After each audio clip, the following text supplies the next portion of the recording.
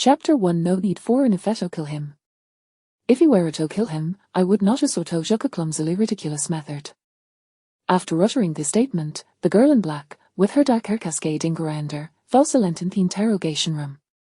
Her calm gaze fixed upon the photograph, she appeared to be admiring the gruesome etymology of the victim. In the image, a stark white bathtub was filled with a horrifying light-dark pool of blood, and within it lay the lifeless body of a man, pale as death. This man was Ju Haixiong, the victim of the December 4th murder case. Outside the glass walls of the interrogation room stood Jia Cohen, accompanied by Lin Yanru, who had rushed back, drenched from the rain.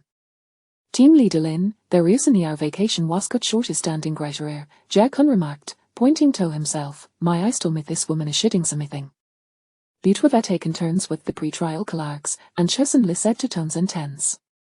Lin Yanru, donning his glasses, extended his hand, the documents, please. Liu Li, Thizi second interrogation, Jia Cohen handed over the file.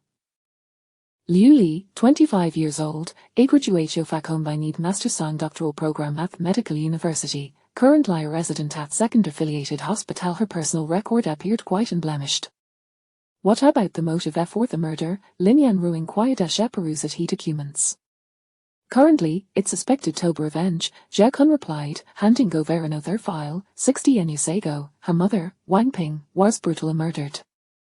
Lin Yanru was taken aback, Yumi and the twin murder case from 16 years ago.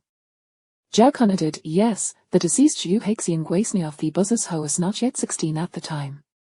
Lin Yan reported, the case having been a sensational topic back then. Jia Cohen continued, thus, the motive for this case called for will be revenge. Liu Li, who was 11 years old at a time, might have grown up to avenge her mother by severing his tendons, cutting off his 10 fingers, and then castrating him to bleed him it. That's morally a possibility, Lin Yanru cautioned, in investigations, one must avoid preconceived notions. The girl before him, clad in black, appeared fragile, yet there demeaned nor included a calm acceptance of her fate. She sat quietly, aside for aiding the commencement of her film. However, her identity was peculiar. She was a relative of her former victim. Now, one of the perpetrators who had murdered her mother was dead, and she had become a suspect. In 3 hours, if we cannot produce compelling evidence to detain Liu Li, we will have to release her, Jia Cohen stated. When Lin Yanru entered, Liu Li remained silent, her expression unchanged. Liu Li, on December for that 5:10 a.m., why were you in Jingfang District 3? Well, if I know Zakaya to governed Bethulio Flora if I have grievances, use hold for see them. If you don't, you only harm yourself. Confessing will lead to leniency. Regardless of what the pre-trial colloquies asked, Liu Li showed no response. Lin Yanru intervened, gently asking, are you feeling disappointed? Liu Li lifted her head, finally reacting. You are experiencing the treatment that Ju Haixiong and his brother received at the police station, Lin Yanru said, his voice is steady. Am I right? Turns out, after they were arrested, they were neither beaten nor discriminated against at the police station, Lin Yanru explained. If they wanted water, it was brought to them. If they wanted food, it was delivered. Thus, even murderers, ansi in parlous of custody, enjoy certain privileges, aside from their loss of freedom. The loss of freedom isn't necessarily unbearable. There is no excruciating pain nor tormenting agony, just sheer freedom. His deep voice are da Carmen Githam, and Liu Li's gaze remained fixed in his face. So, in the juvenile correction facility, if the caniat, drink, and mirverbite, does that count as punishment? Is the justice suffered with the police's implithus? No, Liu Li finally interjected, interrupting him, wait you law enforcers maintain is not justice. What is it then? Lin Yanru inquired, taking the opportunity. It is order, Liu Li replied calmly, you are merely upholding the order prescribed by the law. So, is killing Ju Haixiong our concept our justice, Lin Yanru pressed further. Officer, you are leading the question, Liu Li countered, isn't that against the rules? She's astute and quick-witted. Lin Yanru chuckled, Liu Li, I'm trying to understand you because I want to help. I don't need help, Liu Li stated, in 3 hours, I'll be returning to my dormitory. What do I plan to do when I get back? Well, I'll stick off in sense for Mimither to share this good news with her. Lin Yanru nodded in understanding. And do while tell her the retribution is Adish best served called she can repay the suffering she dured to the new ladiciest. Linyan Rusnod faltered, but the quick lie adopted a serious tone. What do I think your mother will do's to torment a newest, Juhaishiong? Slapping, punching, kicking, beating with plastic, stabbing fingers, burning with a lighter, scalding with cigarette butts. Liula's voice grew somber, until extensive subcutaneous bleeding occurs throughout his body, fate and muscle juicy to pulp, dying in excruciating pain as if undergoing slow slicing. She was recounting the course of her mother's death from 16 years ago, indicating ascertained degree of understanding of events. So, Josef Oring Ju Haxiang Stenden was to prevent him from incapable of harming your mother again after his death, correct? Lin Yanru asked. Liu Lysias brightened, a hint of asmila playing on her lips as she remarked, how delightful. Then, she lowered her eyelids, her long, dark lashes fanning out like a delicate curtain over Harry's. Lin Yanro studied her face. Her forehead was devoid of sweat, her breathing steady, and her chest rosy felling a rhythmic pattern. Sheer may need karma ven facing the polygraph, she would likely not feel and see us. Thus, Lin Yan Rusafin his knee and continued speaking to himself. Ju Haxiang is dead. Will his brother Ju Highway go into hiding? Where would he conceal himself? Is she afraid, like a startled bird? Hesh would believe in constant fear, always worried about the sword of Damocles changing over him, uncertain of when it might fall. But in reality, he'n't be afraid yon limok from within. Lin Yan Ru deliberately paused, waiting for Liu Lai to speak. Yet she remained silent. Her mental fortitude was extraordinary, prompting Lin Yan Ru to direct. Liu Li, you said Ju Haxiang's death was clumsily ridiculous, so should Ju Hai Waidi, then. Lin Yan Ru assumed would shy away from such a sensitive a question, but to his surprise, she answered. First little Lu Hai to rabbit tickled, ear seed the air infusion method. But miffer varied waste the marrow panding method. Inserted dissecting need let 3 centimeters threat for a men magnum, then turn the need let up towarty head to destroy their brain tissue, and finally directed towarty tail top ear set the spinal kernel and destroy the spinal cord. The bullfrog's limbs become limp, breathing ceases, and the heartbeat stops. Suddenly broke into a smile, it does quick lion with minimal bloody acid to clean up. Chapter 2 No need for any feto kill him too. The laughter center killed Anjou conspinous to outside the interrogation room. Instinctively, he covered Hebar coffee sheet and murmured, medical students are not to be trifled with. Once Lin Yan emerged, Jack Unigalai inquired, what's your conclusion, did she kill him? There is no conclusion yet, Lin Yan replied candidly, I can only say that if she's indeed the perpetrator, we must prepare yourself as for a conviction without any confession. Then what do we do now, team leader Lin, Jack asked. Shold well a Thurgo. Lin Yan Ru gazed through her glass into the interrogation room, where Luli extended her right hand, examining her fingers under the light with an air of nonchalance, as if she had been expecting Basil along. Let's not waste any time, we need to review this case, Lin Yan Ru said. 5 minutes later, representatives from various departments quickly assembled in the conference room. I'll start by outlining the details of the case, Jack Yunan Sadash stood up. At 10:41 am on December 4th, the police received a call from a neighbor. Officers arrived at the scene by 10:50, and by 10:59, the local precincts had reported to the criminal investigation team. At 11:10 am, the second criminal investigation team entered the crime scene. All homicide investigations follow a standard procedure: evidence collection, scene examination, and reconstruction.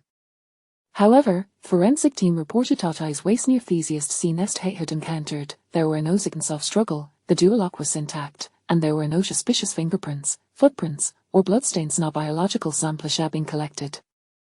The perpetrator had conducted a cleanup but deliberately left behind the murder weapon, a Takablet titanium Zergic knife. Following the forensic examination, the medical examiner, who had spent the most time with the corpse apart from the killer, presented his findings. The initial report indicated that Ju Haxiang had succumbed to hypovolemic shock, with the time of death estimated between 700 and 900 am. The absence of struggle mark suggested he had been incapacitated with a veterinary anesthetic. Wahavian light the time of death the ether clusari tuskant. As for the motive, were completely atalos. Until we saw this, Jackson said, enlarging a photograph, in the body bag, the deceased lay supine, limbs stiff, with fireworks carved into his flesh between his chest and abdomen. The time has come. What could this mean? Lin Yanru quickly corely day saying it is not that retribution does not come, it is merely that the time has not yet arrived. Now, the time has come, a retribution has arrived. Waste this team as a Jetha killer intended to convey. We believe this forward signed to catch a direction Ju Haxiang's death ways an act of vengeance.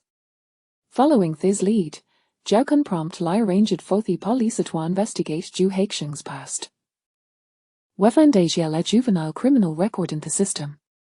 Thus, Liu Lijun entered the police's line of sight for the first time. Her initial interview took place in the emergency department where she worked. Although she spoke a little, she was relatively cooperative. Ignore this person. Ivian lies in his photography twice in the news back then. Liu Lai mocked, I've never encountered him in person before or after.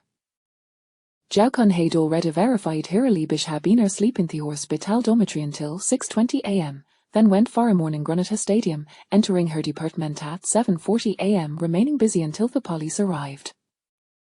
Up to this point, we cannot establish Liu Lai as a suspect.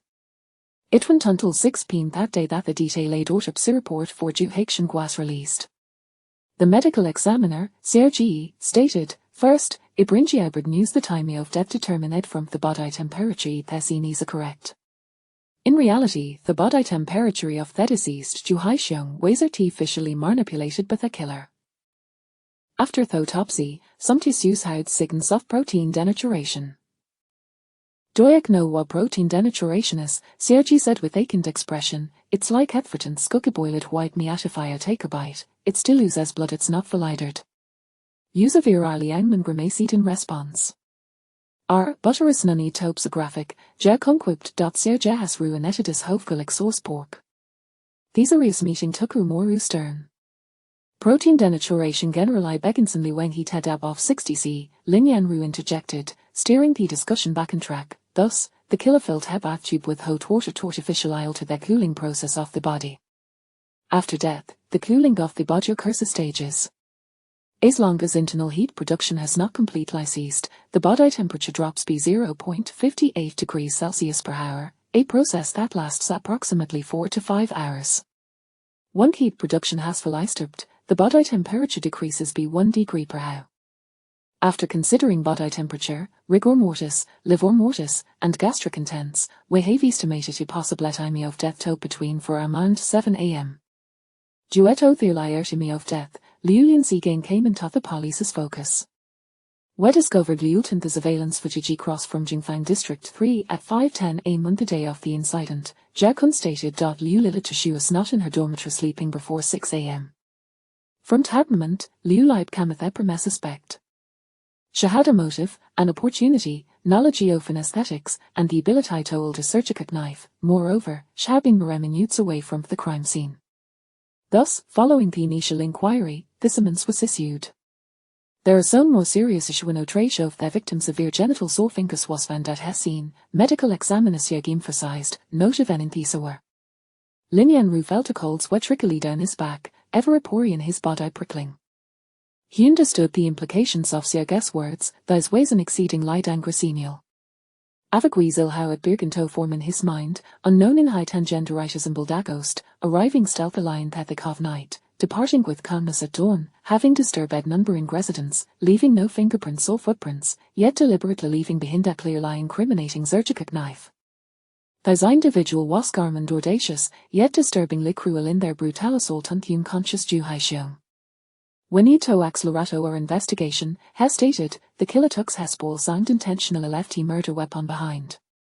Taking offices only of the hallmarks of a serial offender.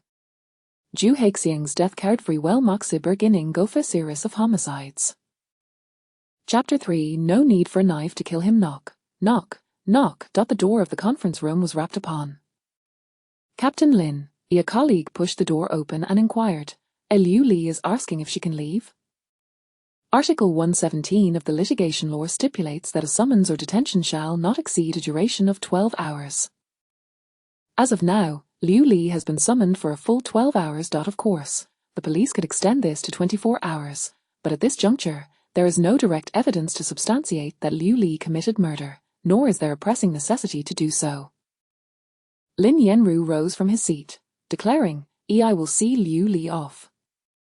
Liu Li, having completed the necessary procedures, retained her customary expression, as if her surroundings were inconsequential to her.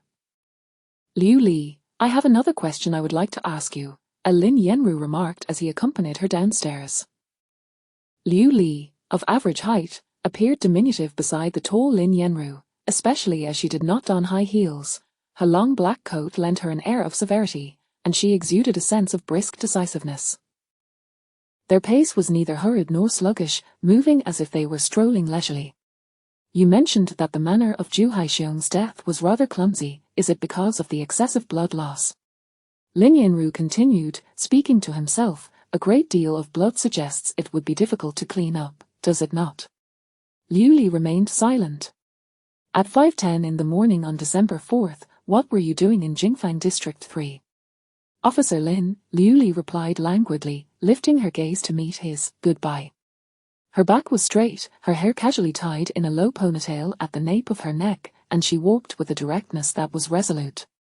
The frigid wind of late December tousled her hair at the temples. Her silhouette appeared rather frail amidst the desolate chill, even bordering on the emaciated. Years of experience as a detective taught Lin Yanru that the adage, "If one cannot judge a book by its cover," is eternally true. Upon his return, Lin Yanru instructed, assigned 2 colleagues to follow Liu Li discreetly. If this were to evolve into a serial case, with Zhu Haixiong deceased, who might be next? The twin murder case from 16 years ago involved more than just Zhu Haixiong as the perpetrator. The sealed files concerning juvenile offenders lay before the worker harlot Lin Yanru. The humiliating and tragic demise of Liu Li's mother, Ms. Wang Ping. Her agonized pleas as she knelt, begging for mercy, came vividly to Lin Yanru's mind. On that fateful night 16 years ago, Wang Ping waited by the roadside, just a few hundred meters from home, for her husband, who had been out drinking instead. She encountered the deranged Zhu Haixiong brothers and their respective girlfriends, Li Fang and Chen Hong. A mere glance in the dark, an encounter with strangers, devoid of any prior animosity, led her to an unimaginable fate of abduction and brutalization. The Zhu brothers never struck Wang Ping's head, thus she remained conscious from the onset until her demise. Please, I beg you, my daughter is still waiting for me to come home. She struggled, resisted, pleaded, and attempted to flee, all to no avail. After mercilessly beating her to a state of near death, the Zhu brothers discarded her in an abandoned demolition site, where she was eventually discovered and reported by passers-by. 2 days later, Wang Ping succumbed to her injuries. The medical examination revealed her body was a canvas of bruises, with a scalp laceration, burns on the soles of her feet, and various bite marks and abrasions, most of her subcutaneous fat and muscle tissue exhibiting necrotic changes. She endured excruciating agony akin to a slow execution, alive yet suffering, without any remedy. 2 months later, the Zhu brothers' legal representative argued that Wang Ping had not been killed on the spot, but rather succumbed to complications arising from her injuries, thereby reducing the charges from intentional murder to intentional injury.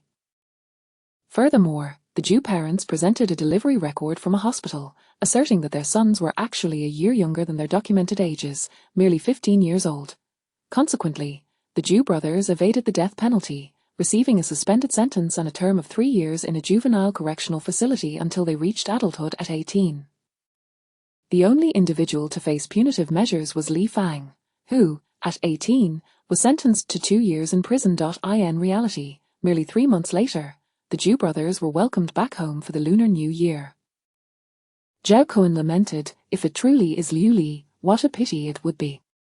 Lin Yanru closed the case file and calmly replied, as a detective, one must learn to respect the fate that suspects choose for themselves. Regardless of how pitiable one may find a suspect's motives for murder, one must never exploit the privileges of one's position to interfere with the investigation process. Yet, how he wished to sigh inwardly. The little girl who was once 9 years old had blossomed into a distinguished student at a prestigious medical university, a doctoral candidate, destined to become a chief physician, with a luminous future within her grasp. No one would wish for such a trajectory. As she made her way back to the hospital, the cold wind bit at Liu Li, who sat languidly on the last bus of the night, traversing the city. The bus was sparsely populated, with a few scattered passengers all en route home, even the driver visibly cheerful at the prospect of finishing his shift. The night was as thick as ink, the cold wind desolate, and among the myriad of lights illuminating the city, not a single one was left on for her. No one inquired if my kanji was warm, nor did anyone stand with me at dusk. All that was beautiful came to an abrupt halt on that winter night 16 years ago. 16 years have elapsed. A distant memory now appears as vivid as if it were yesterday. Her mother lovingly chastised her father for disregarding advice and drinking again, her incessant murmurs urging her to sleep. She should not have gone to bed, she ought to have accompanied her mother out. By the time Liu Li returned to the hospital dormitory, it was quite late. As she nestled into her bed, a childlike smile crept across her face in the darkness. Mother, he has finally died. Likewise, he perished on a bitterly cold winter night. Her life has always been rewritten on such winter nights. It was so 16 years ago when she lay in her warm bed without a single dream, yet lost her mother forever. She extended her hand from under the covers, her palms and backs clean. Father, I have not broken my promise. After a long silence, the night concealed a sigh that was almost a dreamlike murmur, but it truly is unbearable. The night deepened, shrouding the world in darkness, with only sounds penetrating the silence.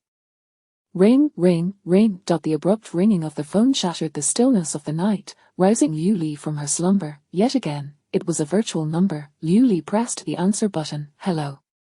Do you believe it now? The voice on the other end was deep and gravelly, altered by a voice changer, rendering it indiscernible in gender or age. At 9 o'clock tonight, please meet me at Wuli Pavilion by the Xiaoshui River. The call was abruptly terminated with a click. In the darkness of 3 o'clock in the morning, Liu Li's eyes sparkled with determination. Wuli Pavilion by the Xiaoshui River. There is a tall building by the river, and on the 15th floor resides a trading company, whose legal representative is named Zhu Haiwei. Chapter 4. No need for a knife to kill him. On a frigid morning in late December, at 5 o'clock, the sky remained cloaked in darkness, and the streets lay abandoned. Beneath the dim glow of the streetlights, the surveillance cameras captured the shivering cold wind and the brittle branches strewn with withered leaves. Tap, tap, tap, tap, tap, tap. The sound of footsteps echoed softly from afar, growing increasingly distinct, carrying a chilling air that sent shivers down one's spine amidst the howling wind. 8508. A shadow elongated by the streetlight emerged step by step. The cameras recorded her entire silhouette, yet her face remained obscured until she lifted her head to confront the lens. The composed visage of a young woman unmistakably belonged to Liu Li. From her position, it would take merely 7 minutes to reach the scene of the incident below. However, following this moment, she vanished into a blind spot of the surveillance footage, making her the sole individual without an alibi who reappeared at the crime scene, bearing a grudge against the deceased, Zhu Haixiong. Have we investigated her past? Lin Yanru inquired. The crime scene was so meticulously cleaned. Regardless of who the perpetrator is, it could not have been a spur-of-the-moment act. It must have been premeditated. We have, Zhao Cohen replied. We've scrutinized Liu Li's phone, her computer search history, and her experiences over the past few years. Lin Yanru meticulously reviewed the findings amidst a plethora of rental listings and job postings, interspersed with rental information near Jingfang District, job vacancies at Haiwei Import and Export Trading Company, and the now-defunct Hot Pot restaurant by Xiaoshui River Park. Lin Yanru shook his head. These browsing records cannot serve as evidence, as they lack exclusivity. Liu Li could easily claim that her searches were for housing and employment to support herself. Even though her browsing history included the business registration of Haiwei Foreign Trade Company, whose legal representative was Zhu Haiwei, the twin brother of Zhu Haixiong and the second principal perpetrator in the brutal murder of Wang Ping years ago. Now a successful businessman with a commendable reputation in the industry, he had severed ties with Zhu Haixiong after a dispute over property when their mother passed away. At the time of Zhu Haixiong's death, he was attending an industry conference in a neighboring city. Lin Yanru and Zhao Kuan proceeded to Zhu Haiwei's company. Zhu Haiwei was impeccably dressed, well-groomed, and exuded an air of vitality. He bore a striking resemblance to his brother, Zhu Haixiong, albeit slightly more robust. His account closely mirrored the police investigation, and he was candid about the brothers' estrangement over financial disputes. We had no reason to maintain contact. I transferred both properties to him, thereby cutting off financial support for our parents, and my mother could no longer provide for him, Zhu Haiwei scoffed. With no money, he ceased to stir up trouble. Zhu Haiwei spoke confidently, his voice resonant and demeanor relaxed. Behind his desk hung an antiquated piece of calligraphy, clearly the work of a renowned artist. The furnishings alone likely amounted to a seven-figure sum. Particularly notable was the watch on his wrist, a conspicuous Rolex, valued at the equivalent of Zhu Haixiong's property. The two brothers had embarked on entirely divergent paths in life. Suddenly, Lin Yanru queried, Mr. Zhu, did you ever, subsequently, engage in any activities with your brother? Perhaps some pastimes? Zhu Haiwei's expression stiffened momentarily, and with palpable regret, he replied, Officer, that remains the sole blemish on my life. I was too young then and heavily influenced by him. Following their parting, he vowed to reform and pursue a virtuous path. Lin Yanru presented Liu Li's photograph among Zhu Haixiong's circle of dubious acquaintances for Zhu Haiwei to identify. After a considerable pause, Zhu Haiwei selected Liu Li's image. I recognize this young lady, he remarked, tapping his head in contemplation before a look of realization crossed his face. I remember now. 10 years ago, she had a confrontation with my brother. At that time, she brandished a knife, claiming she was under 16, insisting that a minor committing murder would not face consequences. Chapter 5. No knife needed to kill him. Zhu Haiwei reminisced that it was New Year's Eve a decade ago, and the entire family was eagerly awaiting Zhu Haixiong's return for dinner when they suddenly heard shouts from the convenience store downstairs, exclaiming, someone's being attacked. A frail middle-aged man was pinned to the ground by Zhu Haixiong, who was throwing punches with abandon, leaving the man with little chance to retaliate. Hey, stop it! Zhu Haiwei interjected, get a grip, or someone might end up dead. Zhu Haixiong spat with venom, what do you care? So what if you're a mere university student? The middle-aged man seized the opportunity to catch his breath, silently rising and charging once more at Zhu Haixiong. Despite his apparent frailty, he possessed a reckless determination. A girl suddenly emerged from the crowd, standing at around 5 feet 6 inches tall, clad in an ill-fitting black down coat that made her appear somewhat lost. In a startling turn of events, she brandished a dagger and lunged towards Zhu Haixiong's neck. Zhu Haixiong raised his arm in defense, the blade slicing through his down jacket. The girl, with the knife held protectively in front of the middle-aged man, coldly declared amidst the falling feathers, I am not yet 16. A minor cannot be held accountable for murder. Zhu Haiwei pointed to a photograph. I can't be mistaken. This girl has thick brows and large eyes, quite distinctive. Lin Yanru lowered his gaze to examine Liu Li's photo, noting that her most striking feature, in contrast to other girls, was her eyebrows, long and sweeping, reminiscent of distant mountains.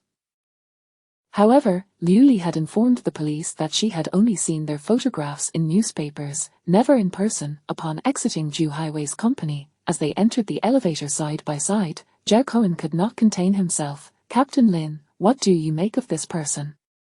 I think he's putting on an act. He possesses a certain depth, albeit limited. He is educated, but not excessively so. Lin Yanru replied leisurely. He is indeed wealthy, that much is true. However, what surprised me was Liu Li, Lin Yanru remarked.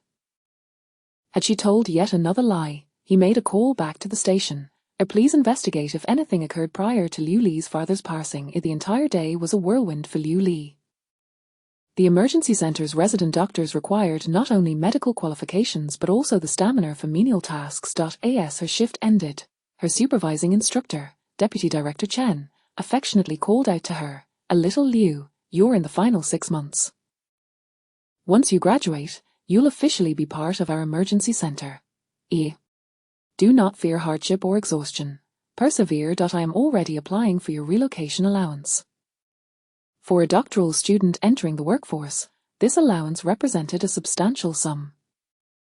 Yet, she had no home to return to. Nevertheless, she smiled and replied, all right, thank you very much. On her way home, someone called out to her. Liu Li. Liu Li considered pretending she hadn't heard. Liu Li. The person quickly caught up. I heard from Director Chen that you encountered some trouble yesterday. Has it been resolved? Liu Li had no choice but to hold her steps. Dr. Li, hello. She looked up to see a radiant smile. The dental department was indeed affluent and accommodating, nurturing this seemingly innocent scion of wealth. "I texted you, but you didn't," he reply, "so I came looking for you after work to see if there's anything I can assist with." This was Dr. Li Kai from the dental department. Liu Li suspected he was likely pursuing her. Otherwise, it was hard to explain why he would take an extra half-hour after work to meander around. Male animals tend to be so persistent only when courting. "There's a carnival at Wushan Square tonight. Let us go and have some fun," Li Kai proposed enthusiastically. "I heard there will be celebrities attending." Dr. Li, "I prefer the older ones," Liu Li stated bluntly. Older. Li Kai stammered, "I'm not exactly young myself." "You look far too youthful," Liu Li remarked, observing the boy's flushed face, like a high school student. "Oh, so you mean you prefer older gentlemen?" Li Kai hurriedly clarified, "The good ones at this age are already off the market. Those still available are either buried in grief or maintaining a fishing pond," he cautioned. "Don't let idle dramas mislead you." "I don't mind a widower," Liu Li replied, "as long as he isn't younger than me." "Actually, I just appear younger." Li Kai anxiously pulled out his ID. "I'm 2 years your senior." "Goodbye." Liu Li nodded and headed towards the bus station in the opposite direction. While waiting for the bus, Li Kai drove up beside her, calling out, Liu Li, where are you headed? I can give you a ride." Being pursued by someone she did not fancy felt like an unbearable burden. Liu Li waved her hand and hurried onto the bus. Before Lin Yanru had even left the building, he received a response. Liu Li's father, Liu Jianjun, had succumbed to liver cancer a decade prior. The New Year's Eve Zhu Highway spoke of was Liu Jianjun's last. He passed away 6 months later. Zhao Kuan suddenly gasped. Captain Lin, a colleague following Liu Li, reported she is here, right beneath Zhu Highway's building. As Lin Yanru listened to the phone call, he looked up and immediately spotted the girl walking through the crowd, illuminated by neon lights. Dressed in black with black hair, her expression was equally impassive. Liu Li, what could she possibly want here? Chapter 6. No need for a knife to kill. On the first and second floors of a building, the Hot Pot restaurant buzzed with activity. Liu Li, having purchased a discount coupon during lunch, settled into her seat. The attentive staff kindly inquired, "Are you dining alone? Would you like a plush companion?" "I'll take Pikachu," Liu Li replied, making her choice. A life-sized Pikachu sat across from her, complete with a bowl and chopsticks prepared by their waiter. As steam curled upwards, a voice from across the table tilted its head and asked, "Excuse me, may I share your table?" Liu Li, faced with an unfamiliar boy, shook her head in refusal. Hot Pot and winter nights were a perfect match. Just as solitude and desire complemented each other, the presence of company felt burdensome. "Let us go have Hot Pot too, senior brother." "ILL treat, and you can cover the bill," suggested Zhao Kuan. "All right," Lin Yanru agreed. To their surprise, as they entered and took their seats, they spotted Zhu Highway entering the restaurant with his assistant. Lin Yanru discreetly observed the two groups, his senses heightened like a drug enforcement officer. Liu Li's table held merely a plate of meat, with the rest consisting of half portions of vegetables, yet she dined slowly and with great focus, her gaze unwavering, her mind undistracted. Moments later, Zhu Highway's wife arrived with their 2 children, their daughter affectionately snuggling up beside him. On one side sat Liu Li, dining in solitude with Pikachu, while on the other, a blissful family of 4 reveled in their togetherness. Suddenly, Zhao Kuan declared, "I don't know why, but I've lost my appetite." "That's a form of psychological discomfort," Lin Yanru replied. "As I've said before, we must respect the fates of others." The atmosphere around Zhu Highway grew lively. "Daddy, let me perform for you." Zhu Highway's daughter began to sing loudly, her adorable antics capturing the attention of the entire restaurant. Lin Yanru observed that Liu Li had not once glanced in that direction. Was she truly absorbed in her meal, or did she harbor secrets? As the clock struck 7:45, Liu Li earnestly shook hands with Pikachu before settling the bill and departing. Her colleagues noted she had headed to Woolly Pavilion in Xiaoshui River Park. The Zhu family lingered until 8:10, then strolled along the river toward a small children's playground on the park's slope. The straight-line distance between Liu Li and Zhu Haiwei was no more than 100 meters. Observing the distant streetlights and the concealed cameras shrouded by lush trees, Lin Yanru felt a chilling thought arise. On a moonless night with a strong wind, it was the perfect time for nefarious deeds. He cautiously instructed Zhao Kuan, have Xiao Li keep a close watch on Liu Li, ensure she remains within their sight, even if it exposes them. Zhu Haiwei led his daughter toward the restroom, while his wife queued with their son for rock climbing. Zhao Kuan trailed Zhu Haiwei, and Lin Yanru stood by a nearby flowerbed, surveying the environment while pondering. Liu Li had taken a 40-minute bus ride from affiliated second hospital to specifically dine beneath Zhu Haiwei's building, and then come to Xiaoshui River for a stroll. What was her intent? "Mommy!" In the darkness, a child's terrified cry pierced the air. Looking up, he saw Zhu Haiwei's son clinging to the climbing wall, his head turned toward the slope below, screaming in fear, "Don't push me, Mommy!" Lin Yanru rushed to the railing by the climbing wall and peered down. A stone path descended for several meters to the banks of Xiaoshui River. A shadow darted away from the riverbank, the surface shimmering in the moonlight, making it difficult to discern. All at once, he heard the boy's heart-wrenching scream, "Help! Mommy was pushed into the river!" Mommy was pushed into the river. Lin Yanru felt every hair on his body stand on end. He raised his head, locking eyes with the boy's terrified gaze.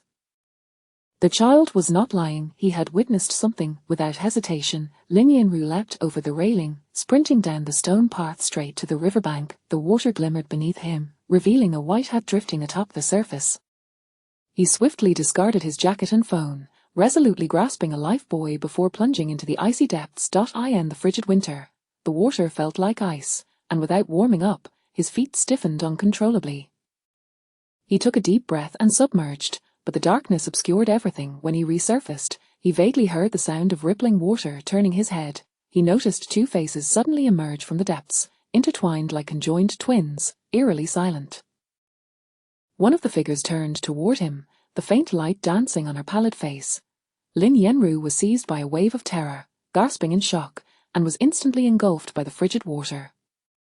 The head that had turned to him belonged to Liu Li. Chapter 7. No knife needed to kill. Liu Li swam towards the pavilion of 5 Li, shielding someone in front of her, her head bowed, long hair trailing behind, the fate of both unknown. Lin Yanru, struggling against the spasms in his calves, exerted every ounce of his strength to reach the shore, then hastily grabbed his coat and dashed towards the pavilion. Just then, a burst of excited exclamations erupted from the crowd gathered in the pavilion. Among them was their companion, Xiao Li. "She is breathing, she has breath." Taking a deep breath, Liu Li, who was performing CPR, exhaled heavily. Droplets of water cascaded from her hair like rain, forming a small puddle on the ground. Lin Yanru wrapped her drenched form in the coat he held, murmuring, "Liu Li, would you accompany us for a moment?" Liu Li looked up at him, calmly removing his coat and placing it over the woman on the ground, then donned her own coat from the pavilion, saying, "All right, after the ambulance arrives." She trembled, not only from the chill. Lin Yanru could not discern any other reasons, for her eyes were unsettlingly serene, tranquil as if she were a director who had long ago read the script. Lin Yanru handed Liu Li a spare outfit from the car, saying, "Please don't turn your nose up at it, change quickly. In this weather, you'll catch a cold." He turned the car's air conditioning to its maximum, and as he prepared to close the door, Liu Li inquired, "And what about you, Ear?" "A grown man can withstand the cold," he replied, shutting the door and turning off the headlights, before stepping away to retrieve his phone. "Zhao Kuan, pair up and conduct a net search along the riverbank. See if we can find anything." The biting cold wind made him shiver involuntarily as he meticulously reviewed the details in his mind. Zhu Haiwei's wife had not yet escaped the grips of death and was currently being transported to the Red Cross hospital, accompanied by police officers, as well as Zhu Haiwei and his children, who had rushed over upon hearing the news. According to the police's account, Zhu Haiwei's son stated that his mother had gone to a self-service water dispenser to fetch water for him, and he confirmed that someone had pushed her, though he couldn't see who it was. The child mentioned that they had come here to play after enjoying hot pot, an activity they cherished, having done it at least 7 or 8 times a year. Xiao Li asserted with certainty that Liu Li had been seated in the pavilion of 5 Li the entire time, suddenly rising to leap into the river to save a life. All of this could not possibly be mere coincidence. Liu Li must have a breakthrough. Lin Yanru, trembling, made a cold decision. Once both had composed themselves, Lin Yanru returned to the car and reactivated the law enforcement recording device. Liu Li silently observed his actions, suddenly stating, "I don't understand. I saved a life, yet your demeanor makes me feel as if I have taken one." Lin Yanru responded, "I can comprehend your current feelings, but this is the procedural protocol for handling the case." His tone was sincere, yet Liu Li remained silent, her gaze fixed upon him. "We need you to stay because you inadvertently witnessed a murder. Your assistance is essential." He slid a photo of Zhu Haiwei's wife towards her, asking, "Do you know her?" Liu Li shook her head. "I did not know her before I saved her. It's fortunate you were there. Otherwise, a 7-year-old boy would have helplessly watched his mother pushed into the river to drown." Liu Li's hand tightened momentarily. Lin Yanru discreetly shifted his gaze to her face, continuing to inquire. "The pavilion of 5 Li is some distance from the riverbank, and it was night time. Do you recall whether you saw the person who pushed her?" Liu Li shook her head. "Liu Li, what did you see?" Lin Yanru pressed, "This is crucial for our investigation. Please, you must assist us." He locked eyes with Liu Li's calm demeanor, for perhaps next time, this child may not be so fortunate to have someone save his mother. The girl across from him remained still, her gaze unwavering, her emotions settling in an instant. "Regrettably, I did not witness much," Liu Li replied. "I heard a splash and vaguely saw something struggling in the water. I could not even discern if it was a person." Liu Li continued, However, my lifeguard certification does not permit me to turn a blind eye. You acted commendably and bravely," Lin Yanru praised sincerely, "to save someone in such a frigid and dark environment. Your swimming skills are impressive. Your courage has spared these children from the agony of early loss," Lin Yanru remarked. "The feeling of losing a parent at such a young age is dreadful, isn't it?" The corners of Liu Li's eyes tightened slightly, yet she remained silent. Lin Yanru scrutinized her reaction, pressing on, "This woman was Zhu Haiwei's wife." Liu Li did not respond, her expression difficult to articulate, but it mattered not. Her eyes betrayed her heart. Lin Yanru inquired, "Why were you there?" "As far as I know, it is a public park, accessible to anyone," Liu Li retorted. "Why should I not go?" Liu Li, Lin Yanru smiled. "Your defensive mindset is quite pronounced. Is it because you have been observing Zhu Haiwei's family? You not only know his wife, but you are also aware that something would occur here tonight, correct?" Liu Li's eyes bore into Lin Yanru's. "Officer Lin, all of this is merely your conjecture. Then, over the years, you've searched for information about them online, yet you have never encountered them?" Lin Yanru's tone turned stern. "Answer me directly. Yes or no?" "No," Liu Li replied, "Officer Lin." "Then why did you come here?" "I overate and needed to digest." Suddenly, the phone rang. On the other end, Xiao Juan announced, "Captain Lin, we've located the suspect who pushed Zhu Haiwei's wife into the river." Lin Yanru's heart sank, a bad premonition washing over him. "Indeed," the voice continued, as she ceased. Fully aware that Liu Li could not hear, Lin Yanru instinctively fixated on her expression. Liu Li turned her face towards the car window, her reflection mirrored there, her brows resembling distant mountains, her eyes cast down, devoid of any trace of a smile. Calm, composed, enigmatic, she rendered one unable to look away. Chapter 8. No knife needed to kill. After bidding farewell to Liu Li, Lin Yanru hurried to another crime scene, merely a 10-minute journey from where Zhu Haiwei's wife had fallen into the water. A perimeter had already been established along the route, and colleagues, summoned unexpectedly for the night shift, were in position. Lin Yanru softly remarked, what a splendid place this is." Xiaoshui River Park, vast and sparsely populated, had minimal surveillance. Aside from the more bustling section near Wulating, the rest of the area was eerily quiet, save for the occasional bird now. However, it was marked by the presence of a woman whose eyes would never close again. The deceased lay face up on the sloping grass, clad in a fitted autumn top, with a pool of crimson spreading beneath her. There were no mobile phones or identification documents at the scene. Her black down jacket was crammed into a black plastic bag. Were it not for the absence of an outer garment, one might assume the crime scene suggested the victim had been changing clothes when she was abruptly murdered. Lin Yenru scrutinized the woman's face and inquired, Zhao Kuan, do you think the deceased resembles Li Fang? Li Fang, aged 34, had once been Zhu Haiwei's girlfriend 16 years prior, an accomplice in the brutal slaying of Liu Li's mother, and the only 18-year-old to face legal repercussions at that time. Was everything connected to those events from years ago? Lin Yenru recalled Liu Li's tranquil, unruffled visage.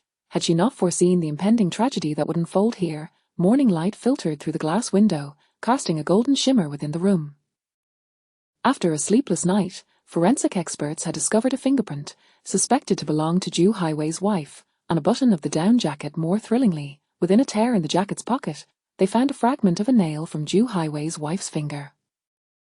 According to the law of conservation of mass, contact between two objects inevitably results in material transfer. Two facts were thus confirmed. The deceased was indeed Li Fang, and she was the one intent on murdering Zhu Haiwei's wife. Lin Yenru had reached a preliminary conclusion. Let us summarize our findings. Lin Yenru tapped the blackboard to draw everyone's attention.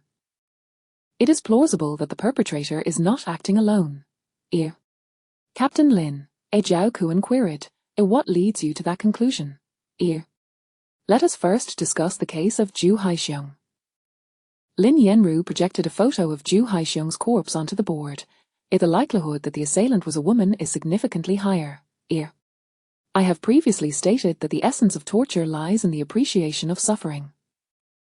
If one cannot relish the pain inflicted upon another, then the act of tormenting becomes redundant. The assailant both desired to inflict pain and lacked the confidence to physically overpower him. The act of castration suggests, to a degree, that the perpetrator had some form of sexual or emotional entanglement with the victim. Furthermore, the meticulous manner in which the crime scene was cleaned revealed the perpetrator's caution and attention to detail. Lin Yenru affixed various photographs of the scene, of tidy rooms, immaculate floors, and pristine bathrooms, on the left side of the board. The left side was filled to capacity, while on the right, he displayed but a single image of the victim's body. Thus, aside from a vendetta, we must not dismiss the possibility of a crime of passion committed by a woman. Is there a connection between Zhu Haixiong's death and Li Fang's? Indeed, there is, along with the case of Zhu Haiwei's wife, Lin Yenru affirmed. Liu Li's simultaneous presence near both crime scenes links these three cases. Her appearance must signify something of great importance. Was it revenge for events 16 years prior? Is Liu Li one of them? Zhao Kuan asked. Is she deliberately drawing our attention while another lurks in the shadows? Lin Yenru fell into an unusual silence, contemplating before responding. This inquiry has revealed a significant issue regarding Liu Li. Everyone, pay close attention to her micro-expressions.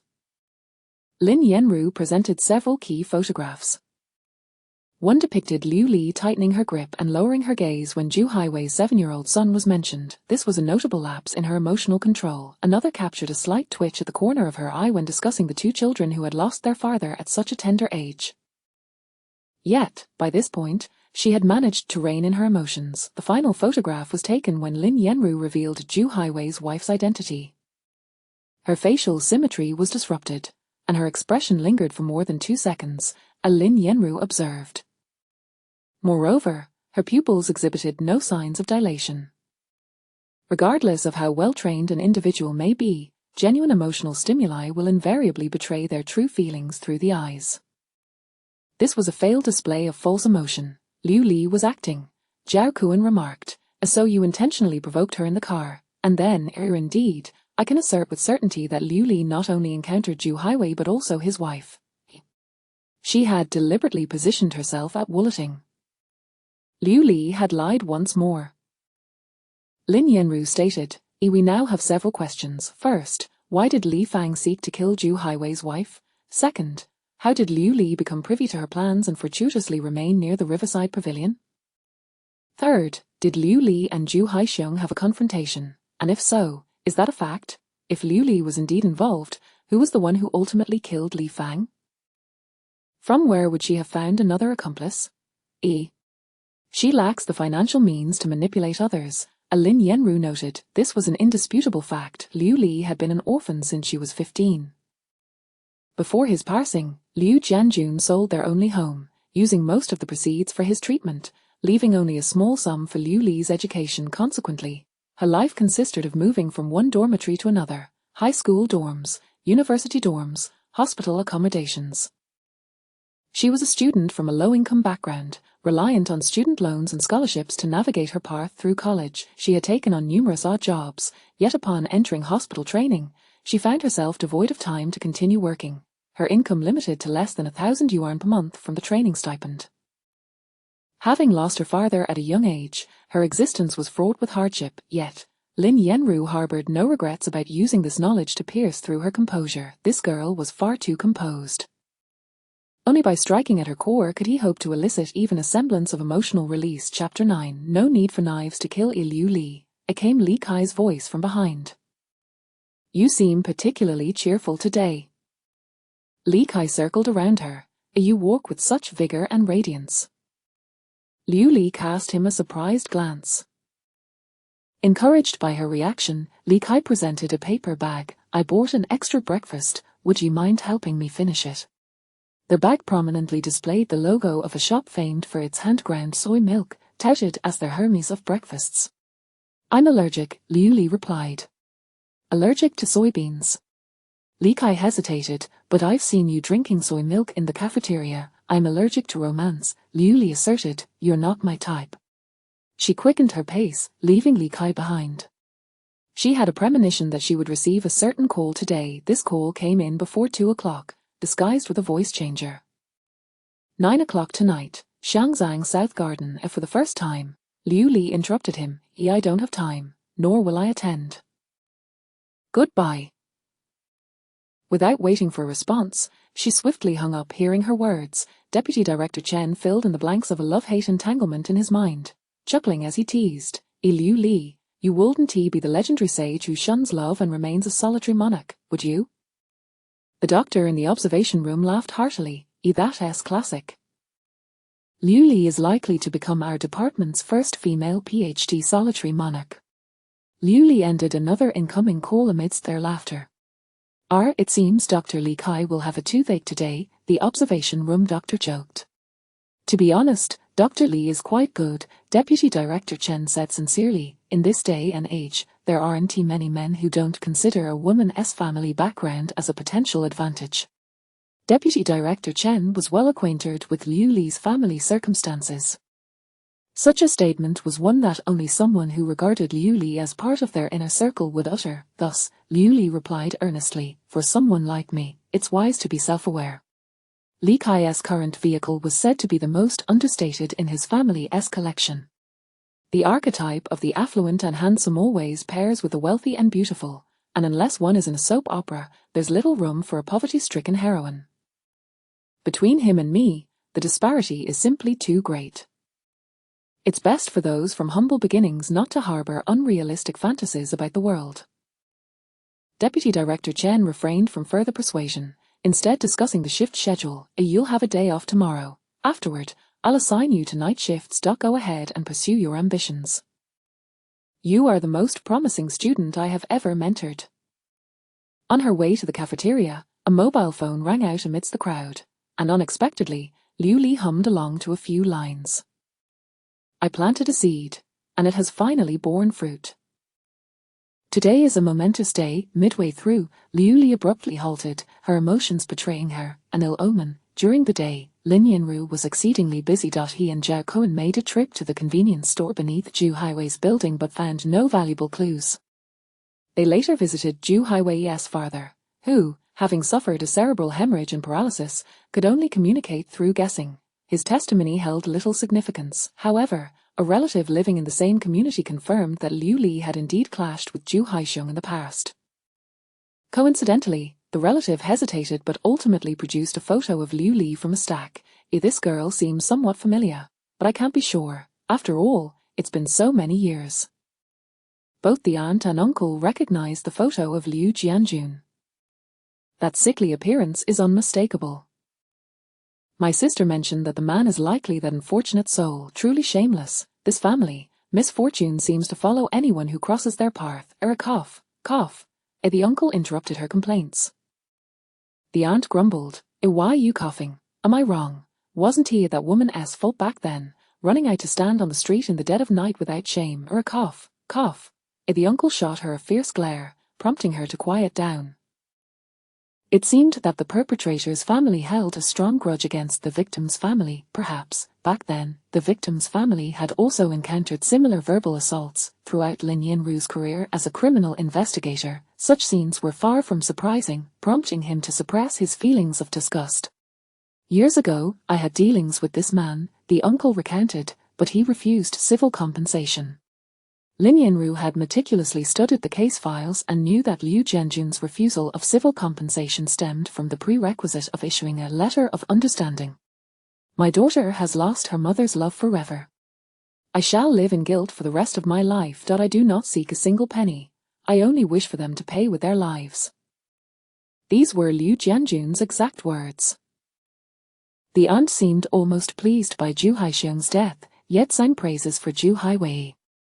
Our Wei is truly a good man, filial, righteous, and grateful. When relatives are in need, he offers help without a second thought, whether financially or through effort. Unlike his brother, who only causes trouble, the uncle nodded in agreement from the sidelines.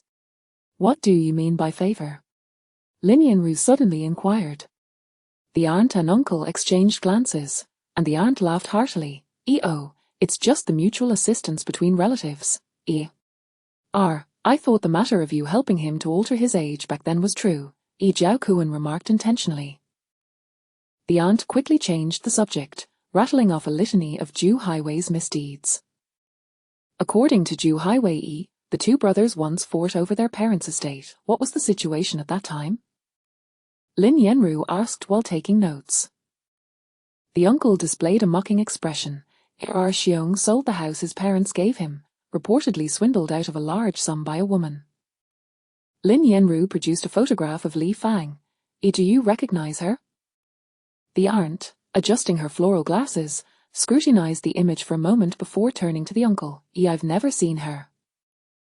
Do you have any impression? The uncle also examined the photo and replied, never seen her. Chapter 10 The murder without a knife. The investigation into Li Fang proved to be rather arduous. Her social circle was exceedingly chaotic, and her personal life was excessively colorful, leading to an overwhelming number of leads to pursue. 16 years prior, she had been convicted for her involvement in the twin murder case and sentenced to prison, yet she served only 3.5 years. Following her incarceration, she incurred an additional 1.5 years for participating in violent altercations and vandalizing prison property. Upon her release, at the age of 22, she dabbled in factory work, ventured into the restaurant industry, and ultimately found herself in the nightlife scene. A few years ago, for reasons unknown, she suddenly acquired wealth and purchased a sizable residence. Unmarried, she had numerous suitors, including a nightclub manager and several small-time clients, yet none of these individuals bore any motive to kill her. Our Fang was obsessed with tarot card readings. She would consult them for everything. I can't fathom whom she might have offended, her close friend remarked. Men, har. In the world of pleasure, we call each other brother one day and little brother the next. It's common knowledge that it's all a game. Would someone kill over that? Impossible. Within her home, the police discovered her medical records, which revealed a history of multiple miscarriages. Now, she lay silently in the autopsy room. Forensic expert Xiao stated, the fatal wound on Li Fang is quite peculiar. What makes it peculiar? Kuan, come here and assist me, Xiao instructed Zhao Kuan to crouch. Li Fang, standing at 164 centimeters, was merely clad in a thermal top. Her fatal injury is located beneath the left armpit. A stab wound, inflicted by a sharp and elongated surgical knife. The scalpel had entered diagonally between the ribs, penetrating the flesh along the knife's length, instantaneously severing the aorta, thereby creating a channel of injury within the body that rendered the heart's aorta irrevocably compromised. The strike was precise and controlled, resulting in minimal blood spillage, hardly splattering the assailant. Zhao Cohen shivered. Captain Lin, do you recall the last summons for Liu Li? Lin Yanru instantly grasped his implication. The death was swift and left little mess. This was Liu Li's exact phrasing. Is Li Fang's manner of death not reminiscent of what she described? Oh, this is an expert. Xiao fervently nodded. However, her method of marrow extraction is better suited for smaller vertebrates. If it were a human, the victim would need to be unconscious. Otherwise, how could one ensure that a living person wouldn't resist, allowing you to stab them in the back of the head? Thus, the presence of anesthetics in Zhu Haixiong's case makes sense. Anesthetics, surgical knives, and a method of killing that was clean and efficient, this perspective certainly cast Liu Li in a more suspicious light. Well, however, Xiao gestured for Zhao Cohen to assume a delicate pose. You are a woman, first remove your outer jacket, then tie up your hair. While he crouched on the ground, taking advantage of Zhao Cohen's raised hand, he swiftly stood, using his hand as a knife to stab toward his left armpit. Under normal circumstances, the left armpit is obscured by the arm. Only by raising the arm high would this area be exposed, allowing the assailant to deliver a fatal blow. An ambush. Lin Yanru suddenly comprehended. The assailant was aware of Li Fang's schedule, thus lying in wait at the scene, striking with lightning speed. Precisely, Xiao affirmed with a nod. A vivid image formed in Lin Yanru's mind. In the darkness, a figure clad in black crouched among the trees on the slope, akin to a poised owl, merely awaiting the movement of a mouse in the shadows. After pushing Zhu Haiwei's wife into the river, Li Fang had come here to change her attire. Removing her torn jacket and tying up her disheveled hair, she remained oblivious to the black-clad figure as it lunged at her, delivering a singular blow that extinguished her life. The assailant calmly retrieved her phone, donned the clothes she had prepared, and nonchalantly departed the scene. Who could this individual be? Had they also been responsible for Zhu Haixiong's demise? When Li Fang's sister came to identify the body, she exhibited no reaction upon seeing Liu Li's photograph but hesitated before picking up the image of Zhu Haiwei, who was dressed more meticulously. She then recounted a shocking narrative. My sister searched for him for many years after her release. It was a long and arduous quest. She claimed that the tarot cards foretold her life would be inextricably linked to this man. After completing the statement, Zhao Cohen smugly remarked, Zhu Haiwei's wife being pushed into the river is a classic tale of the mistress eliminating the legitimate wife. It must be said, Lin Yanru was astonished. Li Fang was indeed Zhu Haiwei's lover, which rendered Zhu Haiwei a figure of significant intrigue. Zhu Haiwei appeared to be the epitome of perfection, his youthful transgressions meticulously concealed, leaving the public largely unaware. He even shunned recognition of his own older brother, yet maintained a connection with a girlfriend who had a criminal record. Over the years, had Zhu Haiwei's wife never noticed anything amiss? My sister has always believed that her fate was fraught with misfortune, her sister stated. That prison sentence changed her profoundly. Of the four of us, only my sister served time. The other three faced no repercussions. She deemed this unjust, claiming she had sacrificed her life to shield others from calamity. Not long after her release, she mentioned that the Zhu brothers came from affluent families and were quite generous. She sought them out for compensation, but they had moved. I later heard from my mother that my sister rekindled her connection with Zhu Haiwei, who had given her a substantial sum, enabling her to purchase a house. Lin Yanru furrowed his brow, sensing something amiss. Zhao Cohen speculated, could Zhu Haiwei be the one who killed Li Fang? Throughout history, illicit affairs have often led to murder. The mistress eliminates the legitimate wife, the husband kills the mistress, or even the husband orchestrates the mistress to eliminate the wife and subsequently silences her. This indeed seemed to align with the most plausible reasoning. Thus, if Li Fang had killed Zhu Haiwei's wife, a motive for murder emerged. But who then seized the opportunity to kill Li Fang? Zhu Haiwei lacked the opportunity to kill Li Fang, Lin Yanru reflected, reconstructing Zhu Haiwei's movements that night. Given the time and distance, he could not have made it. This point could be corroborated by witnesses present at the scene. Like Liu Li, Zhu Haiwei could not have personally killed Li Fang. However, unlike Liu Li, He possessed wealth. Chapter 11. No knife needed to kill. The dining hall was bustling with activity that evening, and Liu Li had to wait in line for a while before she could collect her meal.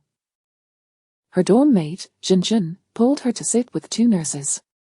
"I'm so tired of the communal meals, I long for my mother's braised pork ribs," Jinjun lamented. "The blandness of the communal fare makes me feel like a nun." Nurse A chimed in, "I don't wish to eat meat. I crave seafood." Nurse B added, "I desire both meat and seafood." The 3 of them turned their gaze towards Liu Li. After a moment of contemplation, Liu Li replied, "As long as I don't suffer a loss, I am willing to eat anything." "Then you are with Dr. Li, so you certainly won't suffer," a Nurse B remarked, "as soon you will be a young mistress." Her tone dripped with envy, prompting Liu Li to glance at her with curiosity. "Dr. Li Kai?" Zhan clarified, "Liu Li has a preference for mature gentlemen." "Is that true?" Nurse B exclaimed, "I just had my fortune read yesterday, and the tarot revealed that I am destined for wealth, particularly with older men." Thus, the trio huddled together, engaging in tarot card divination. Liu Li silently consumed her meal. When Nurse B asked, "Liu Li, why not join us and see who your true love is?" Liu Li shook her head. "Oh, let it be. Liu Li isn't one to believe in such things," as Zhan intervened. "Besides, it may not even be accurate." Regardless of its accuracy, the allure of such beliefs was enough to captivate those who subscribed to them. Liu Li smiled at Zhan and continued her meal with focus. Her phone rang. It was Li Kai. Liu Li glanced at it but chose not to answer. Nurse B leaned in to take a look. Dr. Li is quite persistent." As they were nearing the end of their meal, Liu Li's phone rang again. This time, it was a virtual number. Still, she opted not to pick up. Nurse B queried, "Why do you keep ignoring it?" "Just conserving battery," Liu Li replied. Nurse B scoffed, yet Liu Li remained unfazed, finishing her last bite with diligence before returning to the dorm with Zhan. "I need to step out for a bit," Liu Li asked. "Should I bring back some late-night snacks?" Zhan shook her head. "I need to catch up on sleep." "Please be quiet when you return." As dusk fell, the golden afterglow piled in the sky like mountains, yet the evening breeze was unkind, biting cold. Liu Li tightened her cotton jacket, walking alone in the winter wind. Zhan drew the 4 of Pentacles from the Rider-Waite tarot deck, indicating that it was quite cold today, possibly affecting the lungs. It would be wise to wrap up warmly. In the office of the 2nd Criminal Investigation Team, a pile of photographs from Li Fang's death scene and her home lay before Lin Yanru. "Captain Lin, I've identified the tarot card images in these photographs," Zhao Cohen reported, "but do they relate to our case?" "Not necessarily, but they could be of assistance," Lin Yanru replied. "At the very least, they will help us gain a more comprehensive understanding of the deceased." One of the tarot cards was also found in the victim's down jacket, indicating that tarot held significant meaning for her. Lin Yanru questioned, "What do these cards signify?" "This one is the witch, this one is the magician, and this one is the devil reversed." As for this card, Zhao Kuan emphasized a particular image. This card found in the victim's jacket is called the Moon Goddess. "What do they all mean?" Lin Yanru wrote tarot cards in bold letters in his notebook, placing a question mark beside it. "Some people's interests are truly peculiar," Zhao Kuan remarked while checking his phone, suddenly exclaiming, "Captain Lin, Xiao Li just reported that Liu Li was spotted near the scene of the Zhu Haisheng case in Jingfang district." "What was she doing there?" Lin Yanru asked, astonished. "Isn't it said that some serial killers return to the crime scene to relive their actions?" Zhao Kuan suggested, "Could she be going back for that reason?" Lin Yanru's intuition sensed something amiss. After a moment of thought, he asked, "Where is Zhu Haiwei now?" Zhao Kuan immediately contacted the colleague assigned to the follow-up. After a while, he stared wide-eyed in disbelief and said, "Zhu Haiwei is heading to Zhu Haisheng's home with his aunt. Liu Li will arrive at Jingfang district shortly after them. Let us go," Lin Yanru instructed. While it was understandable for Zhu Haiwei to take his aunt there, what was Liu Li's purpose? They quickly arrived at the old community of Jingfang district. Today marked the 3rd day since Zhu Haisheng's death, and Zhu Haiwei and his aunt had brought paper money and a fire pit, lighting incense and candles at the flower bed below, seemingly preparing to burn offerings for Zhu Haixiong. Liu Li had reached a fork in the road, merely a few meters away, her hair dancing in the wind as she hurried along. As Liu Li approached Zhu Haiwei, Lin Yanru felt a tense silence enveloping the atmosphere. Yet, Liu Li merely stood calmly a mere 2 or 3 meters away from Zhu Haiwei, at the edge of the flower bed. "Hey, I say," she called out, "he died a gruesome death, lacking even a proper identity. Burning offerings for him is futile." Both individuals at the fire pit quickly lifted their heads in unison. "What nonsense are you spouting?" Zhu Haiwei's aunt stood up, demanding. "I mean, Zhu Haixiong's wicked deeds warrant his retribution." "He deserved to die," Liu Li asserted. Zhu Haiwei's aunt erupted in a tirade. "Who is this shameless woman?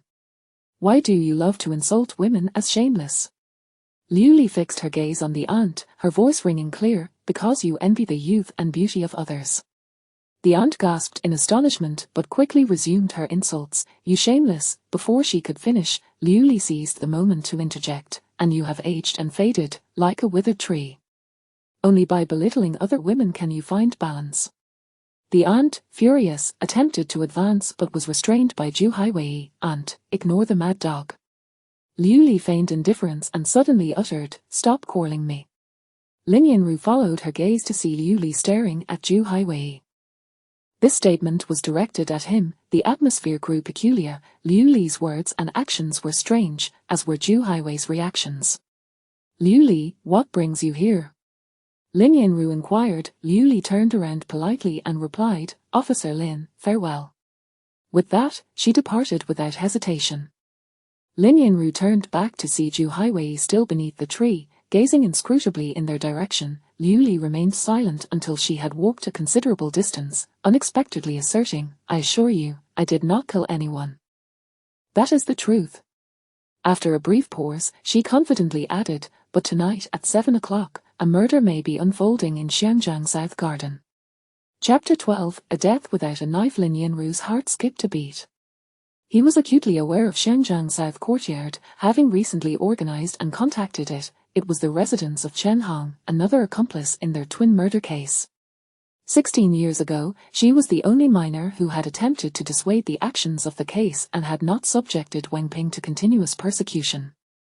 "Liu Li, please cooperate with us and come with us." He gestured for Liu Li to get into the car. Quickly, to Xiangjiang South Courtyard. Lin Yanru barely had time to explain to Zhao Cohen, swiftly dialing a number, "Notify the nearest police officer to rush to Xiangjiang South Courtyard and secure Chen Hong's safety."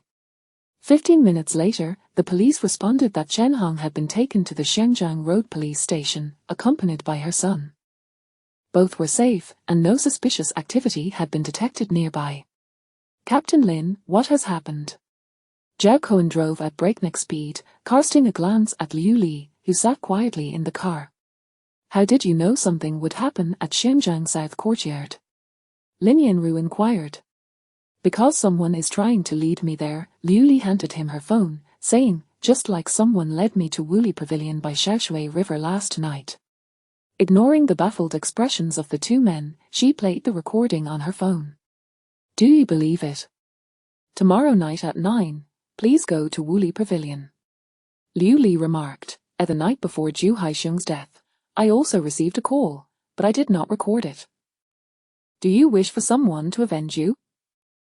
Tomorrow morning at 6, please stroll through Jingfang District 3. And today, I received another call." Liu Li retrieved another recording. "Tonight at 7, please go to Xiangjiang South Courtyard, or I have no time and will not go. Goodbye." Liu Li continued, "Initially, I did not understand, but the following day, you informed me that Zhu Haixiong was dead. To say I was elated would be an understatement. However, since then, these incessant calls and the subsequent events have led me to ponder whether someone truly wishes to assist me or, under the guise of assistance, aims to harm me. Am I to appear at different crime scenes merely to spectate, or am I to become an actor in this grim play, or perhaps a scapegoat?" "An actor in a play? A scapegoat?" Lin Yanru scrutinized Liu Li, who was merely an arm's length away, as the ambient lights in the car illuminated her face with a warm, soft glow, revealing a tranquil demeanor, composed yet with a hint of, one might say, a mischievous delight lurking in her eyes. Upon arriving at the Xiangzhang Road police station, Lin Yanru instructed, Liu Li, please wait in the car. Liu Li nodded in agreement. Zhao Kuan locked the car door and opened a narrow window to let in some air. Captain Lin, I'm confused. Zhao Kuan walked alongside him, asking, what exactly is going on? Indeed, what was the matter? Was Liu Li merely being cryptic, or was there truly someone manipulating her with ulterior motives? What could their purpose be? Before they even entered the police station, Lin Yanru sensed something was amiss. People were rushing at the entrance, and others were on the phone, indicating that something had transpired. He swiftly displayed his credentials. I am Lin Yanru from the Criminal Investigation Team. What has happened? Captain Lin, the individual you requested we bring has encountered a crisis. They cannot breathe and require immediate medical attention. Lin Yanru dashed back to the car. Zhao Kuan unlocked the door. The car emitted a beep. Lin Yanru yanked open the door. Liu Li, we need to administer first aid. Inside the police station's lobby, an officer was cradling a 7-year-old child, followed closely by a woman who was too distraught to speak. What are the symptoms? Liu Li sprinted forward. Uncertain.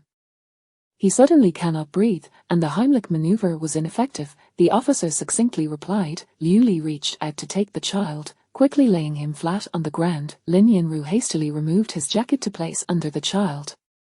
The boy's lips and complexion were a disturbing shade of blue, and his throat emitted a sound akin to a dog's bark, a hollow wheezing. Liu Li supported his neck, lifted his chin to clear the airway, and undid the buttons of his shirt. The hollows above his collarbone and the sternum were distinctly sunken. A laryngeal edema, as she stated, is severe, critical condition. Do we have a needle? No. Alcohol? Yes. A small knife? We have this. A standard police knife, too large. Liu Li glanced up and inquired, do you have a ballpoint pen? Yes. Lin Yanru observed as she deftly sprayed the alcohol, her left hand's fingers gliding over the child's trachea, securing the position before decisively inserting the pen's tip into the trachea. A pop sound resonated, and the eerie wheezing from the child's throat abruptly ceased, the blue of his lips beginning to turn a healthy shade of red. Chen Hong let out a wail, wanting to embrace her child yet hesitant to touch him, collapsing weakly to the ground beside them. Pediatric 3 indentation syndrome, stridor, respiratory distress, diagnosed as severe laryngeal edema, etiology pending. A ballpoint pen has been used for cricothyrotomy. While Liu Li was in contact with emergency services, Lin Yanru had already grasped the specifics of the situation. When the officers arrived at Chen Hong's stationery store, they found no anomalies and proceeded to escort her and the child to the police station as requested. In the car, the child had complained of a sore throat.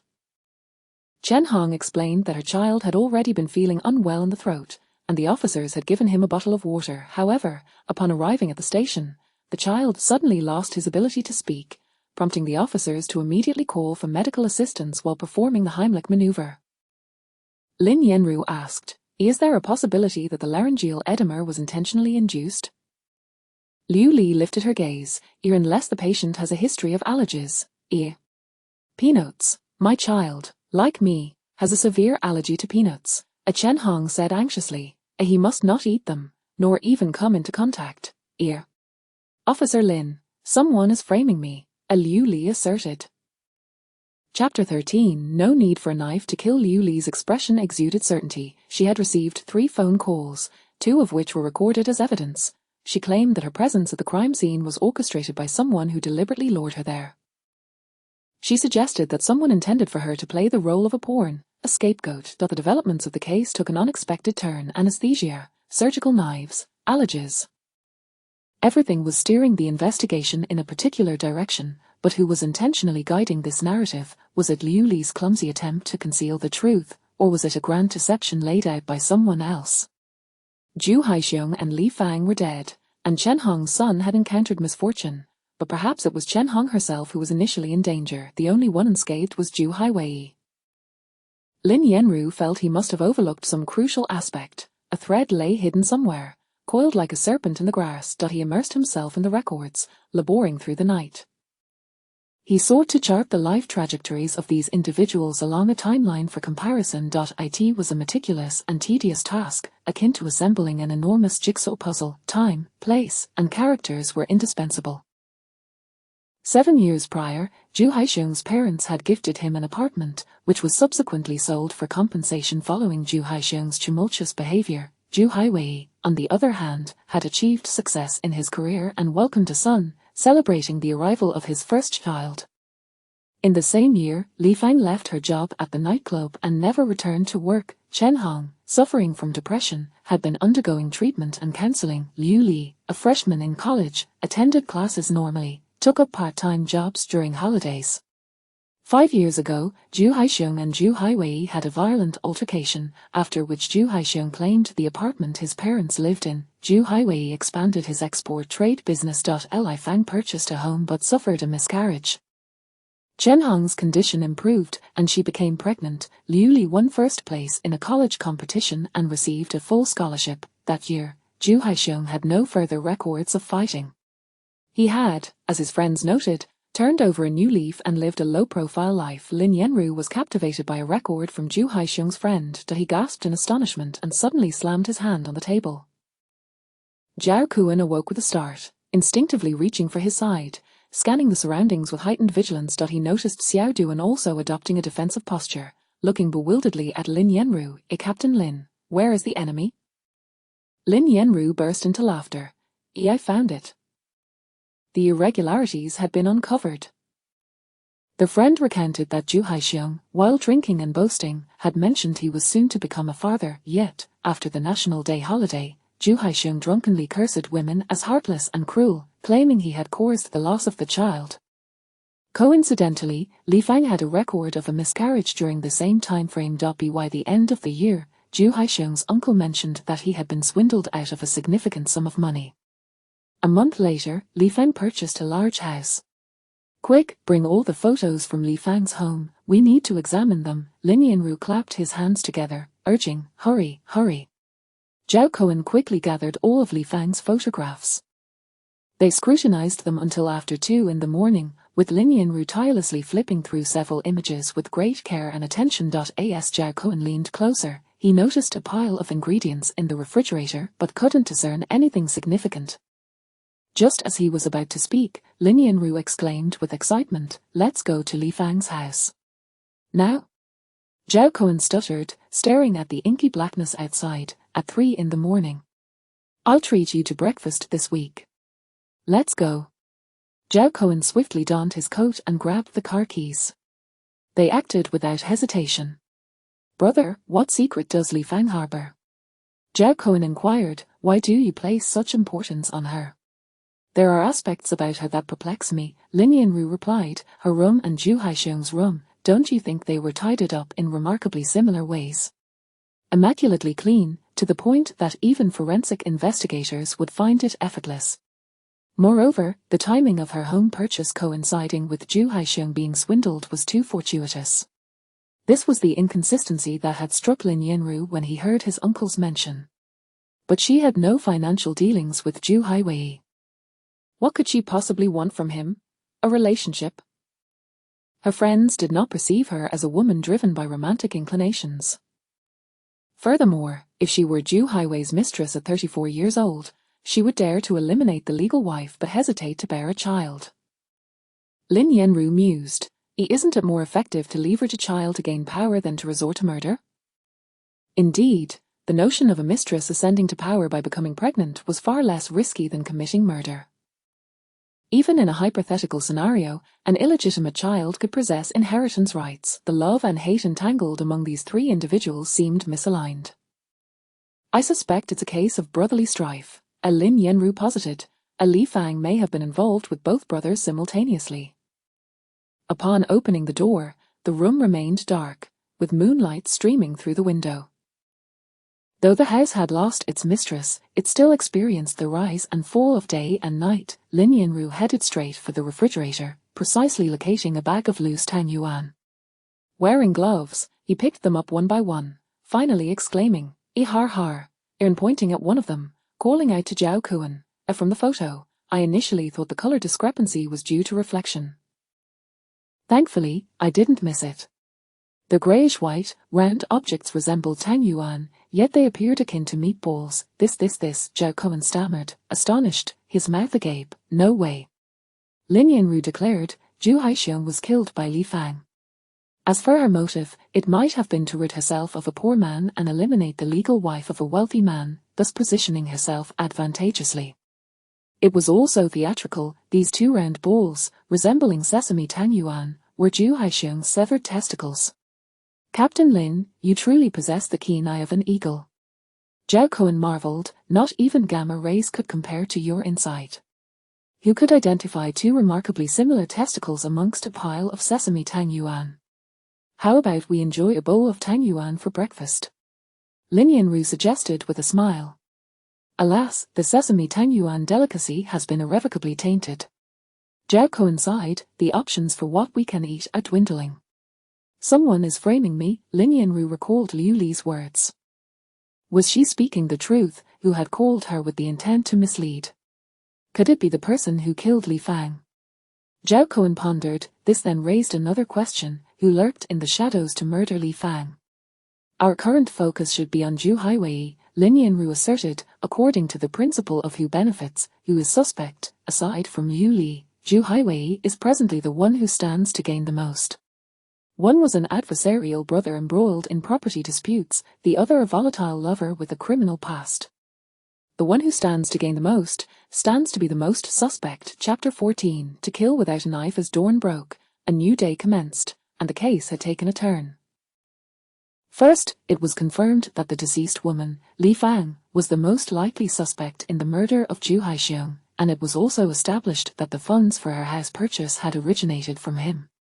The two were embroiled not only in a romantic entanglement but also in financial disputes. Liu Li's suspicion diminished, and she was no longer the sole suspect. Secondly, the call records Liu Li mentioned were verified. Regrettably, they were traced back to an overseas virtual phone line. These calls must have been made by the murderer. Zhao Kuan slumped in his chair, remarking, but why is Liu Li's demeanor towards us so peculiar? At first, she didn't seem like an innocent person. Liu Li's behavior was unusually enigmatic, a peculiarity that could not simply be attributed to the notion that she was intentionally lured to the scene. Her attitude towards the police contrasted sharply with her demeanor around Zhu Haiwei and her aunt. Her demeanor resembles that of Jian Taigong, calmly fishing while knowing the intentions of others. Lin Yanru summarized, as if she anticipated their motives and deliberately played along to deepen our suspicions of her, thus diverting our attention. Indeed, that resonates with my thoughts, though I lack your eloquence in articulating it, Zhao Kuan exclaimed, slapping his thigh. It seems she was aware of something all along. He suddenly speculated, could it be that Li Fang and Liu Li conspired together, only for Liu Li to eliminate Li Fang to silence her? Lin Yanru shook his head. Liu Li wouldn't he have the means to bribe Li Fang? What advantage would Li Fang gain from collaborating with her? Captain Lin, the office door swung open forcefully, and Xiao Ji poked his head in. The two officers you assigned to investigate the evidence found in the park have made a breakthrough. In its pocket lay a long strand of unprocessed, undyed black hair, identical to Liu Li's straight, long locks.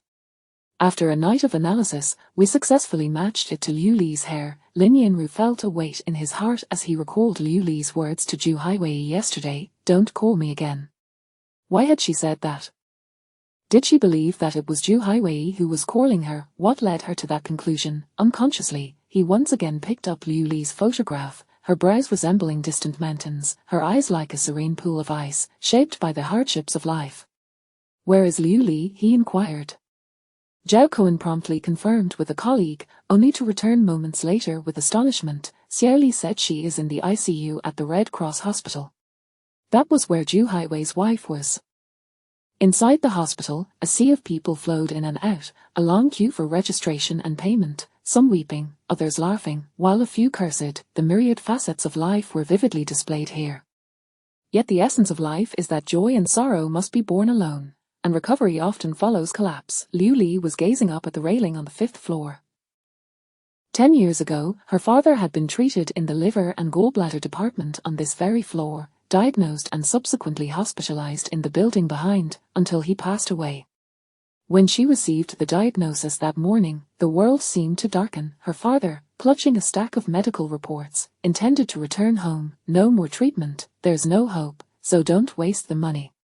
He spoke with such finality, leaving no room for argument, and Liu Li clung to his legs, pleading, "Dad, there's still hope. The doctor said there's still time, it's futile, look at those undergoing chemotherapy, who doesn't he wish for recovery, but how many truly succeed?" He countered, "I don't want this, I must leave you something." "What could you leave that would be worth more than your life?" Liu Li implored, "I don't want to be alone." They remained locked in a stalemate for what felt like an eternity, neither persuading the other.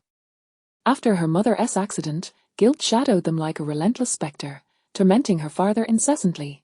Their lives only deteriorated, never improving. "Why do I drink? If I didn't your mother wouldn't have to go out to fetch me. It's all my fault. If I had returned sooner, your mother wouldn't have had her accident." Alcohol seeped into his sorrow, and his health deteriorated year after year, until now, both body and spirit lay in ruins. Liu Li concealed her actions, putting the house up for sale. On the day a buyer came to view it, her father cried like a lost child. He finally relented, conceding to seek treatment. Liu Li arranged for his hospitalization and took leave from work. The day before the chemotherapy was scheduled, her father slipped out of the hospital and went to a place known only to the two of them. He was seeking death. Liu Li hurried after him. Before she had even exited the taxi, she witnessed her father being pinned to the ground and beaten. The man was mature, taller and stronger, delivering blows with practiced precision and strength. How much pain must her mother have endured that night? Among the crowd was another face, identical to the man striking her father. Though he was trying to intervene, he did so with a certain finesse, blocking her father's ability to retaliate while uttering soothing words, his eyes glinting with malice. "Brother, stop. Can you refrain from acting like a brute? Stop, we're in front of so many people, don't embarrass yourself."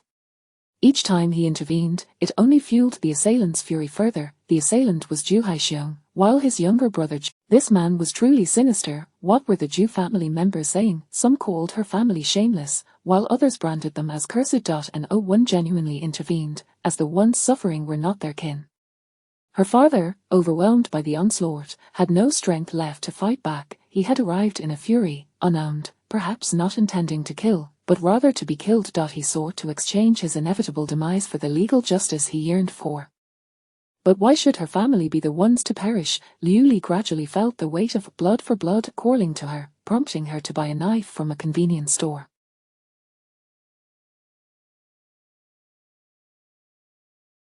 She resolved that the best outcome would be for the police to take her away while the ambulance took the other party, landing her, a minor, on a legal program.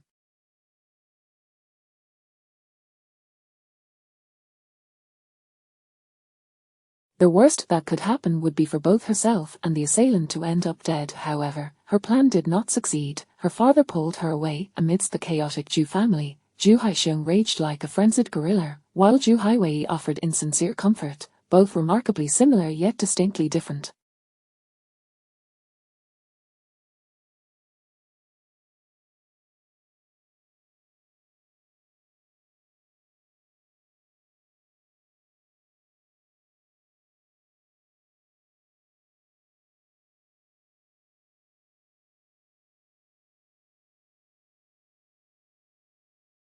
That night, her father struck her for the first time, yet wept heart-wrenchingly at her mother's grave. Meanwhile, she knelt before the grave under her father's coercion, swearing an oath.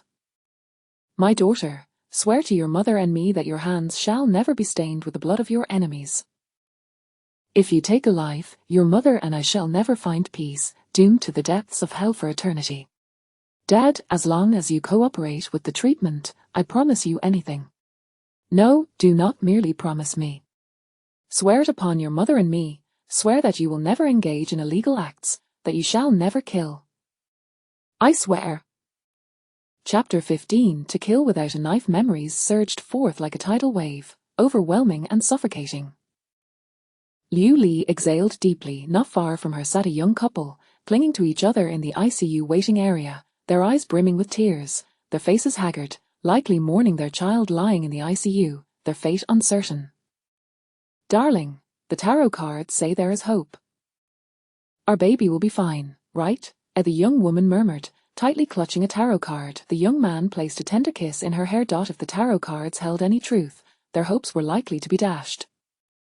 The card displayed was the Five of Cups upright, depicting a man in a black cloak, head bowed, 3 cups spilled before him while 2 stood behind. This was a card of hope, yet it spoke of facing despair without evasion, of not succumbing to self-imposed limitations, of confronting reality, altering oneself, and recognizing the support and hope that lie behind. Liu Li gazed for a long time at the shadow of the young couple cast upon the ground by the sunlight, her throat growing scratchy. She had not come to witness the suffering of humanity. She had come to observe the desperate struggles of her enemy cornered. She waited from morning until 1 in the afternoon before the Zhu family finally arrived at the hospital. Upon seeing her, Zhu Haiwei's first instinct was to glance around, then fixate on her, his eyes filled with anger. Yet he quickly restrained himself, loosening his tie, refraining from approaching, while listening intently to the conversation around him. "Brother-in-law, you must help me." It was Zhu Haiwei's brother-in-law. 20,000 is a trifling sum to you. Surely you could spare that much without a second thought. His brother-in-law pressed on. "I have always been on your side, you know, my sister." Zhu Haiwei interrupted him, his voice low. "I will transfer the money to you. Go visit your sister. There's only 1 visitation opportunity per day, and I'll leave it for you, brother-in-law. I'm off." His brother-in-law pointed at his phone. "Hurry, I'm in urgent need." Zhu Haiwei surveyed the area again before finally approaching Liu. "You are unworthy." Zhu Haiwei chuckled derisively. "What brings you here?" Liu Li raised an eyebrow, "have come to verify certain matters." "If you're expecting an apology, Zhu Haiwei began, but Liu Li cut him off. "I told you, you are unworthy." Zhu Haiwei contained his emotions, letting out a cold laugh. Only then did Liu Li rise to her feet. She was considerably shorter than Zhu Haiwei, yet her posture was upright, her presence formidable. "A life borrowed must—" Zhu Haiwei glared at her, his nostrils flaring, his fists clenching and relaxing. What madness is this?" Liu Li retorted, "Do you know that there's more to life than just sight?" Her words were somewhat disjointed, causing Zhu Haiwei's eye to twitch slightly. Liu Li's gaze shifted from his eyes to his hands, and suddenly, she blurted, "When I applied for student loans, I had to provide a thumbprint." "What do you mean?" Zhu Haiwei asked instinctively, only to freeze in place. "Room 7. Is the family of room 7 here?" Nurse called from the ICU. "Please proceed to renew the fee."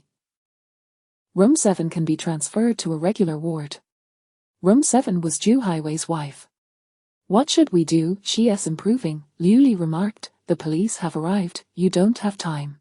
Zhu Haiwei narrowed his eyes dangerously, clearly struggling to control his emotions. After a deep breath, just before the police arrived, he approached the nurse. Meanwhile, Lin Yanru and his team advanced step by step, surprisingly bypassing Zhu Haiwei and heading directly to Liu Li. Zhu Haiwei stood frozen, forgetting to take the payment slip handed to him by the nurse. "Liu Li, we need your assistance in a murder investigation. Here's my badge and the summons. Please accompany us to the police station," Lin Yanru stated. Liu Li blinked in surprise, her expression one of astonishment. "Officer Lin, may I inquire what evidence the police possess?" she asked. "At the crime scene, we found a hair strand, which, upon examination, successfully matched your DNA. We request your cooperation with our investigation." Liu Li turned to Zhu Haiwei, who raised an eyebrow at her. As Liu Li was led away, Lin Yanru smiled at Zhu Haiwei, saying, "Mr. Zhu, please spare some time later, I need to ask you a few questions." Zhu Haiwei smiled back, "Sure, let me just handle this payment first." Subsequently, in the police vehicle, Lin Yanru and Zhu Haiwei proceeded with the standard recording of statements. I believe it best that your wife doesn't hear this, Lin Yanru suggested. We've encountered rumors while investigating the perpetrator who pushed your wife into the water. Zhu Haiwei displayed curiosity. You know her, right? Yes, well, there's no need to conceal that from you, he replied. Her relatives claim that she was involved in an improper relationship with you, Lin Yanru probed directly. Zhu Haiwei bowed his head, surprisingly admitting, yes, but that was several years ago. We ended things cleanly, and I would never let it affect my family. What was the reason for your separation? May I refrain from answering that? Mr. Zhu, we need you to respond to this question earnestly. Oh, let me think. It was probably when my brother sold our parents' house to buy her a larger one. Was the child she bore yours or your brother's? I really cannot confirm that, Zhu Haiwei pondered. I don't understand why she would harm my wife after all these years.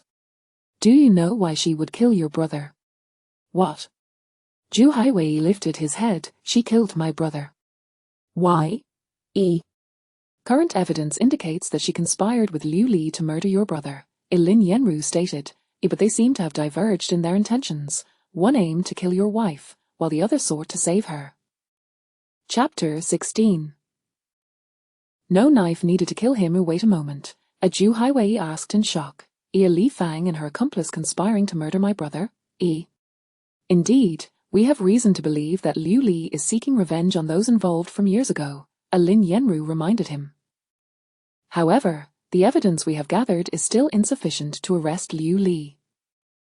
It would be prudent for you to exercise caution the next time you encounter her, Mr. Zhu. Officer Lin, are you suggesting that Li Fang and her accomplice are indeed in cahoots? Have you found any evidence? What kind of evidence? Zhu Haiwei was deeply astonished. We have uncovered some pieces, but the forensics team is currently decrypting them. It is possible that Li Fang foresaw the danger of her situation, so, if only we could find additional evidence, Lin Yanru lamented. Do you happen to know if Li Fang had any hidden places where she stored things? After we broke off contact, I haven't been in touch with her at all. I am not familiar with her, Zhu Haiwei replied. Lin Yanru nodded in understanding. All right, Mr. Zhu, should you recall anything, please do not hesitate to contact me. After escorting Zhu Haiwei out of the vehicle, he suddenly remembered something and asked, Mr. Zhu, do you recognize this key? He retrieved an evidence bag containing a small, exquisite key from the file folder in the car. It is one of Li Fang's possessions, yet her family claims they have never seen it. Zhu Haiwei scrutinized the key for a moment before responding, I do not know. It has been a long time since I last communicated with her. The fox's tail was now exposed. Zhao Cohen looked at Lin Yanru with admiration, saying, Senior brother, you truly excel at digging pits for others. Lin Yanru chuckled, what is merely a verbal pit compared to the much larger one I have dug? After a morning of testing and comparison, Brother Xiao confirmed that the hair indeed belonged to Liu Li. However, Lin Yanru remarked, this actually corroborates Liu Li's account. This hair must have been intentionally placed in the pocket beforehand. I believe Zhu Haiwei is the primary suspect, he analyzed decisively. If Liu Li had not been under the watchful eye. Fortunately, since Liu Li left the police station last time, she had remained within the police's line of sight. When Li Fang was killed, she was in Lin Yanru's car, making the police her most formidable alibi. Zhao Cohen concurred, then who do you believe was responsible for Li Fang's murder? Whoever Zhu Haiwei seeks next shall be the one, Lin Yanru replied, even the most cunning of foxes will eventually reveal their true nature before the hunter. During their earlier conversation, Zhu Haiwei had inadvertently exposed himself. Lin Yanru had mentioned Li Fang in her lifetime twice, yet Zhu Haiwei showed no surprise. Of course, he could claim he did not hear clearly, but before leaving, Lin Yanru deliberately mentioned the key as a Li Fang's possession, and still, he did not react. This indicated he was aware of Li Fang's death. The question remained, how did he come to know of her demise? The police had sealed off the information. Zhu Haiwei and Li Fang had severed ties long ago and had not contacted her family. When Li Fang's body was discovered at the crime scene, Zhu Haiwei had already accompanied the ambulance to the Red Cross hospital. he could not possibly have heard it at the scene. His only source of information could only be that he learned of it from the murderer. Lin Yenru and Zhao Kuan exchanged knowing smiles. A perfectly constructed facade can crumble once a crack appears. Zhu Haiwei's flawless persona had been meticulously crafted, yet Lin Yenru had vowed to delve deeper into Zhu Haiwei's background. The police had unearthed every detail, even labor disputes from previous years involving foreign trade companies and former employees. A former employee who had applied for labor arbitration claimed Zhu Haiwei was perverse, setting traps for them to make mistakes and subsequently blacklisting them within the industry, leaving them with no way out and their families in dire straits. Thus, Lin Yenru arranged a meeting with one of the former employees who had nearly resorted to suicide back then. The former employee recounted, "The day Zhu Haiwei and I had a falling out, he transformed completely. I had never encountered someone so malicious it sent chills down my spine. I truly regret not bringing a recorder that day. Had I known his true nature, I would have certainly done so." Zhu Haiwei admitted that he deliberately chose this pivotal moment in my life to act. What was initially a minor mistake, he wanted to witness me being crushed under the weight of mortgage, car loans, and children, watching me spiral into desperation, destroying a person on the rise and a seemingly happy family. This thrilled him more than inflicting physical harm. Zhu Haiwei regarded people like me as mere ants, believing he could control the world with just his words. In his foreign trade company, I was neither the first nor the last, but he played his role so convincingly that other colleagues could not see through him. Moreover, Lin Yenru discovered that Zhu Haiwei's marriage was equally intriguing.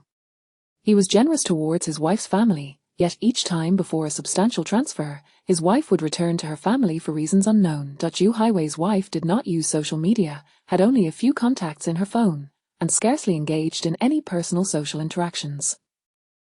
If Zhu Haixiong was the overtly violent bad guy, then Zhu Haiwei was the two-faced man behind a mask. A line of clarity began to emerge. What remained unclear was his true motive for wanting to kill Li Fang. Could it be that, however, should not Liu Li also provide an explanation to the police? Liu Li re-entered the interrogation room, the same one as before. "Do you have anything to explain to the police, Liu Li?" Lin Yenru asked. Liu Li raised her head, scrutinizing the officer whose voice was as melodious as a broadcaster's, but instead of providing an explanation, she earnestly queried, "May I ask a question of the forensic expert? I have heard that DNA testing can identify every individual in the world, except for identical twins. Because identical twins share the same genetic material." Lin Yenru felt a chill run down his spine, an electric jolt racing from his back to the crown of his head, as his eyes widened in realization. Liu Li continued to gaze into his eyes and asked, "Is Zhu Haiwei truly Zhu Haiwei?" For the first time since joining the police force, Lin Yenru leapt up from his seat within 5 seconds of sitting down, flinging open the door and striding out. Is Zhu Haiwei genuinely who he claims to be? Could it be true? If so, all the convoluted explanations that seemed illogical suddenly appeared to have reasonable justifications, along with the most plausible motives.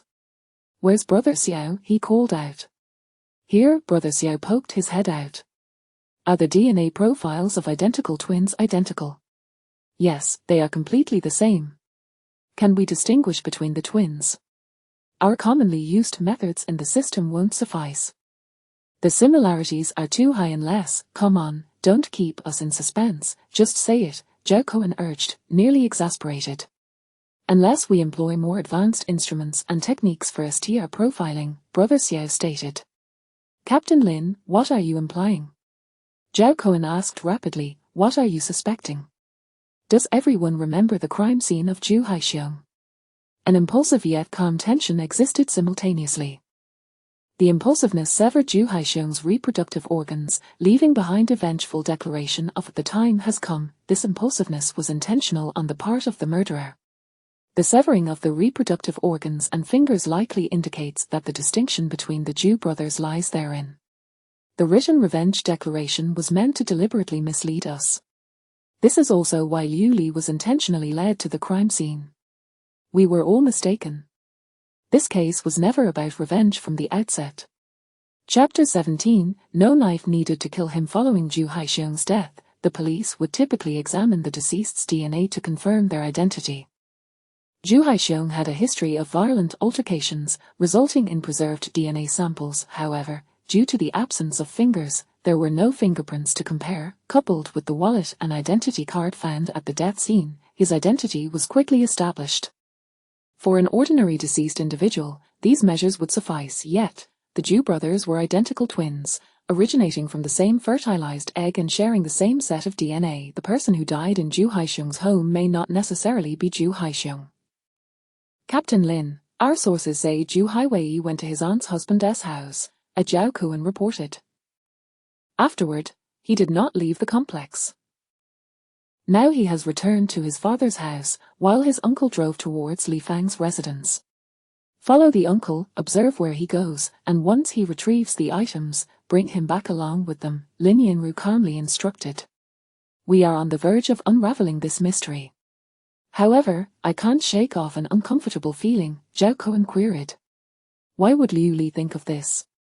Is she perhaps too intelligent? Good question. Is this something that mere intelligence could conceive? Lin Yanru swiftly turned to look at the interrogation room. This girl was truly enigmatic. Liu Li, why did you pose that question?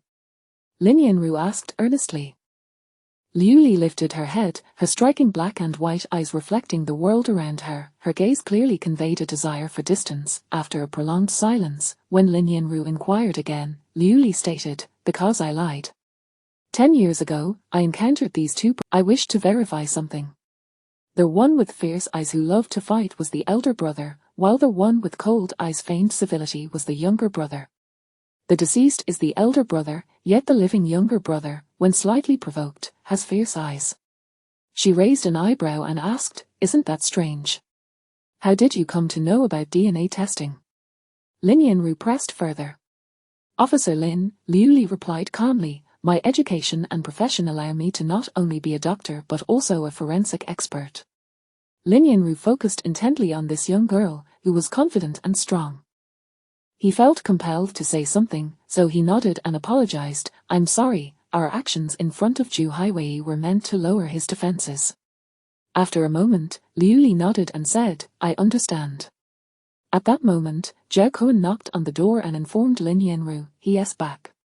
Zhu Haiwei's uncle was brought back. As Lin Yanru prepared to let Liu Li leave, she spoke up, Officer Lin, may I wait in the lobby downstairs? Lin Yanru contemplated briefly and understood her intent, you wish to witness Zhu Haiwei's arrest firsthand. Liu Li nodded, my father passed away in despair. He always wanted to know if the two brothers had altered their ages back then. Very well, Lin Yanru responded. Watching Liu Li descend the stairs, Lin Yanru encountered Brother Xiao, who had hurried over. Brother Xiao had discovered a significant issue following the sampling and testing of the testicular tissue. The owner of the tissue suffered from azoospermia. Once the identification results surfaced, the matter was thrust back into its original quandary. Azoospermia means he cannot father children. If he lacks even one sperm, how could he have offspring? Zhao Kuan contended, yet Zhu Haiwei has a son and a daughter, thus the deceased must be Zhu Haixiong. Liu Li is mistaken.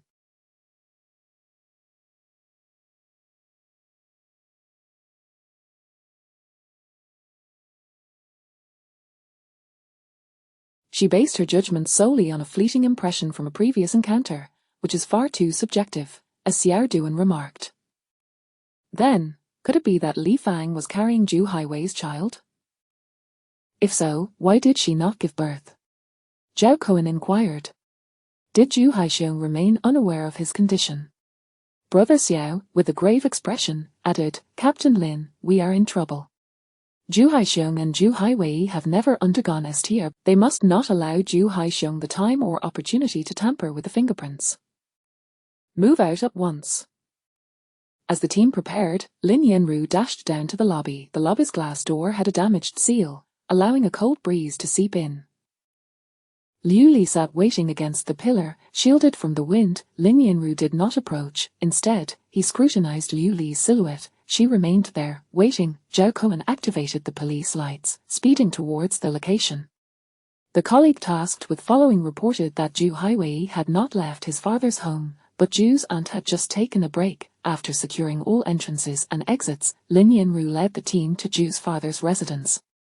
Before anyone could answer the door, Lin Yanru heard a heart-wrenching howl from behind the thick iron door. Once it opened, Zhu Haisheng lay collapsed in the kitchen, his arms convulsing uncontrollably, writhing in pain. His 10 fingers appeared as if seared by a branding iron, emitting wisps of smoke as they sizzled. The fingerprints had been destroyed. Chapter 18. No knife needed to kill him. As the police car returned with the already bandaged Zhu Haisheng, Lin Yanru caught sight of Liu Li from a distance.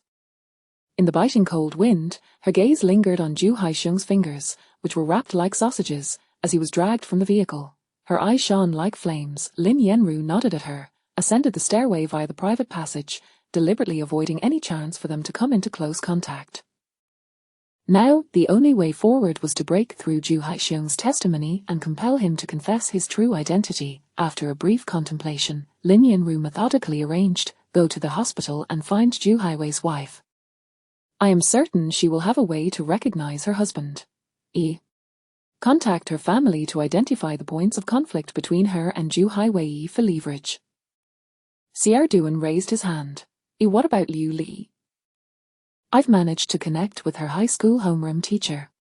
As for that, Lin Yanru pondered, let's postpone it until tomorrow.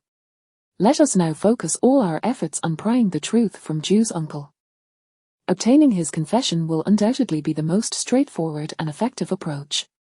This uncle from the Zhu family was most likely the one who had committed the murder of Li Fang.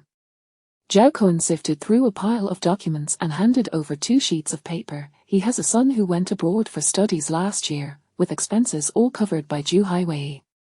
This, too, was a method of settling payments for a hired killing.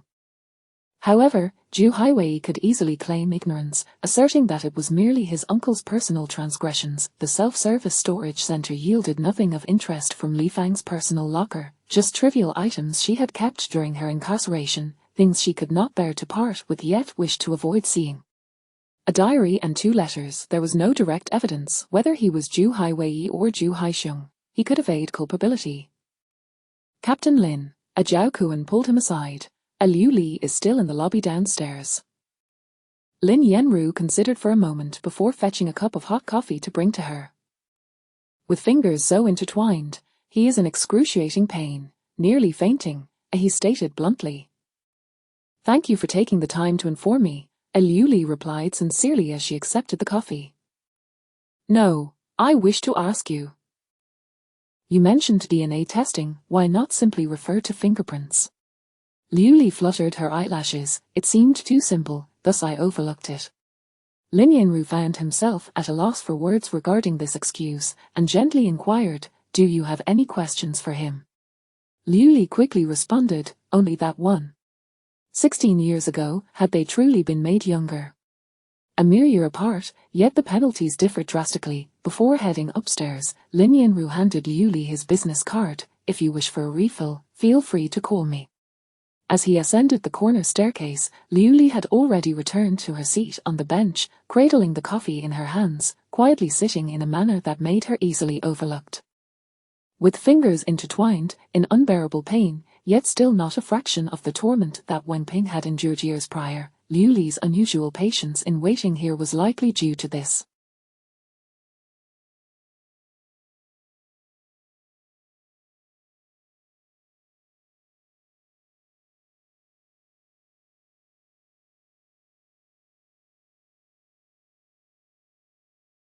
To break through Zhu Haisheng, one must first penetrate his uncle's defenses, for he was the one who could wield money as a means to manipulate. Zhu's uncle was resistant and evasive, making his confession hard to extract.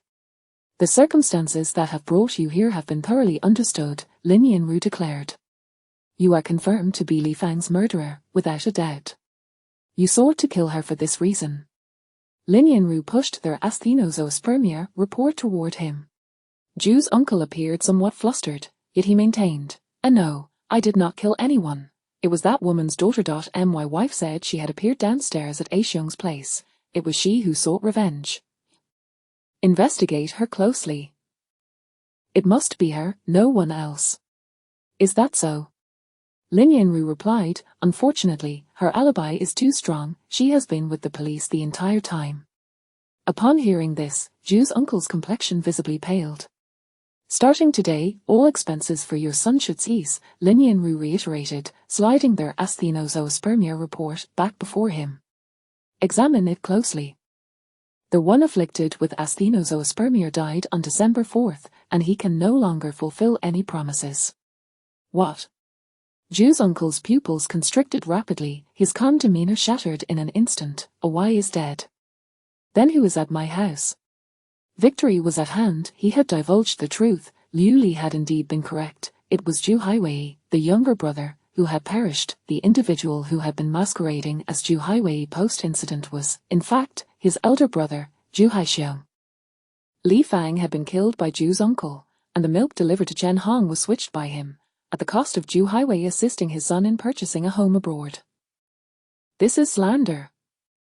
This is a frame-up, Ju Haixiong insisted vehemently. These accusations are utterly ludicrous. Were it not for his painful fingers, Lin Yanru had no doubt he would have slammed the table. The one you should be apprehending is that woman. It is she who orchestrated this revenge. He even questioned the police. Is your investigation so lackadaisical that judicial convictions now hinge on mere hearsay? My aunt and uncle are mistaken. It is my brother Ju Haixiong. I have 2 children. Feel free to conduct tests. I cannot fathom why my uncle would slander me. It is utterly treacherous. My fingers. My aunt needed to take leave. I have never done housework. It was merely an accident. Even when the police laid out the evidence and testimonies, Ju Haixiong remained unfazed, claiming everything was unrelated to him. Lin Yanru was disinclined to engage in further circular dialogue. Ju Haixiong, you have calculated meticulously and possess a ruthless heart. However, you have made 2 critical errors. First, you should not have notified Liu Li to go to Wollating, allowing her the opportunity to save your wife. Of course, this error was unavoidable. Without Liu Li's presence, there would be no scapegoat. And the second error, one you were compelled to make, is your reluctance. Lin Yanru continued, naturally, any man would feel such reluctance. Ju Haixiong's smile faded, his gaze fixated on Lin Yanru. I do not comprehend what you are insinuating.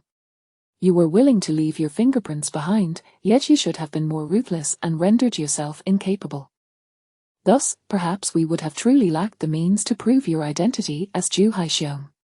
Ju Haiwei's asthenozoospermia was not congenital. At the age of 13, he contracted mumps and failed to receive timely treatment, leading to orchitis, which resulted in not only the loss of his sperm production capacity but also the diminutive size of his entire reproductive organ. This information is corroborated by relevant medication treatment records within your uncle's medical insurance. What you speak of pertains to my brother Ju Haixiong, Ju Haixiong asserted with conviction. Is her testimony also incorrect?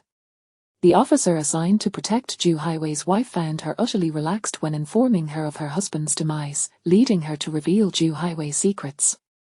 After Ju Haiwei's death, you concealed the truth exceptionally well. You deceived everyone, save for those in a marital union. In the intimacy of the marital bed, you knew you would inevitably be exposed, leading you to orchestrate Li Fang's murder. As for the phrase "the time has come," those 4 words, along with the hair found in Li Fang's coat, placed Chen Hong's life in peril, were merely a ruse to mislead the police, making it appear as though Liu Li, the victim's family member from years past, was enacting revenge. Essentially, all was an endeavor for Ju Haiwei's substantial family fortune. For the sake of wealth, birds perish, and the hunter dies for sustenance. Chapter 19. No knife needed to kill him. What you are saying is utterly ridiculous. I am Ju Haiwei, Ju Haixiong scoffed. You police cannot claim that a deer is a horse. Ju Haiwei is a sinister man, both insecure and arrogant, but he has always maintained a dominant position within your family. He has had no intimate relations with his wife for years, as he seldom accomplishes things like a real man. However, he has other outlets for his frustrations. He abuses his wife, though never in plain sight, always in hidden places. He enjoys biting and even burning with a lighter. 16 years ago, Wang Ping bore such scars. Yet, he is willing to spend money and has deliberately chosen a wife from a family of sycophants, ensuring they cannot escape his financial grasp. Thus, they have never divorced and publicly maintain a facade of a loving relationship, Lin Yanru stated calmly. No, this is merely your conjecture, Zhu Haisheng resisted. My wife must have been brainwashed by her family to seize my assets, thus framing me. She has not wronged you. It is rather your family members who are exploiting you, simply because you lack the financial acumen of Zhu Haiwei. They all protect Zhu Haiwei because he is wealthy, immensely so. He is simply more capable, intelligent, and adept at making money than you. Unlike you, your mother claims you are a worthless failure destined to achieve nothing in life, and your father is no different. Even your aunt's husband holds him in high regard, constantly singing his praises. Zhu Haisheng's expression subtly shifted. The pressure was building, more fuel was needed. Lin Yanru shifted his tone, expressing his disagreement, but they are all mistaken. Zhu Haiwei is the true treacherous one. He excels at inciting discord from the shadows, stoking the flames while others charge into battle, all the while hiding behind them. 16 years ago, not a single relative holds you in esteem.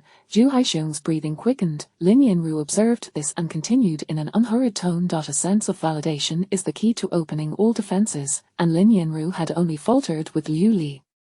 But you merely seek to prove your bravery. You are driven by a need to vent your frustrations. You do not comprehend the situation. How can everyone overlook the gem before them and instead cherish the worthless? Zhu Haiwei's wealth is not due to his cunning and manipulation of your parents for financial support and connections. Would he have risen without that? If your parents had provided you with similar financial backing and support, you, Zhu Haisheng, would not be inferior to Zhu Haiwei. What use are two old houses compared to his enjoyment of cash and connections? He strides down a sunlit path, built upon the shoulders of his forebears, who would not find success in such favorable circumstances. The most infuriating part is his silence. He undermines you through actions, suppressing you, while relatives believe him to be capable. In truth, he obscures your potential from shining through. Shining through. Zhu Haisheng inhaled deeply. Finally speaking, what does it matter how capable he is? His children are mine. Everything he possesses belongs to my offspring. Zhu Haiwei has toiled his entire life merely to serve me. Provoked and yet understood, Zhu Haisheng blurted out his thoughts. Realizing the tide had turned against him, he chose to abandon pretense. He revealed everything. This plan had commenced 6 years prior. At that time, Zhu Haisheng had just sold his first house to repay debts, and his family looked down upon him with disdain. Yet the captivating Li Fang did not. Instead, she praised him as a true man. Despite knowing that this woman had once pursued his brother, they found their way to one another. His desire to usurp Zhu Haiwei stemmed from his mother. One day, he discovered his mother stealthily taking his used condom. Tiptoeing out of the house, he followed her. He observed Zhu Haiwei, brimming with confidence, waiting in a car. At the time, he did not comprehend the situation. However, not long after, his mother, under the pretense of caring for him, repeated the same scene. This time, he directly inquired, but his mother refused to answer, instead asking him, "If I gave you 2 million, could you provide a kidney to our Wei?" Zhu Haisheng assumed his brother was terminally ill and, after some contemplation, agreed. But his mother, elated by his consent, let it slip. They did not seek a kidney, but rather a testicle. What do you have to complain about? You squander your days, living off others, unable to sustain even yourself. You do not even measure up to a single finger of our Wei. Now, the child he raises is yours. When he dies, the beneficiaries will also be your children. Why must you expose this and tarnish his reputation? If I were to choose, I would prefer you both to merge into one. I only desire a healthy Wei. Indeed, if they were to merge, a healthy body and vast wealth will be secured. Zhu Haisheng felt as though he had suddenly gained clarity. He and Li Fang were in perfect accord, crafting this plan together. Li Fang referred to it as a little bear. Why little bear? Lin Yanru inquired. This little bear refers to the Ursa Minor Tarot card. The 4 tarot cards meticulously preserved by Li Fang encapsulated their entire scheme. The first card depicted the Hanged Man from the Major Arcana Tarot. The serene visage of the warrior, suspended upside down with hands bound, glowed faintly with a halo behind his head. It symbolizes patience, learning, reflection, and dormancy, gathering strength for a future rise. In short, to supplant Zhu Haiwei, Zhu Haisheng bided his time, learning and preparing for several years. He lost weight, exercised, lightened his complexion, and even groomed his eyebrows. He sought not only to resemble Zhu Haiwei physically but also painstakingly trained in mannerisms, etiquette, and social interactions. The second card was the magician from the tarot. The magician held a staff in his right hand, while his left pointed to the ground, his feet resting upon lilies and roses. The rose symbolizes life, while the lily signifies death. The magician wields control over life and death, with the living replacing the dead. On December 3rd, everything unfolded unexpectedly smoothly. In the afternoon, Zhu Haiwei arrived discreetly, for Zhu Haixiong claimed he urgently needed money. If he were to receive it, he would agree to the testicle transplant, yet he insisted on witnessing the funds transfer and having a contract in writing. To mimic Zhu Haiwei, Zhu Haixiong had already altered his attire. Even if neighbors encountered him, they would mistake him for Zhu Haiwei. As soon as Zhu Haiwei arrived, Zhu Haixiong captured his attention while Li Hong stealthily administered the anesthetic. The entire process took mere minutes. Subsequently, Zhu Haixiong donned Zhu Haiwei's clothing, took his identification, and transformed into Zhu Haiwei to attend the exhibition. Li Hong had prepared for this day, having practiced numerous times. The anesthetic was procured from the black market, while gloves and surgical tools were purchased from a medical supply store. Zhu Haixiong's residence was familiar to her. She possessed a key and knew precisely where the cameras were located.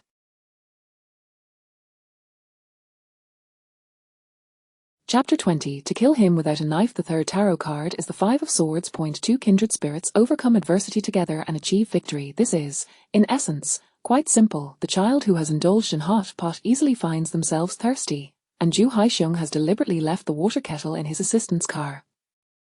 Before taking his daughter to the restroom, he intentionally informs Zhu Haiwei that his wife intends to buy water for the child. Zhu Haiwei's wife, being obedient and fearful of the dark, finds the way upward to be far more shadowy than the descent.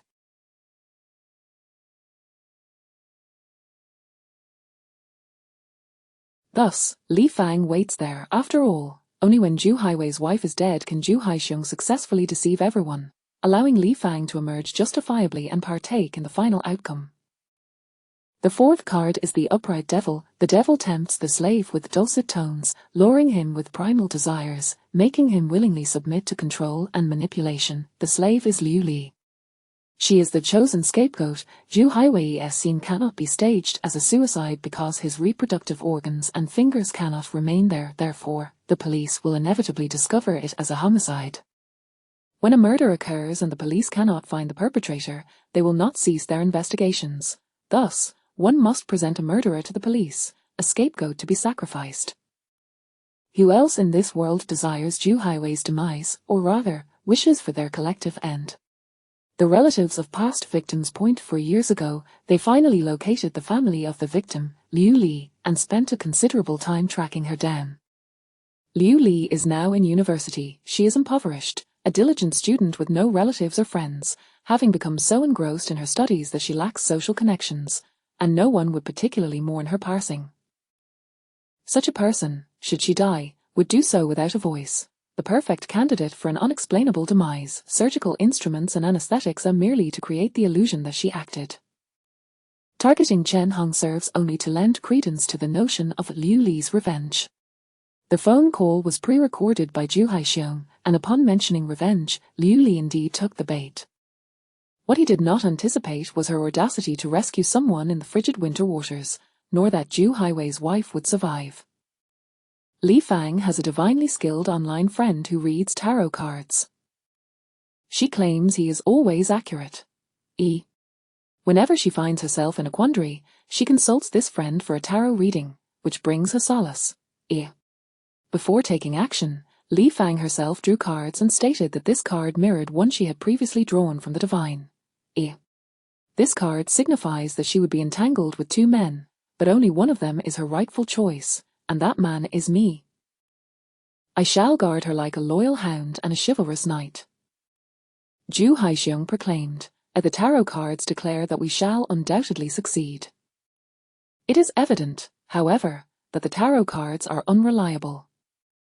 Li Fang did not realize that the substantial sum Zhu Haixiong provided her was not for a house, but for her very life. Conversely, Zhu Haixiong was unaware that Li Fang had clandestinely preserved Zhu Haiwei's testicles. Both harbored ulterior motives and intricate plans, thus unfolds the scheme of Zhu Haixiong and Li Fang. Furthermore, there exists Zhu Haixiong's solitary plan. While Li Fang revels in her scheming, Zhu Haixiong clandestinely devises his own stratagem. He expended a considerable sum to hire a scalper outside the hospital to feign a medical emergency, seizing the opportunity to acquire Liu Li's hair while she was preoccupied at the emergency center. On the day after he assumed Zhu Haiwei's identity, he incited his uncle, knowing the family sought something from Zhu Haiwei, for establishing residency overseas requires a considerable sum. Hence, he not only acquiesced to this request but also provided Liu Li's hair to his uncle, instructing him to conceal it within Li Fang's garments, assuring him that Liu Li would take the blame, and the police would not trace it back to him. He arranged to meet Liu Li at Wulating, a location devoid of surveillance, where she would find herself without a voice to protest. Alas, har har har, do you know what Zhu Haiwei's first words were upon entering my home? Zhu Haixiong scoffed.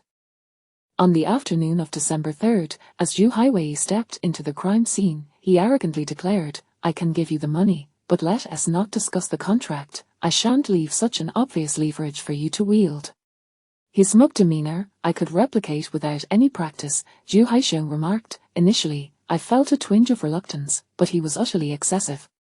The condescending Zhu Haiwei dismissed, "You should consider yourself fortunate to possess a healthy body." His words insinuated that Zhu Haixiong was merely a healthy donor, privileged to provide organs to him, Zhu Haiwei.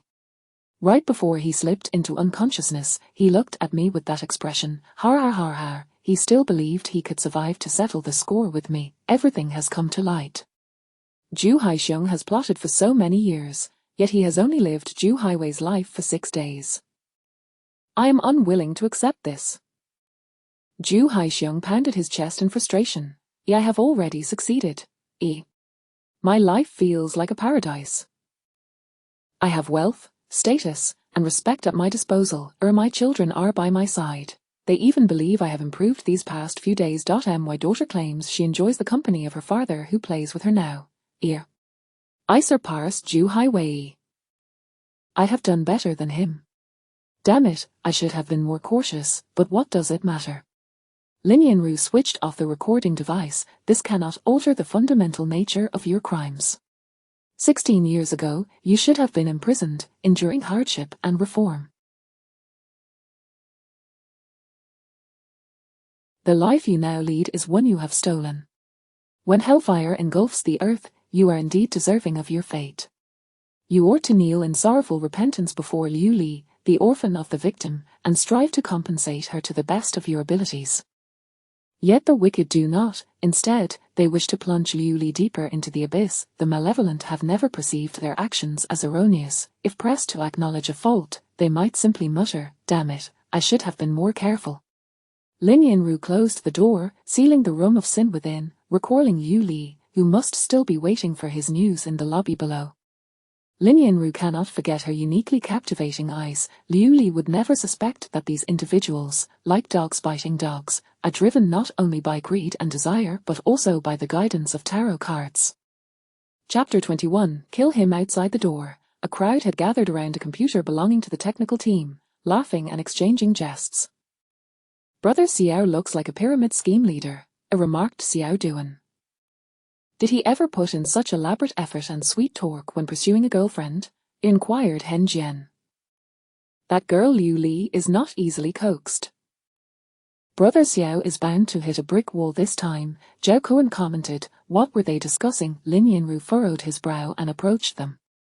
You can all head home today, he stated. If you haven't completed your tasks, you'd best hurry along. Captain Lin, come here. The crowd parted to make way for him. Come see Brother Xiao, the pyramid scheme leader, recruiting new members. This was internal surveillance footage from the precinct.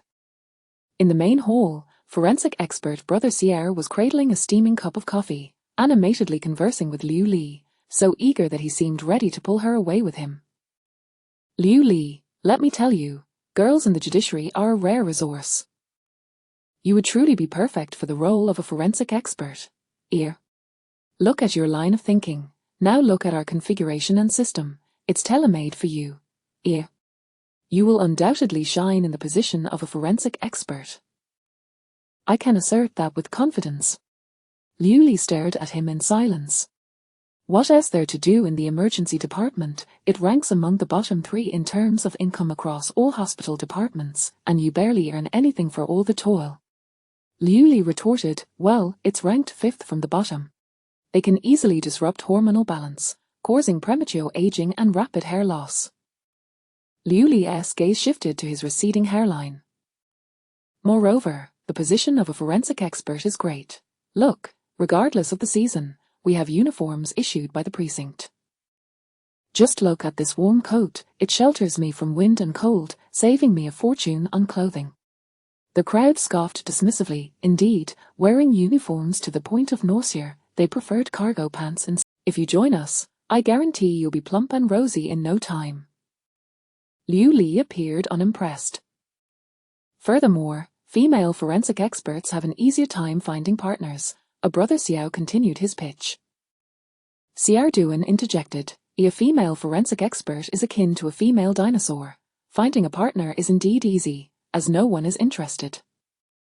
Liu Li remained unfazed.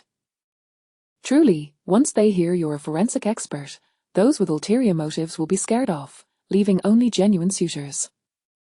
Brother Xiao, have some self-respect. Moreover, the greatest advantage of being a forensic expert is the absence of doctor-patient conflicts. Such disputes do not concern us. In the surveillance footage, Liu Li finally smiled. Lin Yanru spoke, a thank you for your hard work, everyone, this case has been solved. Starting tomorrow, our task will be to solidify the testimonies and evidence into a closed-loop chain, which we will submit. There is much work ahead, so head home and rest well, we will regroup tomorrow. The crowd cheered in approval and quickly dispersed. Lin Yanru took a cup of hot coffee to the main hall.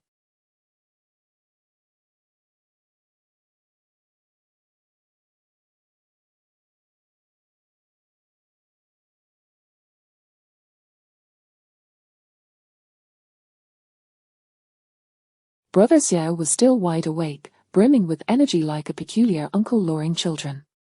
Let me tell you, Liu Li, working in the emergency department is no walk in the park. It is the most exhausting job with the greatest risks. Brother Xiao, it's time to go home. Lin Yanru interrupted him. The moment Liu Li saw him, she immediately stood up, her first display of such distinct emotion.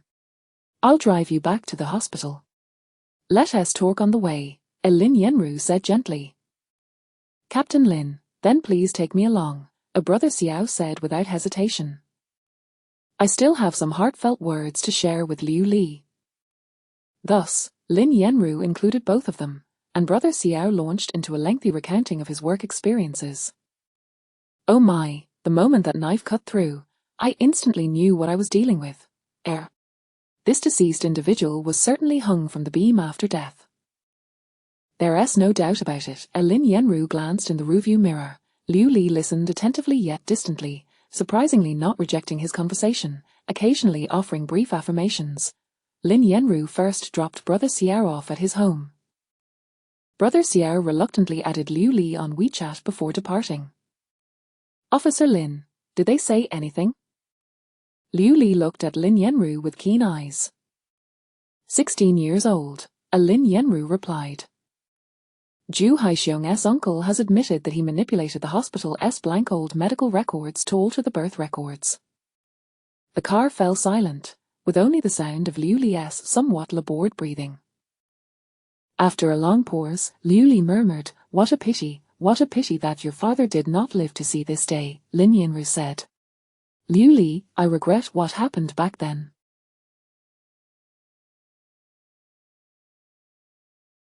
Fortunately, our judicial system has been progressing. Yet Liu Li did not respond further. She fell into a prolonged silence until Lin Yanru parked the car beneath the hospital dormitory. She simply expressed her gratitude before exiting the vehicle. As Lin Yanru drove away, he caught sight of Liu Li's slender figure walking in another direction through the rearview mirror. She did not ascend the stairs. A subtle feeling enveloped him. He turned the car around and intercepted Liu Li at the hospital exit. It's quite late, where are you headed? I'll give you a ride, Lin Yanru said, rolling down the car window. I wish to visit the Wan cemetery. There lay her parents. The journey was shrouded in dim streetlights and swaying tree shadows, with only the soft melodies from the music Lin Yenru had deliberately played filling the car. After Liu Li exited the vehicle, Lin Yenru followed suit. Liu Li seemed surprised.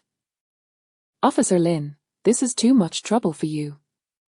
Lin Yenru smiled gently. "I'll keep you company, and then I'll take you back to the hospital. At this hour, you won't be able to find a taxi. Thank you," Liu Li softly and sincerely replied. As they walked, the burial site of Liu Jianjun and Wang Ping was rather secluded, not a favorable spot. After ascending many steps, Lin Yenru paused ahead. "I'll wait here for you." "Take your time, I'm not in a hurry." "All right." Liu Li did not decline his offer. Lin Yenru watched as the girl walked alone towards the gravestone, her silhouette. She seemed as if a gust of wind could easily carry her away. He sighed and stepped back a few paces. Liu Li approached her parents' gravestone and turned to glance back. Not far off, Lin Yenru had retreated to the bottom of the steps, respecting her privacy. Liu Li knelt down and gently wiped her parents' photographs. Their voices and images lingered, but the past was hard to hold onto. She caressed the photos and suddenly was overcome with sorrow, unable to suppress her choking sobs. Yet she gritted her teeth and held back, eventually saying, "All right, you may rest in peace now. Do not linger in this world any longer, I will be fine on my own." The wind rustled through the trees, whispering secrets, or perhaps singing a soft refrain. Liu Li leaned her head against the gravestone and softly murmured, "Father, you were right. Every Avildor harbors a seed of malevolence.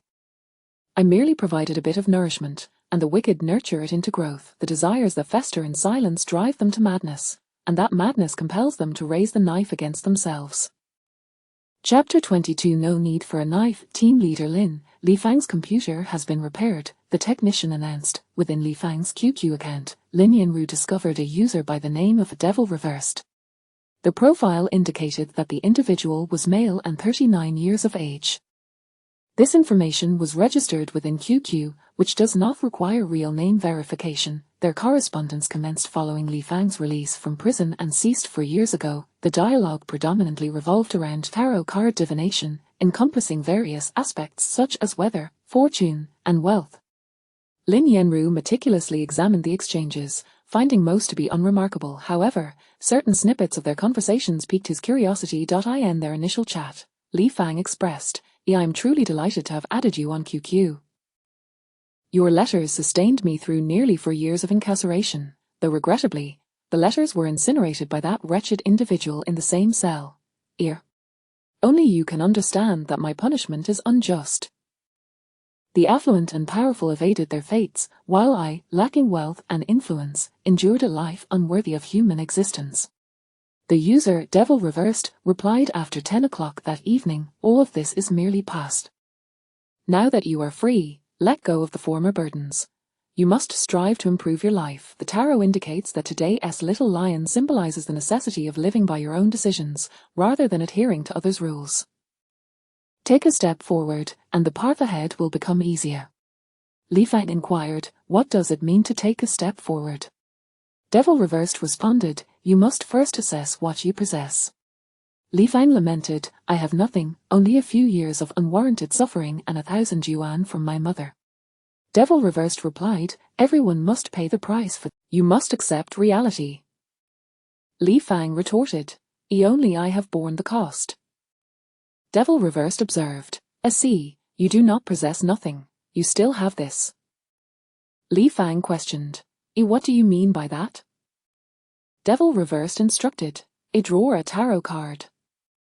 I will lay them out from left to right. Close your eyes and focus as you select one.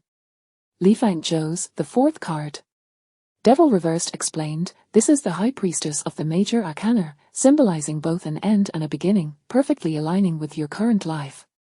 This card also beckons you to. It requires you to trust your intuition and awaken your inner energy, guiding you to become your true self. The black and white pillars depicted represent the dualities of right and wrong. What supports you is not merely black or white, but the coexistence of both. This signifies that your path to success will not be one of strict adherence to rules. Furthermore, The black and white pillars symbolize the balance of masculine and feminine energies.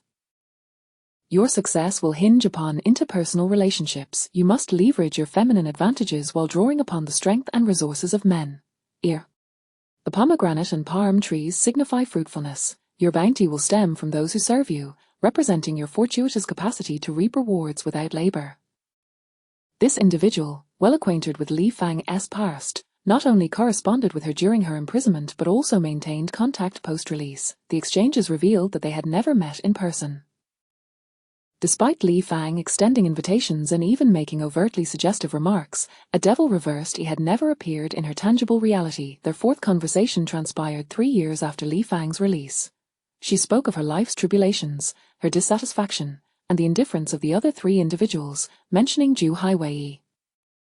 During this exchange, she drew the moon goddess a card. Devil reversed remarked, "You are akin to a lobster, and your current life resembles a swamp. You must ascend to shore, navigating the correct tower to reach the moon goddess."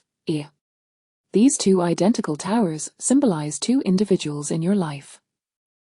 They represent choices, yet only one is right, guiding you toward a better existence. However, your journey is fraught with both a wolf, representing malevolence, and a dog, symbolizing loyalty and protection. They cannot perceive you yet, for you have yet to reach the shore, yet your success will also come from them. Money, housing, the future. You must discern which is the correct choice for you. On another occasion, Li Fang inquired about their little bear card, expressing her uncertainty as she posed questions regarding its meaning in finance, love, and work. Yet, Devil Reversed patiently elucidated the various interpretations, concluding with, "I suggest you delve into the stories behind Zeus and the little bear." Though he had said nothing explicit, it felt as if he had subtly hinted at something profound. Lin Yanru experienced an unusual sense of alertness, an inexplicable intuition. He recalled the notebook and letters preserved in Li Fang's clandestine self-storage unit. Team leader Lin Zhao Kuan cheerfully interjected, "We have successfully fulfilled our mission to solve the murder case. Shouldn't we celebrate with a hot pot feast?" Lin Yanru opened the notebook, not lifting his gaze, and replied, "Make arrangements." Zhao Kuan merrily went off to organize the event. Lin Yanru soon became oblivious to the bustling environment around him, immersing himself in Li Fang's notebook. This was a diary, yet its contents resembled shorthand notes, chronicling her trivial experiences following her incarceration. Lin Yanru gradually identified portions that resonated with her online exchanges with the Devil Reversed. In the 3rd month of her imprisonment, she received a letter of great significance from Devil Reversed. Over the span of 3.5 years, she received a total of 19 letters from him, yet for reasons unknown, she preserved only 2. In one letter received during the 5th month of her confinement, a particular phrase captured Lin Yanru's attention. "As I write, I feel as though I am with you. On this day, as you turn 19, I wish you a happy birthday. Alas, had you been merely 17 at that time, today you should be free, just like they are, they, presumably referring to Zhu Haisheng and his brother, who had been assigned a younger age. Who, then, is this Devil Reversed? Standing in the dock, you were but an innocent girl, yet you bore the collective sins of 4 individuals. This Devil Reversed likely attended the trial, though Lin Yanru harbored doubts about the veracity of this statement. Trials involving minors are conducted in private and are not open to the public. How could a Devil Reversed possess such knowledge of Li Fang? The more he pondered, the more restless he became. Lin Yanru decided to consult the handwriting identification expert, Teacher Zhu, at the bureau. Teacher Zhu cautiously provided his conclusion: the letter writer is most likely a man. His strokes are assertive, with ample spacing. The script is vertical and slants to the left, indicative of a quiet and introspective nature, a good listener. His handwriting exhibits no signs of carelessness. Each letter is meticulously crafted, demonstrating caution, attention to detail, and patience. The script lacks aesthetic appeal, suggesting a straightforward demeanor. In summation, the letter writer is likely a silent, calm, and patient middle-aged man. Who could this be? Lin Yanru felt a suspect taking shape in his mind. Chapter 23. The Devil Reversed. Zhao Kuan appeared quite elated as he cheerfully remarked to Lin Yanru, "Boss, I heard that Brother Xiao sought out the leaders today to inquire about the possibility of introducing a high-end talent to their department." Brother Xiao has taken a liking to Liu Li. Lin Yanru casually asked. Har har, if Brother Xiao has set his sights on her, it must be something significant, Zhao Cohen replied. Brother Xiao mentioned that Liu Li's techniques are remarkably clean and efficient, absolutely impressive. Someone capable of such precision in killing would undoubtedly possess the acumen to discern how others commit their deeds. In any case, Liu Li has certainly captured his attention. He remarked that Liu Li, when he presented cases to her, spoke little but with remarkable clarity, making communication far simpler than it is with us. Brother Xiao claimed that he and Liu Li are practically soulmates in their partnership. Lin Yanru couldn't help but chuckle. Does he dare to say that in front of his wife? Brother Xiao's spouse also worked in the bureau, and she was quite the formidable presence. What is there that I cannot say in her presence? Brother Xiao strode over confidently, declaring, I am the one who makes the decisions regarding family matters. My wife only handles the trivialities. And what constitutes major matters versus minor ones? Zhao Cohen pressed, puncturing his bravado, Brother Xiao, you certainly fear your wife. I shan't converse with you, a single dog. You wouldn't understand, Brother Xiao boldly stated, I am here to speak with team leader Lin. He pulled Lin Yanru aside, team leader, our second team is short on personnel, we need to recruit new talent. I believe Liu Li would be an excellent addition. Devise a means to bring her on board. Indeed, a doctor as skilled in killing as Liu Li would surely excel at unraveling the motives behind sinister murders. He employed his persuasive tongue to rally Lin Yanru to recruit fresh talent. At that moment, Xiaodu interrupted, calling across several desks, a team leader Lin, the case has been solved. Shall we still visit Liu Li's homeroom teacher? We had an appointment for yesterday. Zhao Kuan and I will stop by on our way, Lin Yanru replied. You should accompany your senior to practice the procedure. Liu Li's homeroom teacher, whose hair had turned grey, expressed her concern upon their arrival. Comrade police, is there anything wrong with our child? Nothing at all. We are here regarding another case, merely following routine protocols. Liu Li is doing well, Zhao Kuan hurriedly explained. The teacher sighed in relief. Oh, the child has had such a difficult time. I fear she might encounter more misfortune. Has she faced any hardships before? Lin Yanru inquired. It was during the winter break of her second year in high school that Liu Li had called her late one night, asking if she could be picked up. The teacher had been alarmed, for Liu Li was now a 15-year-old young lady, and the teacher dreaded the thought of her encountering any unsavory situations. When I picked her up by the roadside, she was well dressed, though she had a handprint on her face and frostbite on her ear, but nothing seemed irreparable. The teacher felt a significant weight lift from her heart. The child had only a school bag, a backpack, and a large plastic bucket filled with some personal belongings. She mentioned that her workplace had refused to let her continue, and she had nowhere to go, asking if she could stay at my home for one night, promising to find a place the next day. I asked if anyone had bullied her, and she laughed, saying that no one had been born yet who could bully her. I let her stay with us for the new year. You wouldn't believe it, that was the most relaxed New Year I've ever had. The house was cleaner than a new one, and my daughter, who is 3 years younger, followed her around like an obedient little shadow, behaving so well that I barely recognized her. No matter what I had going on, there was always a warm meal waiting for me when I returned home, and she even tutored my daughter in her winter break homework. This child must have been an angel in her past life. She is so grateful. When my daughter was preparing for the college entrance examination, it was largely thanks to her. Lin Yanru surveyed the surroundings. This ordinary family was likely one of the few places that had provided Liu Li warmth and refuge. He envisioned her tidying up the house, growing alongside her peers, and he imagined that during those moments, she must have truly smiled. He had witnessed her genuine smile once, and it radiated the essence of her youth, akin to the melting of ice and snow, heralding the arrival of spring. Suddenly, Lin Yanru squinted, rising to approach the bookshelf. He pointed to a photograph and inquired, does your daughter and Liu Li also enjoy playing tarot cards? That's my daughter, she is fond of such fanciful things, the teacher replied, but Liu Li is not interested in them.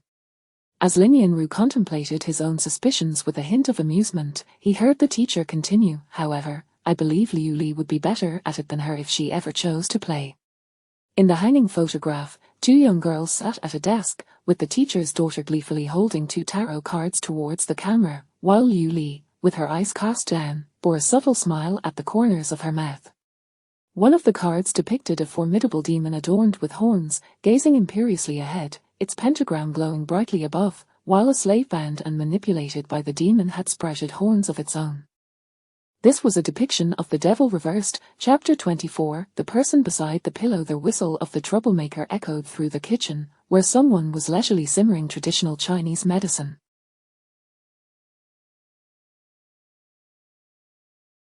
A round white pill was ground into powder and poured into a jar, fragrant with medicinal aromas. The four-substance decoction, known for nourishing and invigorating the blood, is the primary remedy for gynecological blood disorders. For those with a cold constitution, cooked rihanna is recommended, while those with a hot constitution should use raw rihanna. Adding a little extra, such as that small white pill, promises effects that are nearly boundless when not employed for healing. A bony hand poured out the medicine to cool, bringing it to the bedside. "Darling, drink it while it's hot, so I can feel at ease to go on my business trip. I fear not the ghost, for it has never harmed me. What has placed me in peril is far more terrifying than any spectre." At 1:53 a.m. the dimly lit elevator, a weary man yawned, boasting, wife, I drove all night to pick you up. I am exhausted, you owe me a reward." All right, the woman replied from behind him, a tonight's position, ding. The elevator door opened just a crack, and a blooded hand slipped inside, landing on the man's shoe as he stepped out. He was horrified to see a blood-soaked figure in the corridor, its eyes fixed on him, writhing while emitting a strange cuckoo sound, continuously oozing blood. A ghost. The man shrieked, recoiling and clutching his wife from behind. Darling, help me, dingling. The urgent ringing of a phone shattered the silence in the emergency center's duty room. Dr. snapped his fingers decisively. Liu Li, follow me. A woman from a village near Sanditon was reported to be vomiting blood for unknown reasons, suspected of shock. The ambulance arrived at breakneck speed. As soon as they exited the elevator, the overwhelming stench of blood assaulted their senses, the scene reminiscent of a small-scale horror film set. Blood handprints and pools of drag marks trailed from the elevator to the doorway.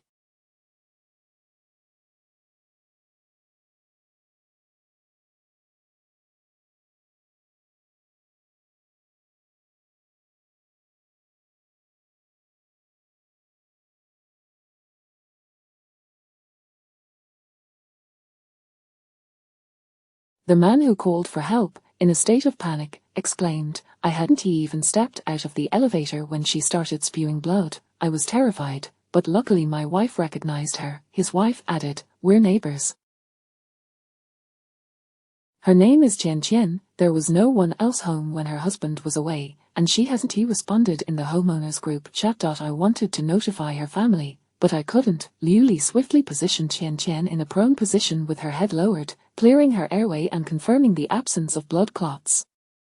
While Dr. handled other matters, she quickly examined the pools of blood, finding no gastric contents to rule out hematemesis. Before reaching the hospital, Qian Qian coughed violently again, bright red blood spewing from her mouth and nose.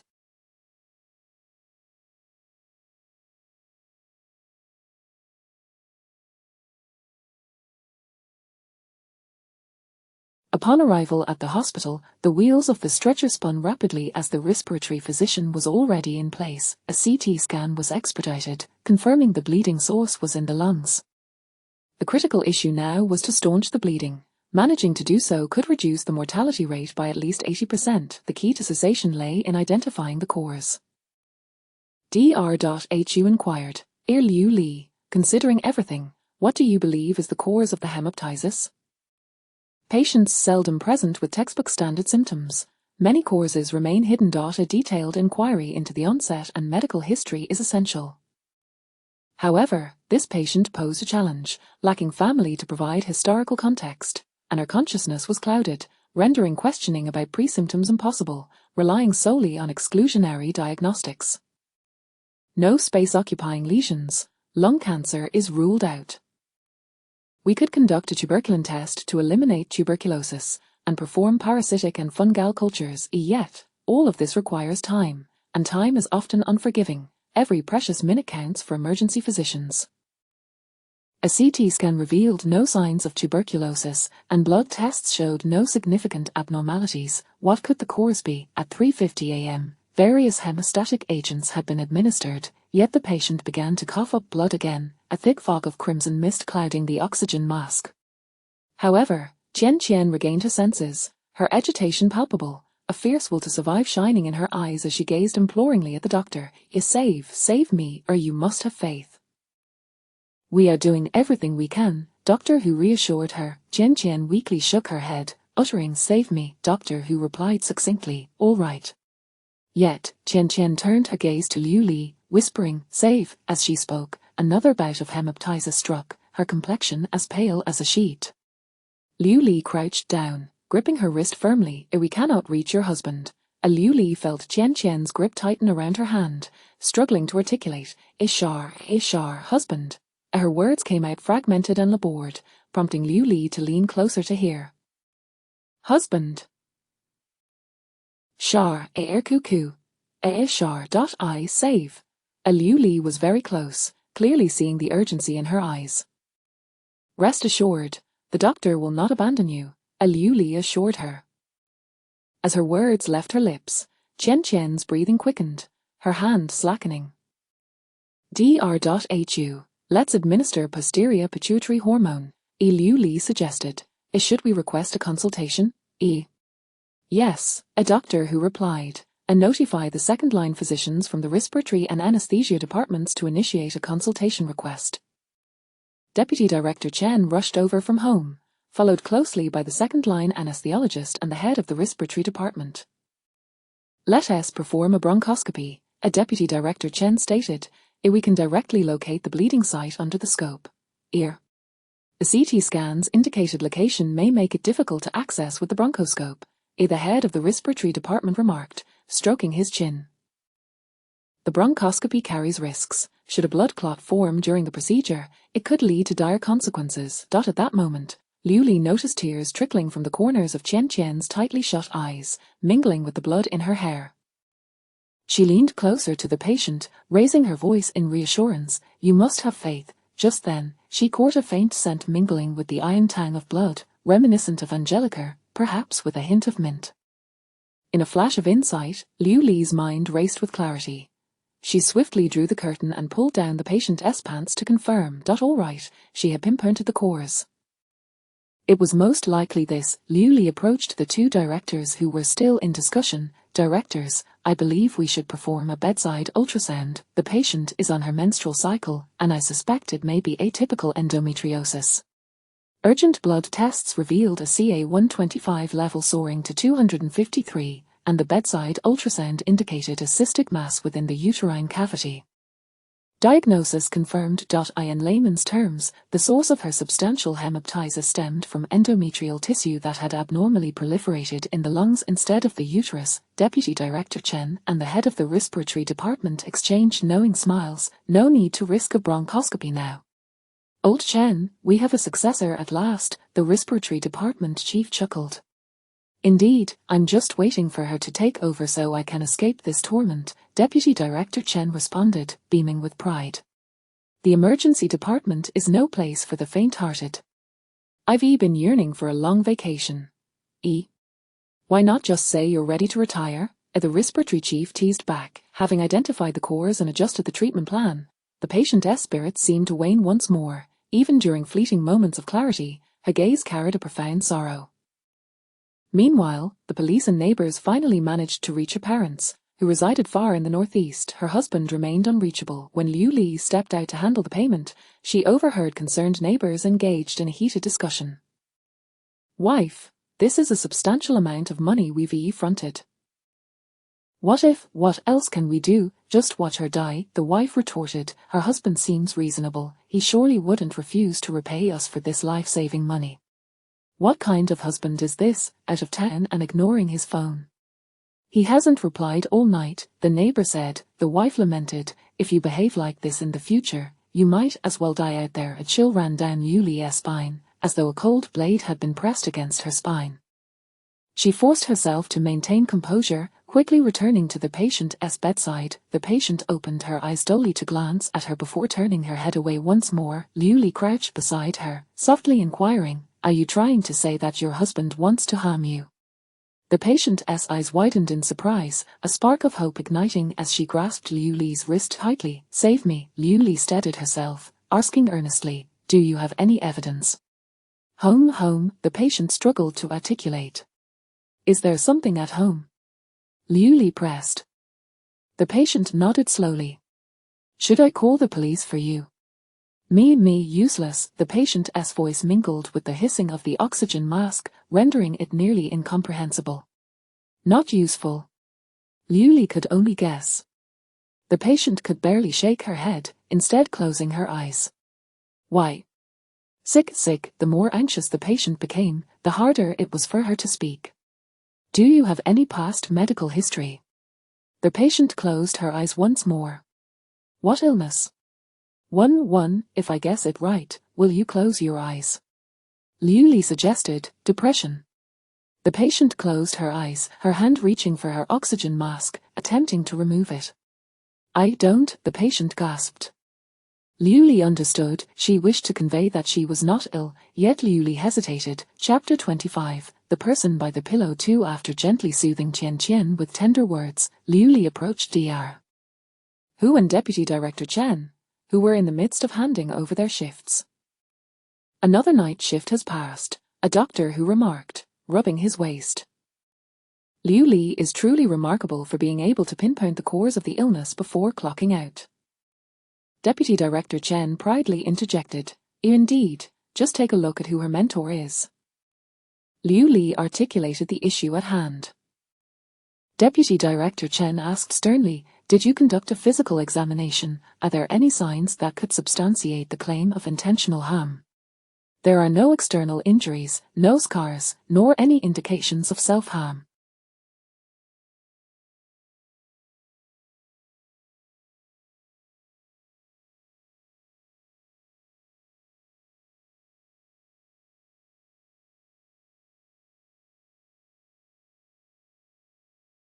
"The lung CT scan shows no reports of rib fractures," Liu Li replied. With his extensive experience, Deputy Director Chen noted, depression typically does not manifest as paranoid delusions. However, it cannot be dismissed that the presence of depression may impair the patient's judgment. Dr. Hu suggested, "Once the family arrives, we should communicate this situation to them." "Shouldn't we first liaise with the police?" Liu Li hesitantly inquired.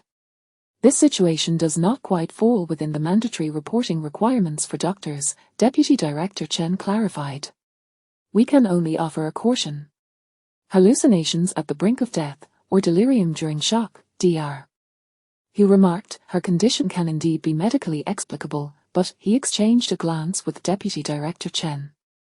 "I'll speak with the police officer. You should continue to communicate with her and perform a thorough physical examination. Let us all stay a little longer." After adjusting the treatment plan, the patient no longer exhibited the severe hemoptysis previously observed, and her hemoglobin levels had steadily risen. Liu Li once again displayed remarkable patience, meticulously conducting a detailed physical examination akin to that of a novice medical student. She then went to the nurse's station to retrieve a specialized plastic bag for the patient's personal belongings. At the time of the incident, Qian Qian had been wearing a light-colored loungewear set. Even without recognizing the brand, Liu Li could sense the delicate and high-quality fabric, indicating that she had not been deprived in material comforts. So, was the patient's claim that her husband wanted to kill her due to a change in their relationship? This exquisite nightwear, now stained with blood, raised the question, could a patient, who seemed physically and materially untroubled, truly harbor such a latent crisis as she professed? Liu Li observed signs of wear and dirt on the knees of the pants, as well as alarming bloodstains on the elbow of her right arm.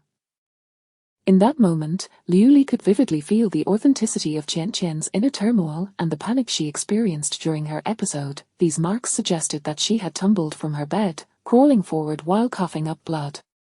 Perhaps she lost consciousness midway, but as long as she retained awareness, she must have supported her body with her right elbow, crawling on her knees across the floor. Liu Li envisioned the arduous struggle of Qian Qian, surrounded by bloodstains in the corridor and room, utterly alone.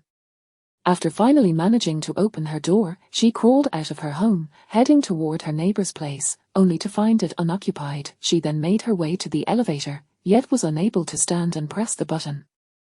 Instead, she repeatedly pounded on the elevator doors, leaving numerous bloody handprints behind. Her will to survive was palpably intense, had it not been for the neighbor's fortuitous late return, perhaps. But why were there no suspicious circumstances? Liu Li closed her eyes for a moment and, upon reopening them, calmly began her investigation anew. During her self-doubt, she noticed a peculiar stain beneath the blood on the patient's chest. It was a dark patch, more sinister than the blood, with a faintly foul odor and tiny particles resembling medication residue. Liu Li carefully collected a sample. Having completed her tasks, she turned to observe the patient. Her breathing was steady, yet even in slumber, her brow remained furrowed. Daylight had broken, and Dr. Hu's discussions with the well-meaning neighbors and the police had reached a conclusion. Dr. Hu remarked, "The neighbors mentioned that her husband treats her well, and their marital relationship appears quite sound." Meanwhile, Qian Qian's parents confirmed the existence of her depression. Her parents informed the police that the young couple's relationship has been quite harmonious. Her husband is of good character, maintains a respectable lifestyle, and treats their daughter well. The only concern is that she has been struggling with a cold womb and blood deficiency, which has caused her some anxiety. Her depression was diagnosed earlier this year, and she has been under treatment for about a year now, with her husband accompanying her through the process. The results seem promising, and she appears to be more cheerful. She has recently been taking traditional Chinese medicine to regulate her health. In her last conversation with her parents, she expressed hope for a successful pregnancy. There were no signs of emotional discord between the couple. Liu Li recalled Qian Qian mentioning evidence at home and asked Dr. Hu, in such cases, can the police not visit their home to search for evidence? Dr. Hu, removing his white coat, assured her, rest assured, the police will certainly investigate. At present, it seems the patient's situation is not as she perceives it. He further comforted Liu Li, have faith in the genuine bonds of humanity, just look at how kind her neighbors are. It's not like the dramas we see on television. Indeed, one should not doubt all that is beautiful simply because one finds themselves in darkness. As they conversed, they happened upon the ICU entrance, where the concerned neighbor couple was engaged in a serious discussion with the police. Approaching, they overheard snippets about expenses and proof. The two middle-aged police officers, upon seeing Dr. Hu, joined the neighbor couple as they approached. The patient's condition is currently stable, and we have identified the cause of her ailment. She has safely navigated the critical phase, Dr. Hu stated kindly. You two should return home to rest, you have been busy throughout the night. Such warm-hearted individuals are indeed a blessing to encounter. As for the matter of expenses, the medical department can provide you with documentation, Dr. Hu said with a smile. Saving a life is more meritorious than building a 7-story pagoda. This is a great act of virtue. The couple expressed their gratitude, insisting it was unwarranted. The police officer added, we are preparing to escort them home, and we might as well check on the involved parties' rest. Do you have any insights for us, Doctor? After consulting with Dr. Hu, Liu Li replied, if possible, please look for the patient's medical records and health insurance card, as well as her medication situation at home. Additionally, if you could also investigate the circumstances she reported to us, that would be appreciated. In front of the neighbors, Liu Li deliberately refrained from being explicit, yet the police clearly understood, nodding in agreement. As Liu Li and Dr. Hu were about to depart, they were suddenly alerted by the sound of hurried footsteps echoing down the ICU corridor. Everyone turned to see a refined young man sprinting toward them, an expression of urgency etched on his face. Oh, Zheng Ji, you finally made an appearance, the neighbor exclaimed. We searched for you all night. Your wife was truly frightening this time. The elegant young man, Zheng, bowed deeply before their neighbor couple, overwhelmed with gratitude. I am immensely grateful, truly, I cannot express my thanks enough. This refined man was none other than Qian Qian's husband. Chapter 26, The Bedside Companion. Zheng remarked that his phone had automatically shut down at night, leaving him entirely oblivious to the events that transpired. I only saw it after turning it on in the morning. He pressed his hand gently against his chest. At that moment, I truly felt as if my heart would cease to beat. I was nearly frantic, Liu Li observed the eco-friendly non-woven bag he held and kindly cautioned, Mr. Zeng, could it be that in your haste, you inadvertently left behind your luggage? My luggage is at home, Zeng replied. My wife is quite particular about cleanliness, so I returned home first to gather her personal belongings. Within the non-woven bag lay Qian Qian's intimate garments and commonly used items. Liu Li's gaze lingered on Zeng's face. He claimed to feel as though his heart had stopped, yet he had returned home first, and quite possibly had eaten something, for there were remnants of nuts lodged between his left incisors. He expressed his near panic, yet aside from his disheveled hair, he appeared impeccably composed. His buttons were fastened correctly, his socks were paired, and his trousers were cinched with a belt. Having witnessed countless instances of genuine, near panic, in the emergency department, none resembled him. Qian Qian had mentioned evidence at home, yet upon learning of her predicament, Zeng's immediate response was to return to his residence. Liu Li felt her heart sink further, noting the absence of the smile on Dr. Hu's face. Hey, Lao Zeng, this money is incorrect, the neighbor remarked, you have overpaid. It's not too much. I am at a loss for how to express my gratitude, please, you must accept it. This indicated he was not lacking in finances, implying that economic issues were unlikely to be the cause. Liu Li exchanged a knowing glance with Dr. Hu before they both retraced their steps. Upon entering the observation room, Dr. Hu instructed, Liu Li, please check if Qian Qian has awakened. If she has, inquire in detail about the evidence. He then turned to add, regardless of the circumstances, we cannot allow Qian Qian to be discharged until the police have reached a conclusion today. Liu Li approached the bedside where Qian Qian lay, her brow furrowed in slumber. She located Qian Qian's naguan point and pressed firmly to awaken her, saying, Qian Qian, your husband has returned, your parents will arrive this afternoon. Your husband is currently just outside the ICU. Qian Qian opened her eyes. What evidence are you referring to?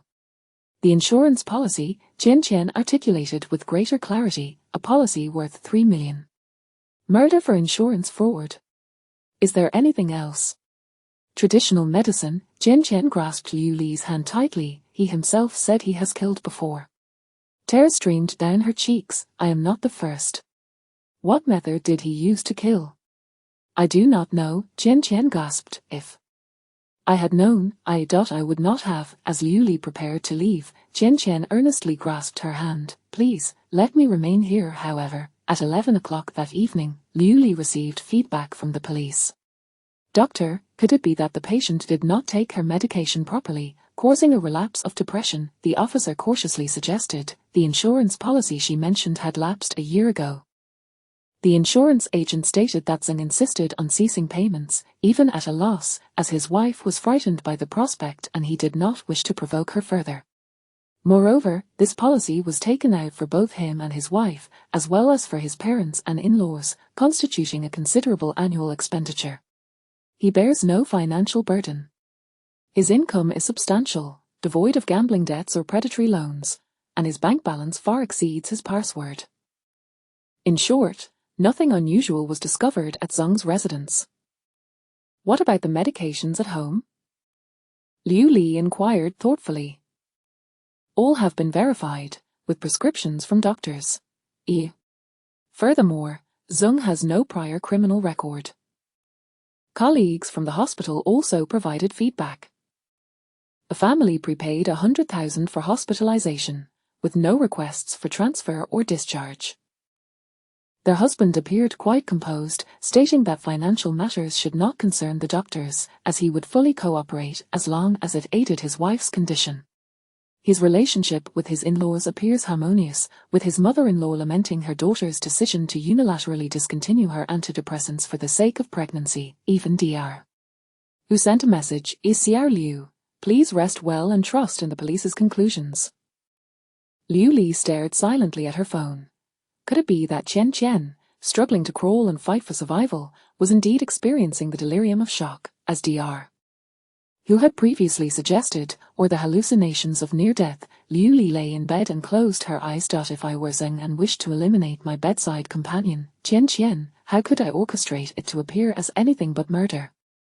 I would compel her to take her own life. How could I drive her to such desperation? By inducing madness, artificially cultivating a lunatic. How might I drive her to insanity? By rendering her incapable of defending herself, ensuring that everyone around her, including her parents, believed her to be unwell. I would ensnare her in a web of self-doubt until she succumbs to this profound psychological suggestion. Acknowledging her own affliction. Depression is a crucial step in this process. Thus, Qian Qian's decision to seek help from strangers, such as doctors, and her foreknowledge that reporting to the police would be futile. Liu Li sat up, determined to substantiate her hypothesis. She required more evidence, such as Qian Qian's medical records and details of her medication. Consequently, she reached out to her colleagues. Medical records? I haven't seen any. The family did not provide them upon their arrival, a colleague replied. Liu Li proceeded to contact the police again. I would like to inquire, you mentioned her medications all had prescriptions. Did you see the medical records? Liu Li asked. I did not see the medical records, but there were hospital billing statements found in her medicine cabinet. Could you share the details of the medications with me? Liu Li inquired, such as the names of the drugs and their remaining quantities. Dr. Liu, I will send you photographs, the officer responded. That would suffice. Additionally, how did the patient's husband explain the absence of the medical records? Liu Li asked with precision. Zeng claimed, all those items were collected by his wife, he has no idea where they might be. During your visit to their home, did you notice anything unusual? The police officer replied, indeed, while no evidence was found to support the patient's claim that her husband intended to kill her, two things stood out as peculiar. Firstly, Qian Qian's phone was discovered in the refrigerator. Secondly, there were bloodstains throughout the house, with the exception of the area near the doorknob, which Zeng had meticulously cleaned. Regarding these 2 points, Zeng explained that the phone may have been misplaced by his wife in a moment of confusion, as instances of remote controls being found in the refrigerator had occurred previously. As for the area around the doorknob, he claimed to have a certain degree of obsessive cleanliness. Having tidied up his wife's belongings for her hospital stay, he had hurriedly cleaned before daring to grasp the doorknob. While these 2 points were indeed unusual, to label them as evidence of murder would be excessively ludicrous. Chapter 27. The one beside the pillow. For Liu Li found herself unable to sleep, so she decided to rise from her bed and sit at the table, immersing herself in the photographs sent by the police, meticulously searching for clues. Qian Qian had been prescribed 2 main categories of medication. One consisted of antidepressants, while the other involved gynecological treatments, including both traditional Chinese herbal remedies and Western pharmaceuticals. However, none of these medications interacted in a manner that could produce toxic effects. Everything appeared to be mere figments of overactive suspicion. Liu Li set down her pen and tilted her head back, recalling what Dr. Hu had said about the genuine emotions that exist in the world, which elicited a self-deprecating smile from her. Indeed, those traversing the shadows often find it exceedingly difficult to believe in the radiant beauty of humanity. A breeze wafted through the window, stirring the papers that Liu Li had pressed down with her pen, causing lines of incomprehensible drug names to dance along with the shifting sheets. Liu Li had succumbed to slumber, her face nestled within the blankets, appearing as a small, delicate bundle. In her dreams, or perhaps in a state between dreaming and waking, she experienced a recollection. Voices called out to her. Sister Liu Li, who are you writing to, and why are you using your left hand? I heard that those who can write with their left hand are exceptionally intelligent. I wish to make myself smarter. Sister Liu Li, what is the red powder you added to the ink? That is crushed, sun-dried flower petals. I want the ink to have a pleasant fragrance. Sister Liu Li, may I have some too? I want it as well. I will prepare more next time. This person is very important to you, isn't he? You are so dedicated in writing to him. Sister, you're not falling in love with a pen pal, are you? No, it was far more thrilling than mere romance. For that was not flower petal powder, it was phosphorus powder she had pilfered while working at a chemical supply store, mixed into the ink, penned into the letter, and sent off in winter. It would spontaneously ignite when temperatures rose in summer, reminiscent of a prison from over a decade ago, long before air conditioning existed. During the night shift handoff, good news arrived. Qian Qian would be transferred from the emergency ICU to a general gynecological ward the following morning, yet Qian Qian did not seem the least bit pleased. The nurse remarked, "Depression can indeed be quite terrifying." When her mother visited, there was not a hint of joy on her face. Upon seeing Liu Li, Qian Qian self-deprecatingly stated, "You think I'm ill too, don't you?" At merely 29 years of age, she bore an air of someone resigned to impending demise. Liu Li was not adept at offering comfort, and Qian Qian fell silent. As dawn broke, Qian Qian's husband, Mr. Zeng, along with her parents, appeared at the ICU entrance. "From now on, I will have a serious talk with my daughter and ensure she listens to you," her mother declared. "This child has been spoiled by her father and me. She is quite willful. I hope she learns to be sensible after experiencing hardship. She also wishes to have children soon, so please be understanding towards her." Mr. Zeng responded with a smile, displaying no trace of impatience. "Mom, let us not dwell on her faults. It is a good thing she is transferring to a general ward today. As long as she is safe and sound, that is all that matters." Qian Qian's father patted Mr. Zeng's shoulder in approval. Meanwhile, Liu Li awaited a conclusion. She had sent samples taken from Qian Qian's clothing for testing. Shortly after 6 in the morning, the results finally arrived.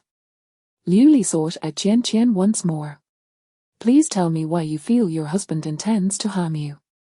Qian Qian turned her face, gazing at Liu Li with a glimmer of hope. "Will you believe me?" After inquiring further, Liu Li approached Deputy Director Chen and Dr. Who once again. "Professor, I have discovered the reason behind bed 3's Qian Qian's hemoptysis leading to shock." Deputy Director Chen and Dr. Hu gathered around to examine the photographs on Liu Li's phone. "This is the traditional Chinese medicine she consumed. Saiwu decoction with modifications, meant to nourish and invigorate the blood. The formula was not erroneous. This is the Western medication she took to assist with conception. One of its effects was to promote the thickening of the endometrium, which was also not incorrect." Qian Qian mentioned that prior to her marriage, she occasionally experienced nosebleeds during her menstrual cycle, yet this did not raise concern from her or her parents. 2 months ago, she experienced hemoptysis during her period and was admitted locally under a pneumonia diagnosis, subsequently recovering and being discharged. 3 days ago, she ceased taking the fertility medication. Others might not understand, but both Deputy Director Chen and Dr. Who displayed expressions of sudden realization. The abrupt cessation of the medication resulted in withdrawal bleeding. The already thickened endometrium, deprived of pharmaceutical support, underwent extensive shedding and bleeding. The uterus exhibited such symptoms, and so too did the misplaced endometrial tissue in the lungs. Qian Qian stated she stopped the medication because she noticed the pills tasted different, unlike before. Spoiled. Expired. Dr. Hu inquired repeatedly, or perhaps they were switched. 3 days ago, her husband was away on a business trip. Deputy Director Chen and Dr. Hu exchanged glances. All of this could also be attributed to her heightened sensitivity. The evidence was insufficient. "This is the freshly released test result." Liu Li presented the lab report. The analysis revealed the presence of traditional Chinese medicinal components, as well as the substance alin on Qian Qian's clothing. This alin is not a medication prescribed to Qian Qian. Moreover, the remarkable aspect of this drug lies in its ability to diminish the body's coagulation capabilities, thickening the endometrium, invigorating the blood, while simultaneously impairing the clotting function. All these factors converge towards a singular purpose. Chapter 28, The Person by the Pillow. 5 Upon receiving a report from the second affiliated hospital regarding a case of suspected harm to a woman's personal safety, Lin Yanru immediately assembled his team and proceeded to the hospital. As soon as he entered the emergency center, he caught sight of Liu Li's silhouette. The cold wind followed her as she rushed inside, her expression calm as she pushed a 10-year-old child into the resuscitation room, sweat beading on her forehead. She was bustling about with genuine urgency, as if engaged in a small-scale battle. The suspected victim, Qian Qian, was still in the ICU, while her husband was busy arranging for her transfer to another department. After undergoing strict disinfection protocols, Lin Yanru entered the ICU ward. Qian Qian appeared quite agitated. "I never imagined that the person who would believe me would be a doctor I have never met before." He has truly treated me well during our 4 years of marriage, in every aspect. But whenever my opinions differ from his, he becomes nitpicky, condescending, and resorts to emotional manipulation. Once, after drinking a bit too much, he boasted about having killed someone before, claiming he did so without shedding blood, and that others were grateful to him for it. He said that the feeling of manipulating others' destinies, turning the tide at will, was akin to the sensation of being a god. Yet later, he dismissed all of this as mere figments of my imagination, insisting that I was unwell. I feel as though I might indeed be a little unwell, yet something feels very off. My emotions are in turmoil. That morning, he told me he would be on a business trip for a week. He prepared some herbal medicine for me, but it tasted unusually different, and I nearly vomited upon taking the first sip. Afterward, I bled profusely, and it wouldn't stop. I felt as if I was on the brink of death, yet I did not wish to die. I wanted to call for an ambulance, but I couldn't find my phone anywhere, and the door wouldn't open. I felt like a bird trapped in a cage, waiting for death. At that moment, I realized what he meant when he said he could kill without shedding blood. Lin Yanru listened intently. When Qian Qian needed a moment to rest, he posed 3 questions. What was the name of the person he killed? I only know that she was female, I don't know anything else. You mentioned the door wouldn't open. How was it stuck? In this case, the police had noted 2 peculiarities, one of which was that the doorknob had been tampered with by someone named Zheng.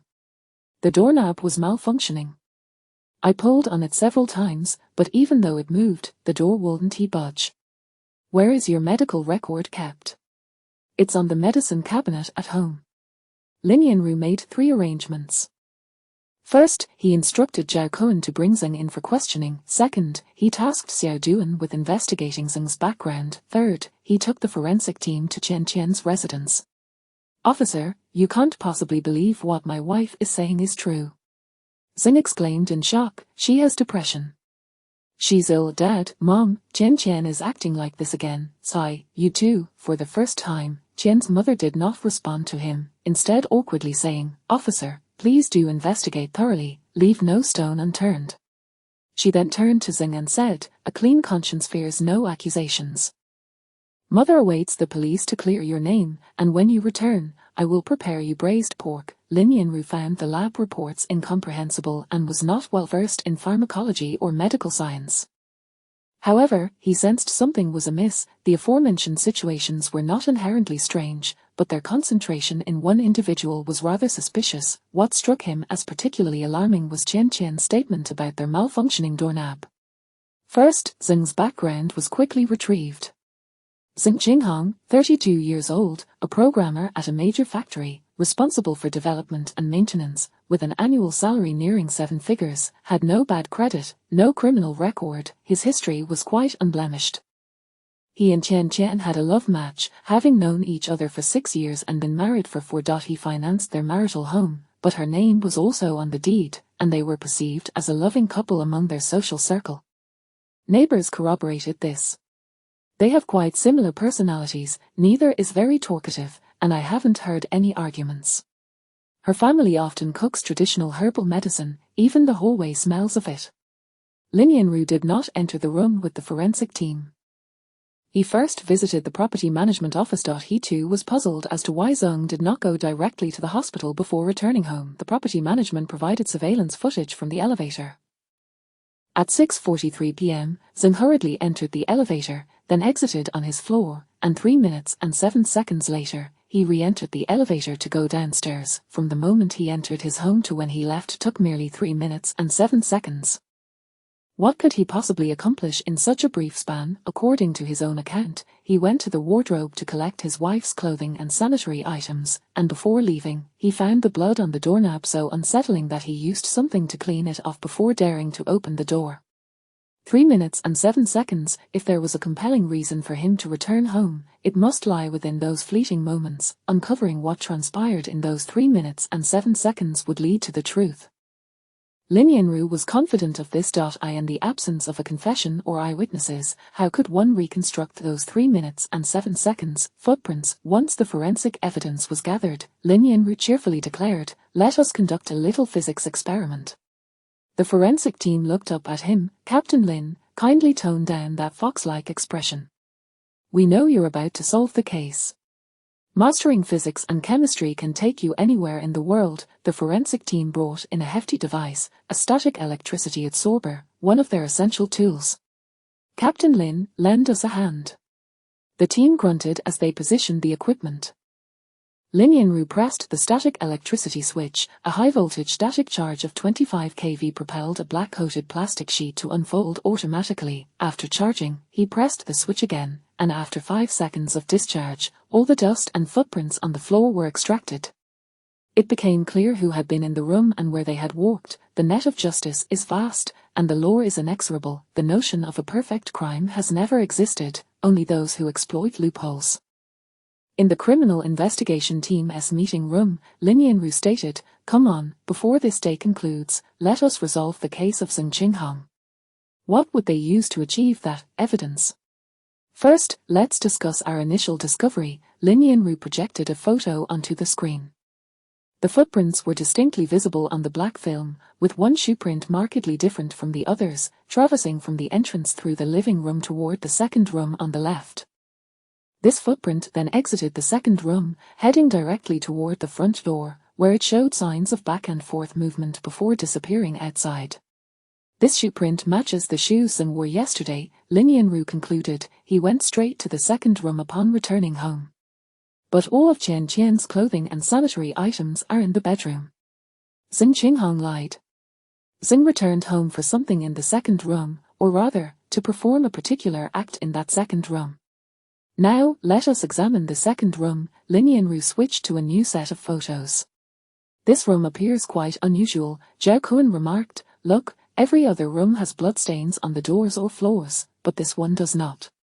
Qian Qian had left numerous blood handprints and trails as she crawled through the bedroom, second bedroom, living room, and entrance, with horrifying bloodstains scattered across the floor, doorways, and doors.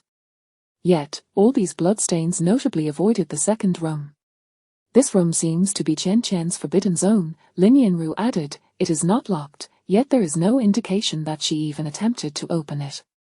This room was Zheng Qinghong's personal space, his gaming room and workspace. The purpose of those puzzling 3 minutes was concealed within these walls. The forensic team shook their heads. My work is fairly straightforward, but the technical aspects pose a challenge. How to crack a programmer's computer. In terms of confessions, we have made no progress, Zhao Kun reported. Zheng Qinghong denied all of Qian Qian's accusations during questioning. Zheng listed Qian Qian's attending physician, diagnostic physician, and prescription records. He also denied ever having purchased or used any Alin, and he was completely unaware of where the Alin detected on Qian Qian's clothing came from. Under his care, Qian Qian was free and affluent. She could go anywhere without anyone restricting her movements. In investigating his background, we found no instances of unexpected deaths among those close to him, nor did we uncover any deaths or infidelities, Xiao Duan noted. His past appears normal and straightforward. So I don't understand, Xiao Duan queried in confusion. What motive could he possibly have for murder? For money, for love, for revenge. He must have some reason.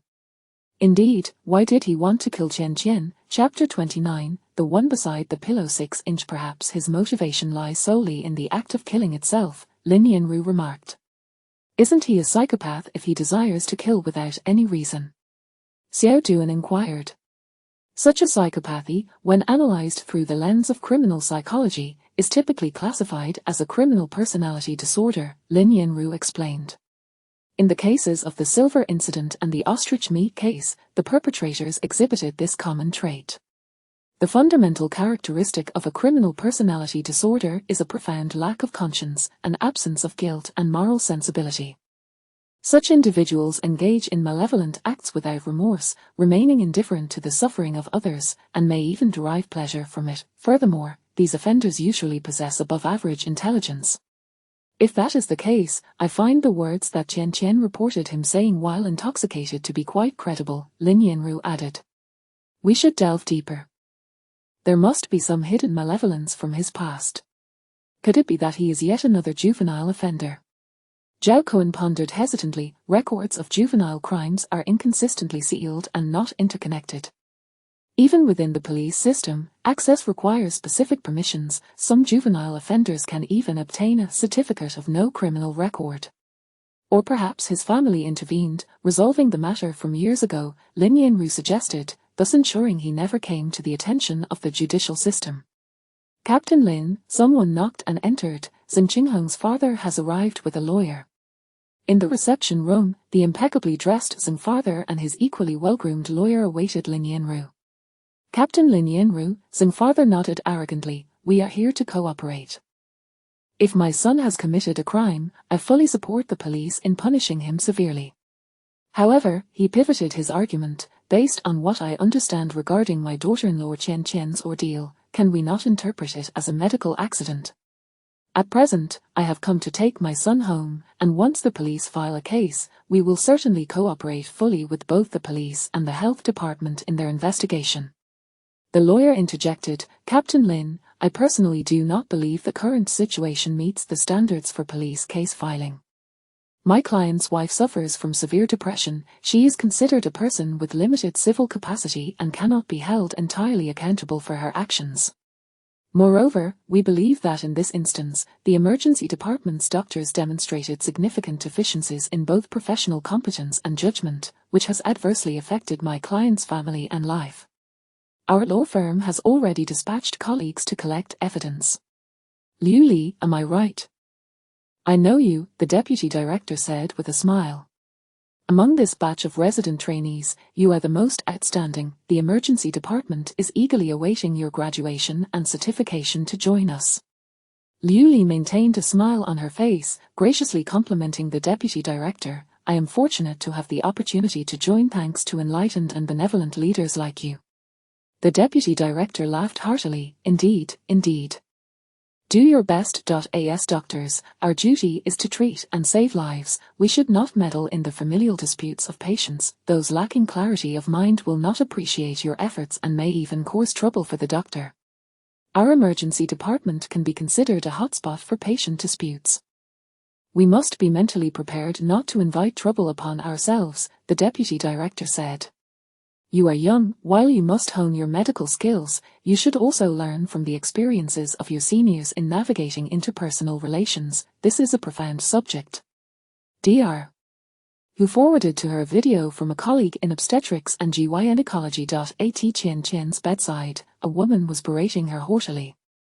I opposed Arhang marrying you back then. You are just an ordinary girl, lacking height and possessing a mediocre job. I thought if Arhang liked you, that was enough, as long as you were sensible and did not burden him. You are scheming, accusing him of murder. Do you wish to ruin him? Arhang should not have married you, the bringer of misfortune. This doctor is truly laughable. She lacks even basic discernment. I must ensure her license is revoked. You should file a complaint against this doctor for disregarding your mental state and for excessive medical intervention. Let this matter rest here. We will not pursue the property share Arhang promised you. I have inquired, and this female doctor is merely a resident trainee, akin to a temporary worker. Amidst the clamor, Qian Qian quietly but firmly declared, only she believes me. I will not betray this trust. Liu Li hurried to the department, encountering personnel from the Health Commission who were there to investigate, with Deputy Director Chen in discussion with them. This is a necessary action for emergency physicians, including those under mandatory reporting, Deputy Director Chen asserted. I do not believe our department has faltered in any aspect. In the face of suspected violations against women and minors, we doctors must maintain a heightened sensitivity, Deputy Director Chen argued. This has nothing to do with whether my students possess medical qualifications. It is our duty to report, and as for the conclusions drawn, I trust in the integrity of the judicial system. Once the Health Commission departed, Liu Li inquired, have I caused you trouble? Deputy Director Chen countered, how could that be? The Health Commission sees us at least 12 times a year. We are unfazed. I heard they have brought a lawyer. Liu Li asked with concern. Will it affect you? You are inexperienced, Deputy Director Chen chuckled. After a year or so in your position, you will become accustomed to this. He took the opportunity to boast about his past achievements. When I first started, the situation was truly intense. Later, due to my influence, the hospital established a rule. Whenever patient relatives cause a scene, they are strictly prohibited from hiding behind valuable equipment. Compared to that, your situation is hardly noteworthy. He reassured Liu Li, regardless of how this matter unfolds, we will abide by the police's conclusions. Once a conclusion is reached, whether it is attempted murder or not, we shall move forward without further entanglement. This is called respecting the destinies of others. We can only do what we are capable of. So, what conclusion might the police reach? Chapter 30, The Person Beside the Pillow. 7. At this moment, Lin Yanru had yet to draw any conclusions. Although the lawyer's demeanor was relatively courteous, the attitude of Zheng's father could be described as condescending. Was this perhaps one of the reasons for Zheng's unfounded confidence? Thus, he officially addressed Zheng's father, saying, "May I kindly request that you both wait a moment longer. Zheng Qinghong must remain to assist our police." Collaboration between the police and the public invariably requires time. Zheng Qinghong's computer was equipped with a Kali virtual machine, capable not only of remotely erasing logs but also of effectively evading tracking. Discovering what actions he had taken on his computer upon returning home would not be a straightforward endeavor. Lin Yanru resolved to employ interrogation techniques to strategically breach his psychological defenses, and, for this purpose, he needed a more profound understanding of Zheng Qinghong. Elementary school, middle school, high school, university. This time, Lin Yanru meticulously compared the student lists for each semester. All classmates were accounted for, including those who had dropped out of high school, with the sole exception of a male student expelled during their sophomore year. There were no suspicious aspects among his relatives and friends. Unwilling to give up, Lin Yanru reached out to Zheng Qinghong's university classmates and gleaned a crucial piece of information from them. The expelled male classmate was a close dormitory friend of Zheng Qinghong, and his expulsion was attributed to spreading rumors. The victim was named Qian Qian, a fellow art department student who had applied for medical withdrawal during her sophomore year due to depression. As Lin Yanru searched for Qian Qian's household registration information, he was met with a stark notification: cancelled.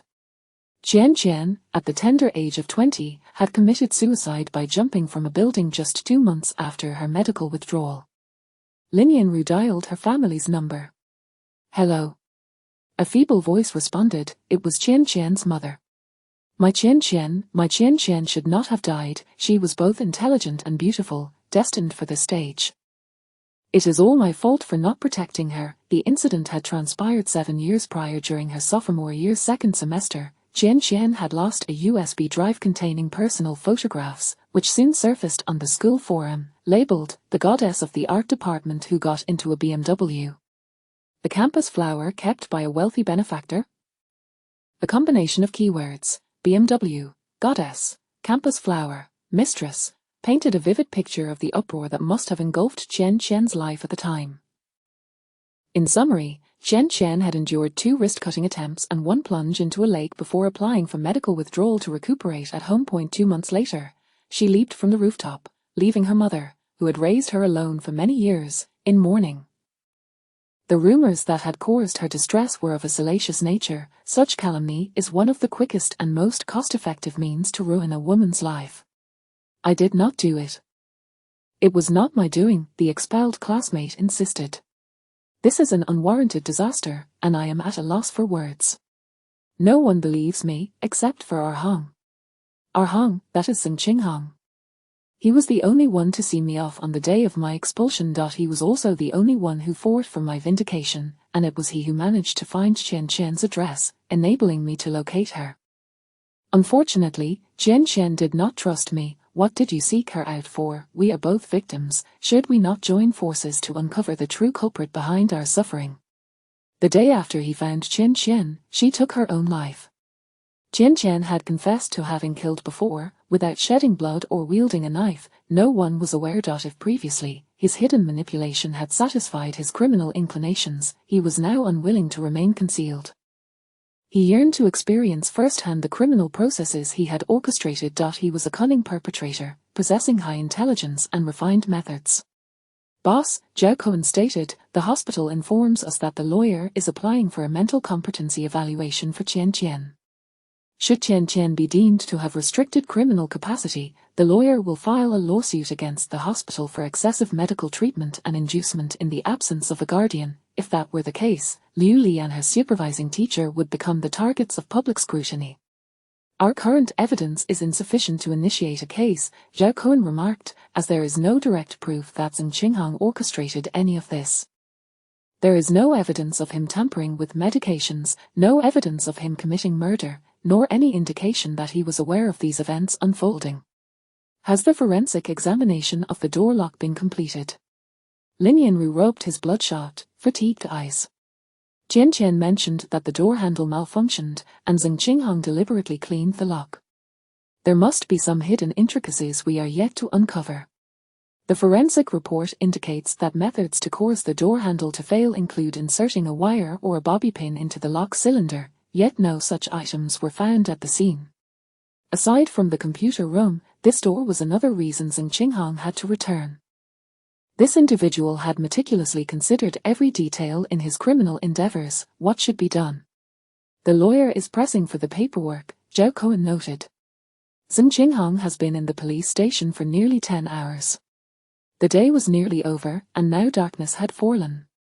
An entire day had passed. In the visitation room, Zheng's father was conversing with the lawyer, his head bowed and a smile on his face. Xiao Ji entered the office, visibly irate. "Captain Lin, when will you be able to bring Liu Li under your command?" he exclaimed. "She is undoubtedly an exceptional forensic expert." He handed Lin Yanru a screenshot of his WeChat conversation with Liu Li, stating, "She has been suspended." It was imperative to penetrate Zheng Qinghang's psychological defenses and obtain his confession. Lin Yanru resolved to employ psychological tactics to provoke Zheng Qinghang. Individuals with criminal personality disorders typically possess above-average intelligence but exhibit relatively poor resilience to setbacks. Once they are thwarted, they are prone to losing control.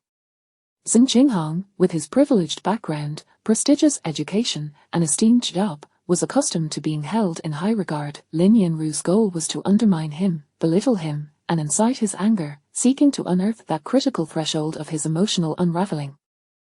Lin Yanru deliberately donned his glasses and stepped into the interrogation room, initiating his psychological strategy. He entered with an air of nonchalance, yawning exaggeratedly. Within moments, he had yawned several times in succession. He then quietly explained to his colleagues in the interrogation department, "We tackled a significant case last night. If we solve it, a second-class merit is assured. I just don't understand why domestic disputes have to come to our team. Isn't this a complete waste of time?" A colleague in the interrogation department gestured toward the recording device, reminding him, "Captain Lin, it has begun." Lin Yanru cast a few glances at the camera and yawned once more. His colleagues, influenced by his demeanor, also found themselves yawning, but they quickly stifled it, clearing their throats instead. Zheng Qinghang followed suit, clearing his throat as well. "Your wife, Qian Qian, claims she believes you want to kill her and alleges you have killed before," Lin Yanru inquired. "Do you have any explanation for this?" "Officer, I have already explained this to you," Zheng Qinghang began, only to be brusquely interrupted by Lin Yanru. "Answer what you are asked, do not digress. Stick to the process." Thus, Zheng Qinghang reiterated his previous statement. "Do you and your wife have any conflicts? How could a girl make such severe accusations without cause?" "Well, I cannot blame her. She has depression and saw the insurance policy I purchased," as Zheng Qinghang responded. "Her nature tends to be overly contemplative, and I neglected her. During that time, there were numerous news stories about husbands killing their wives for insurance money, which frightened her." After posing several questions, Lin Yanru suddenly yawned twice in succession, removed his glasses to rub his eyes, and redirected the inquiry. "Your wife claims you wish to kill her and that you have killed before. Do you have any explanation for this?" Zheng Qinghang exhaled deeply. "I say, you police officers, answer what you are asked, adhere to the process." Zheng Qinghang's face flushed crimson as he retorted, "Isn't it rather careless for you officers to handle a case like this?" Lin Yanru again rudely interrupted him. "Do the police need to explain anything to you while investigating? Answer the questions posed, do not ramble." Zheng Qinghang lost his composure, cursing under his breath, "Damn, hey, I warn you not to use foul language." Otherwise, I could add a charge of public insult and another for obstructing justice, he remarked while suppressing another small yawn. Zheng Qinghong's face turned an even deeper shade of red. These newcomers are increasingly unprofessional. Bringing such trivial matters into our criminal investigation team is akin to using a sledgehammer to crack a nut. It is a sheer waste of my time on major cases, undoubtedly the result of those lads in the first team finding the case too trivial and pushing it onto us. A colleague from the pre-trial department could not help but yawn as well, but still reminded, Captain Lin, let us proceed with the next step. All right, Lin Yanru agreed, asking, your wife accuses you of wanting to kill her and alleges you have killed before. Do you have any explanation for this? Zheng Qinghong muttered a curse under his breath. Chapter 31, The bedside companion ate at the initial stage of the interrogation. Interrupting Zheng Qinghong's words served not only to provoke him but also to capture his attention and disrupt his rhythm. This technique is a distinctive method of confrontation within interrogation strategies. It was evident that Zheng Qinghong could withstand such pressure. Over half an hour had elapsed since he entered the questioning room, and enough circles had been traversed. It was time to proceed to the next step. The next phase of the interrogation, termed thematic construction, aimed to elicit responses through various hypothetical scenarios, thereby identifying a point that aligned with his actual situation for a breakthrough, all the while continuously denying his assertions. Spouses plotting to kill each other is a common occurrence, Lin Yanru remarked in a nonchalant tone, not surprising at all. She was likely extravagant with her spending, wasn't she? Always demanding money for medical expenses and insisting on having the house in her name, much like Zhai Xinxin's insatiable demands. Could it be that you were overwhelmed by her financial burdens? Zheng Qinghong retorted with disdain, what you say is unfounded. Then, are you claiming you have strayed from your marriage? I have not. My love is solely for my wife.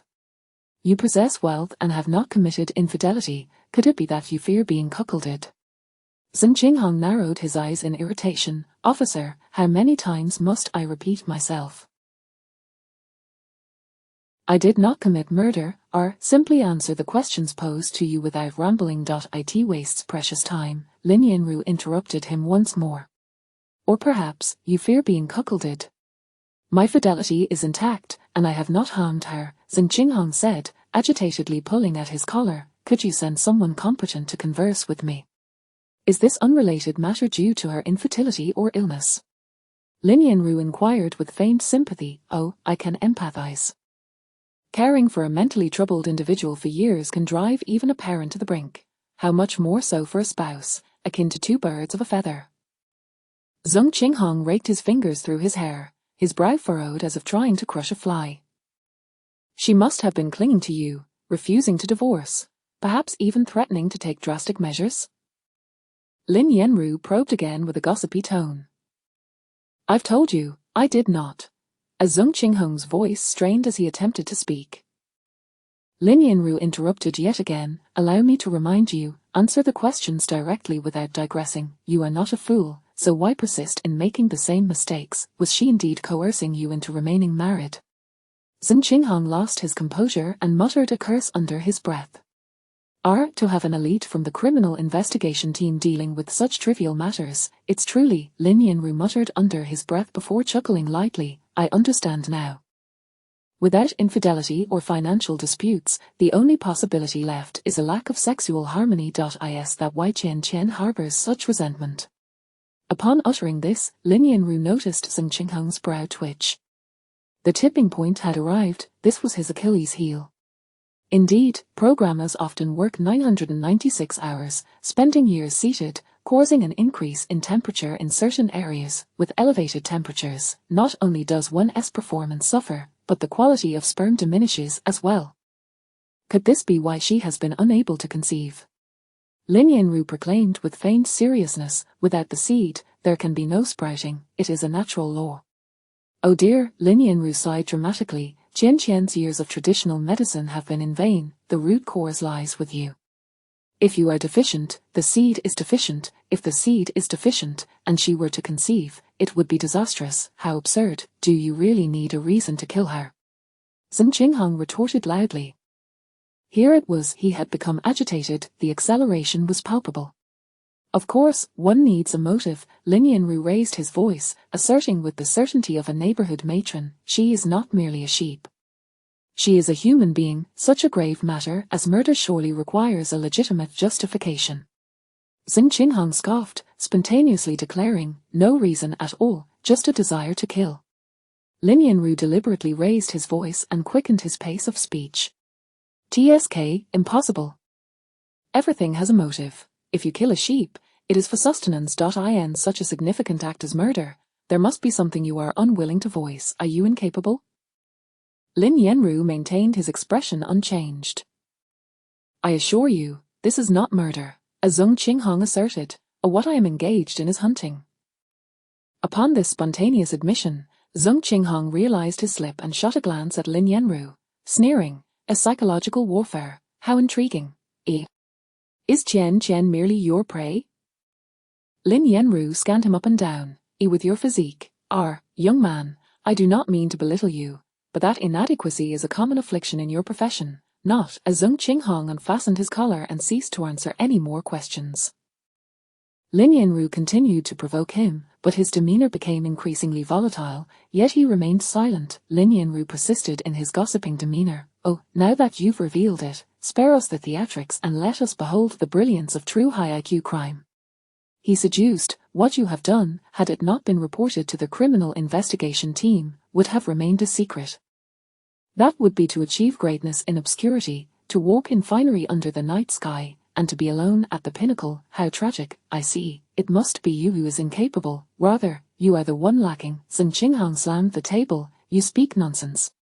This is hunting. I revel in the process, watching the prey joyfully entangle themselves in the net, obediently submitting beneath me, gasping for pleasure. It exhilarates me, and what excites me more is hearing her gasp for breath while bleeding, with no escape in sight.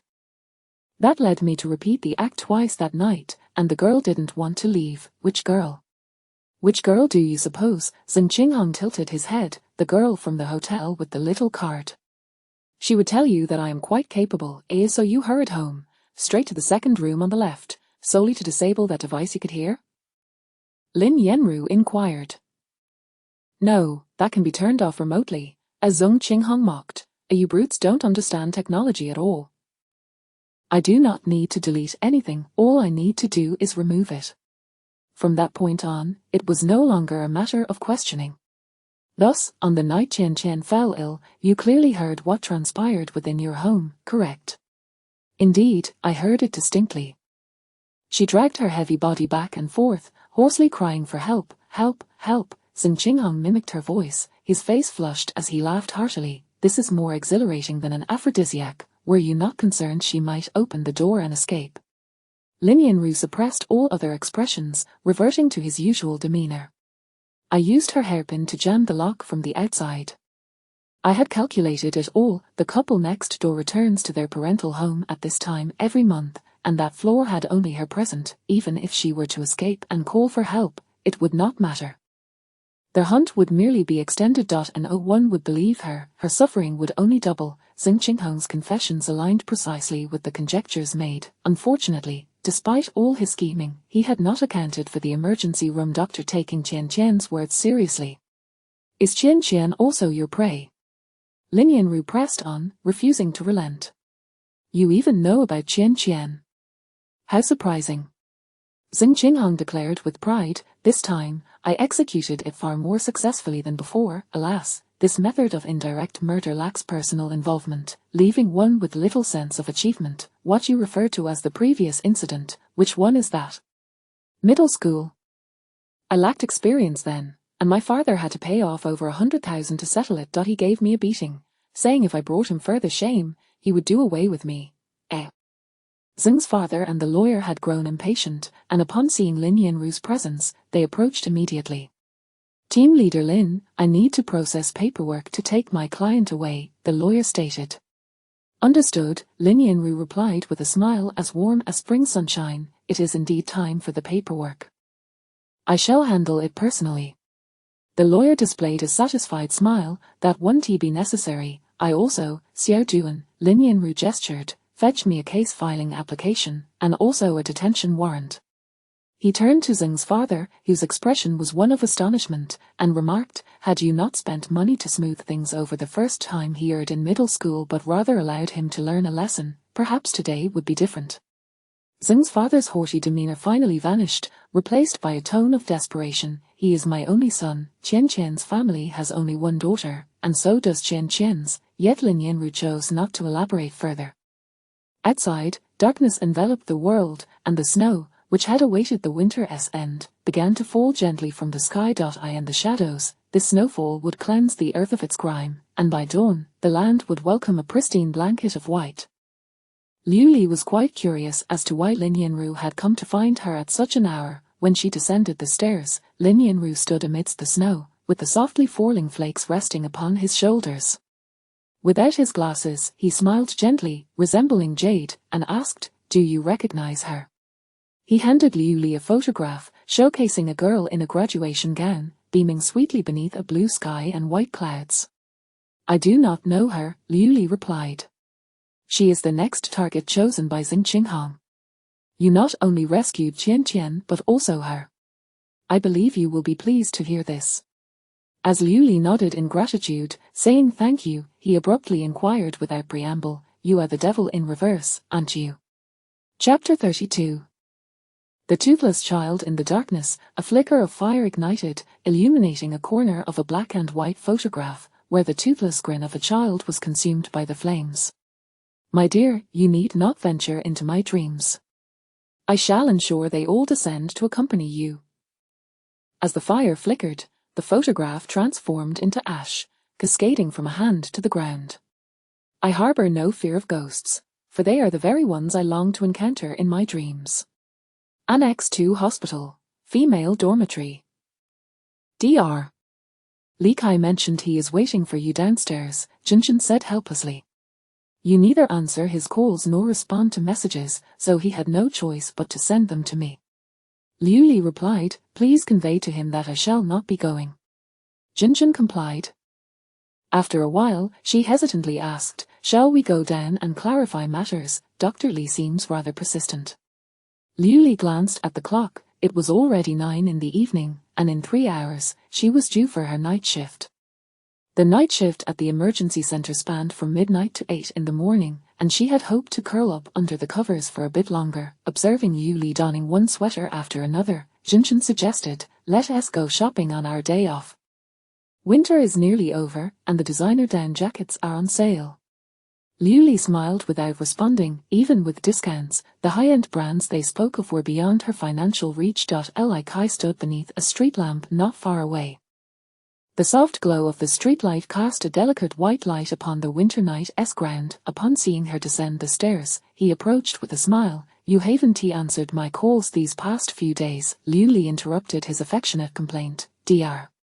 Li, the 1958 edition of the dictionary states that love is a temporary mental illness. Perhaps you ought to schedule an appointment. Li Kai's smile faltered. "Liu Li, what is it about me that is lacking?" "Your intellect," Liu Li replied without hesitation. Li Kai's expression was one of vivid astonishment, momentarily rendering him speechless. Liu Li nodded. "Then it is settled. Liu Li, what type do you prefer? I can attempt to change." Li Kai grasped her wrist as she turned to leave. "The kind preserved in formaldehyde," Liu Li retorted. "There is no need for you to bother." She withdrew her wrist and resolutely bid him farewell. She detested dragging things out and entanglements within human connections. Distance provided a sense of security. At 2:13 a.m., the emergency call rang out. Male, 27 years old, unconscious after excessive drinking. It was not a critical case, and Dr. who confidently entrusted it to Liu Li. The ambulance arrived at a villa area. This villa was ablaze with lights and pulsating music. A towering Christmas tree, several meters high, sparkled brilliantly. Inside the grand hall, several young people, both male and female, were sprawled haphazardly. Upon her entrance, they immediately surrounded her. One trendy young man with ear studs reached out to pull down her mask. "Let me see the woman even young Master Kai cannot conquer." Taken by surprise, Liu Li did not evade. "She isn't exactly a world-class beauty. Perhaps young Master Kai is simply too weak." Indeed, young Master Kai's taste leaves much to be desired. Vulgarity, what do you know? Young Master Kai prefers this kind of cool, intellectual vibe. Faces adorned with mocking smiles and laughter echoed around her. Liu Li paid no heed, readjusting her mask as she inquired, "Where is the patient?" "Over here, come," someone pointed. "Young Master Kai, your beloved has arrived." Liu Li made her way past the crowd towards the indicated sofa. Li Kai lay on the plush carpet, his complexion flushed, vital signs stable yet breathing rapid. With fluttering eyelashes and trembling eyelids, Liu Li pressed firmly on the dip of his sternum. He involuntarily cried out in pain, his body jolting as he opened his eyes, flushed. "Do you require further assistance?" Liu Li asked. The surrounding crowd gasped in astonishment, followed by a burst of laughter. Young Master Kai has fallen. Young Master Kai's wife must be quite strict. Indeed, amidst the raucous taunts, Li Kai awkwardly rolled over, grasping Liu Li's wrist, attempting a stammering explanation. Liu Li interjected, "I have work to attend to. Let there be no next time." Li Kai hastily detained her. Liu Li stepped back, feeling her foot graze something. After evading Li Kai's grasp, she looked down to find a delicate, beautiful hand resting at her feet, its sparkling manicure glistening under the light. She pulled aside the curtain, revealing a girl clad in a red long-sleeved dress, lying senselessly against the floor-to-ceiling curtains like an inflatable doll. The dazzling lights cast a stark illumination upon her pale face, resembling a lifeless corpse. Li Kai gasped, "Jing Jing." Liu Li immediately knelt, checking for a faint pulse, swiftly clearing the girl's mouth and nasal passages of secretions. Her body temperature was low, blood pressure was low, she was drenched in sweat, and her pupils were constricted to 2 millimeters, with a heart rate of 112 beats per minute. Acute alcohol poisoning. A throng of people gathered around. What happened to Jing Jing? Liu Li commanded, "Please disperse." Li Kai hurriedly worked to clear the crowd and maintain order. Liu Li was perplexed. The scent of alcohol on the girl was faint, yet her back was soaked with sweat, and beads of cold sweat dripped from her forehead. How much alcohol did she consume? Does she have any other medical history? Liu Li inquired calmly. No, she cannot drink. She has type 1 diabetes and is undergoing MDI therapy, Li Kai replied urgently. Acute alcoholic hypoglycemia. Quickly, Liu Li instructed, lifting the girl onto a stretcher, tilting her head to one side, and turning to say, "Family, follow closely." Amidst the chaos, Li Kai quickly followed. Upon conducting a fingerstick blood test, it was revealed that the patient's blood glucose level was a mere 1.05. Liu Li promptly administered intravenous glucose. As she lowered her head to inject, she caught a glimpse of something unusual. Liu Li extended her hand, gently turning the girl's head to the side. On the girl's neck, just behind her ears, there were several crescent-shaped bruises. Meanwhile, Li Kai stood nearby, oblivious as he notified the family members. Suppressing her inner turmoil, Liu Li methodically organized the emergency response. Acute alcohol-induced hypoglycemia is often mistaken for acute alcohol intoxication, with the most concerning adverse effect being the potential for hypoglycemic brain injury.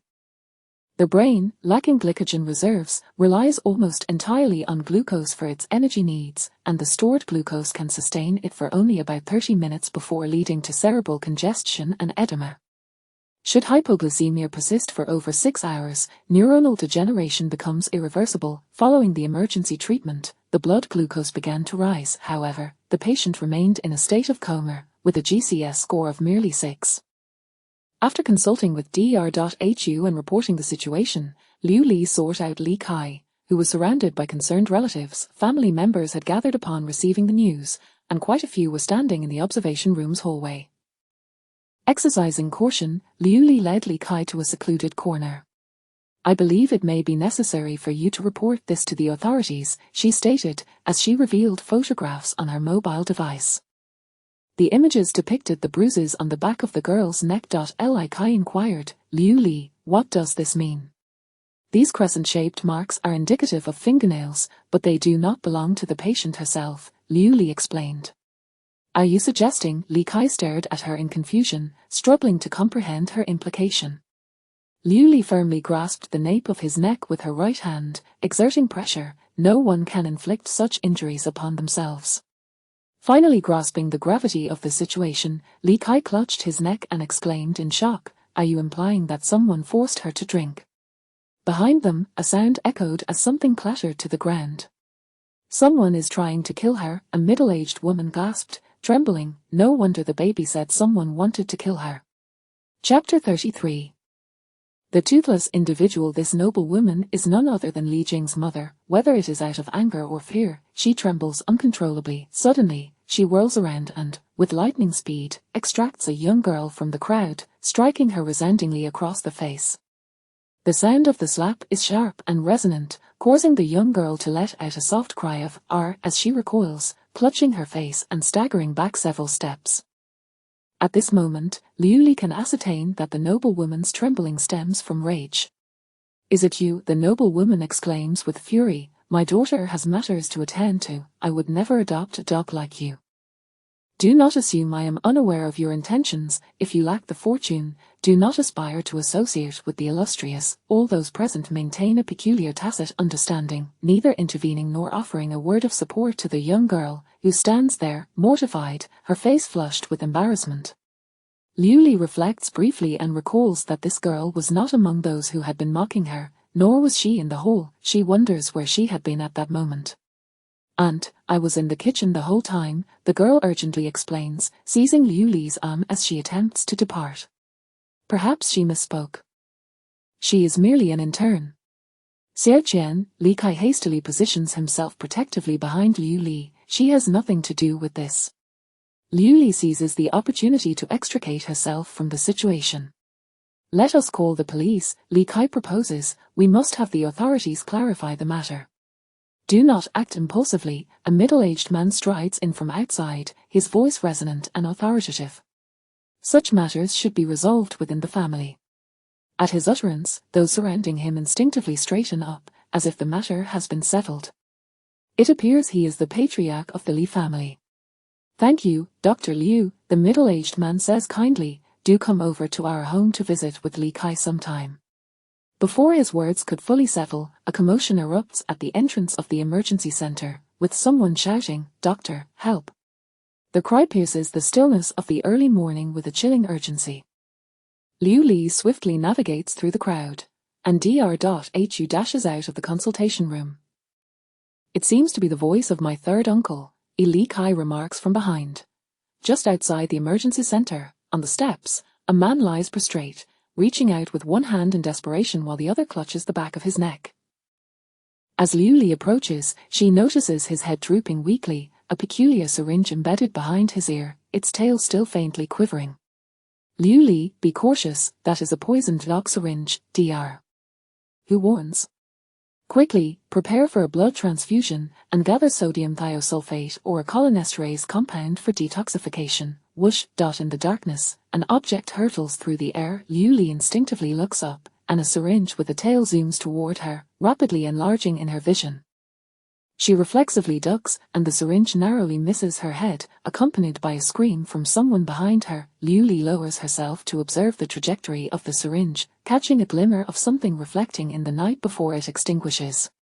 The glimmer reappears, receding into the distance, as she vaguely discerns a shadow darting away from the stone wall. Another figure weaves through the crowd in pursuit.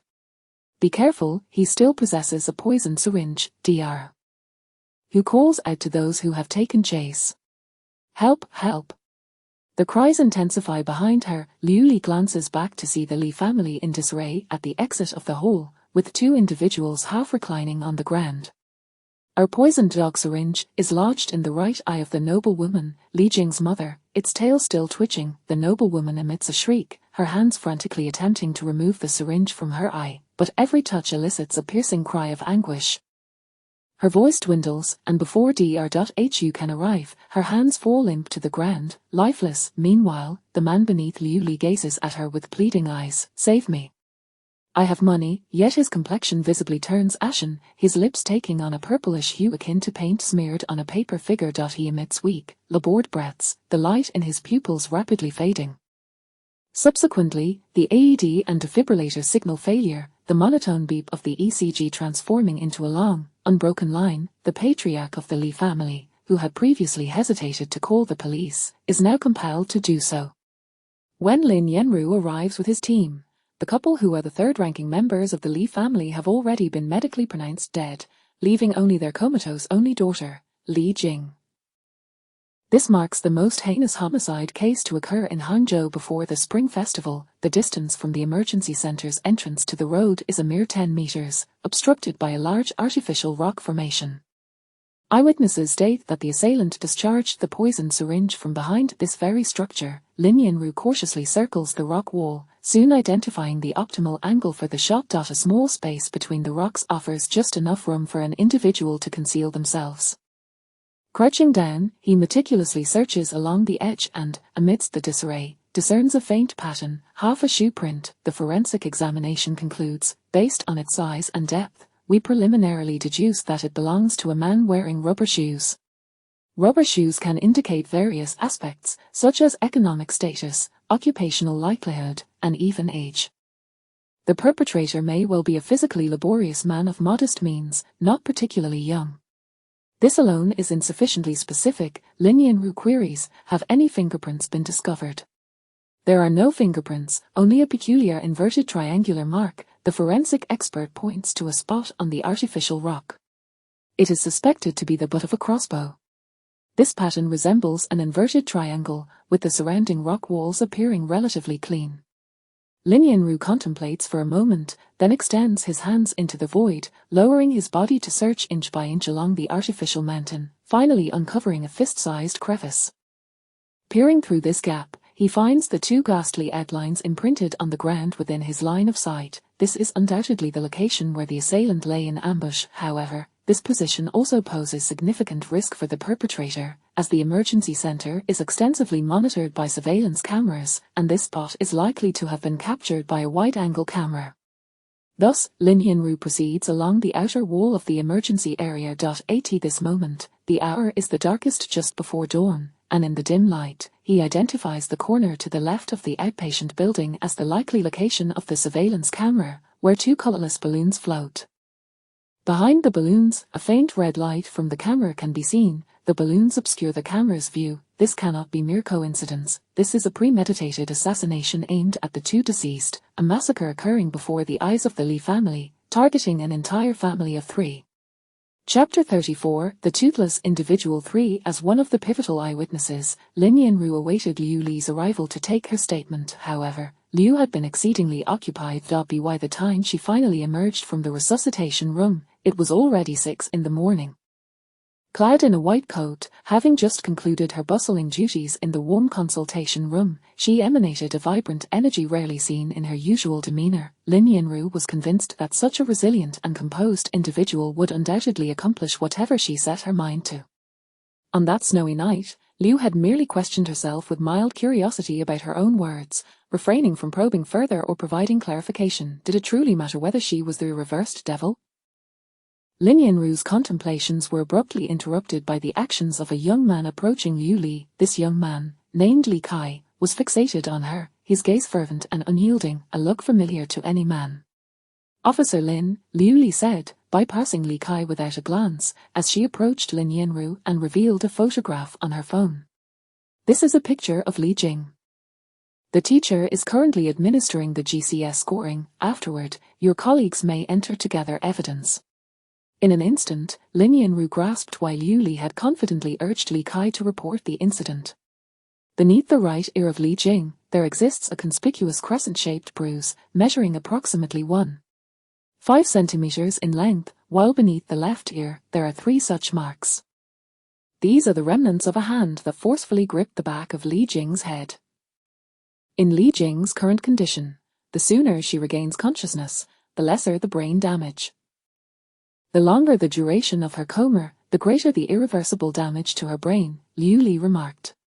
Tests indicate that she had received an excessive dose of insulin shortly before. The dual effects of alcohol and drugs are the fundamental causes of her acute alcoholic hypoglycemia.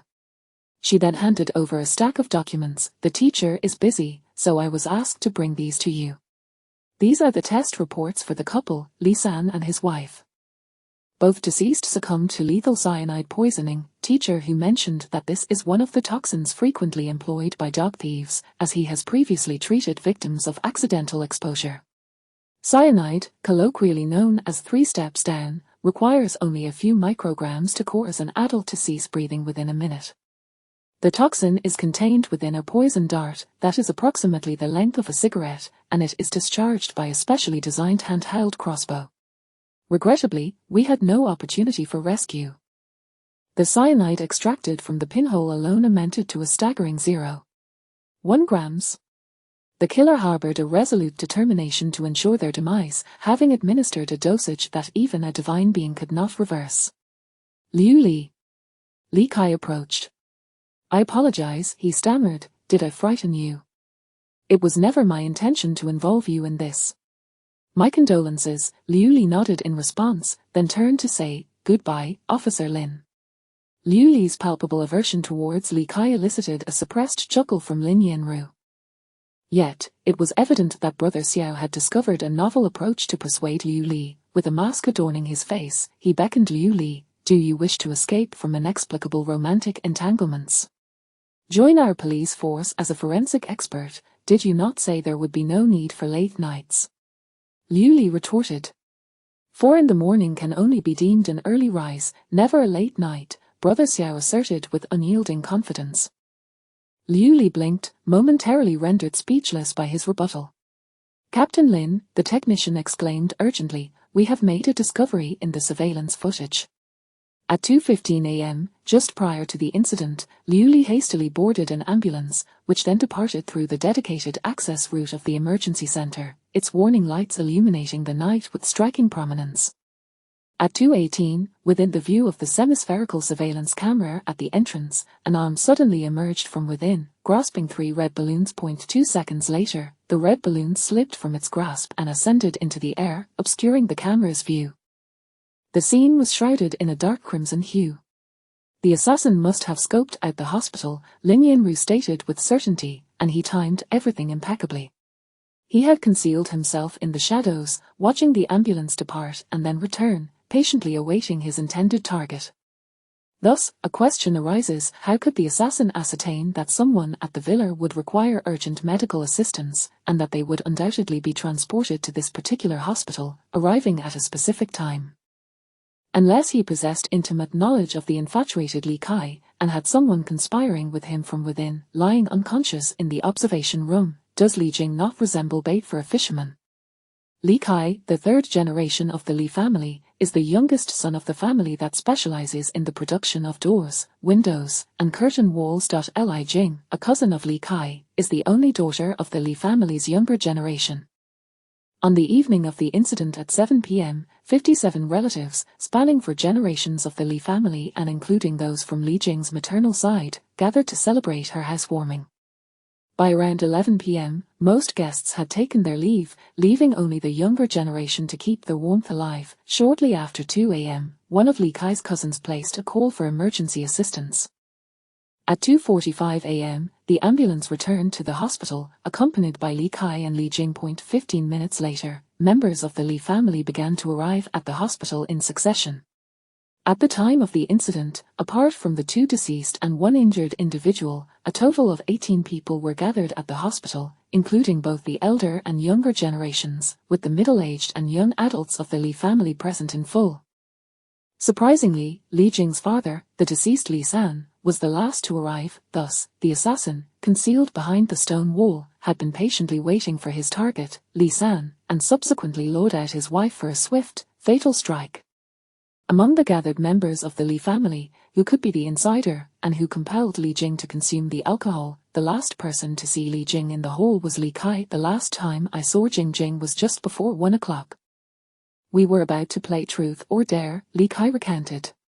"She had just changed into a dress and came downstairs, and I adjusted the hem of her skirt as she took her seat. I am unaware of when she left. I was feeling down and drinking alone.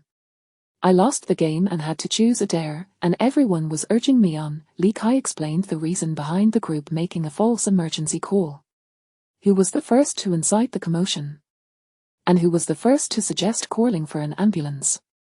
Lin Yanru asked incisively. After a moment of contemplation, Li Kai replied, "Jing's older cousin, whom we all refer to as Brother Bin." On Brother Bin's phone, there was an unusual text message. I did as you instructed. When will you give me the items? This message was sent to Li Jing at 2 a.m. This isn't exactly something scandalous, the trendy Brother Bin remarked. Jing wanted to meet that female doctor surnamed Liu, and I was supposed to stir things up to bring her out for an introduction. Why does she wish to meet that female doctor? What is it that you expect her to return to you? Lin Yanru inquired, fixing his gaze on the fashionable man. Brother Bin responded, why does she want to meet that woman? The Li family has always held themselves in high regard, believing everyone is eager to associate with them. She mentioned she wanted to see a girl who emerged from the slums to discern just how cunning she could be. Chapter 35. The toothless cousin. It appears that this cousin, who must rely on the Li family, holds an unfavorable impression of the Li San family. What did she take from you? Lin Yanru inquired. Brother Bin hesitated several times before confessing, an entry permit for a construction site. She has been withholding it from me. Did Li Jing not respond to your messages? Did you not seek her out? I did, he replied. I noticed everyone was egging me on, and Li Kai was a bit tipsy, so I immediately went to find her, but I couldn't locate her. Does no one know where she went? Not exactly, Brother Bin said. I heard she went upstairs with Xiao Qian. Who told you that? Their housekeeper responsible for their daily needs. Xiao Qian was the girl who had been slapped in the emergency hall. Xiao Qian explained, Jing asked me to accompany her for an injection. She missed her insulin shot last night. I don't know the dosage, she administers the medication herself, Xiao Qian added. Such matters are never entrusted to others. The medication was kept in her master bedroom on the second floor, inaccessible to most. I followed her upstairs, and then into her extravagant dressing room. I think I heard her mention Kai Ji's love interest, but I didn't pay much attention because I was astounded by the grandeur of the dressing room. Did you witness her administering insulin? Lin Yanru asked. No, Li Qian responded. No woman can behold such a dressing room and still have the presence of mind to think of anything else. Li Qian's expression was filled with longing. Why did your aunt strike you in the outpatient hall? Lin Yanru unexpectedly asked. She mentioned knowing your intentions.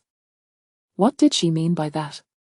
Li Qian appeared reluctant to address the matter, yet after repeated prompting from Lin Yanru, she finally spoke. Every family has a poor relative. I am the impoverished relative of the Li family, Li Qian remarked self-deprecatingly. Her parents passed away during her childhood, and her guardians were her grandparents, yet she had always lived as an outsider within the Li family's extensive household. My grandparents are aging and fear their time is limited, so they wish to find me a form of support, Li Qian said with a hint of sorrow. They want Sanshu to adopt me. In pursuit of this idea, Li Qian became a devoted follower of Li Jing. My grandparents advised me to first win over Jing, to make her fond of me. She is the only daughter in the Li family. I have no reason to harm Jing. If anything were to happen to her, everyone would suspect me first. Her reasoning held merit, and Lin Yanru nodded, asking, what time did Li Jing come down after her injection? At 12:45, Li Qian replied. Jing set an alarm. She needed to change into her fourth outfit. The timing coincided with Li Kai's account. After that, I went to the kitchen. There was a dessert called lychee rose raspberry tart, which Aunt Fen prepared for everyone, while Jing's was made solely by me. Aunt Fen was Li Jing's housekeeper, and she was the one who informed Brother Bin of Li Jing's whereabouts. Subsequently, after searching in vain, Brother Bin joined the crowd that was creating a ruckus, while Li Qian remained in the kitchen baking, with no one aware of Li Jing's location or who had intoxicated her. Aside from the younger generation of the Li family, the two housekeepers and a security guard in the villa had all been interrogated. No suspicious messages were found on anyone's phones. After Li Jing was rushed to the hospital, Li Kai notified the elder members of the Li family one by one. Where, then, did the perpetrator acquire their knowledge? Could it be that he is a modern-day Zhuge Liang, possessing foresight? As dawn broke, the area cordoned off by police tape at the entrance of the emergency center, marked by two white human-shaped outlines, stirred a commotion among the crowd seeking treatment. Goodness, has a murder occurred? Could it be that the hospital caused someone's death due to medical negligence? Lin Yanru spotted Liu Li, now out of her white coat, observing the rockery in the distance as if deep in thought. Shortly thereafter, Sergei approached her with enthusiasm, gesticulating animatedly as they conversed. The two initially focused on Liu Li's phone, before turning to examine Sergei's phone together. Lin Yanru noted that Liu Li showed no aversion to Sergei's proximity. Those immersed in their profession often possess an innocent and endearing simplicity. She even smiled slightly as Sergei burst into laughter, this demeanor starkly contrasted with her usual self when alone or in the presence of Li Kai. The multitude of testimonies rendered the office of the Second Criminal Investigation Team bustling like a market. Captain Lin, not far from the hospital, we have discovered a suspicious surveillance video, Zhao Cohen reported. This individual is exceedingly cunning. This was an exceptionally peculiar piece of footage. At 3:05 a.m., the heinous crime transpired. This moment marked the darkest hour just before dawn. At 3:12, the surveillance footage revealed an absence of personnel, yet a luminous point flickered rapidly up and down across the screen. Lin, this is the spot. Zhao Cohen paused the footage and magnified the image with his finger. This glowing point is what Liu Li mentioned, the light emitted by the murderer as they moved. As the image enlarged, a shadowy figure, equally dark, seemed to lurk within the inky blackness of the night behind the luminous point. Could this light be a reflection from the... She could only perceive the glimmering light of the weapon's reflection, even though it was not broad daylight. The emergency center was bustling with other patients alongside the Li family, and under such scrutiny, the murderer astonishingly managed to remain concealed. With no clues to the assailant's identity and no indication of any insider within the Li family, this case appeared to lack a starting point. On the disposable syringe used by Li Jing, we found no fingerprints other than her own, and currently, there is no evidence to suggest it was not she who administered the injection, the forensic expert stated. The blood alcohol concentration provided by the hospital indicates that Li Jing likely consumed a glass of high-proof liquor, as CRGE noted. However, the more I observe Liu Li, the more I am impressed. She truly possesses an innate talent for forensic science. He gleefully juxtaposed the photos from Liu Li's phone with those he had collected, exclaiming, "Together, we have achieved an intriguing conclusion." This was a photograph of the fingernail marks on either side of Li Jing's neck. Liu Li suggested that the likelihood of the owner of these marks being a woman is considerably higher. Sergei nodded vigorously. She even attempted to provide a sketch of the suspect. "Oh, do share," Lin Yanru expressed his genuine surprise. This was rather uncharacteristic of Liu Li's meticulous nature. It seemed she and Sergei indeed had much in common. A woman, standing between 1.62 and 1.65 meters tall, youthful, without manicured nails, her fingertips elegantly rounded, and possessing considerable strength. Lin Yanru swiftly conjured in his mind the individual who most closely matched this description.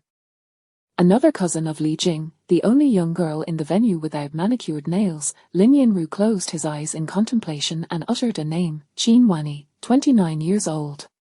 Chapter 36, the toothless individual. At the time of the incident, Qin Wanyi was also awaiting Liu Li in the hall. The phrase, "Li Kai is fond of intellectuals with a cool demeanor," was indeed uttered from her lips. This cousin, nearing 30, exuded an androgynous charm akin to that of a celebrity. What is Liu Li's basis for this assertion? Lin Yanru inquired with meticulous care. Liu Li claims that her conclusion is drawn from the fingerprints left by the index and ring fingers. Sergei responded with keen enthusiasm. The ratio between the index and ring fingers varies distinctly between males and females. The ratio of the lengths of the female index finger to the ring finger, 2D. 4D, is approximately 1.0. The male index finger is typically slightly shorter than the ring finger, resulting in a 2D, 4D length ratio that is less than 1.0. After a lengthy discourse, Sergei concluded, "Oh, you wouldn't understand even if I explained. In any case, I find Liu Li's perspective quite reasonable." Qin Wanyi had not yet departed. She stood alone by the window in the office of the Criminal Investigation Second Team, her slender fingers delicately holding a long, unlit cigarette. Lin Yanru ushered her into the interrogation room. "We need to discuss the matter you concealed from the police in greater depth." Lin Yanru laid the photographs before her. "We can now confirm that this is your nail imprint." Jean Wanyi stood at the mark on the photograph intently, remaining silent. Why did you force Li Jing to drink? Lin Yanru scrutinized her response. She licked her lips, crushed the cigarette into pieces, and then spoke. I did not force Li Jing to drink. I am aware that she has diabetes. Forcing her to drink would be tantamount to endangering her life. We have no grievances between us, and we are merely cousins. What would be the point of wanting her life? Then why did your fingerprints end up on her neck? Lin Yanru countered. You restrained her neck, but it wasn't to compel her to drink. What was your intent? Jean Wanyi crushed the tobacco with her fingers, lifting her gaze to meet Lin Yanru's. Officer, have you ever been in love? Her eyes deliberately slid down from Lin Yanru's face. Aside from the purpose of forcing her to drink, grasping a neck is also quite conducive to kissing. Lin Yanru's expression shattered, his voice inadvertently rising for the first time. Are you implying? Gripping her nape to pull her closer, then letting my hand glide, my fingers weaving through her hair, holding her head to encourage her to tilt it slightly back in acquiescence, Jean Wanyi raised an eyebrow. It feels delightful, officer. You might want to try it after work. Are you suggesting, Lin Yanru took a deep breath, that you and Li Jing were lovers? Jean Wanyi pondered for a few seconds before retorting, no, prior to any intimacy, I could only say I had an unrequited crush on her. In summary, according to Jean Wanyi, she had consumed a bit of alcohol and, much like men who become overly bold when intoxicated, took advantage of Li Jing's solitude when she cornered her at the back door of the villa. Li Jing, clad in a red dress, was as resplendent as a rose, and unable to contain herself, she half forced a kiss upon her. After the kiss, I was certain that we shared a profound connection, Jean Wanyi added. After all, it was a kiss that could leave one weak in the knees. Lin Yanru quickly regained his composure and posed a new question. What time was this? 1:30, Jean Wanyi replied without hesitation. Truth or Dare had progressed to the third round, and Li Kai was lamenting his affections for his crush. And then? Lin Yanru inquired. Fearing someone might arrive, we reluctantly parted ways. She went upstairs to touch up her makeup while I joined the revelry. Do you possess any evidence to substantiate your claims? Officer, my obligation is to be forthcoming. As for verification, that is your responsibility, Jean Wanyi responded. In any case, when I returned to my seat, Li Kai was vociferously questioning everyone about his flaws, while his crush didn't even glance his way. Absurd, isn't it? Quite absurd indeed, prompting Lin Yanru to ask, so, what is your sexual orientation? As you might surmise, I am a lesbian. The Li family, to some extent, exhibited a certain absurdity. For instance, the deceased couple, Li San and his wife, came from equally affluent backgrounds, both possessing considerable wealth and extensive social circles, resulting in intricate interpersonal relationships. The complexity lay in the fact that this couple led an open lifestyle, each having lovers who were both in their 20s. However, as the investigation unfolded, none of these lovers appeared suspicious. So, who could possibly have harbored intentions to annihilate the Li family? Could it be a feud among the wealthy? Lin Yanru suggested. Conflicts within the same circle are often driven by wealth. Indeed, Zhao Cohen concurred emphatically. After all, this family has so much money that the young lady's graduation gift was a villa. Unlike us, who safeguard a 4-digit savings with a 6-digit password. How many young women could receive such a gift upon graduation? It must be said, this was a promising avenue of inquiry. After work, Liu Li began to feel somewhat exasperated. Li Kai, clutching an enormous bouquet, trailed her closely, followed by several young members of the Li family, making it impossible for her to ignore them. This pursuit, grounded in his so-called affection, rendered her the object of scrutiny, akin to a monkey on display, and he had the audacity to claim he was overwhelmed by emotion. This was nothing more than a ploy for attention. Liu Li strode out of the hospital, and someone from a distance called, Liu Li, return to the police station with me. It was Xiao Ji. Without hesitation, Liu Li opened the door and took a seat. I maintain that the profession of forensic medicine is the best shield against unwanted advances. Xiao Ji continued his pitch, and it's relatively easy to secure a position. I prefer the emergency center, Liu Li explained. The emergency center stands as a monument against the specter of death. Then, once you've had your fill of disappointments, you must consider joining our forensic team, Xiao Ji persisted cheerfully. Liu Li alighted from the vehicle at the corner, sincerely expressing her gratitude. After having breakfast, when she returned to the hospital, the entire entourage of the Li family had already been taken away.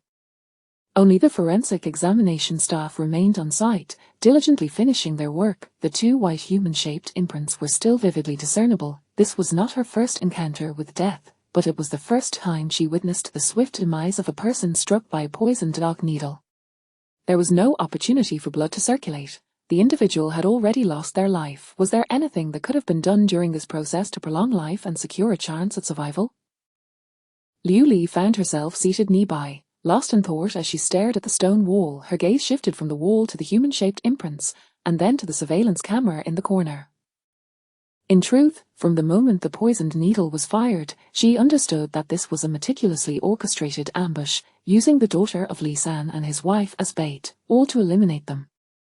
Could this be a revenge that transcends time, more direct, more exhilarating, more intoxicating? Could it be that girl named Xiao Qian? In her, Liu Li saw something akin to herself, a latent darkness within.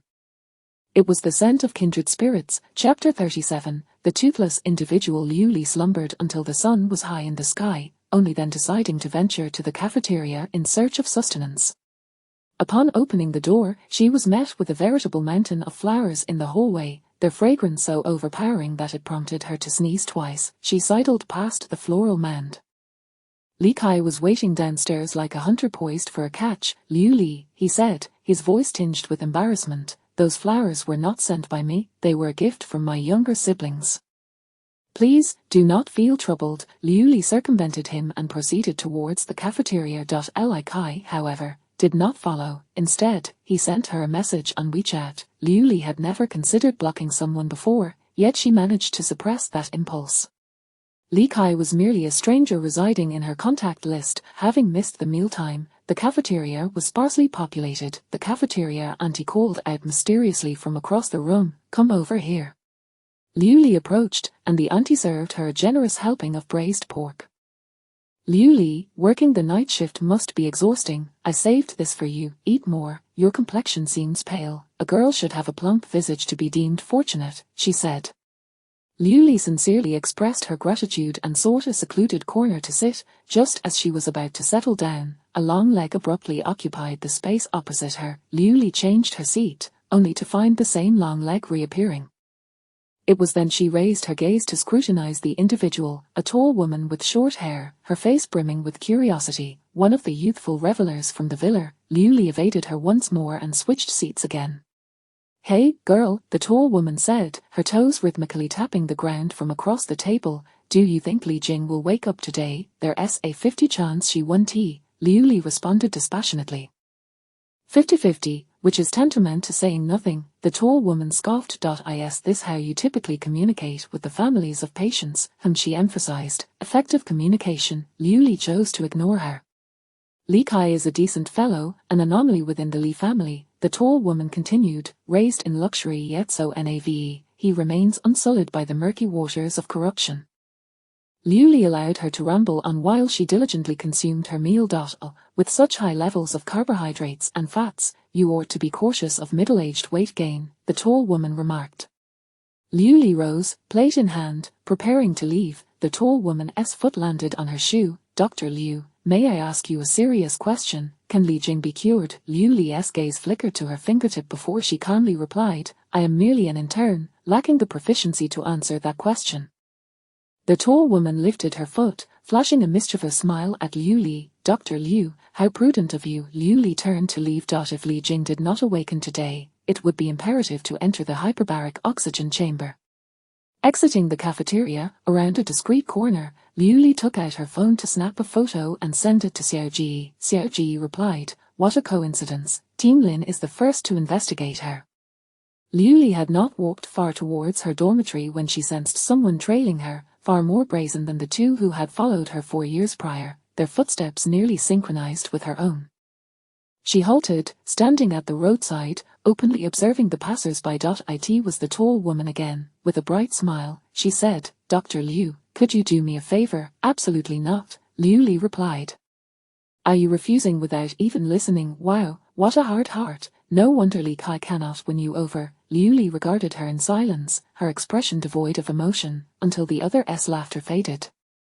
Let me introduce myself, I am Qin Wanyi, Li Jing's cousin. Liu Li glanced at her outstretched hand, remaining mute and unresponsive. Qin Wanyi retracted her hand, awkwardly rubbing her nose. Actually, I would like to ask for your assistance.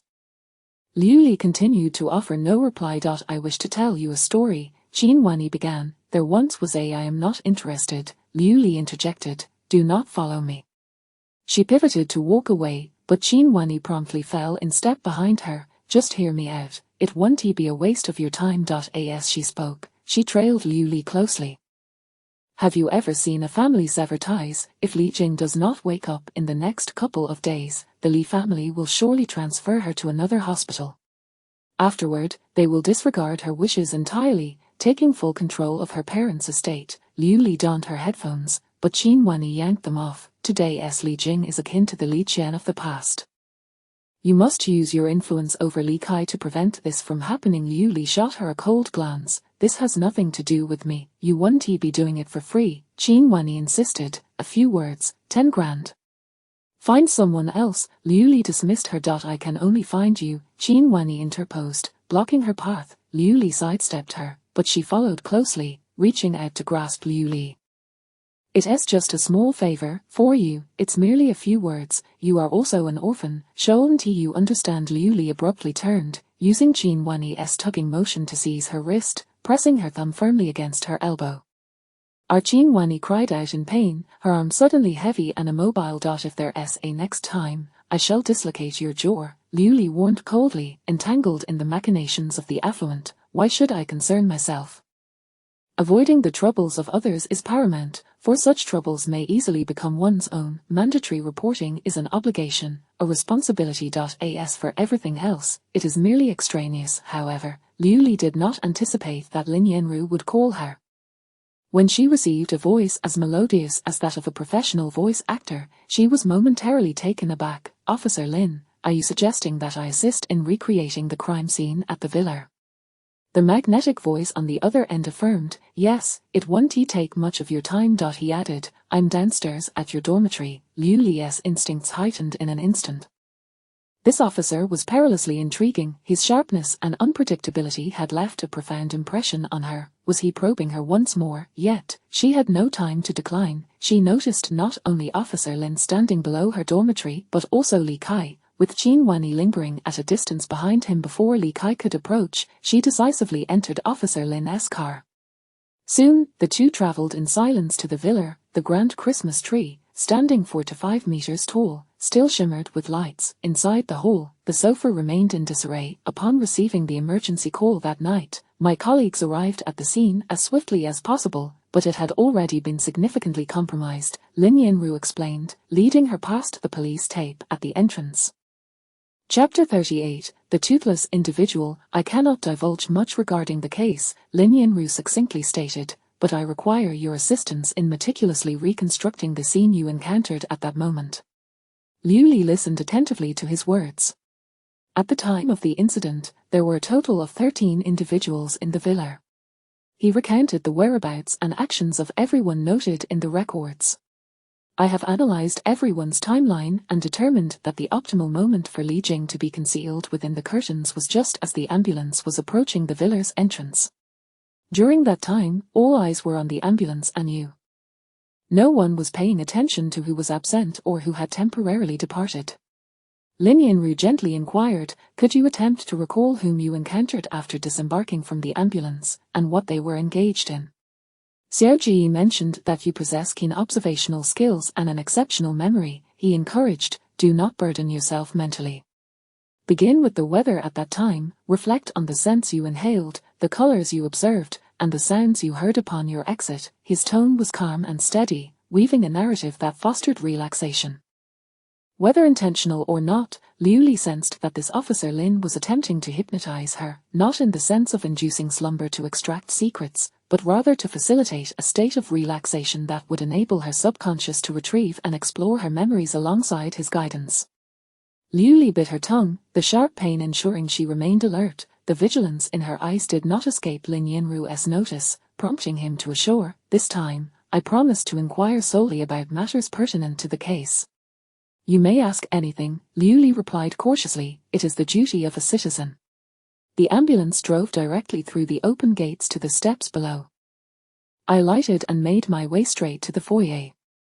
It was cold outside, yet warm within. The air was thick with the scent of alcohol. The young man who opened the door was he. He was the one who removed my mask. She identified individuals corresponding to each photograph, articulating their respective positions and statements, aligning perfectly with the recorded accounts. However, regarding Qin Wanyi, Liu Li deliberated, as she claimed to be approximately half a meter to my left, but that is not accurate. Qin Wanyi had emerged hastily from the left side of the staircase, jostling amidst the raucous crowd, aligning herself with the rascals who surged towards her. Liu Li meticulously conveyed the specifics of Qin Wanyi's words to Lin Yanru. "We will clarify the matter concerning Li Qian," Lin Yanru assured. He casually moved toward the location Liu Li had indicated. The area where Qin Wanyi stood was the storage space beneath the staircase. A few steps to the left led to the side-as floor-to-ceiling curtains, while to the right, one could clearly view both the large and small kitchens. Qin Wanyi's position was the closest to the curtains of all present. What was her purpose for standing there? She did not deny that the fingernail marks on the back of Li Jing's neck were hers, yet she refuted having poured the alcohol. If not her, then who could it be? Observing that Lin Yanru had fallen into contemplation, Liu Li turned her attention to the villa. It was undoubtedly a murder, yet how could the assailant, far away in the hospital, possess such insight into the events unfolding here? To maintain a distance while being acutely aware of the situation implied a terrifying familiarity with a particular individual involved in the plan, perhaps Li Fang. Could Li Qian be his Li Fang? Qin Wanyi mentioned being cut off, signifying she had lacked parental protection from a young age, enduring slaps in the foyer without anyone to advocate for her. She too was a child bereft of guardians. If a child could withstand a public slap and swiftly articulate reasonable doubts without stuttering, it illustrated her formidable inner strength, strong enough to relinquish her pride, strong enough to be prepared, much like her own journey. If it were Li Jing, the perpetrator must be someone she trusted implicitly to forge such a collusion of attack and defense. Was it her lover, a relative, or perhaps a comrade in vengeance? Yet, one peculiar aspect remained. If it were indeed revenge, why target this couple in front of the Li family, unless such an act of vengeance held profound significance for both the Li family and the perpetrator? "What are you pondering?" a gentle voice inquired. "It was Officer Lin," Liu Li responded. "I was contemplating when I might afford this villa." In Lin Yanru's astonished gaze, she continued languidly, "And this Christmas tree within it." Such an overt pretext nearly prompted Lin Yanru to expose her ruse, yet he chuckled and remarked, "It is indeed my first encounter with such a towering Christmas tree." Liu Li smiled and opened her vibrating phone. The Emergency Response Center's group chat was abuzz. The on-duty doctor reported that Li Jing's family wished to transfer her to Sheher Hospital immediately. This was a legitimate and irrefutable reason. After all, Sheher was the last bastion standing against the spectre of death. Liu Li's phone soon rang, revealing an unfamiliar number. "Liu Li, are you aware they are in the process of transferring Li Jing?" I predicted it correctly. It was Qin Wanyi. "Li Kai will certainly heed your words. Please extend a hand to help Jing." Liu Li decisively hung up. She despised being manipulated by others unless she willingly allowed them to perceive her as someone who could be exploited. The phone incessantly rang again, but Liu Li silenced it. Simultaneously, Lin Yanru's phone chimed. It was Zhao Cohen. "Captain Lin," Zhao Cohen stated, "I have thoroughly vetted the team responsible for the catering of this housewarming banquet, and I am currently escorting 3 of them to the scene."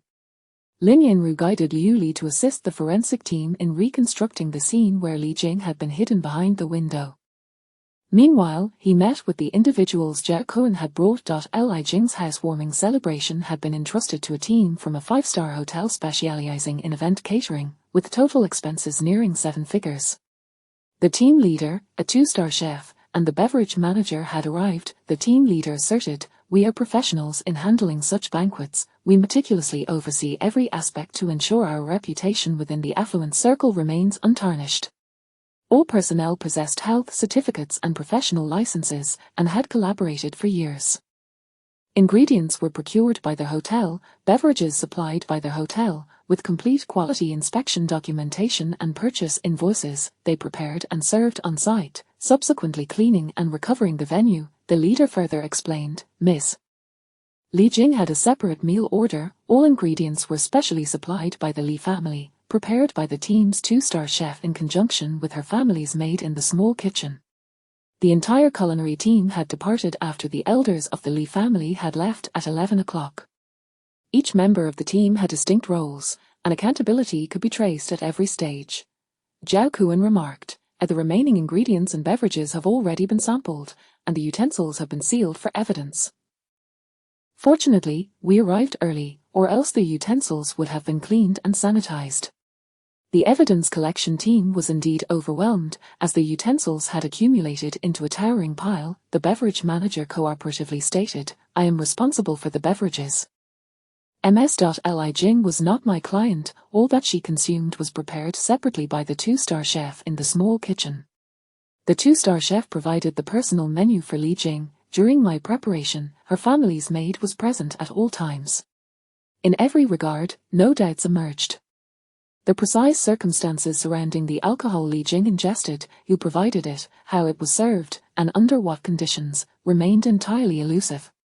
Now, we can only hope that the physical evidence and forensic examinations yield some results, Zhao Kuan concluded. If we have any findings within 48 hours, that would be considered swift. As they spoke, Liu Li approached them, following the forensic team. Upon her arrival, one of the three individuals facing Lin Yanru immediately crouched to tie his shoelaces, lowering his head to conceal a face that blended indistinguishably with the crowd. This individual was no different from the average person, save for one missing incisor. Chapter 39, The Toothless Individual. 9 Forensic Examinations. And Lin Yanru whispered, based on Liu Li's description, it can be concluded that the crime scene had been tampered with. Lin Yanru swiftly lifted his gaze to confirm with him through his expression. Liu Li mentioned that she had cleared away Li Jing's oral and nasal secretions to ensure the airway remained unobstructed. At that time, she confirmed that there were secretions on the floor, yet we found none. What about the cleaning lady? Lin Yanru immediately inquired, where is she now? The household of Li Jing employed 2 maids. One for daily living assistance and the other for cleaning. None of the testimonies, including that of the cleaning lady, mentioned having performed any cleaning, and the other members of the Li family had no cleaning habits whatsoever. There were a few individuals with ulterior motives who had secretly conducted some cleanup. We should question those present at the time and have them provide evidence of what others were doing, then cross-compare. This was a tedious task. Liu Li sensed the gravity of this undertaking and thus politely declined Lin Yanru's offer to accompany her back to the hospital. I shall take the bus and enjoy the scenery along the way. Lin Yanru did not insist further, immersing himself entirely in the investigative work.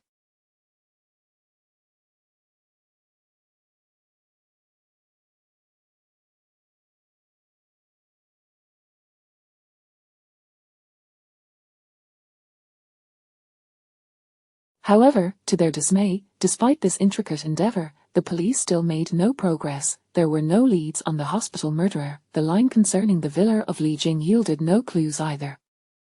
No physical evidence or traces were discovered. Exhaustively scrutinizing an overwhelming amount of dishes and filtering through the social interactions of the Li family, every member of the second criminal investigation team appeared haggard, yet the case remained at a standstill. Li Jing was already en route to the Sheher hospital, with the Li family having spent a considerable sum to secure a medical team for her. The couple, Li San and his wife, had set aside their previous glories, and in death shared a common fate under Xiao Ji's watchful eye, revealing everything. There's nothing significant about the wounds. The toxicity and the injuries are quite evident, Xiao Ji remarked. The doctors had no chance for rescue. His assessment echoed that of Liu Li. He displayed all types of dog poison darts that he had procured from the market, arrayed before them. These are several common handheld crossbows, each with a range of about 20 meters. There were both bow-style and pistol-style crossbows, their construction not overly complex. Some could even be described as crude. Does everyone recall that peculiar inverted triangle pattern? Lin Yanru raised one of the crossbows. I suspect it is of this bow-style variant. He turned the uncocked crossbow over. Doesn't it resemble this triangular support? Let's be bolder, Xiao Ji said. It's even more sophisticated than this. This perpetrator truly possesses remarkable skill. First and foremost, their shooting technique is undoubtedly well-trained. He handed a cocked crossbow to Lin Yanru. Team Lin, demonstrate a 10-meter bullseye. Do you see that tree outside the window? I've hung a piece of pork belly. Please give it a shot. Lin Yanru adjusted his glasses with one hand, tilted his head slightly, and after 5 seconds of observation, aimed and shot. The red dart flew out the window, striking the target with a gratifying thud, the tail of the dart vibrating in place. Xiao Ji retrieved the honored piece of pork belly with a clothes pole, proudly displaying it on the table. Look, can you discern anything worthwhile? Lin Yanru remarked, the needle penetrated too shallowly. After a moment's contemplation, he deduced, at the same distance, with the same dart, a shallow penetration indicates a greater range. This perpetrator has modified the crossbow. Lin Yanru suddenly recalled the flickering light he had seen on the surveillance footage, boldly speculating, not only has he enhanced the range, but he has also equipped it with a night vision sight. That glimmer was, in fact, a reflection from the night vision goggles at a certain angle. Indeed, that is precisely my hypothesis, Xiao Ji exclaimed with excitement. Great minds think alike.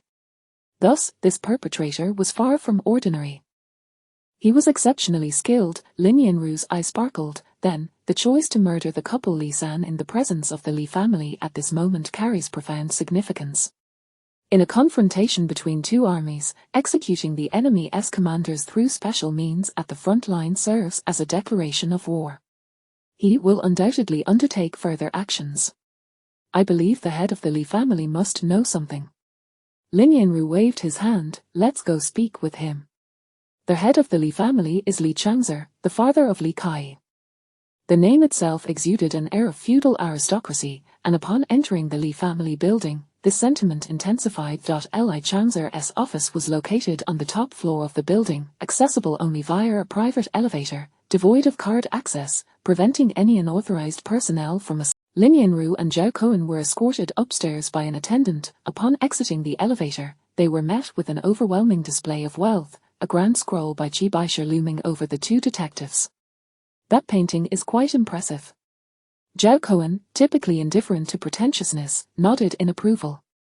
Indeed, you have an eye for art, Lin Yanru responded. It fetched 400 million at auction in '99, and the commission alone was a staggering 10 million. Zhao Cohen nearly choked on his own disbelief. 400 million. Presently, that sum simply adorned the wall for public admiration. Being wealthy is undeniably satisfying, Zhao Cohen lamented.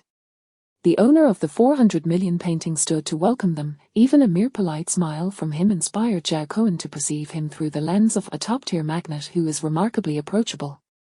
Lin Yanru got straight to the point. Given the status of your younger brother and his wife, why was there no security present at the time of the incident?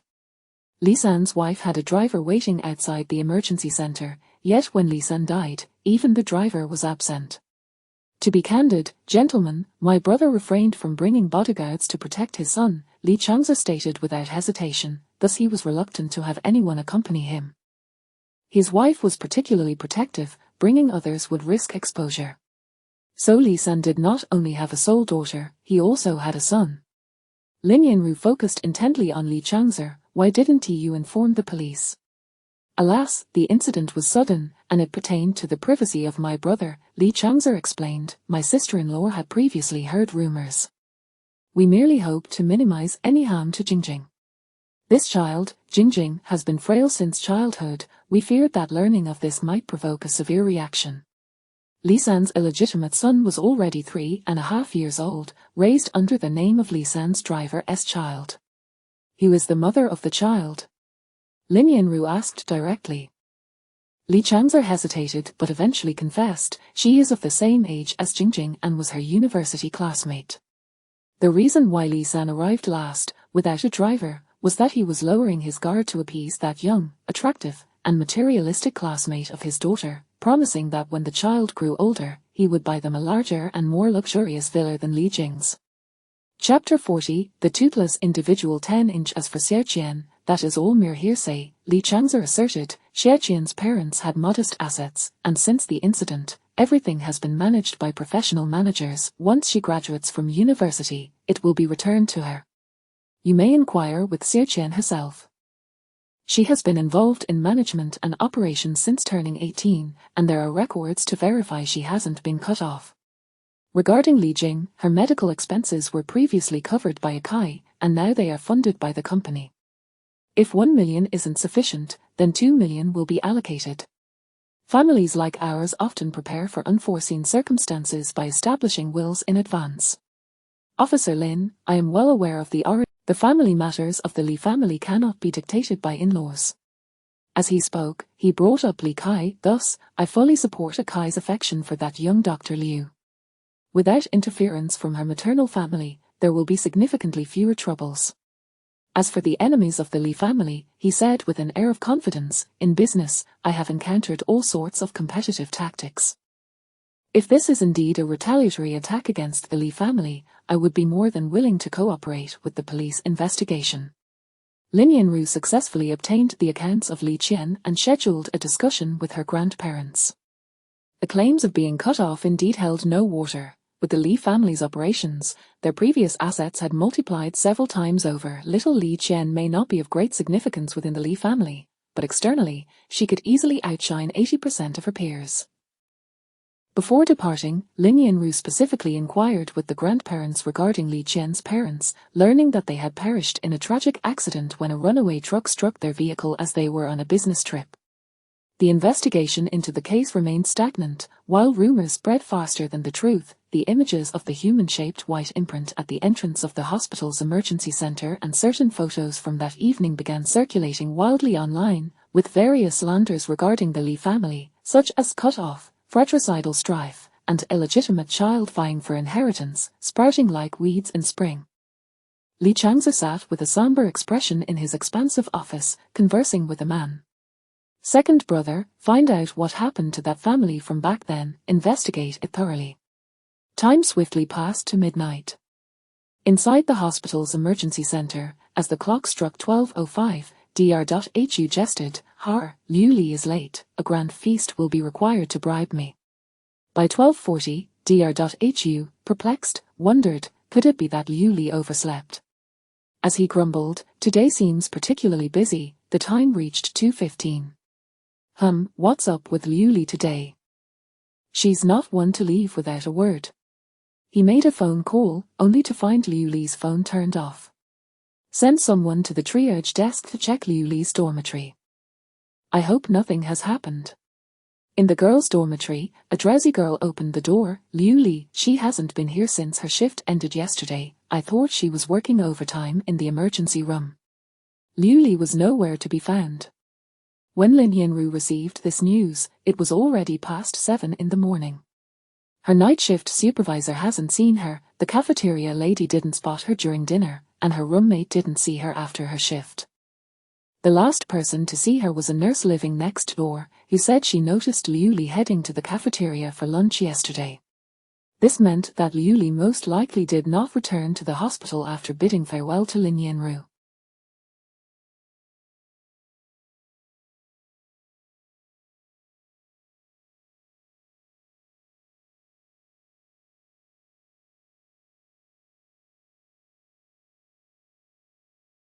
Lin Yanru's expression darkened, and he immediately rushed to the technical department.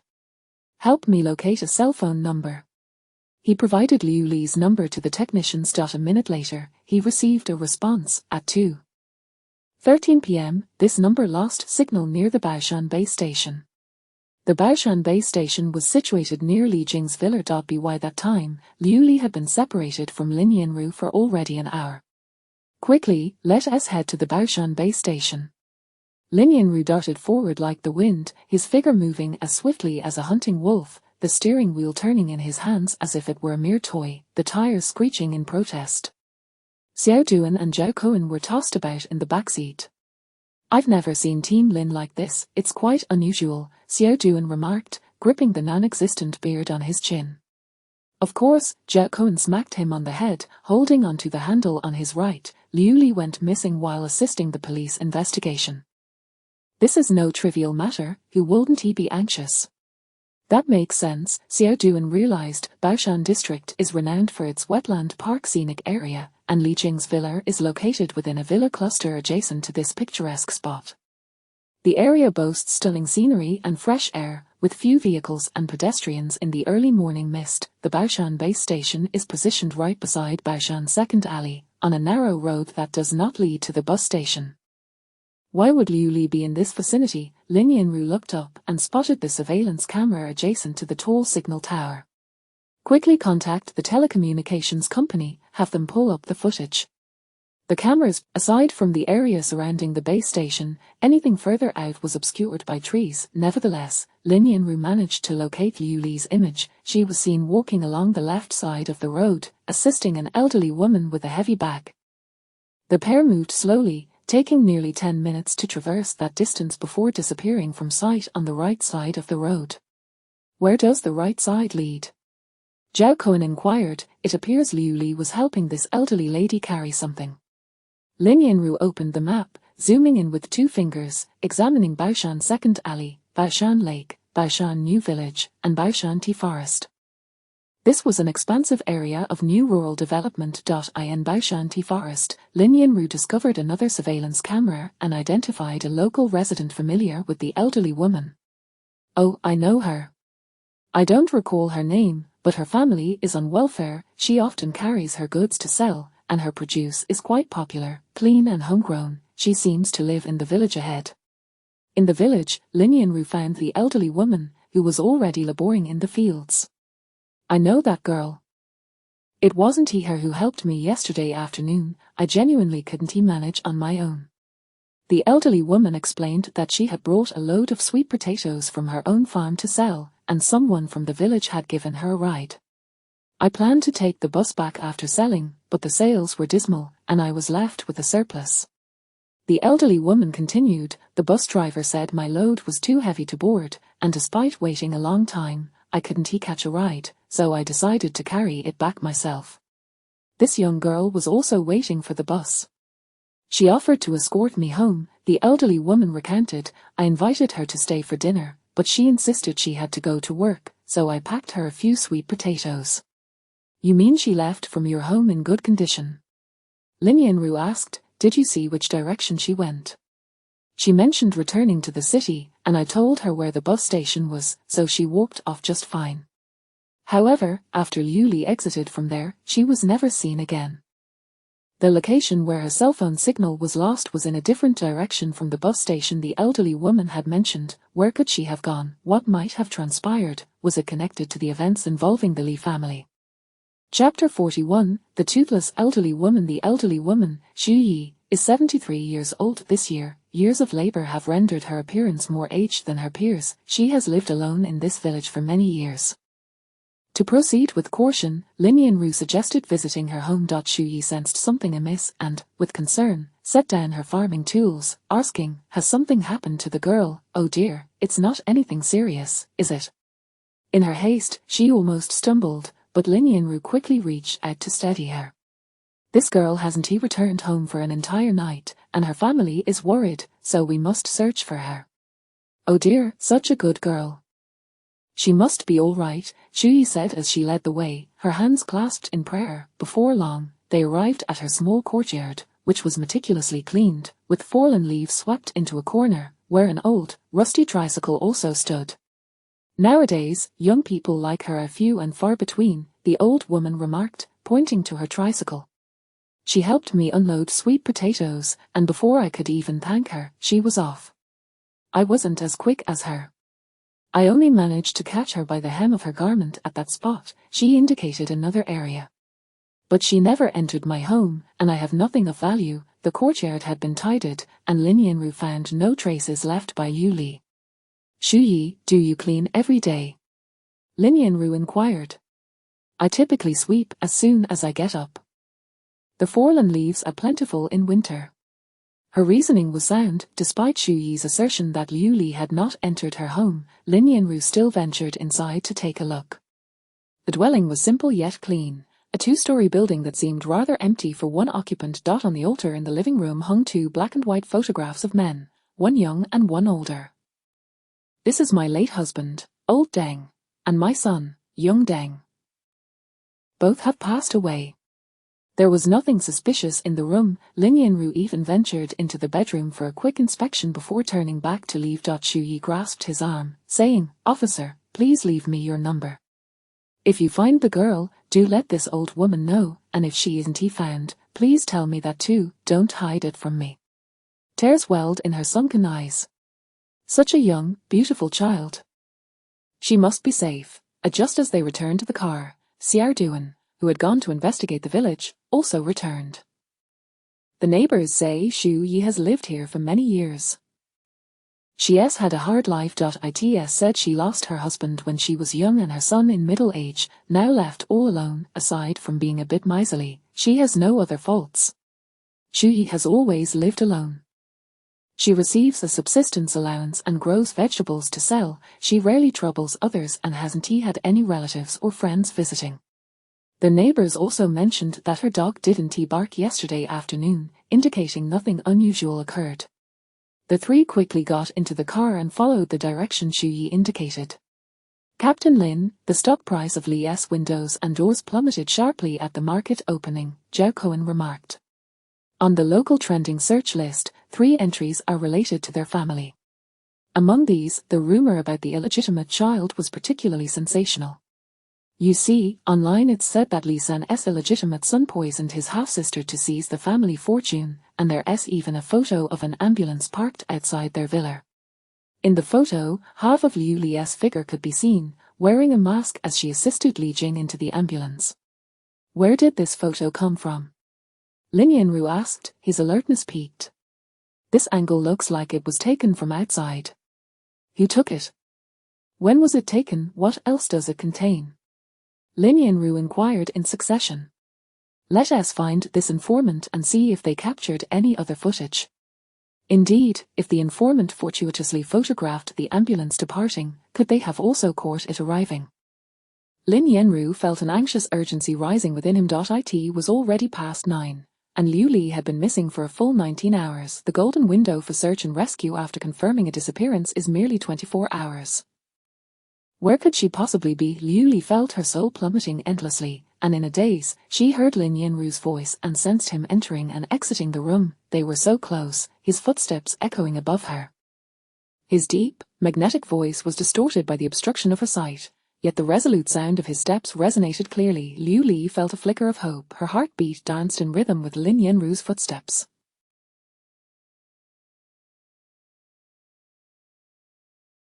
She had to cry out or make some movement, anything to alert him to her presence beneath him, but she could not even move, unable to bite her tongue to stay awake, let alone produce a sound to draw Lin Yanru's attention.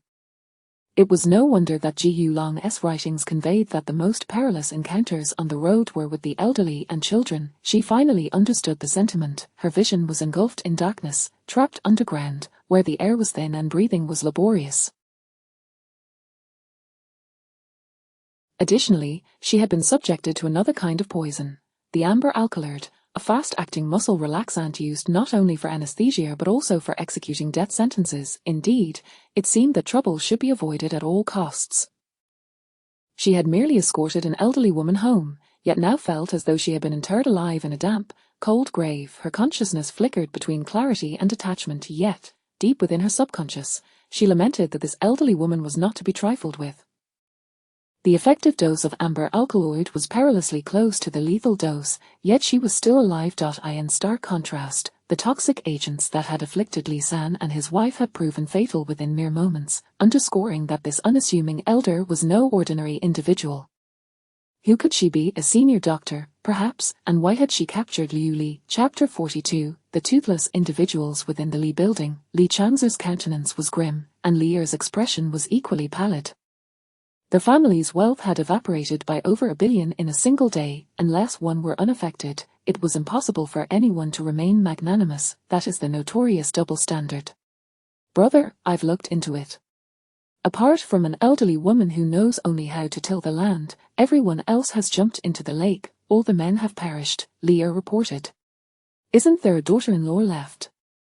She is only in her 40s, if I recall correctly. Leah had placed 3 cremation certificates on the table.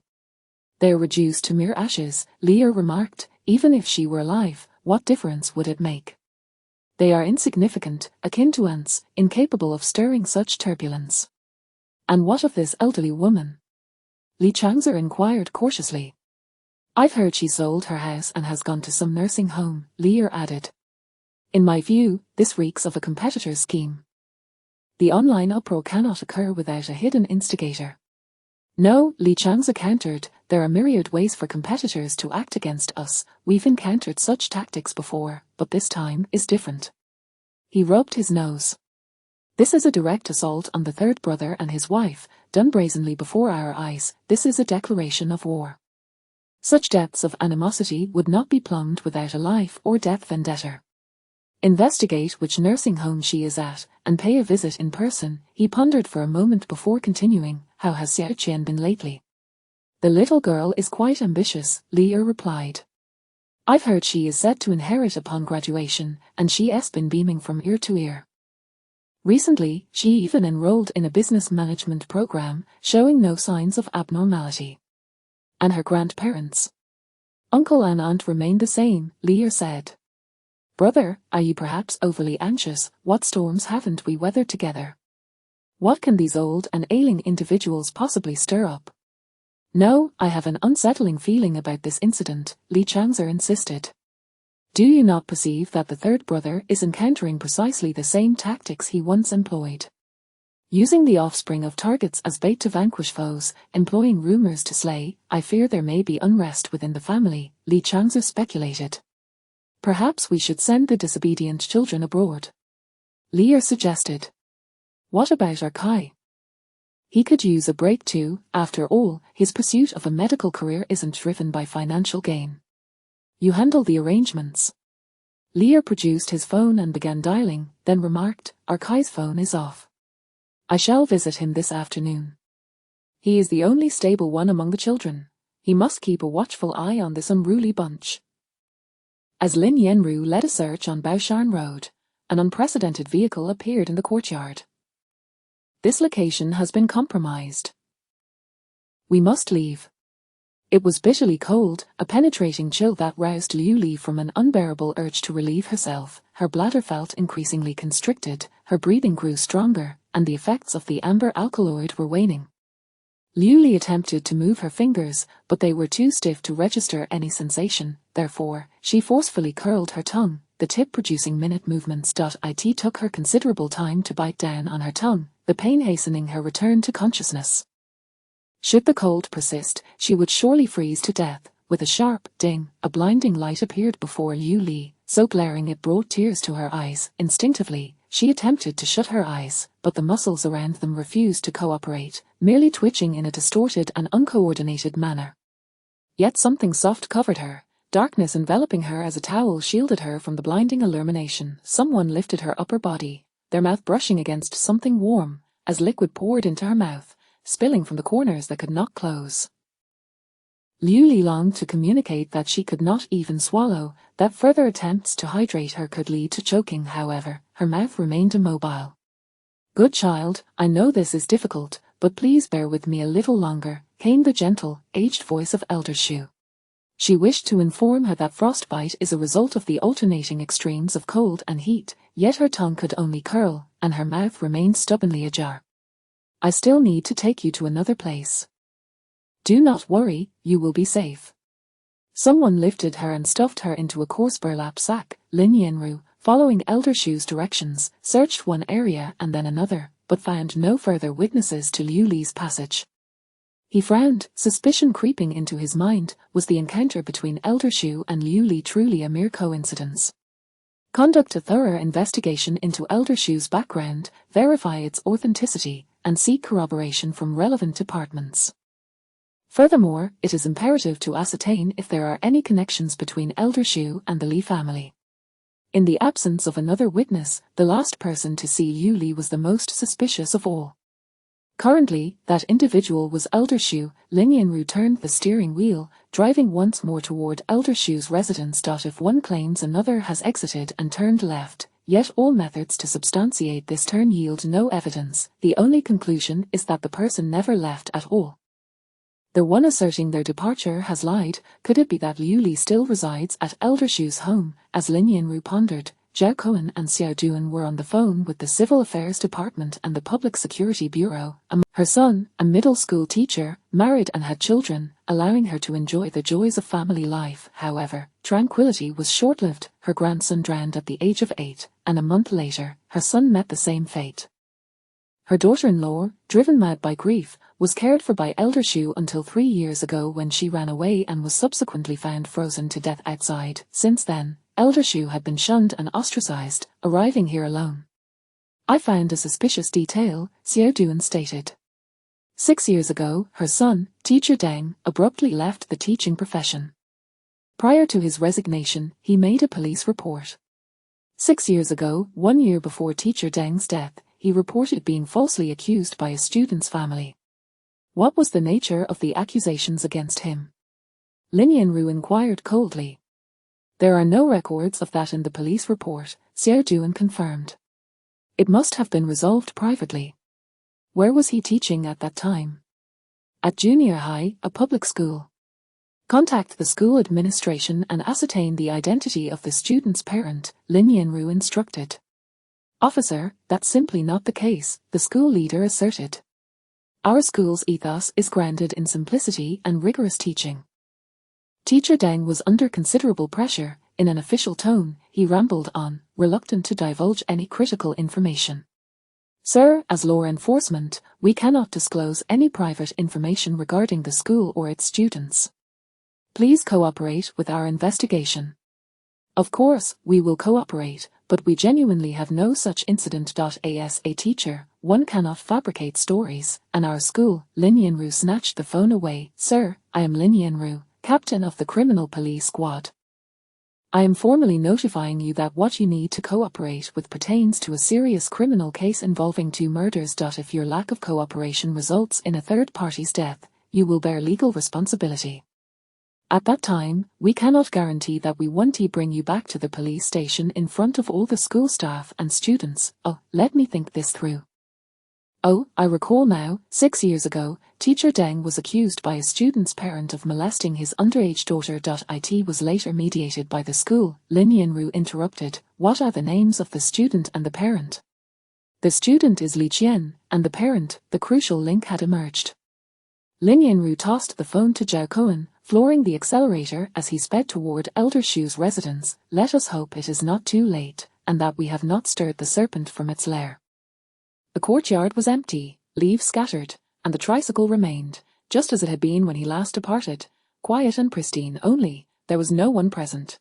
Lin Yanru dialed the number Elder Shu had left him, but no one answered. Yet, faintly, a phone's ringtone echoed in the air. Lin Yanru moved the phone away from his ear, tracing the sound. On the path where Elder Shu had worked, an old phone, chipped and battered, vibrated, the mournful strains of Qin opera echoing through the air.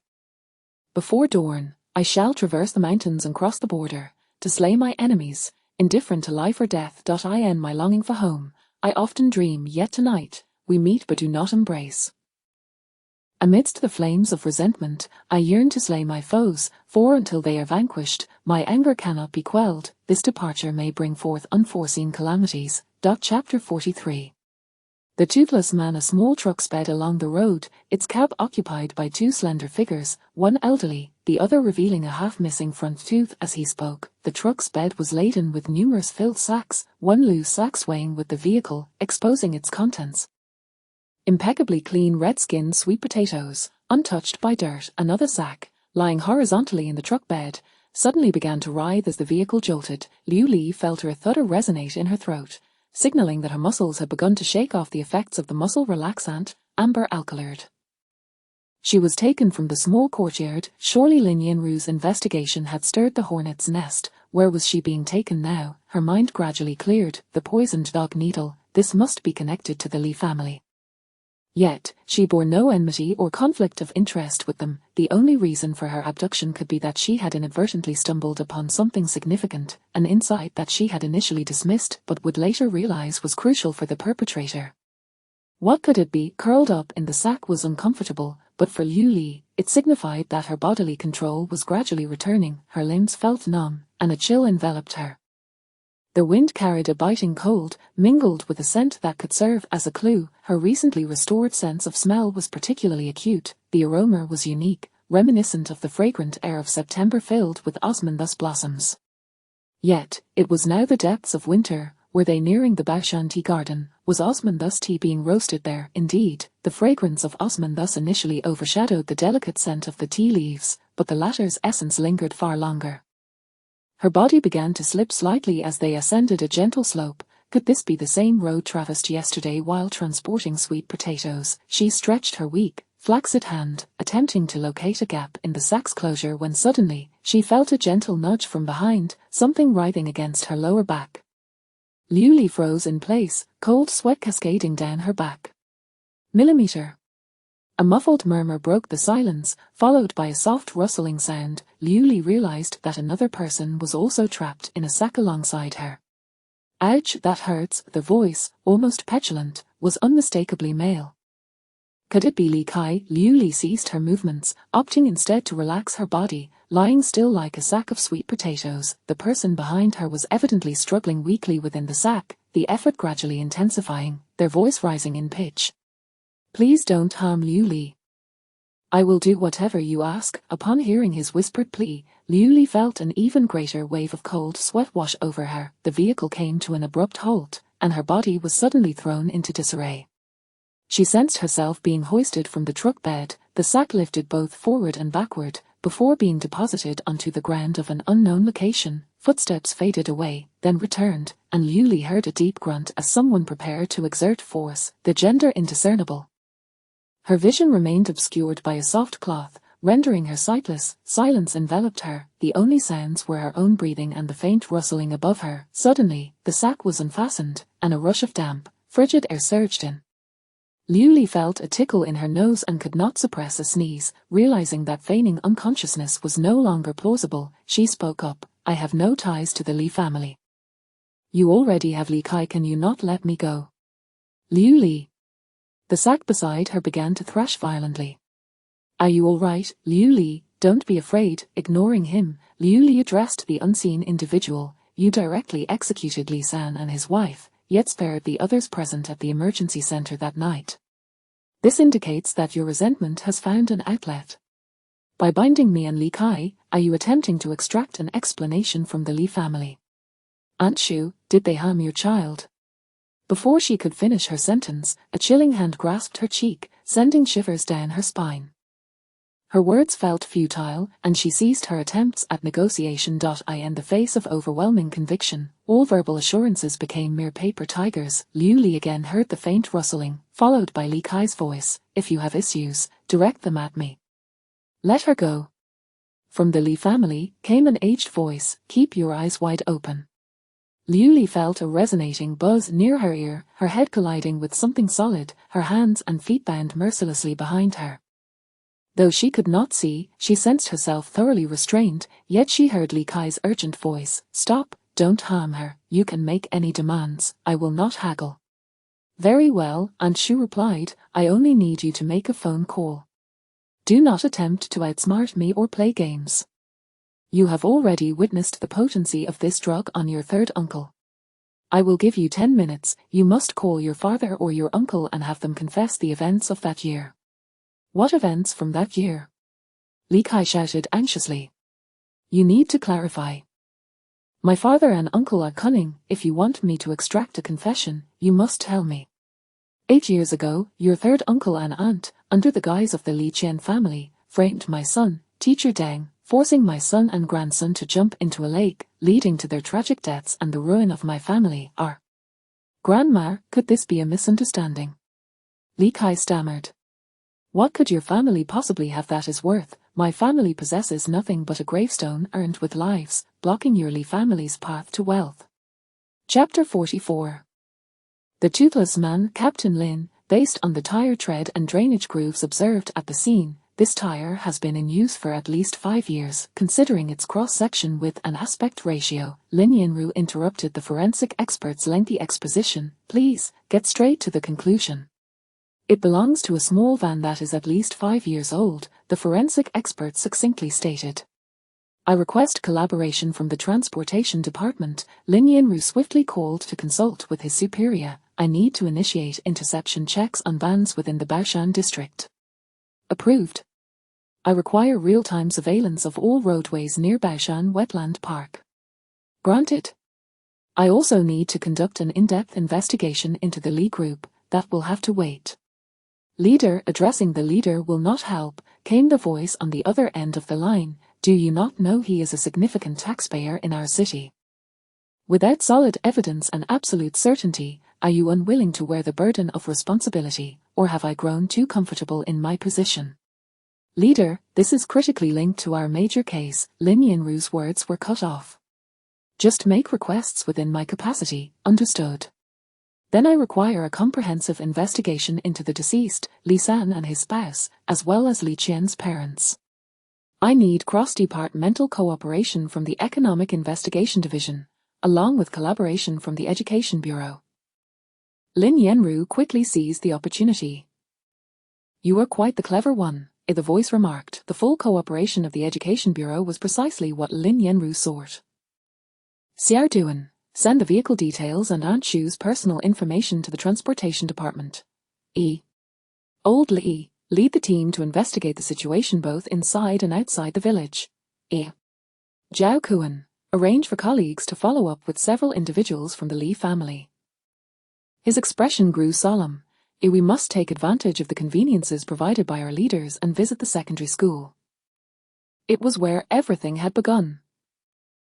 8 summers ago, during an unbearable heat wave, the cacophony of cicadas filled the air, creating a rather vexing afternoon. The rhythmic creaking of the ceiling fan added to the annoyance. In his 30s, Teacher Deng was grading papers when a sudden uproar erupted outside his office, accompanied by shouts and curses. A furious individual kicked open the door and stormed in. Before Teacher Deng could comprehend the situation, he was yanked from his seat, and a resounding slap echoed across the room, leaving his cheek instantly swollen and his glasses askew. You beast, we entrusted our child to the school, believing in the institution and its educators. You vile creature, how dare you lay a hand on my daughter? I will have your life. Before Teacher Deng could recover from the sudden slap, he was brutally kicked in the stomach, curling up on the floor in agony. Struggling to look up, he recognized that the couple before him were Li Qian's parents, who had only recently transferred to his class. Li Qian's parents, why are you attacking me? Teacher Deng inquired, is there some misunderstanding? Do you not know why? Li Qian's mother shrieked, I will end you, you heartless monster. My little Qian is only 12 years old, and you have been harassing her. Yesterday, after school, you called her to your office and, I will annihilate you, you beast. Once again, Teacher Deng was subjected to a barrage of blows from Li Qian's mother. Lacking any experience in physical altercations, his face was soon marred with scratches. The entire floor of the teaching building was stirred into chaos, with numerous classes disrupted as students and teachers flocked to the corridor to witness the spectacle. Faced with a sea of scornful and disdainful gazes, Teacher Deng trembled with rage and stammered, I did not, this is impossible, you must allow me to confront Li Qian, why are you framing me? Bring the child here, let her confront me and clarify the situation. Li Qian's father swung his fist, repeatedly striking Teacher Deng's head with a resounding thud. How dare you threaten her in front of us, her parents? Are you trying to drive her to her death, you scoundrel? Though colleagues attempted to intervene, they were promptly rebuffed by Li Qian's mother's tirades. I see your school as a cesspool, you are hardly a model of virtue. You are nothing but a beast in human guise. We will report this, we will take this to the Education Bureau. I did not. Report it now if you wish, Teacher Deng shouted hoarsely. On what grounds do you accuse me? As he struggled to rise and call for help, he was kicked down again by Li Qian's father. Before you call the police, I will ruin you. Teacher Deng managed to stand once more, desperately seeking his phone to report the incident, when a girl slowly emerged from the office. Li Qian, please clarify the situation for everyone. There must be some misunderstanding. Teacher Deng, woo, please do not take off my clothes, it hurts. The girl began to cry. I do not want you touching my private parts. With those two statements, Li Qian sealed Teacher Deng's fate, rendering him voiceless amidst the mounting accusations. Like a tempest, the incident spiraled out of control over the following days. Aunt Shu pleaded on her knees to the school leadership and subsequently to Li Qian's parents. It was rumored that Li Qian's parents had made a demand, which the head of the Deng family, Aunt Shu, acquiesced to. The matter was thus swept under the rug. Teacher Deng's reputation lay in tatters, and his dignity was obliterated. Fortunately, no police report was filed, preventing imprisonment. Nonetheless, his career was irreparably damaged, with a constant stream of complaints from parents regarding his presence in the teaching profession, leaving them hesitant to entrust their children to the school. Everywhere he went, he was met with pointed fingers, and even his son became the target of his classmates' slurs, branded as a little rapist. The next news we heard was of Teacher Deng's tragic suicide. I heard that the reason for his suicide was the death of his only son, who had jumped into a lake. Such a pity. That child was a bright star, having won awards in national mathematics competitions at just 8 years old. With a heavy sigh, he continued, after winning the award, more people began to call him a little rapist. The principal remarked, since the incident involving Teacher Deng, a new regulation has been established. Male teachers must have a female colleague present when speaking with female students. When dealing with such a tangled affair, mere words cannot suffice, the principal explained. The school has conducted an investigation, and the Education Bureau has intervened. We have exhausted all options. What demands did Li Qian's parents make back then? Lin Yanru inquired. Well, I can only speculate, I cannot say for certain, the principal replied cryptically. Teacher Deng's father was a hero, having saved 7 students 30 years ago. A memorial was erected at the site of his sacrifice, funded by the province. Within 3 months after the incident, the memorial was relocated to a cemetery. The original site of the memorial is now the most expensive real estate in the city. There was no need for further elaboration. Lin Yanru understood this was likely a trap, a scheme designed to destroy reputations, but why were Li San and his wife the ones targeted? Had Li Qian's parents already passed away? Why was Li Qian unharmed while Li Jing faced calamity? Suppressing the tumultuous emotions surging within him, he laid out the photographs of Aunt Shu and the Li family on the table. The principal first retrieved a photo of Aunt Shu. This is Teacher Deng's mother. Next, he produced a photo of Li Qian. She looks much the same as she did as a child. Then he unveiled a photo of Li Qian's father. This is Li Qian's father. He also presented a photograph of a woman. This is Li Qian's mother. Are you certain? Lin Yanru felt his heart race. Is there any possibility of a mistake? Absolutely not. I was present, and she scratched my face.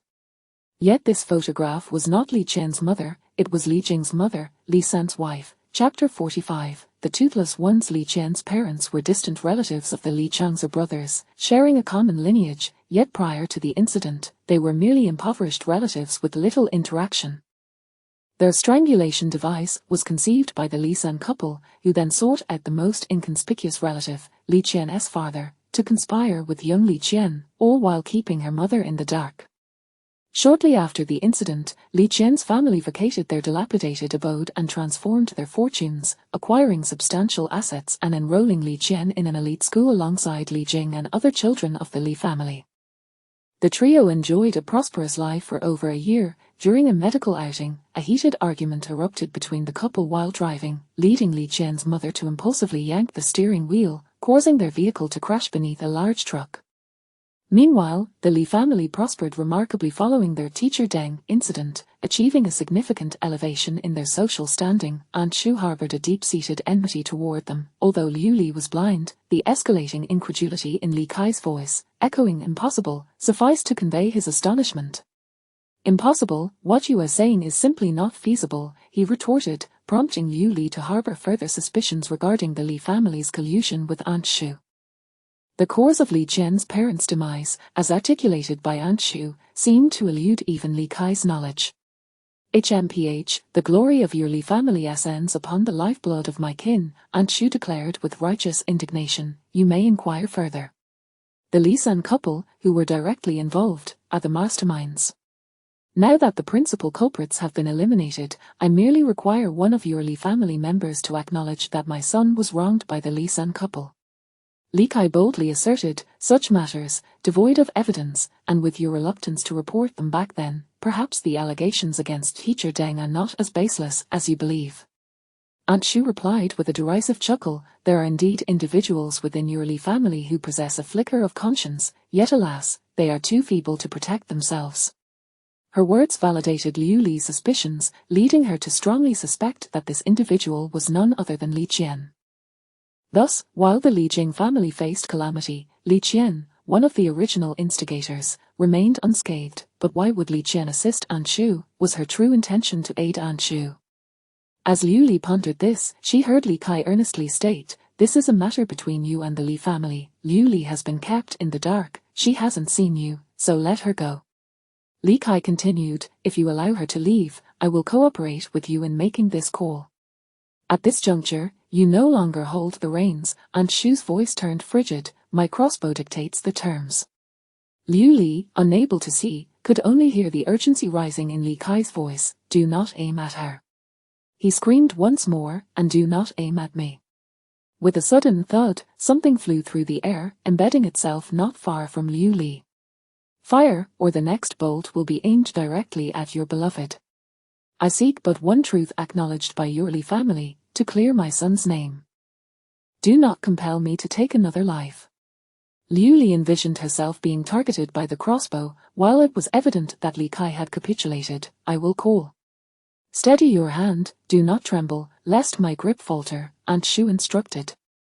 Li Kai took several deep breaths, the call was made, the speakerphone activated, and Liu Li surmised that the scene was likely being recorded. Dad. Why is your phone off? It ran out of battery. I'm at a friend's. Why does your voice sound off? When you get home, let Auntie make you some ginseng chicken to soothe your nerves. Dad, I want to ask you something. I heard that Uncle San and Aunt San were responsible for the death of a teacher named Deng. The other end interrupted him. There are rumors circulating outside, do not pay them heed. Your father has always taught you to conduct yourself with integrity, unafraid of slander. They even say our Li family has fallen from grace. Have you noticed that in recent years, the Qian family has not diminished in assets? You both have what you need, and so does she. But I've also heard that it was Uncle San and Aunt San who incited the Qian family to act. Dad, is that why everyone is treating Qian so well? Achi, the higher the Li family rises, the more baseless accusations we shall endure. Names like Deng or Zhang will inevitably surface, all from those who wish to profit from our success. Do not overthink this, come home soon. Before Li Kai could respond, the call was abruptly terminated. In the ensuing silence, Liu Li could hear Aunt Shu and another individual breathing heavily and urgently. Suddenly, Li Kai shouted, don't. Liu Li felt the violent struggle and flailing of Li Kai. Call again, rasped a voice that was not Aunt Shu's aged timbre. Her accomplice finally could no longer restrain themselves from speaking. At that moment, Liu Li felt a jolt of realization. She knew who this person was and why she was present. In an instant, she comprehended several matters. Amidst Li Kai's anguished cries, she spoke, it is futile, Aunt Shu, from the very beginning, you have targeted the wrong individual. Liu Li, Li Kai's voice was muffled, do not fear, I am here, I have not erred in my targeting. Blood must be repaid with blood, and they deserve their fate, Aunt Shu retorted. What I mean by having erred is not that they did not deserve to die, Liu Li articulated clearly, but rather, you have misidentified your target. If your sole intention was to eliminate the principal offender for vengeance, then such an act would be justified. However, since you wish to vindicate your kin, this course of action is misguided. Calling again will yield no results, Liu Li continued, sensing that her words were being met with earnest attention, prompting her to speak with exceptional clarity. First, Li Kai is not irreplaceable. He has an elder brother. Second, even if the person on the line were to confess what you wish to hear, it would be meaningless, as they could claim they were compelled to admit it for the sake of their child's safety. Every action you take is a misstep. I have always been perplexed. You possess poison and the means to discreetly administer it to Li Jing during the banquet. Why not poison directly at the banquet instead of luring her to the hospital? Initially, I believed the crossbow execution was an essential ritual in your quest for vengeance, hence your willingness to go to such lengths. But now it appears you are both foolish and lacking in resolve. She paused deliberately, and to her surprise, Aunt Shu did not erupt in anger. Instead, she eagerly inquired, "Where did I go wrong?" Inducing Li Jing's illness and prompting her parents to the hospital is not inherently flawed from your perspective. The error lies in your first arrow. You should have targeted the head of the Li family first. Li Kai immediately choked on a cough. With the patriarch deceased, the second and third sons, along with their nephews, would inevitably vie for dominance, fostering. I am unaware of the extent of their involvement in this plan or their true motives. Your desire to shield them from testifying suggests a protective instinct. But have you considered that your relationship is one of mutual exploitation? The incident concerning teacher Deng is regrettable, and you may find it exceedingly difficult to clear his name. No. Aunt Shu replied, "Before I die, I must ensure my son is exonerated, or I will forever bear the weight of guilt towards his father." There is a teacher in Jiangsu named Wang, who spent 10 years wrongfully imprisoned for allegedly molesting 12 female students.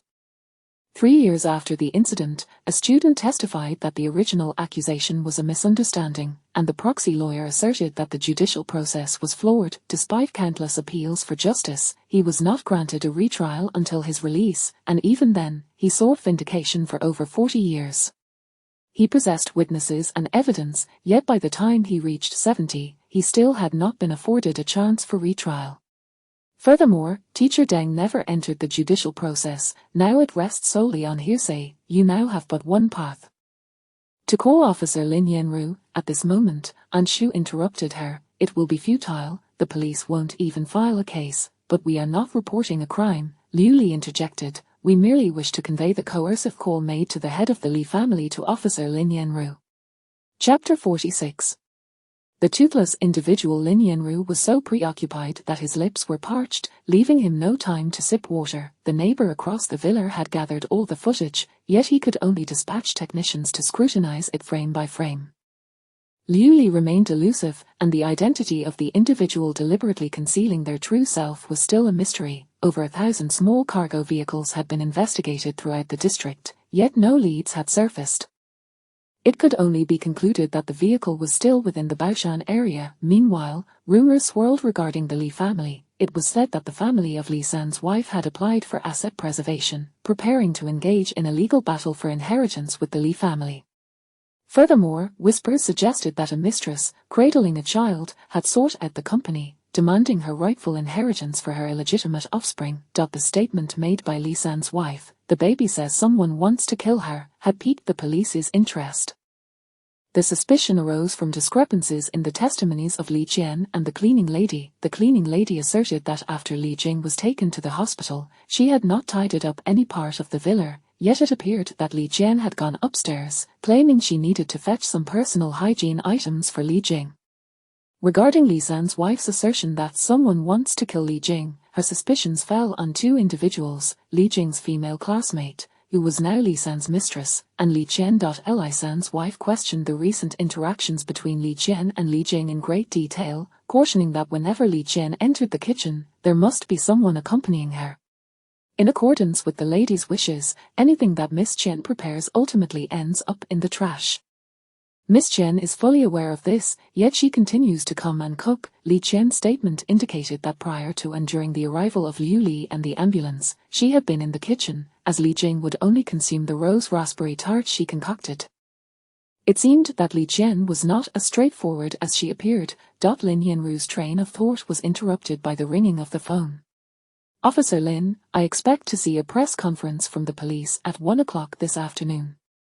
It was Aunt Shu. Lin Yanru quickly exchanged a glance with Zhao Cohen, signaling him to arrange for the tracking of the phone number. "I need you to find evidence to prove my son teacher Deng's innocence.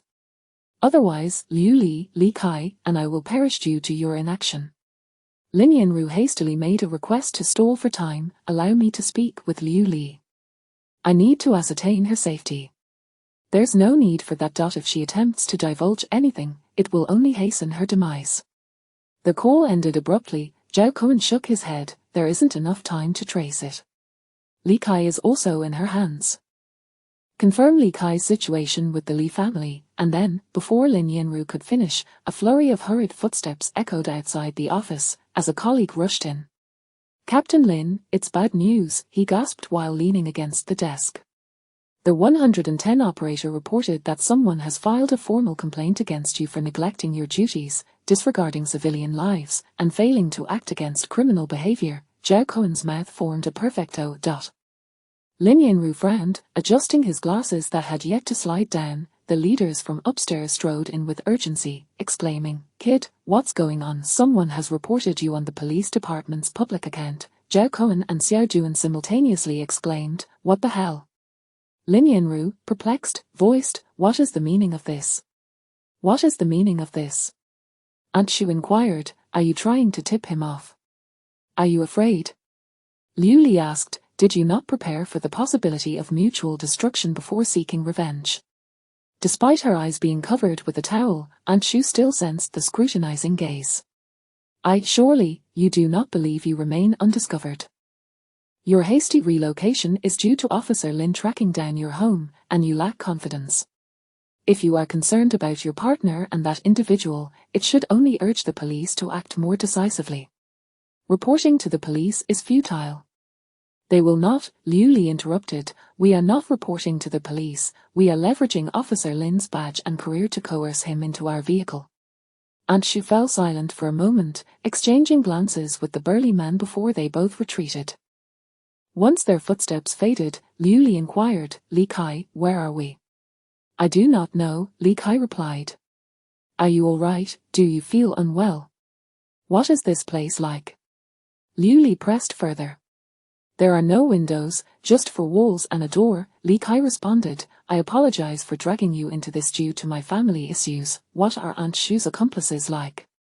"I did not see their face.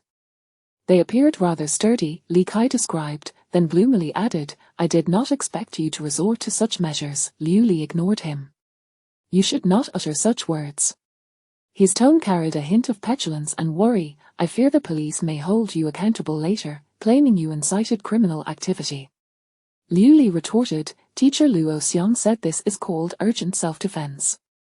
After a pause, Li Kai remarked, "I understand you say this to save me, not wanting her to shoot me with a crossbow. It's all my fault." Liu Li, do not be afraid. Liu Li, having always been intolerant of melodrama, could not resist. "In truth, I merely aimed to alert you."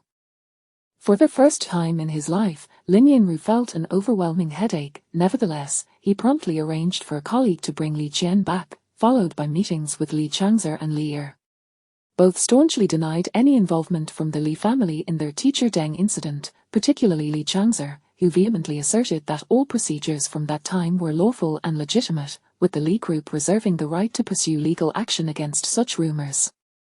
With such a formidable leader at the helm, chaos was unlikely to ensue. The current gossip was but a mere drizzle. All deductions remained mere conjectures. The only breakthrough lay within the testimony of the victim, Li Qian, from their teacher Deng incident. Chapter 47. The Toothless One's Li Qian, an 18-year-old freshman, was a paragon of academic excellence. The incident involving teacher Deng occurred when she was merely 12 years old. When Lin Yanru posed the first question, she began to weep silently, her tears cascading down her cheeks like pearls strung upon a broken thread. Yet, she refrained from vocalizing her sorrow. Lin Yanru gently repeated the question. This time, she lifted her head to wipe her tear-streaked face and, with great restraint, questioned in a quavering voice, "I do not wish to recall this individual. Why must I relive this torment?" Lin Yanru responded, "At present, we have largely verified that this murder is an act of vengeance by teacher Deng's family, thus we need to gather information regarding the events of that year from you."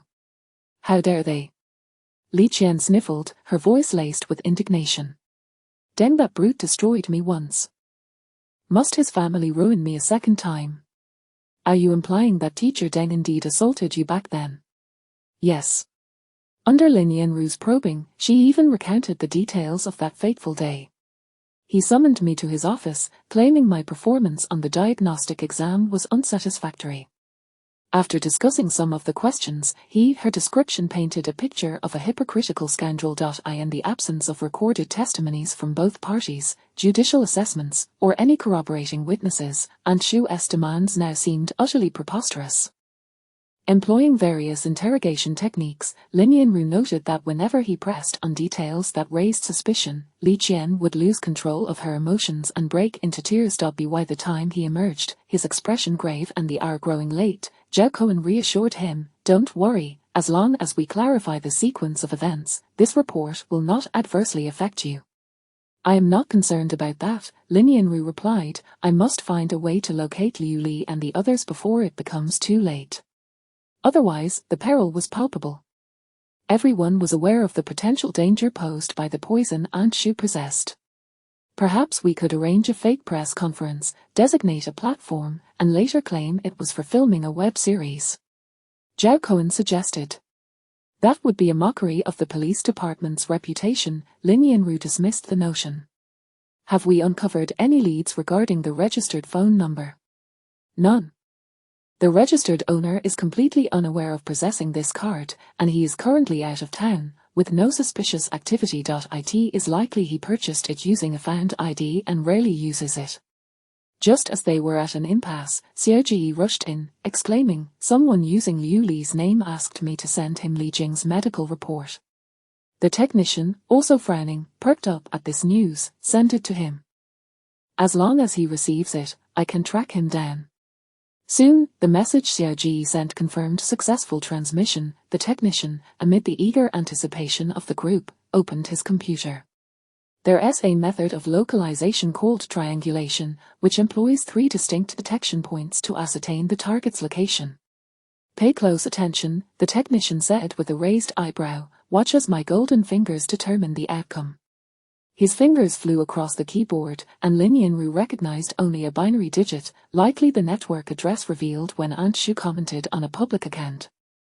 Minutes later, 3 distinct points appeared on the police GPS map, and with a triumphant "Eureka," the technician announced a red dot began to blink on the map, some point in the hinterlands of Baoshanti Forest, at an elevation of 873 meters. "Shu Yi, do you still not believe you are being manipulated?" Liu Li stated, "The insulin and alcohol levels in Li Jing's body do not lie. This individual's goal is to eliminate the Li family. She never intended to reveal the truth. If this person is Li Qian, she would never disclose the truth to the police." "How do you?" Aunt Shu's voice trembled slightly before she abruptly halted. Liu Li not only knew this but had also inferred how Li Jing had unwittingly consumed the alcohol, yet, she could not voice this, fearing the wrath of the sinister voice. She still wished to live. Her curiosity about the voice had merely led her to observe a bit longer. "Aunt Shu, the confrontation that Teacher Deng once demanded, you can now fulfill on his behalf. Officer Lin will not easily release Li Qian from his control, so we still have an opportunity. What she has done can only be revealed by you. Only then can the police unravel the truth." However, Liu Li was met with a wall of silence. Aunt Shu remained uncommunicative. Even the sound of her movements ceased. Had it not been for the heavy sound of their breathing, the 2 individuals across from her could have been mistaken for mere puppets. Oh, and there was also Li Kai, who, having been silenced, emitted muffled sounds of discontent. "Aunt Shu, to seek the truth and vindicate Teacher Deng, there is but one method." No sooner had she spoken than footsteps were heard approaching. Aunt Shu drew near, freeing Liu Li's feet from their restraints and loosening her bound hands.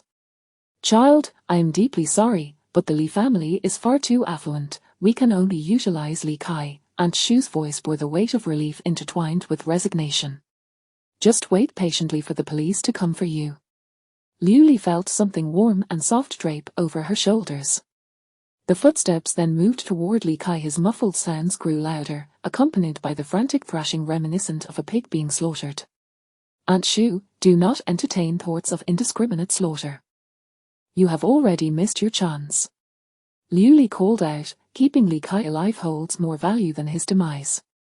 Right now, you cannot even approach the Li family. Allowing Li Kai to live is crucial. He is unlike the others. As long as he retains his sense of right and wrong, there remains a possibility for discord within the Li family. Moreover, as long as he lives, Li Qian's life will not be easy.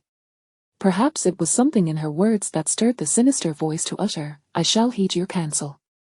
When the door was closed once more, Li Kai crawled toward Liu Li on the ground, eventually leaning against her leg, his chest heaving violently as if a drowning man clinging desperately to a piece of driftwood. "Li Kai, turn your face toward me." Liu Li waved her arm from behind him. After a moment of calm, Li Kai brought his face closer to her hand. Liu Li tore away the adhesive tape she felt on him, causing him to grunt in pain. "Liu Li, that person just removed the cap from the poison needle." He spoke, still shaken. "He intended to kill me. Can you turn around and help me untie the ropes on my hands?" "Oh, my hands and feet are weak," he replied, slowly turning to find her hands, gripping them tightly and rubbing them incessantly. "I'm sweating bullets. I am wet and cold now." As Liu Li awaited Li Kai's gradual unbinding, the door swung open again. This time, only one person entered. "Child, close your eyes for now, don't rush to open them," Aunt Shu instructed, removing the blindfold from her eyes. The brightness was blinding, prompting Liu Li to squint tightly until she could finally open her eyes. She found herself in a room with bare concrete walls. Aunt Shu's face remained kind, while Li Kai bore swollen bruises on his visage. Beyond that, she was clad in Aunt Shu's grey down jacket, while Aunt Shu herself wore only a sweater. "Additionally, I must ask you for a favor." Chapter 48, The Toothless Individual. "Captain Lin, have you spotted the target?" The commander, remaining in the vehicle, inquired through their communication device. "The technical team reports that the murderer has confessed online." Aunt Shu, brandishing her ID card, confessed and admitted her guilt on the police's official social media account, simultaneously providing a real name explanation for her accusation against Lin Yanru. Instead of feeling relief, Lin Yanru's heart sank further. Was Liu Li in greater safety or peril? The target lay not far ahead in the mountains, armed to the teeth. Lin Yanru followed closely behind the SWAT team leader as they ascended the hill. Upon rounding a bend, Lin Yanru was taken aback. A van, concealed among the trees, was ablaze, flames licking at the vehicle's door. An ominous feeling settled heavily in his heart. Before him stood a house, overrun with weeds. After entering the dwelling, the SWAT team leader signaled that it was safe, prompting everyone to file in. The door was kicked open, revealing everything within the room. Liu Li stood facing Aunt Shu, both turning to glance back simultaneously. In that fleeting moment, Aunt Shu raised her hand. The SWAT team leader swiftly knocked Aunt Shu to the ground, while Lin Yanru stepped forward to shield Liu Li behind him. However, Liu Li pushed him aside, urgently exclaiming, "Officer Lin, give me a knife." She lunged towards the forlorn Aunt Shu, who had a poisoned dog needle embedded in her left arm. Without hesitation, Lin Yanru quickly unfastened his police-issued knife. Liu Li deftly wrapped a strip of cloth tightly around Aunt Shu's arm, calmly commanding, hold her down." Lin Yanru immediately comprehended her intention.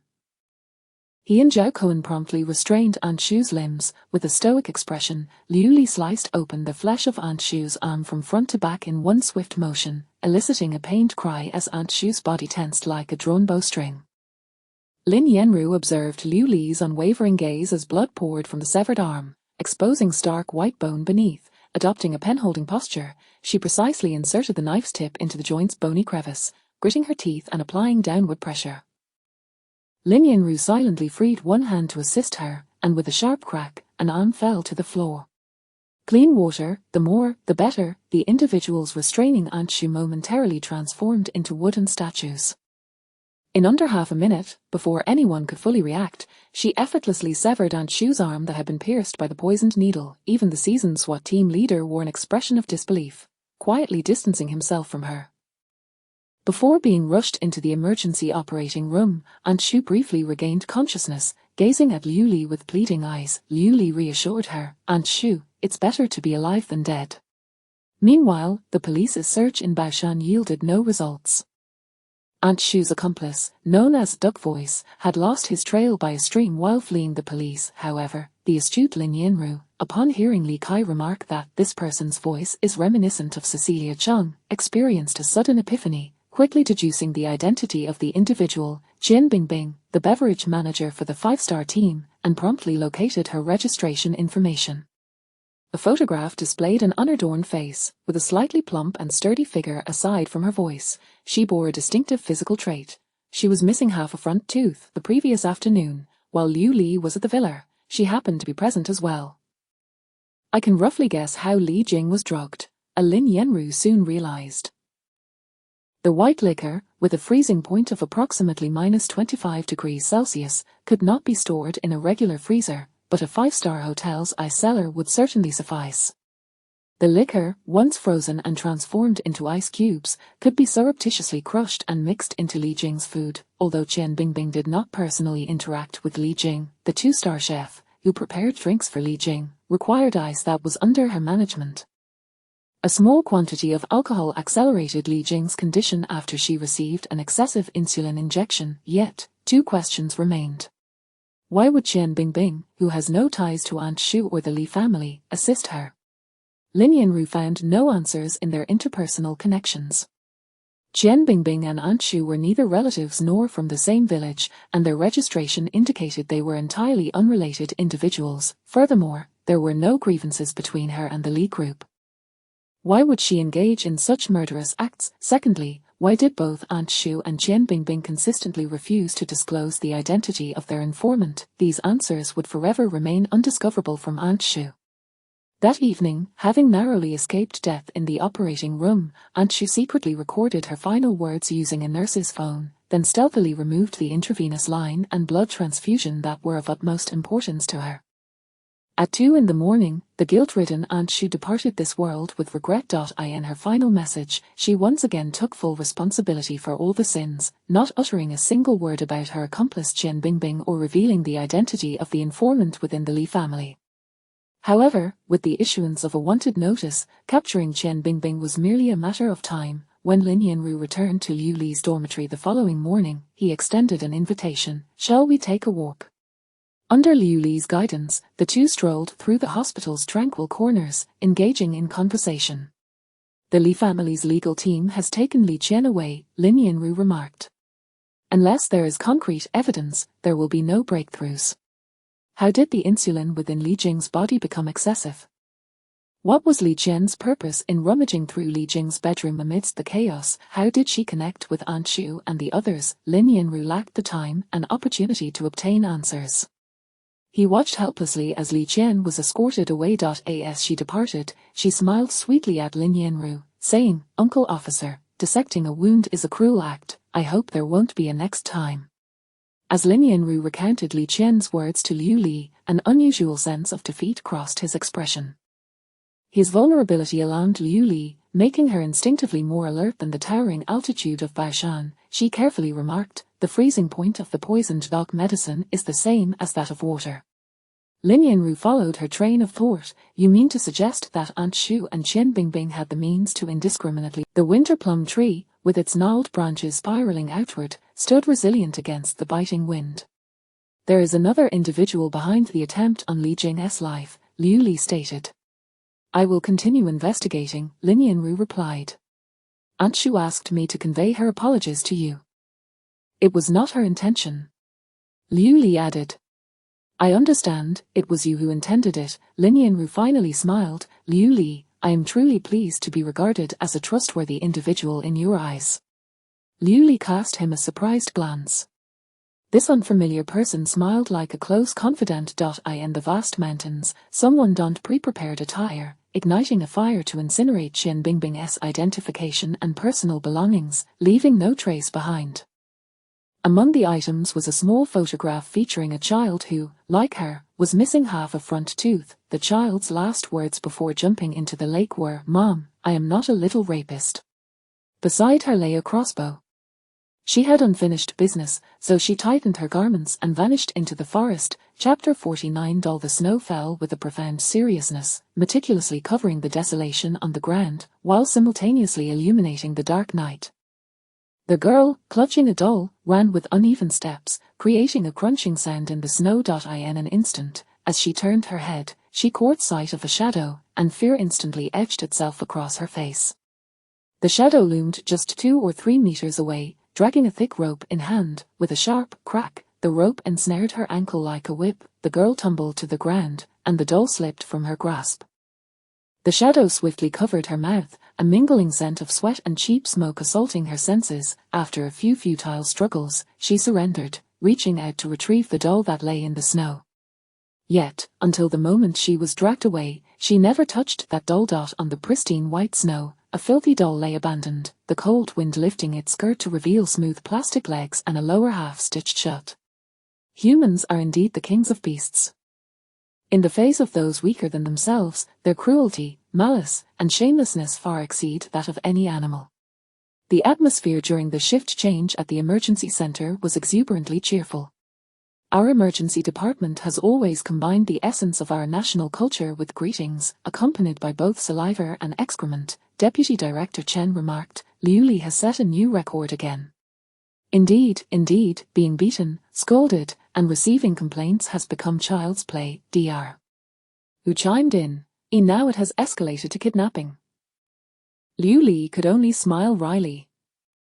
Your wife made this for you. Deputy Director Chen presented her with a thermos. It's her chaotic health-concocted rice porridge, said to alleviate your shock. Dr. Who leaned forward to take a look. Your sister-in-law is thoughtful, but please don't do this again next time. The porridge was a langer of red, white, and yellow, resembling a crime scene. Nevertheless, Liu Li sincerely expressed her gratitude, planning to consume it during her spare moments. As she finished and returned to the consultation room, a girl stumbled in ahead of her, crashing into the room. Deputy Director Chen and the patient being examined were startled. Help my sister.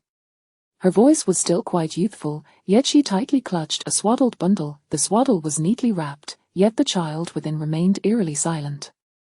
When she approached Deputy Director Chen to present the swaddle, he hastily stood up to refuse. Pediatric emergencies should go to room 6. Help my sister. The girl disregarded the warning and continued to thrust the swaddle toward him.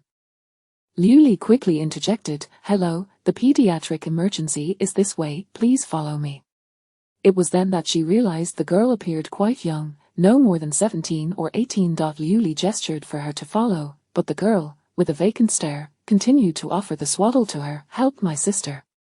Liu Li, do not touch her, Deputy Director Chen barked, retreating to the doorway, keeping a safe distance from the girl. You need to check her temperature first, and then proceed to the pediatric emergency, he instructed. I'll have a nurse accompany you. Liu Li, go fetch a nurse. The deputy director's expression was grave as he moved further away from the girl. Help my sister, she is crying. The girl remained obstinate, still extending the swaddle forward. Liu Li sensed something was amiss and hurriedly called out in the corridor, Is anyone here related to this girl? Please come take her away. She and Deputy Director Chen refrained from re-entering the consultation room, opting to mediate in the monitored corridor. Those who did not cry, intentionally obscuring their ailments from the doctor, only seeking medication, were a common source of medical disputes in the emergency center. The girl turned and thrust the swaddle into the hands of a patient waiting to be examined. No one was foolish, the looming problem was evident. The patient instinctively recoiled, and in the flurry of dodging, the swaddle slipped from the girl's grasp and fell rapidly to the ground. Be careful. Although she knew something was off, Liu Li instinctively reached to catch it. The patient let out a high-pitched scream, recoiling right into Liu Li. The surrounding crowd cried out, Watch out for the baby. The swaddle thudded onto the floor, and the infant wrapped inside tumbled out, the head crowned with golden hair rolling to the feet of the patient. She screamed, her voice echoing as if it could shake the ceiling, yet Liu Li breathed a sigh of relief. It was merely a doll. The girl evidently had significant cognitive issues. Deputy Director Chen also exhaled, patting his chest in a gesture of survival. My goodness, that was frightening.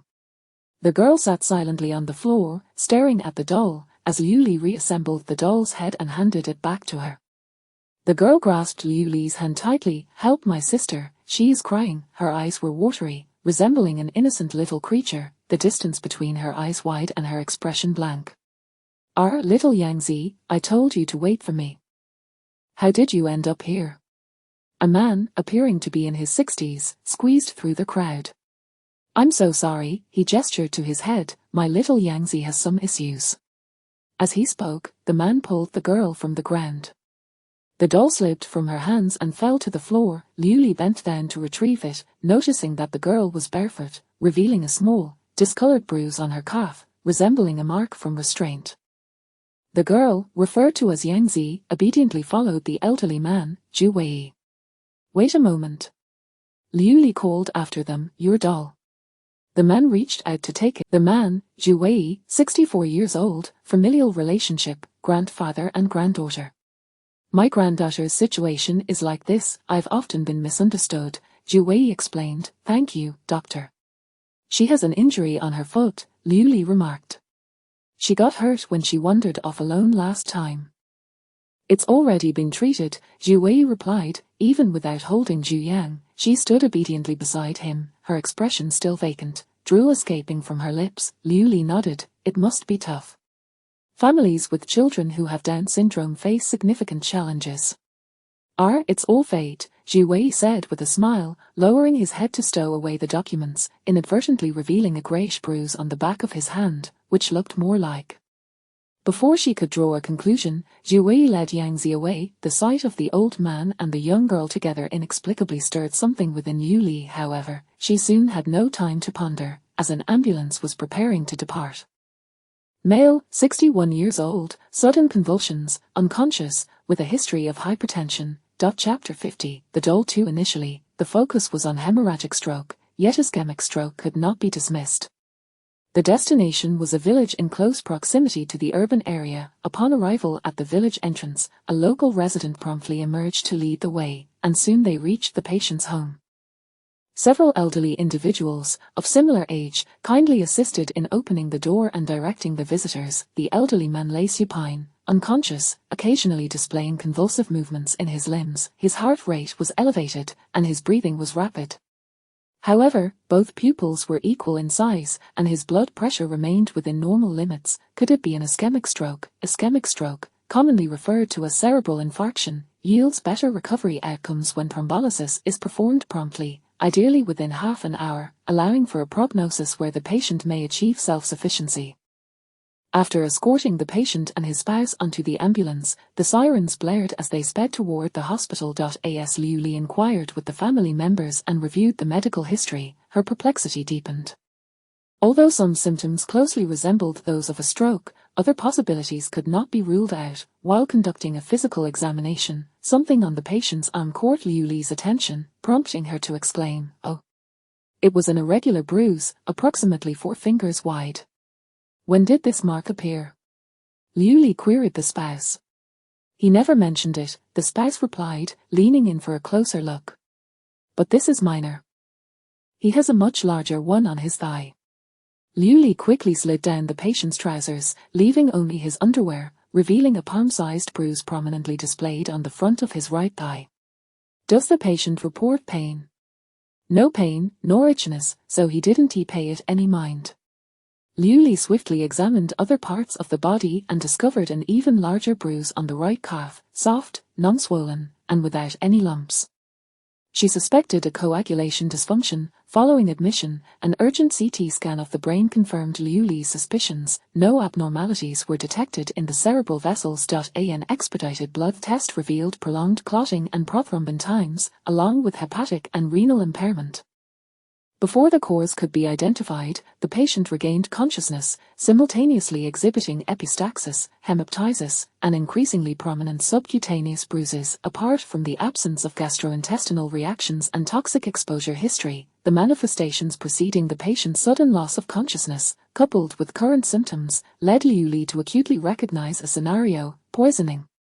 Moreover, it pointed toward a strong likelihood of anticoagulant rodenticide poisoning. Deputy Director Chen supported this diagnostic direction, prompting a swift investigation into the toxic substance, which ultimately was confirmed. The spouse expressed visible astonishment at the identification of rodenticide poisoning. "We have excellent relations in our village.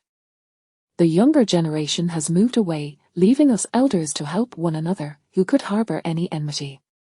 Regardless of the source of the rodenticide, for the physician, confirming the toxin allowed for the timely adjustment of the treatment plan. Just as everyone sighed in relief, the patient suddenly exhibited a blood-red stain on his lower garments. He was now hematuria. The nurse cut away the underwear, and suddenly whispered in alarm, "Liu Li." Her gloved hand hovered in midair. Upon hearing the call, Liu Li turned to see that the 61-year-old patient bore large, cauliflower-like warts on his genitals. Genital warts. Having just managed the 61-year-old libertine, the ambulance was dispatched once again. A 68-year-old male suddenly fell into a coma, frothing at the mouth, suspected to be experiencing a seizure. "Strange things happening this morning," the driver murmured, again near this village, and again the same situation. No sooner had he finished his sentence than the siren blared, "Woo woo woo," as another ambulance rushed down the same road in the same direction, trailing behind them. Upon Liu Li's arrival at the scene, she could only confirm the patient's death. The 68-year-old succumbed to asphyxiation due to airway obstruction. The individual who called for help was also the spouse, who wept as she accepted the reality with the comfort of observing neighbors. How will they avoid future regrets? The onlookers shook their heads in sorrow. All were elderly themselves, reflecting on the imminent matters of mortality. As Liu Li reported the situation, she was immediately reassigned by the emergency center, with a new target located in a nearby rural area, less than 2 miles away, involving another suspected case of comatose hemorrhagic stroke. Upon receiving the call, doubts arose in Liu Li's mind. She leaped from the ambulance and rushed back to the scene, hastily unbuttoning the clothing of the deceased 68-year-old man. A clearly visible bluish-grey bruise was evident around the waist. The spouse shouted, "Hey, doctor, what are you doing?" Liu Li replied earnestly, "Perhaps you should report this to the police for an autopsy." "Don't be ridiculous, that would leave a body in pieces." "That is unacceptable," someone remarked.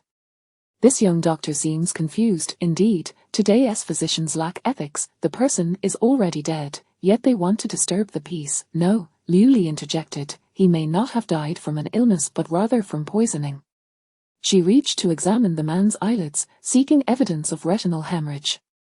The spouse stopped her. "Oh, we are simple folk here, we value propriety. Doctor, please do not concern yourself." The driver shouted from the vehicle, "Liu doctor, we must depart." Liu Li suppressed her doubts, refraining from further inquiry, and quickly boarded the vehicle, heading to another emergency patient. Once dispatched, she bore the weight of yet another patient's life upon her shoulders. As the vehicle turned over a small hill, within 10 minutes, they beheld another crowd gathered. Yet, outside the throng, Liu Li spotted the little swallow she had encountered earlier that morning. Clutching her golden-haired doll, she stood by a pile of bricks, her finger in her mouth, gazing at the assembled crowd. Zhu Wei, Zhu Yang, and the bruise on Zhu Wei's arm, the 61-year-old man, the 68-year-old, another ambulance in a different location. What was transpiring in this village and the neighboring ones? Liu Li pushed through the crowd and witnessed the most harrowing scene of her career. A patient lay on the ground, bleeding from all orifices, convulsing, each tremor causing fresh blood to flow from his nose and mouth, with a gurgling sound emanating from his throat. Liu Li swiftly turned his head to one side, clearing the oral and nasal secretions to prevent asphyxiation. However, as she turned his face, she observed large bruises concealed beneath the bloodstains. In that moment, Liu Li realized this was yet another case of rodenticide poisoning. This patient, too, was a 68-year-old solitary man who, while chatting with neighbors, had suddenly experienced a slight nosebleed. As they urged him to tilt his head back to stop the bleeding, he began to cough violently and vomited copious amounts of blood. The neighbors were horrified, quickly contacting his children who lived away, before recalling to dial for emergency assistance. The patient had just been brought to the hospital when the ambulance was dispatched once again to this village. On the way, Liu Li witnessed 2 other ambulances racing with sirens blaring toward different hospitals. The driver was astounded. "Is so many? What on earth is happening?" Meanwhile, in Liu Li's mind, a few words began to surface. Indiscriminate poisoning. The destination for the ambulance was directly next door to the bleeding patient, truly adjacent, with the 2 households even sharing a wall. As Liu Li disembarked, she immediately spotted the little swallow not far away, sitting under the eaves, dressed in her doll's clothing. Swallow's home was mere minutes away, situated side by side with the 2 affected households.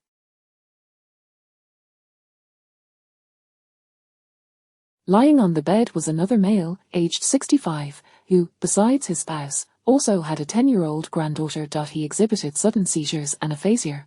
Liu Li instinctively lifted his shirt, and indeed, she found similar bruises on his body. Just as she was about to clear his mouth, he turned his head, his eyes fixated on a point outside, summoning his remaining strength to point toward the door, emitting a whistling sound, a ha-ha, before his head tilted, and after a series of rapid wheezing sounds, he ceased to breathe. Liu Li inadvertently followed the direction of his finger and caught sight of the little swallow, quietly sitting in the sunlight outside, brushing her doll's hair. Chapter 51 Doll 3 Following the announcement of death, the remaining pair, an elderly person and a young child, wept uncontrollably. The elderly companion, despite her tears, managed to make a phone call to inform the family, while the girl, not yet 10, faced death for the first time, trembling with fear. Liu Li gently led her outside. "Is anyone else at home?" she inquired softly. "My parents are out on business, it's just me and my grandparents at home," the little girl sniffled timidly. She glanced back at the house and then outside, asking, "Can I go play with Xiaoyanzi?" Liu Li was on her way to Xiaoyanzi's house, so she accompanied the girl there. Xiaoyanzi turned around and handed a doll to the little girl, saying, "Don't cry, little sister." "Xiaoyanzi, where is your grandfather?" Liu Li asked her. "Zhu Wei, another potential victim of the rat poison." "Her grandfather has gone out," the little girl replied on Xiaoyanzi's behalf. Xiaoyanzi's home was a modest two-story building, well decorated compared to others, indicating a decent family situation. Beep beep, the sound of a car horn echoed, urging Liu Li to return to the hospital. She crouched down and instructed Xiaoyanzi, "When your grandfather comes back, can you tell him to hurry to the hospital?" Xiaoyanzi looked up at her with watery eyes, her reflection mirrored in them. Liu Li's heart skipped a beat as she pinched Xiaoyanzi's cheek with her left hand, while her right hand lifted her eyelid, fully exposing her eye socket. Beneath the white of her eye, 3 red dots appeared. Subconjunctival hemorrhage. Liu Li rolled up the sleeve of her arm, not noticing any bruises, and then reached to lift her shirt. To her astonishment, Xiaoyanzi promptly unfastened her clothing and began to remove her sweater. Liu Li gasped, involuntarily holding her hand down, her eyes widening in shock. The area around Xiaoyanzi's waist was marred with numerous ugly scars, varying in size and depth. Just as Liu Li was about to examine further, the driver honked again. Liu Li gently asked, "Xiaoyanzi, shall I take you to the hospital?" Xiaoyanzi gazed at her in confusion but obediently followed. The little girl next door called out, "Grandma, this sister wants to take Xiaoyanzi away." Her grandmother emerged from the house, scooping Xiaoyanzi up in her arms, declaring, "That won't do. You can't just take this child away. Auntie, Xiaoyanzi might be poisoned," Liu Li explained. "That doesn't matter, we must wait for her grandfather to return," the neighbor's grandmother replied. "I will inform him to take her to the hospital." The driver pressed the horn urgently. "Dr. Liu, we need to head to the next destination." They had received a dispatch from the emergency center. Liu Li had no choice but to release Xiaoyanzi and return to the vehicle, promptly contacting Deputy Director Chen. "We've already called the police," Deputy Director Chen said. "It seems not just our hospital but the third hospital has reported too. It's all from that area, and they are all elderly men." As the ambulance set off, for reasons unknown, Xiaoyanzi suddenly ran after them, shouting, "Save my sister is crying." Her voice was tender, her eyes pure, despite her appearance being different from others. The ambulance sped away, her figure becoming a small black dot until it vanished from sight. In the flurry of events, time passed until 4 in the afternoon when Xiaoyanzi's grandfather had not brought her to the hospital. This series of cases involving poisonings and deaths had reportedly attracted police investigation. The more occupied Liu Li became, the more invigorated she felt, to the point that after work, her heart was restless with anticipation.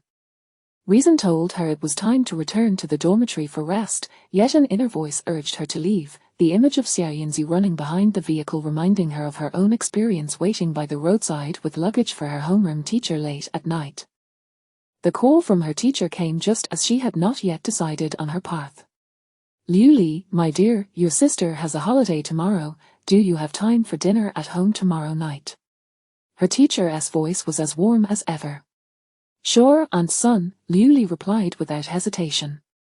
After graduation, she had always addressed her teacher as Aunt Sunday, and Sun cheerfully listed what they might eat for dinner, and Liu Li listened quietly, occasionally offering suggestions. As the conversation continued, Liu Li asked, Aunt Sun, what constitutes meddling, and what constitutes helping others? Aunt Sun replied firmly, doing something when you cannot protect yourself is meddling. Helping others occurs when you have the capacity to protect yourself. After hanging up, Liu Li packed her backpack with some essentials and, while the day was still bright, took a taxi to Xiao Yanzi's home. On the way, the taxi passed 3 makeshift mourning tents. Though it was barely past 4 in the afternoon, the village was eerily quiet, reminiscent of nightfall. The enthusiastic elderly people Liu Li had seen earlier with the ambulance were nowhere to be found. What is going on? The taxi driver inquired. Why are so many people dead? Liu Li frowned. Hadn't the police already intervened? Why had they not established a cordon? The taxi driver parked at a distance, specifically warning Liu Li, Miss, if you're picking someone up, be quick. I can only wait 15 minutes. Liu Li nodded and walked alone to Xiao Yanzi's home. The neighboring houses, one bereaved and the other in the hospital, both had their doors shut tight, which was peculiar. Xiao Yanzi's home was also empty. Liu Li glanced at the time, noting she had 10 minutes left. She decided to wait another 5 minutes. Standing behind the rightmost column of the eaves, she gazed out over the village, observing the black rooftops resembling silent beasts. Clang! The door to Xiao Yanzi's house swung open. Don't worry, we're all family. Helping you is helping my old man. It seemed to be the voice of the neighbor's grandmother. The two were speaking through the door, and Liu Li could not hear clearly. She coughed lightly, concerned that her sudden appearance might startle the elderly. Despite her caution, the neighbor's grandmother still jumped in fright, her eyes wide with terror. Oh my goodness, you scared me to death, she exclaimed. Who are you? What do you want? Liu Li introduced herself. I came to check if Xiao Yanzi and you have been to the hospital for examination. We've been checked, thank you for your concern, Zhu Wei quickly replied. Would it be possible for me to see the medical records and diagnosis? Liu Li asked, uneasy. If they had truly been seen, why would the doctor have allowed them to return home? Oh dear, you little doctor, the neighbor's grandmother replied, with such a big incident in the village, now is the time for everyone to help each other. You needn't worry so much, Liu Li interrupted her rambling. Then, may I see Xiao Yanzi? Chapter 52 For Zhu Wei stood at the threshold, the dim light behind him flickering, obscuring his expression from Liu Li's view.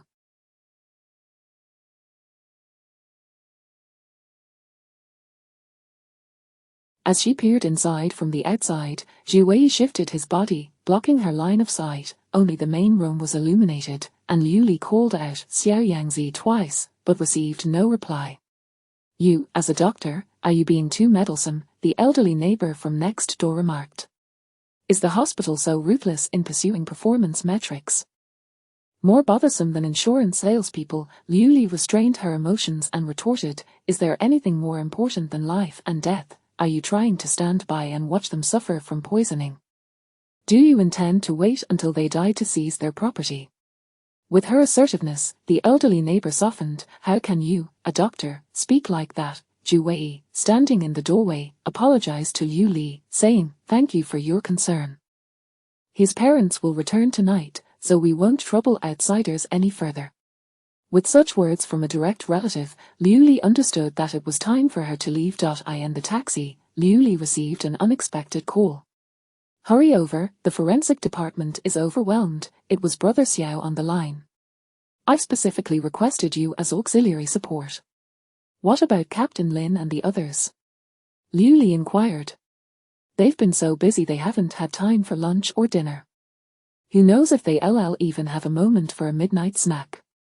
No wonder, the car had already turned onto the road outside the village. Shadows of trees flitted past the window, resembling silhouettes leaping out from the darkness.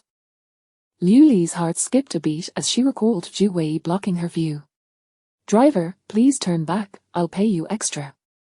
Zhu Wei's door was locked. Liu Li called out loudly, Xiao Yanzi, Xiao Yanzi.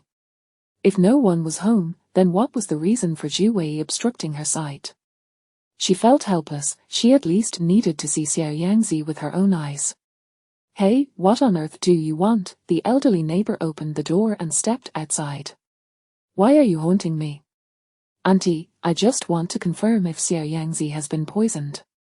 Xiao Yangzi is perfectly fine at home. What could her parents possibly do? She looked at Liu Li, questioning loudly. You aren't one of those unscrupulous doctors from the television, trying to abduct Xiao Yangzi for organ trafficking, are you? Otherwise, why are you so intent on taking her away? Then call the police and have them investigate me. I'm terrified of you, the elderly neighbor retorted, hands on her hips, shouting upwards, Xiao Yangzi. She called once, and a window opened above. Xiao Yangzi's face peeked out through the railing. Xiao Yangzi, this doctor says she wants to take you to the hospital. Do you want to go? The elderly neighbor asked. Xiao Yangzi shook her head. I'll wait for mommy. Her little face was beaming with genuine joy and anticipation. Liu Li asked, would it be convenient for me to confirm with her mother? The elderly neighbor was on the verge of cursing. You, with your stubborn mind, really don't know why you're fretting. She dialed a number on her phone. On the call, Liu Li confirmed with Xiao Yangzi's mother that she would arrive home around 1 in the morning and promised to take Xiao Yangzi and her grandmother to the hospital. Liu Li even explained the expenses, noting that with the new rural cooperative medical scheme and the need for early treatment, the personal financial burden would not be high. Now, is that acceptable? The elderly neighbor rolled her eyes. I've never seen a doctor like you. You seem more like a trafficker. If things continued like this, it would truly cross the line. She looked up at Xiao Yangzi, who was still smiling sweetly at her, radiating pure happiness. To Liu Li's surprise, Xiao Yangzi raised her hand and waved, saying, goodbye, sister. Liu Li couldn't help but smile back, feeling the warmth of anticipation for her mother's imminent return. She waved goodbye in return, only then did she head to the criminal police department, where Brother Xiao greeted her at the entrance. I need your help, we're incredibly understaffed, and everyone else has gone to the countryside.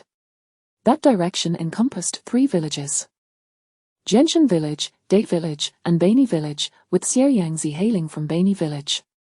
In Bani Village, there's 1 death, in Genshin Village, 4, and in Dai Village, 6. The city is considering establishing a task force, currently in consensus that this is a case of indiscriminate poisoning, and we have identified a suspect, Brother Xiao said, full of energy. Oh my, I've endured more scolding today than in the entire year.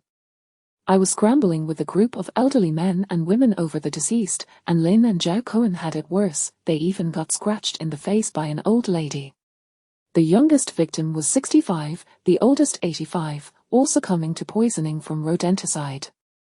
Upon entering, Liu Li confronted the sight of the lifeless bodies, contorted in eerie positions. 1 elderly man maintained a posture as if he were trying to crawl out the door to call for help, his eyes half open, mouth agape, with age spots prominently displayed on his body, alongside vivid bruises that were distinct from the age spots. The deceased was a solitary elderly man from Dai Village, aged 78, with the earliest recorded time of death among all the discovered victims. At 10 in the morning, neighbors noted he hadn't left his home for a walk, and upon checking, he was found sprawled on his doorstep.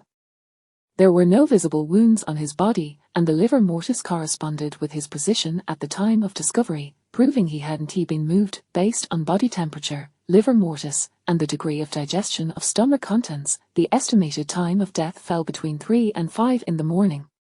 Liu Li's task was to learn and record, providing tools as needed for Brother Xiao and labeling some extracted samples. The deceased exhibited signs consistent with anticoagulant rodenticide poisoning. In addition to the bruising throughout his body, various organs displayed different degrees of bleeding, with the cause of death being hemorrhaging in the lenticulostriate arteries near the basal ganglia and pons. At 3 in the morning, Lin Yenru led the team back to the police station. Everyone was dejected, slumped in their office chairs, lacking even the energy to make instant noodles. The investigation was fraught with difficulties. The identified suspect was not truly suspect, the source of the rodenticide was unknown, the method of distribution was unclear, and the potential number of additional victims remained uncertain. Though the suspect, reported by an elderly woman, appeared suspicious, no evidence linked them to the rodenticide. Upon learning the death toll, the suspect candidly confessed to their theft-related crimes. Among the deceased elderly, aside from a few distant relatives and minor neighborhood disputes, most were solitary old men, some even beneficiaries of the 5 Guarantees policy. Whether motivated by greed or vengeance, there was no factual basis to support it. Do you think we should investigate the local hosts of funerals and weddings, as well as funeral supply vendors? Zhao Cohen weakly suggested. Could it be in pursuit of year-end performance? This indicates that there must be a particular occasion that only men would attend. Moreover, they are all elderly men, Lin Yanru continued. While these 3 villages have many elderly residents, they are not devoid of younger and middle-aged individuals. Yet, among the deceased and those sent to the hospital, not a single one is under 60. Additionally, many of the elderly are accompanied by their grandchildren, yet among the victims, several have grandchildren at home, and not a single one suffered. Were they truly unaware, or were they deliberately concealing something? What could they possibly be hiding? What exactly was being concealed? Chapter 53, Dole 5 First, confirm that the village's water source has not been contaminated.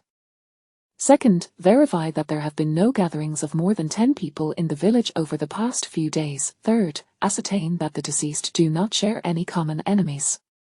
Fourth, confirm that no outsiders have appeared in the village in the past week, aside from the confirmed suspects involved in the theft. The first report of poisoning came from the emergency center of affiliated hospital number 2, which subsequently reported the second and third cases of poisoning, followed by other hospitals alerting authorities in succession.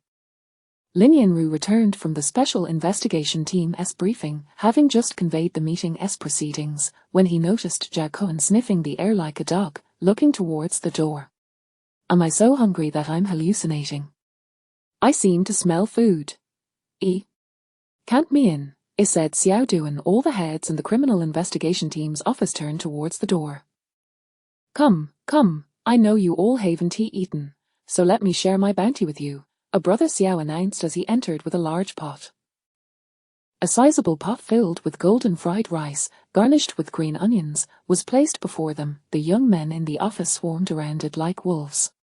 Brother Xiao has been keeping a low profile. After all these years, he finally treats us to this. How inconsiderate, Zhao Cohen teased. Dream on, my wife hasn't even tasted my cooking. What makes you think you're special? Brother Xiao chuckled. This was made by my apprentice, Liu Li. Where is she? Lin Yanru raised an eyebrow in surprise and turned towards the entrance. She is avoiding suspicion, afraid you might be discussing sensitive case details, Brother Xiao explained. As Lin Yanru ate, he went directly to find Liu Li, pulling her into the office. The young men greeted her while they ate. Only Zhao Cohen suddenly exclaimed, hey, the one cooking and the one dismembering are using the same hand. Thinking about it like this, the fried rice suddenly lost its appeal. Give me that if you're not eating. Lin Yanru reached for his bowl, but Zhao Cohen quickly turned to protect it. Well, it's still better than what Brother Xiao makes. He can only boil skulls in a pressure cooker, Zhao Cohen consoled himself. Oh, the pressure cooker, I just lent it to Liu Li to cook rice, Brother Xiao said without looking up. Everyone simultaneously put down their bowls, glancing from the rice to Liu Li. You cooked the rice in the forensic lab's pressure cooker? Zhao Cohen trembled as he asked. Yes, Liu Li nodded, and as everyone was about to retch, she added, later, I found it too small, so I asked Brother Xiao to take me to the cafeteria to borrow a rice cooker. Oh dear, oh no.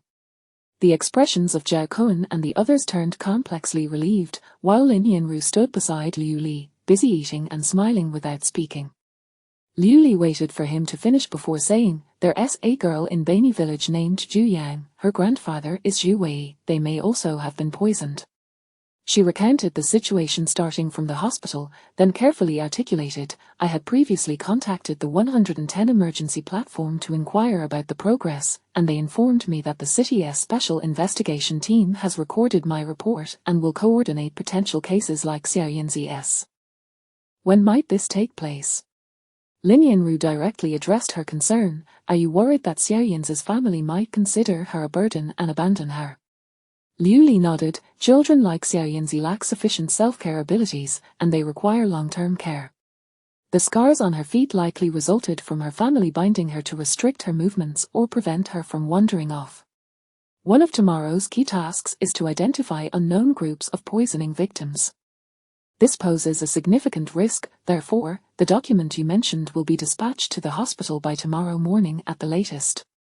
In fact, this document was confirmed within an hour, as Liu Li received an urgent phone call notifying her that she had been assigned to the medical team, to gather at the hospital half an hour later.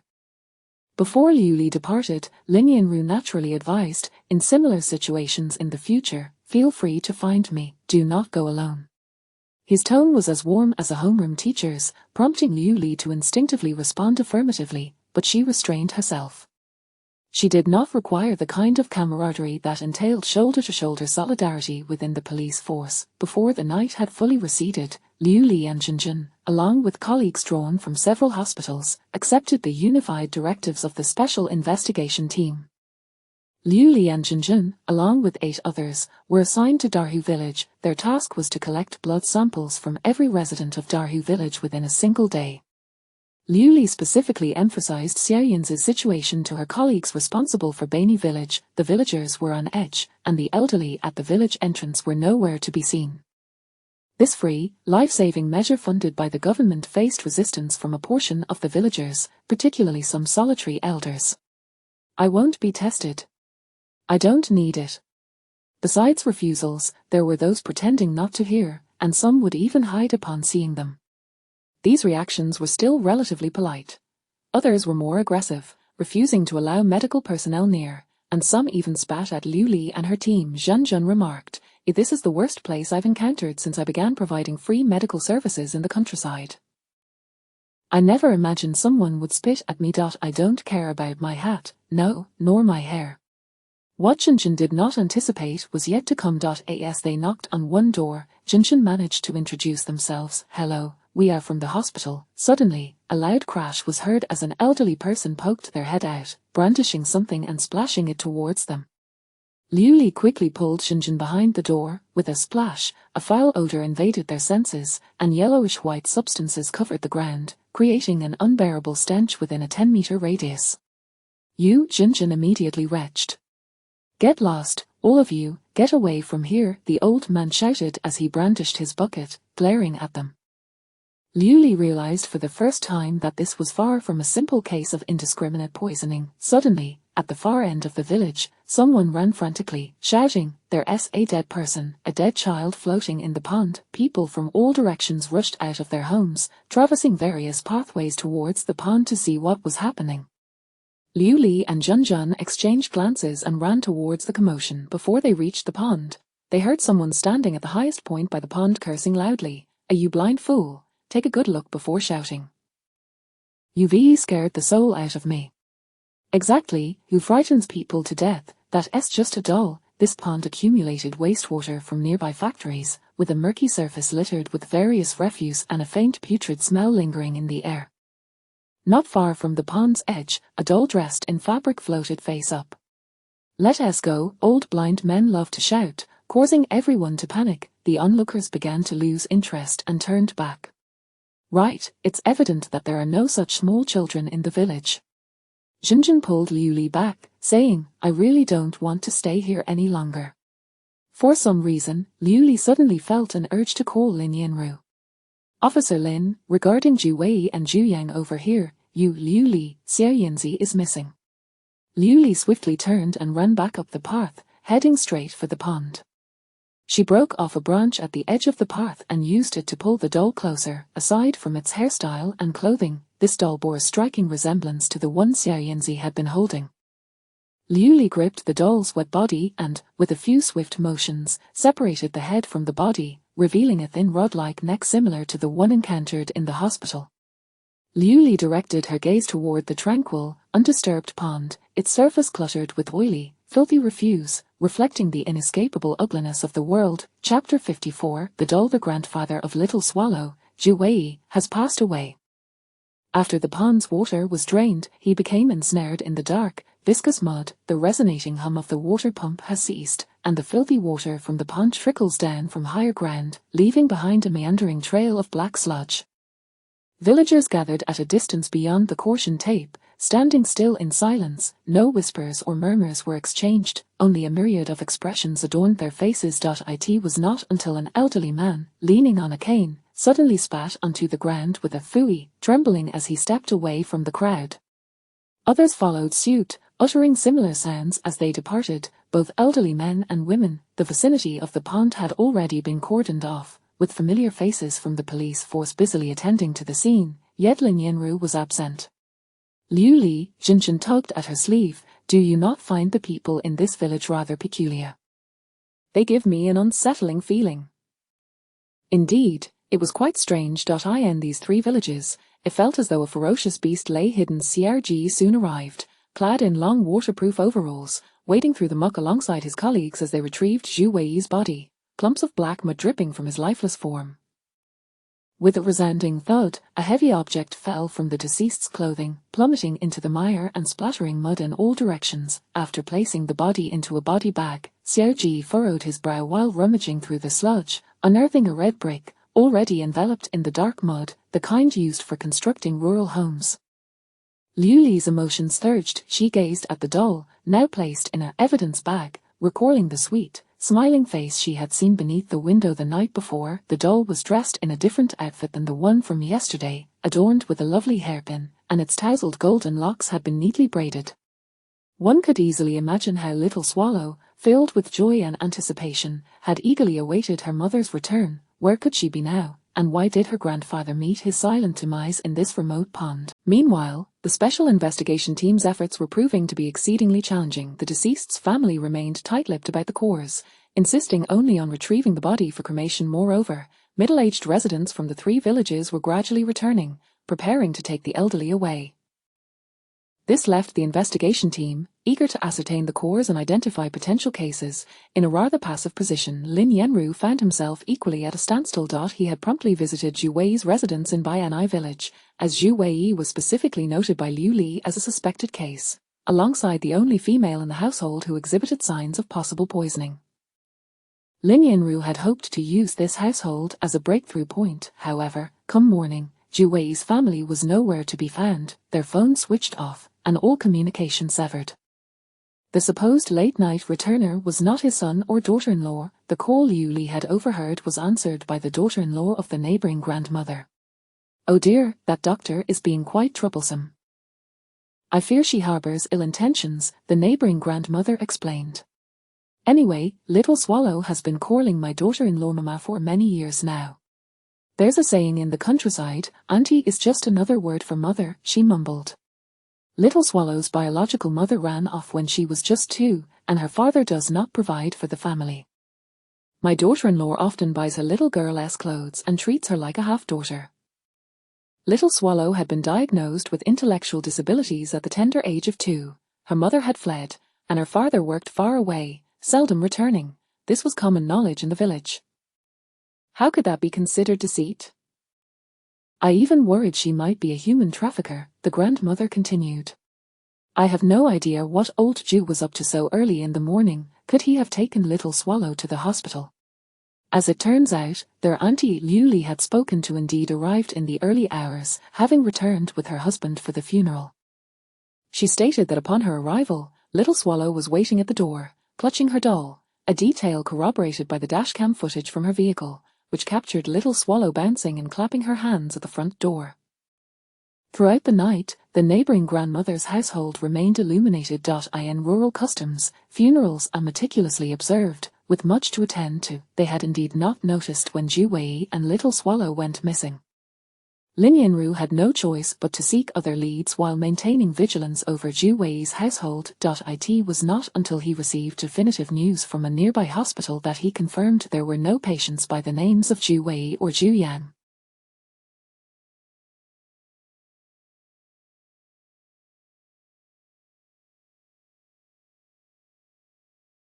Only then could he ascertain that both Zhu Wei and Little Swallow had voluntarily vanished, as evidenced by the lock on their front door being secured from the outside. Now, with Zhu Wei's lifeless body discovered in the pond, forensic expert Xiao Ji provided an initial report indicating that Zhu Wei's cause of death was mechanical asphyxia due to drowning.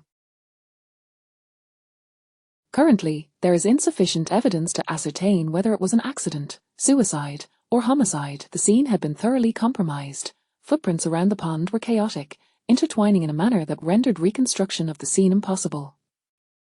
Zhao Cohen noted that the presence of a red brick in the deceased's clothing suggested a higher likelihood of suicide. At 63 years old, Zhu Wei's wife had succumbed to illness when Little Swallow was 9.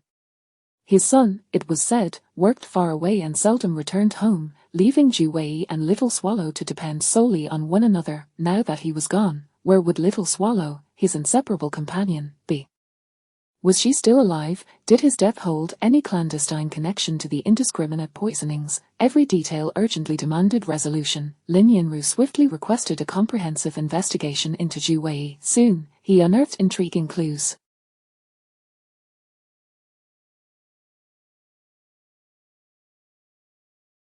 Within Zhu Wei's kitchen, he discovered some charred remnants of paper and fabric, resembling the arithmetic notebooks and bed linens of a primary school student. Before departing from home, Zhu Wei had meticulously tied it up, even organizing the small house in his backyard. Typically, such structures in rural backyards are erected for housing chickens, ducks, and geese, yet Zhu Wei's small house was evidently different. As it contained an old bed, the bed's linens were missing, leaving behind faint yellow stains along the edges of the mattress. On the cement floor before the bed, there was even a shallow depression approximately 20 centimeters wide. This indicated that the room had seen frequent comings and goings. Following this trail of activity, Lin Yanru discovered a path leading from the small house's entrance to the side gate of the backyard. Who had been residing frequently in this small house, who had been traversing back and forth through this side gate, creating depressions in the yard, and where might Little Swallow be? Was she still alive? Chapter 55, The Doll 7. In this world, there was initially no path. It is only when many tread upon it that it becomes a road. As Lin Yanru pushed open the gate to the backyard, he beheld a narrow trail, where the rustling leaves cast dappled sunlight that sparkled like golden flecks. Standing within the courtyard, Lin Yanru faced this clandestine yet well-trodden path. To his right stood the second floor, home to Xia Yanzi's bedroom, while to his left lay that peculiar little bungalow. Xia Yanzi, whom fate had bestowed with a flawed intellect, yet endowed with a well-developed physique, a vulnerability in her defenses, or perhaps a diminishment of her sexual autonomy. A sudden realization dawned upon Lin Yanru regarding the true purpose of that bungalow. He turned once more to gaze upon the path, envisioning the scene of elderly men in their golden years ambling towards him, hands clasped behind their backs. Only men, only old men. A visceral discomfort surged within Lin Yanru, prompting him to stifle a retch. He closed his eyes and inhaled deeply, swiftly dialing the number of the task force leader. Chief, I have discovered the source of the poisoning from the rat poison. It was no indiscriminate act of poisoning. That bungalow was indeed the nexus the police sought. Zhu Wei possessed a card into which he deposited funds bi-weekly, each time in trifling amounts, all derived from certain elderly men across 3 villages. What he had incinerated before his demise were likely his lists and ledgers, the origins of this malevolence, its instigator, and the names of those implicated beyond the deceased remained elusive to Lin Yanru. Yet, he urgently required those answers, for they bore upon Xia Yanzi's fate and existence. The forensic experts and trace evidence analysts reached a consensus. Zhu Wei had not taken his own life out of shame, but had been murdered. The time of his death was estimated to be around 4 in the morning. Following our investigation, we have confirmed, stated the trace evidence team, this is the very spot where Zhu Wei fell into the water. On the riverbank, aside from broken grasses, there were faint impressions in the mud. These marks indicate Zhu Wei's desperate attempts to save himself, evidenced by the muck from the pond that clung to the soil. Xiao Ji then presented a photograph of the back of the deceased's hand. Within the deceased's fingernails, we discovered soil and muck of identical composition. This indicated Zhu Wei's unwillingness to perish. Moreover, when Zhu Wei attempted to climb ashore, someone was observing from the bank and forcefully stepped on his fingers. The imprint of that foot upon Zhu Wei's 3 fingers manifested as a hematoma, a result of ruptured capillaries, which could only form while blood circulation was ongoing. Zhu Wei had not committed suicide, he had been slain, and Xia Yanzi was most likely in the hands of this individual. Who could this person be? The phone rang again, jolting Lin Yanru from his thoughts. Officer Lin, someone is willing to speak, said Liu Li, but he has a condition, and I believe you will want to hear it. The one willing to divulge information was the elderly man who had thrown excrement. Upon Lin Yanru's arrival, he found Liu Li, her colleague, and Zhao Cohen confronting the old man carrying a bucket of feces at the village's exit. Two elderly men from Day Village summoned their families to drive them away, but Liu Li and her colleague intercepted them. Zhao Cohen pulled him aside, whispering the details. Liu Li, yes, she persuaded the two elderly men. In truth, it had been more of a deception than persuasion. The old man, known as Old Wang, was among those who had refused to cooperate with blood sampling. Following the revelation of Zhu Wei's demise, he had contacted his son to come and take him away, only to be stopped by Liu Li and her team. Despite the task force's insistence and the village leader's efforts to sway him, he remained obstinate. My son is taking me to the city to live in retirement. What right do you have to stop me? Old Wang declared, brandishing the bucket as a barrier. Which law states I cannot go to my son's home? I intend to go now, and no one can stop me. I am 70 years old. If you continue to obstruct me, I will lie down right here. Let us see who dares take responsibility for that. The morally bankrupt elder was akin to a slippery eel, and neither the medical team nor the police dared approach him. His son, bewildered and helpless, explained to the officers, my father has this temperament. If things do not go his way, it turns into chaos, and I am powerless to intervene. Last year, he insisted. Liu Li instructed the officers to escort his son away from the scene, and then seized the keys from him, climbing atop his car. You can't leave, the keys are with me. Old Wang lunged towards her, bucket in hand. Liu Li raised a hand, the car keys can remain in my possession or be tossed into the pond. Your choice, old man. Old Wang hesitated momentarily before charging at her once more. Elderly individuals have sexual desires, which is entirely natural. It is nothing to be ashamed of, Liu Li asserted. I fail to comprehend what you are afraid of. Emperor Han Wudi fathered a son at 62, Ji Baisha achieved the same at 72, and the gambling tycoon fathered a daughter at 78. Were they not capable of reproduction? Old Wang's fierce demeanor softened in an instant. If esteemed individuals can, then certainly ordinary folk may as well. Does it imply that only officials are permitted to set fire while the commoners must remain in the dark? With her words, the expressions of the two elderly men began to relax.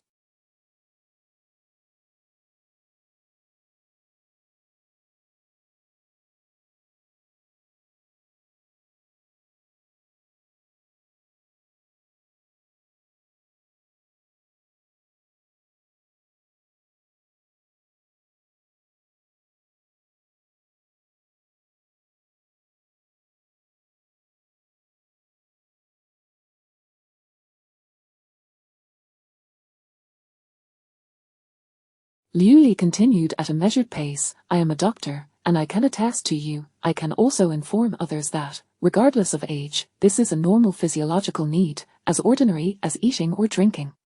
If my words are insufficient, I can provide a stamped certificate from the hospital.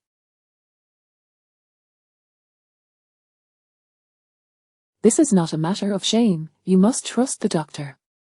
Old Wang lowered the bucket and asked, can you truly provide us with a certificate? Liu Li patted her chest, promising, I guarantee it. Yet she swiftly added, but murder is not acceptable. Only a perverse individual would commit such an act. Your frenzied haste to leave may arouse suspicion. With so many deaths in the village, could it be that you are involved?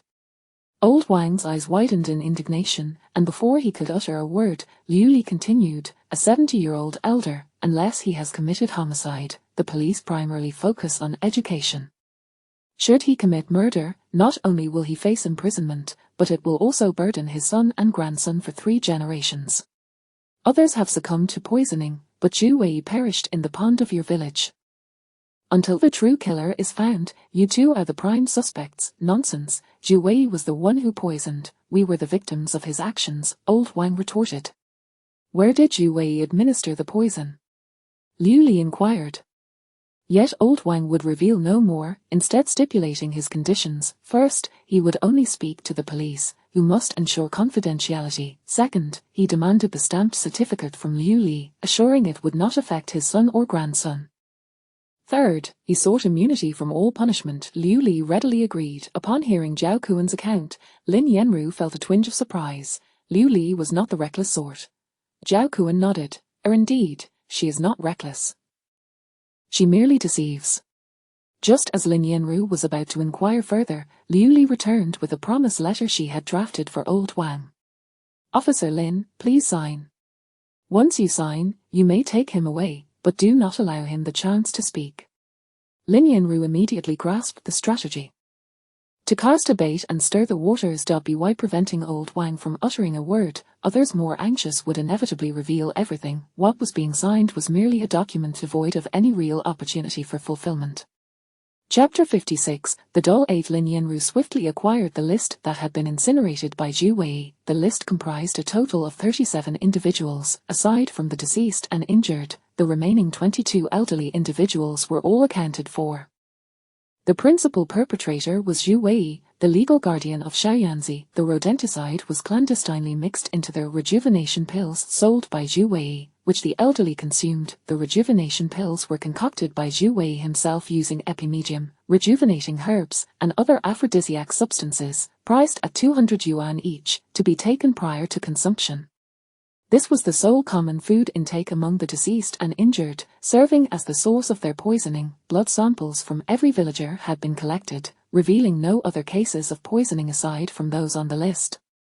Lin Yanru discovered the remaining concealed rejuvenation pills in the beams of Zhu Wei's house. Upon examination, they were found to contain the same toxic components extracted from the bodies of the deceased and injured.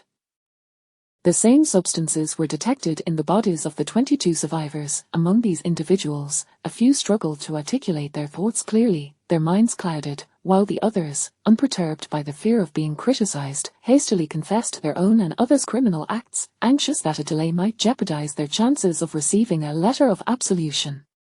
Old Wang had no opportunity to speak. After being brought back, he even dozed off in the interrogation room. By the time he awoke, Lin Yanru was left with merely 2 lingering questions. The first inquiry was, why would Zhu Wei resort to poisoning these elderly individuals? Old Zhu is quite cunning. He is entirely consumed by greed, demanding cash up front and showing no regard for human sentiments. I cannot fathom why he would poison us. A man as avaricious as he, reliant on our savings each month, has no reason to act. If we introduce a reliable elder to him, he grants us 1 reprieve and even provides a complimentary rejuvenation pill. Initially, I did not suspect him, but later realized that all the victims were from this area. We are not unafraid of death, those who perished were frequent visitors, like old Liu, who boasted of visiting once a week. One elder, claiming a distant familial connection to Zhu Wei, remarked, old Zhu once shared with me over drinks that girls like his daughter are utterly naive. As long as they are not by his side, they can be easily manipulated with some food and flattery. Why not exploit that for his own benefit? At the very least, it would improve his circumstances. He mentioned his son was unreliable. With his current situation, at least he has built a house and saved some retirement funds. There's little to worry about. Poisoning the elderly contradicts his vested interests entirely. The second question lingered.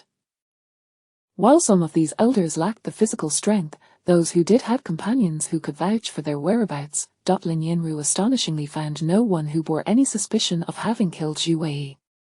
Moreover, despite thoroughly searching the homes of these individuals, there was no sign of Xiaoyanzi. From the time of Zhu Wei's death at 4 in the morning until now, 8 hours had elapsed, yet Xiaoyanzi remained unfound. Zhao Kuan had already searched the pond twice, confirming that Xiaoyanzi was not trapped in the mud. Where could Xiaoyanzi possibly be? Liu Li accompanied the search team, scouring the nearby ponds, culverts, and abandoned wells in the 3 villages, yet Xiaoyanzi was nowhere to be found. Liu Li, if the murderer harbored malice towards Zhu Wei, disposing of Xiaoyanzi by the pond would be the most logical course of action. There would be no need to abduct her, Lin Yanru communicated via message. I believe the assailant has no ill intentions toward Xiaoyanzi. Liu Li concurred with his assessment. This suggested that Xiaoyanzi's chances of survival were quite significant. However, all 3 villages had been thoroughly searched. and the homes of the elderly had yielded no trace of her. Liu Li and the medical team awaited Lin Yanrue's arrival with the canine unit in the yard in front of Xiao Yanzi's home. The mourning hall had already been erected next door, awaiting the issuance of a death certificate by the criminal investigation team to proceed with the funeral arrangements. As night fell, Xiao Yanzi's sister stood beneath the eaves, cupping her hands to form a megaphone, urgently calling out, "Xiao Yanzi, please come back, as darkness and it's dangerous outside. She can't go home now, she must be so frightened," the sister lamented. The neighbor, the woman whom Xiao Yanzi had always called mother, explained, "Xiao Yanzi shares a close bond with my daughter. The two sisters are inseparable. Although Xiao Yanzi may be a bit simple-minded, she looks after her sister attentively." The neighbor further added, "I have always felt assured allowing them to play together." "You are quite commendable," Liu Li sincerely remarked. "Many are hesitant to let their children play with those who have intellectual disabilities." Though Xiao Yanzi may be simple, her heart is truly kind. The neighbor pointed to the area below the yard. "When my daughter was 4, while we were working in the fields, they were left alone at home.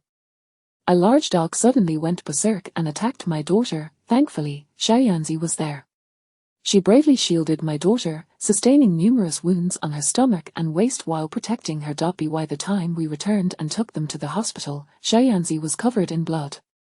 I still vividly remember her appearance.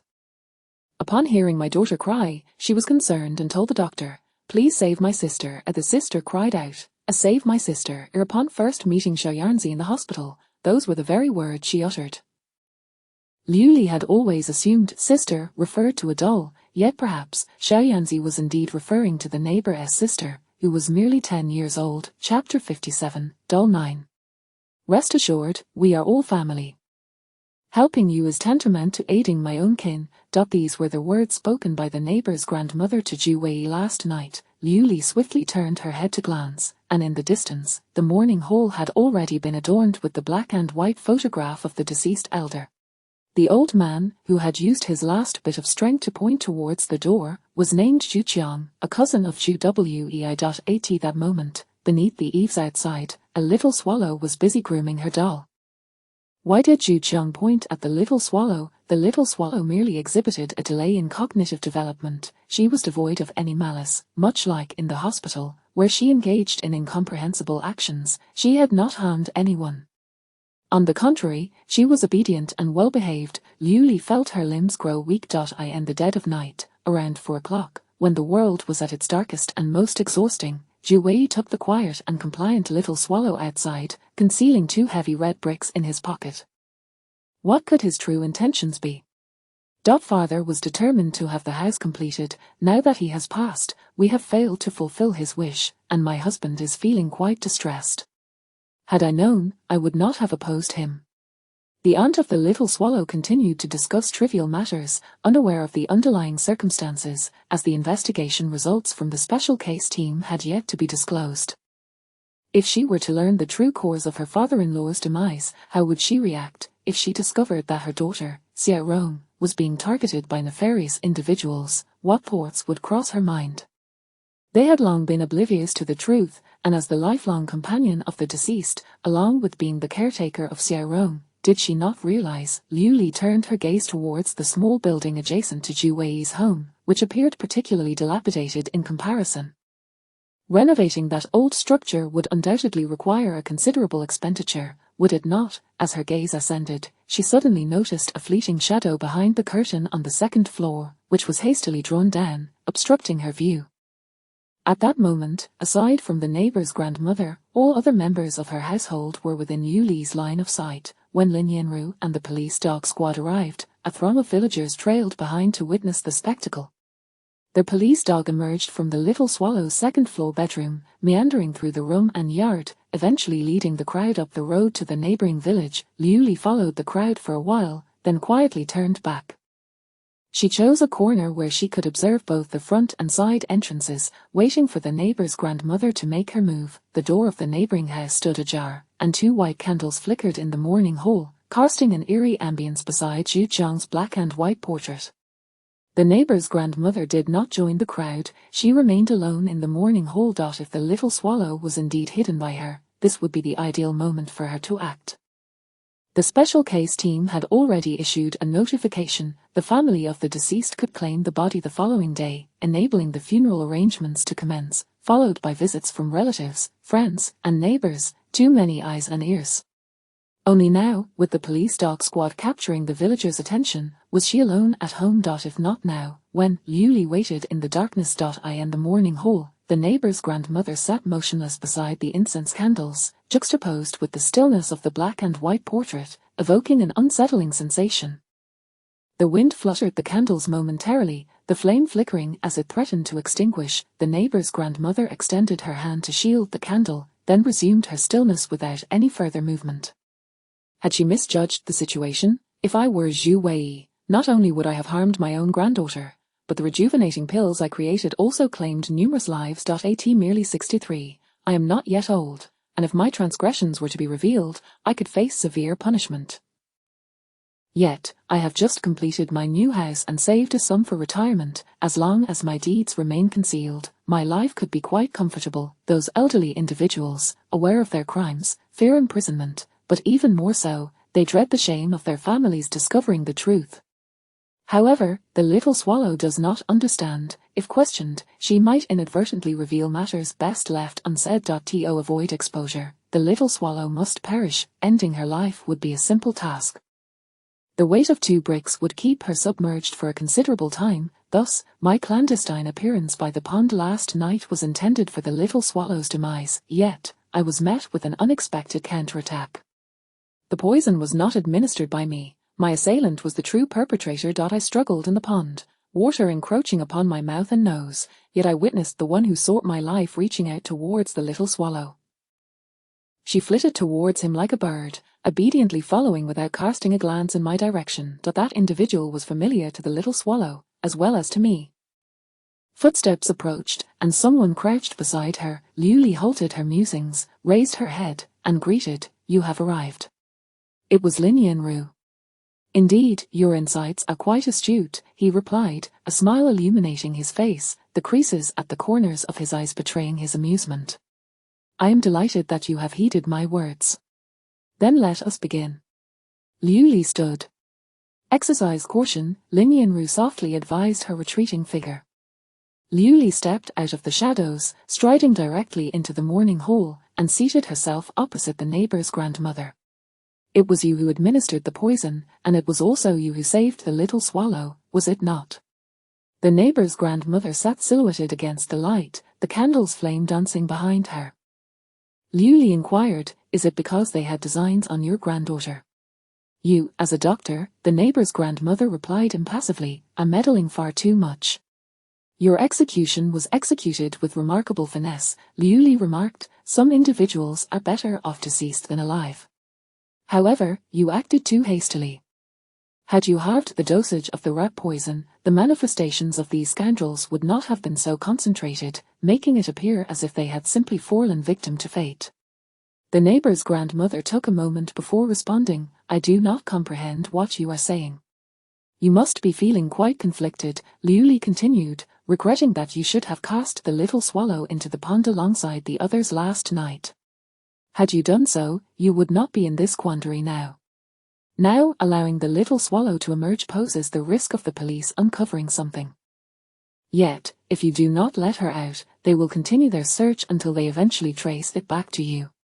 If only she were to perish, with the weather so frigid and lacking sustenance, how long could a simpleton endure? Yet, you know that this would be the best course for yourself, and yet your heart feels as though it is being scorched by flames. Though the little swallow is not your biological granddaughter, she holds great affection for you, as you have shown her kindness. You are aware of her absence. Despite the commotion surrounding the police dogs, you have yet to glance up, for you know the little swallow is not in their line of inquiry. She is hidden in a place known only to you, is she not? Is she concealed within your home?" The neighbor's grandmother lifted her gaze to meet Liuli's. "You do not understand. How could a doctor from the city grasp the malice found in the countryside?" "Grandmother, then teach me," Liuli implored, "enlighten me." "Oh dear, how could this old woman from the countryside possibly enlighten your city-bred sensibilities?" The neighbor's grandmother wiped her eyes and sighed heavily. What you speak of is beyond my comprehension. Her emotional facade flickered, vanishing in an instant. The little swallow is here with me. However, I have not committed the acts you allege. She rose and walked deeper into the house, traversing a room before reaching the innermost chamber. She pushed open the door. The little swallow is right here. A dark coffin leaned against the wall. She rapped her fingers on the coffin, and soon, rustling sounds emanated from within. A few fingers emerged from the crevice at the edge. Little swallow, grandmother asks you, who placed the rat poison inside? It was I. Who was it that pushed your grandfather into the pond? It was I. Why are you hiding with grandmother? Fifth grandmother said that I am a meddler, and they want to take me to drown in a pig's cage. Chapter 58.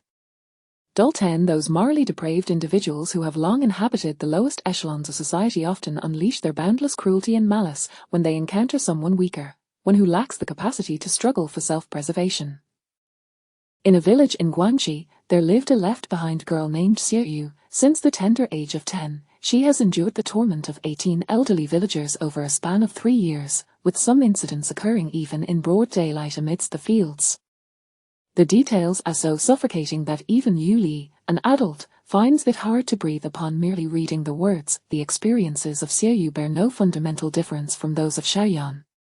Liu Li feels pity and regret for Xiaoyan's innocence, yet she also harbors a faint sense of relief that Xiaoyan was blissfully unaware during these harrowing events. Emerging from the coffin, Xiaoyan still sweetly calls out for her grandmother, as if merely engaging in a whimsical game.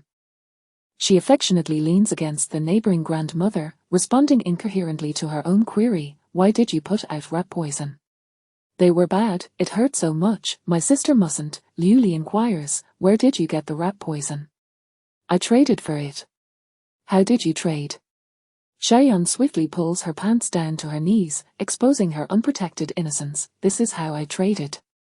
The sacredness of her youth laid bare like this. She gazes at Liu Li with childlike curiosity. "Sister, what is a busybody?" When the police, led by Lin Yanru, took the neighboring grandmother, Xiaoyan, and some family members from the village, Liu Li sighed at the brooding sky. Jinjin, who had long feared admitting she wanted to leave, had been waiting for her all along. "Liu Li, that tall police officer came by our dormitory, didn't he?" she asked, huddling to keep warm, yet the flames of gossip sparkled in her eyes. "He's single, right?" "I haven't asked," Liu Li replied honestly. "TSK, I must inquire," Jinjin said, "the charm that radiates from his refined demeanor is quite alluring. Shall I give you his WeChat?" "That could certainly work." Xiaoyan's Wechsler intelligence test revealed her cognitive abilities to be akin to those of a 7- or 8-year-old child, and the judicial assessment deemed her devoid of the capacity for self-defense. Regardless of the circumstances or excuses presented, whether she resisted or declined, it was all classified as the rape of a minor, punishable by a prison term of no less than 3 years and no more than 10 years according to Article 236 of the criminal law. The bewildered old man Wang exclaimed, "I possess a golden ticket for exemption. That promise is clearly stated." Zhao Cohen was more than willing to explain the matter thoroughly. "According to the promise, if your testimony assists the police in solving the case," he recited each word, then sincerely added, "However, you have remained silent all this time, and our case is already resolved. Apologies, this time the efficiency is rather swift, but please do not sleep through important matters next time. Oh, if this sentence is handed down, it will take years. It seems you may not have another opportunity." Zhao Kuan mused, thankful that Liu Li was indeed fond of the disheartened. However, matters were not as straightforward for Lin Yanru given Xiaoyan's intelligence. How could she comprehend the effects of rat poison, or devise such a targeted plan to identify the seller of the poison? How did she successfully integrate the poison into the rejuvenating pills? Was someone exploiting her unique situation for their own ends? All these questions required clarification. Recording Xiaoyan's statement proved challenging, and the neighboring grandmother was obstinate. Yet one fact was clear from both their accounts. The long-suffering Xiaoyan suddenly displayed a drastic change in attitude and dared to resist because Xu Qiang coveted Zhu Wei's new house, casting his ambitions onto the neighboring girl. "My sister is crying. Save my sister." This was her most innocent thought, yet her intentions and the timing of the execution of her plan coincided with the neighbouring grandmother's return with her sister.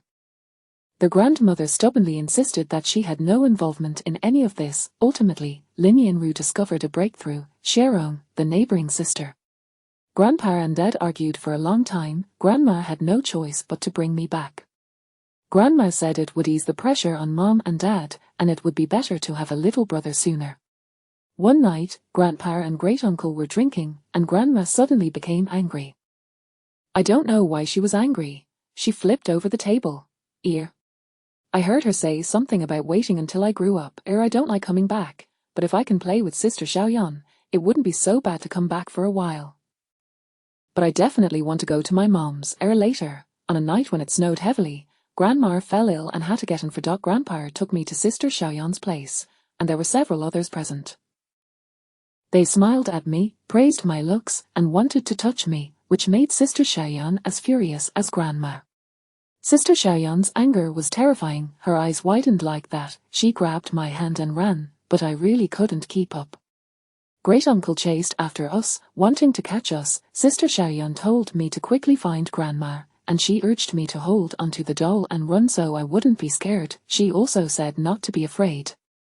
She would use rat poison to kill them. I ran very far, but I couldn't run anymore, and I lost Sister Xiaoyan's doll. When I found it later, the doll's head was broken. Hearing her granddaughter's recorded testimony, the neighbouring grandmother's shoulders finally slumped. Beasts? No, even worse than beasts. I spit. That female. I should have increased the dosage. These disgraceful beings do not deserve to live in this world and should perish like rats in the gutter. The poison was traded by Xiaoyan, and it was also Xiaoyan who mixed it into the rejuvenating pills prepared by Zhu Wei, who was pushed by the neighbouring grandmother. I told him I would help.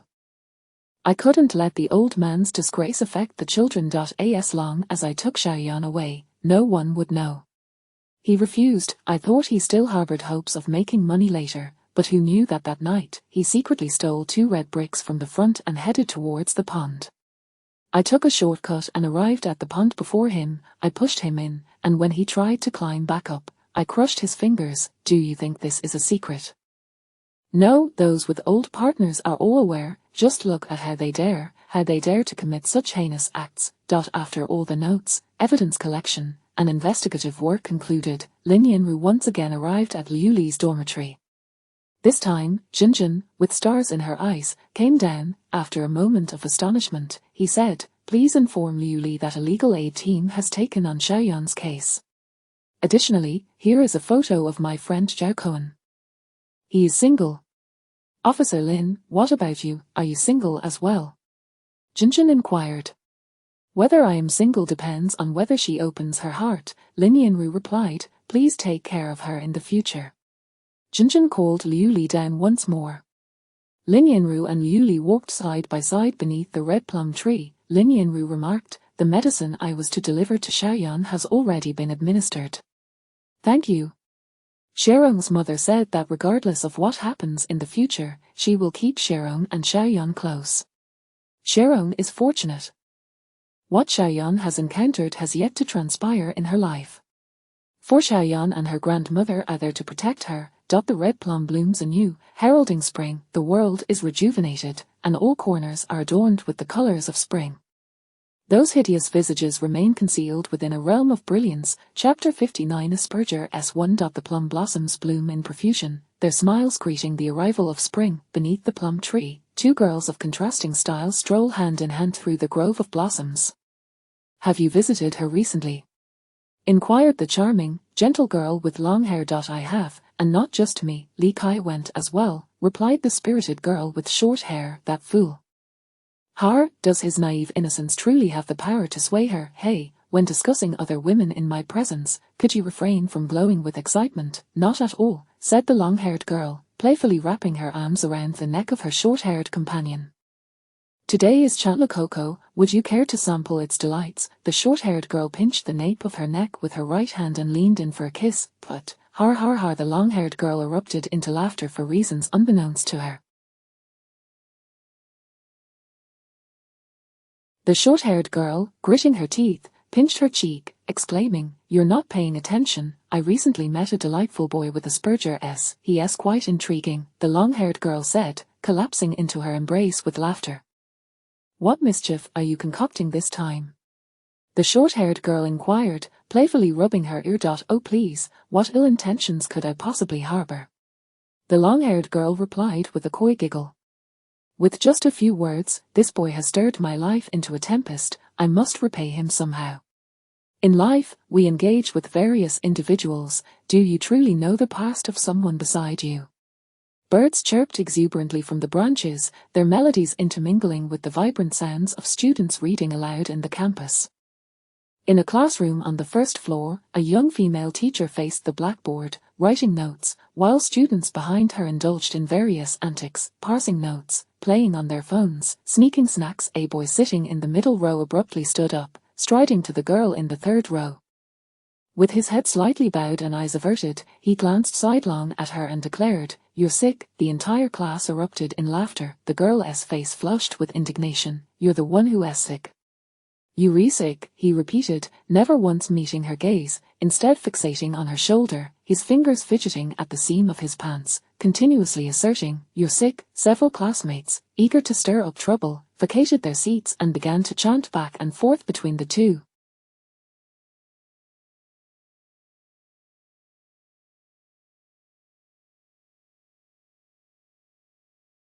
The girl's expression diverged from the others, but she was undeniably enraged. She raised her book and hurled it at the boy. The classroom descended into chaos, with students clapping and chanting, "You're sick, oh you're sick." The young teacher, unable to maintain order, futilely pounded her desk. "Quiet.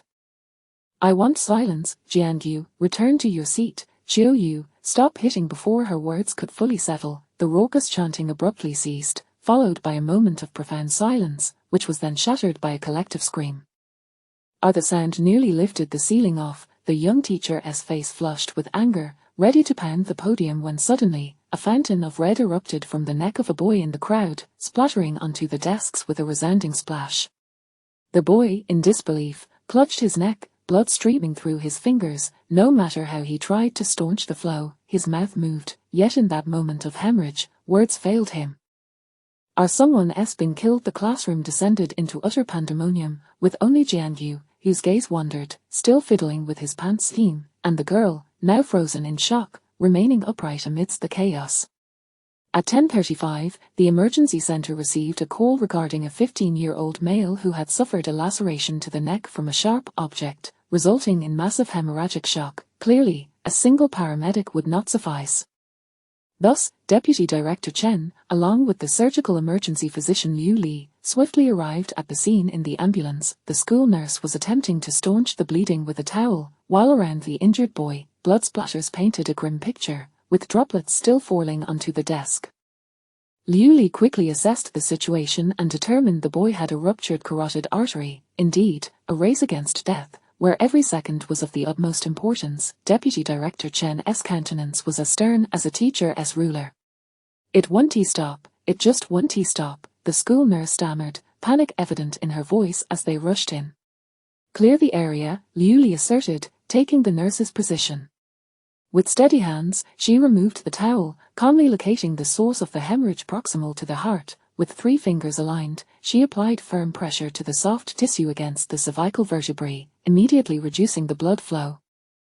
Moments later, the major bleeding ceased, although blood continued to seep from the wound. Deputy Director Chen secured the airway with intubation, while the emergency surgeon administered supplemental oxygen and established dual intravenous access, all executed in near simultaneity.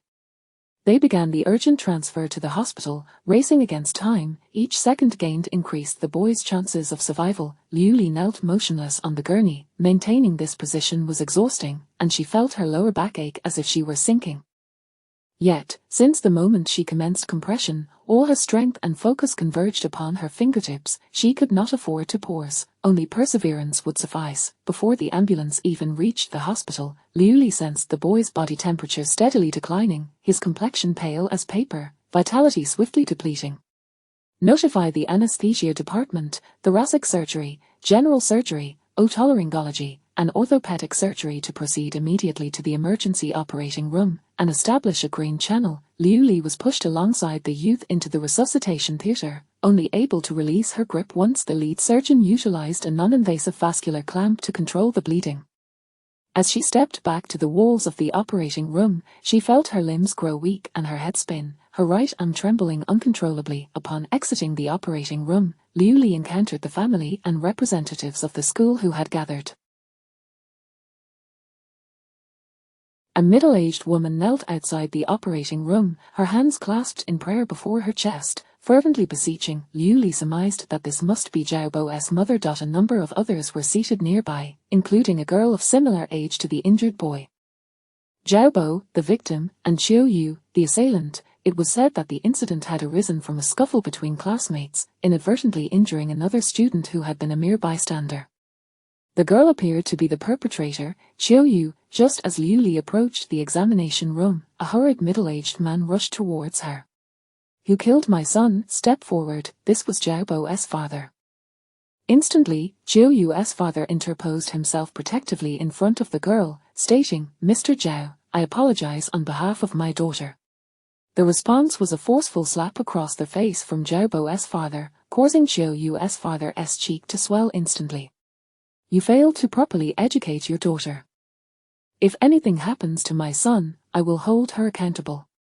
The girl's father's anger was palpable, yet he restrained himself. Qiu Yu's mother suddenly stood up. "Mr. Zhao, let us discuss this calmly.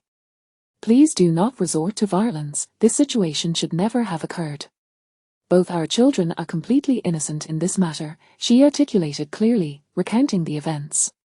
"I've heard that Jiangyu is a patient of some condition. He ought to have been sent to a special school." The girl's face remained rigid, tears welling yet unspilled, her expression strangely altered. Liu Li frowned slightly. Both sets of parents were unable to contain their emotions, prompting the teachers present to intervene hastily. "Everyone, please refrain from arguing. Let us await the surgical results. Mr. Zhao, the school will cooperate fully in addressing this matter. This has nothing to do with me. Jiangyu has been insulting me, calling me sick, and I only struck him with a book. I never intended to harm Xiaobo.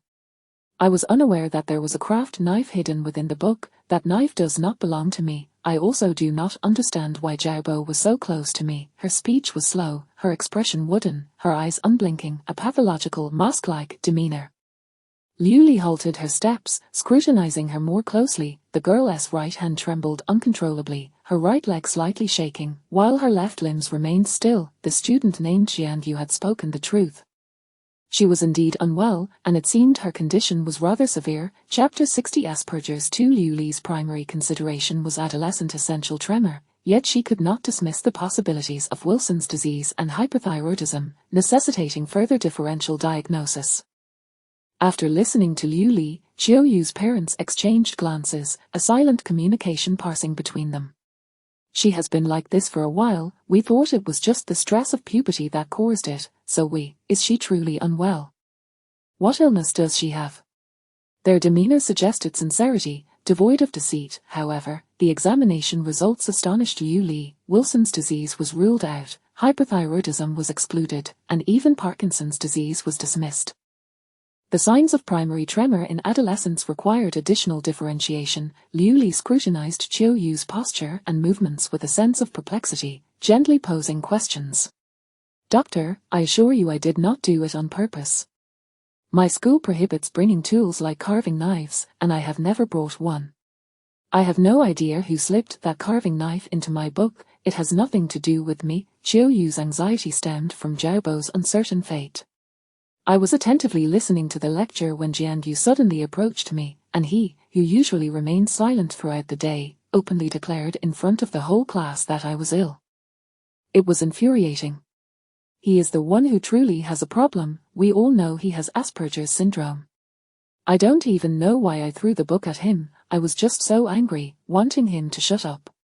Upon uttering this, a faint smile crept onto her face, a dissonance in her expression. Yet Liu Li felt a jolt within her. She had discerned the essence of the matter. This was it, uncontrollable laughter and tears, heightened muscle tone. Liu Li hastily ordered blood tests and urinalysis anew. When the results arrived, even Deputy Director Chen was taken aback. Chronic manganese poisoning. Qiu Yu's blood test revealed an alarming level of manganese, as did her urine and feces. Her unique symptoms, her mask-like face, unilateral tremors, and easily irritable emotions, were all due to the insidious presence of merely a fraction of manganese over time. This is an occupational hazard, Deputy Director Chen remarked, bewildered. How could a young girl be exposed to manganese-laden fumes for an extended period? Did she work in steelmaking, salt production, or chemical manufacturing? A high school student whose life revolved around a 2.1-line routine had little opportunity for prolonged manganese exposure. Qiu Yu's parents were equally baffled, unable to pinpoint any unusual circumstances in their daily lives. However, Liu Li pondered further. What could have prompted Jian Yu, only 14, to declare that Qiu Yu was unwell? Did he perceive something? What indicators did he notice, and what led him to his conclusion? Xiaobo's mother remained oblivious to all this, kneeling fervently outside the operating room for 4 long hours until Xiaobo was finally saved and transferred to the EICU. Simultaneously, Qiu Yu was admitted as well, her manganese source still a mystery. Director, in this situation, should we consider filing a police report? Liu Li inquired. Could there be a possibility of malicious poisoning? If we report this, won't the entire school need to be investigated? Deputy Director Chen contemplated. Wouldn't that be somewhat excessive? Perhaps we should first investigate her parents. Liu Li suggested. As a student, Qiu Yu spent most of her time either at school or at home. If her parents were ruled out as having chronic manganese poisoning, the school might indeed be the primary source of contamination. Once it was confirmed that Qiu Yu's parents were not poisoned, the seasoned Deputy Director Chen promptly reported the matter to the hospital's supervisory department. Does this fall under mandatory reporting? The supervisory department queried. Isn't this somewhat unnecessary? If the entire school came in for health checks, it wouldn't be a bad thing, the supervisor chuckled. Considering the thousands of people at the school, it could be quite a lucrative endeavor. Deputy Director Chen interjected. We should focus on how to mitigate potential risks within the school environment. After all, students have limited exposure opportunities. While they conversed, Liu Li remained active, engaging in comprehensive discussions with the school nurse. Manganese poisoning can be classified as acute or chronic. Acute poisoning manifests primarily through gastrointestinal reactions, while chronic poisoning is characterized by neurological symptoms.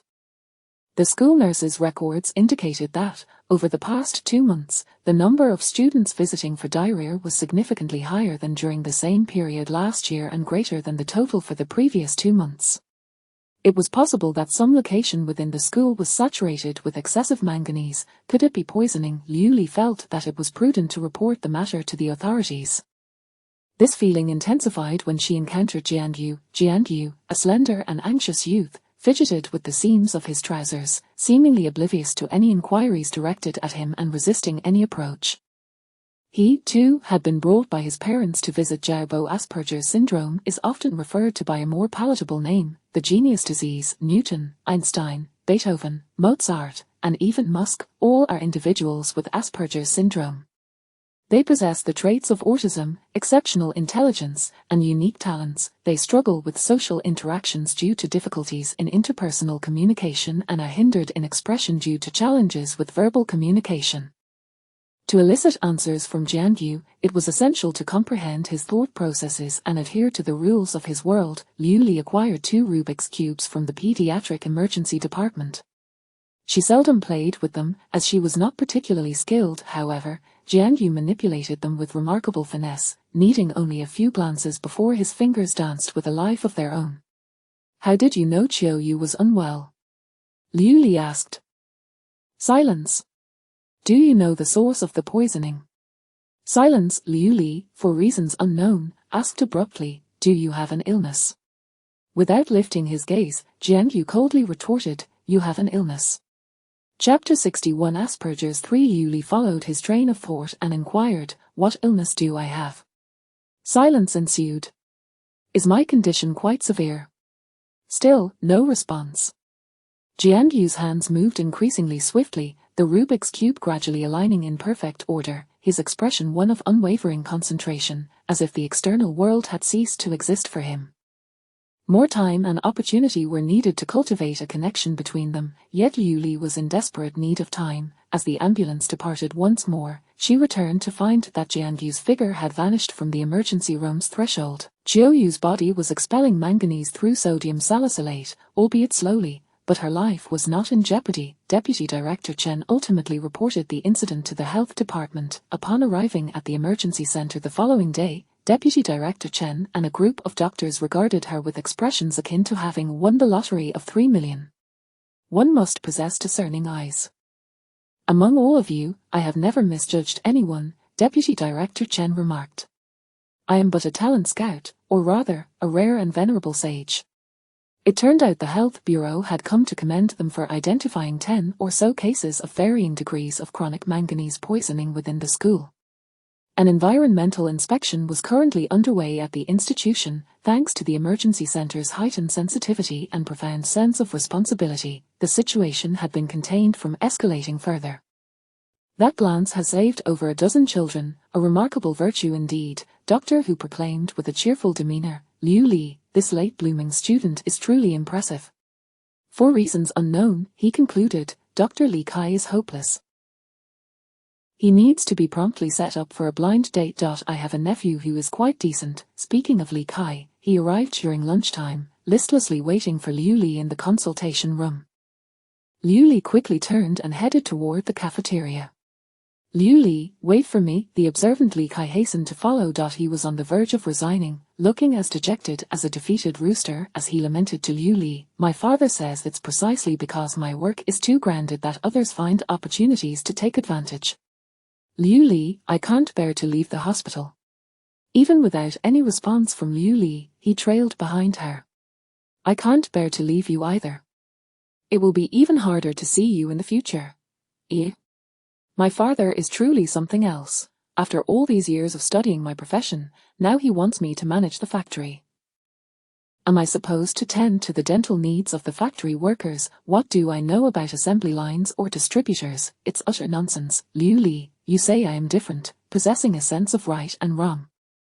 That's a compliment, isn't he it? Jingjing still hasn't he awakened. Regarding Xie Jian, my father said. This statement piqued Liu Li's curiosity, but Li Kai faltered and did not elaborate. Liu Li cast a glance at him. His face was a portrait of conflict, seemingly unsure how to articulate his thoughts. Aunt Shu had passed away, and when she was brought into the emergency surgery room, she had cast a glance at Liu Li. Perhaps at that moment, Liu Li had not comprehended, but later she did. Aunt Shu had meticulously calculated the timing of her suicide to coincide with the arrival of the police, deliberately doing so in Liu Li's presence. It was all part of Aunt Shu's plan to delay the police's main force and herself, ensuring that Qian Bingbing could vanish without a trace. Qian Bingbing's last words, I'll listen to you, resonated with Liu Li, especially her own statement, as long as Li Kai is alive, Li Qian's life will not be easy. Their quest for vengeance was far from over. This was an unrelenting hatred, a futile attempt to shake the deeply rooted Li family construction conglomerate with their minuscule strength, akin to that of an ant. Liu Li opened her mouth, as if to speak, but then fell silent once more.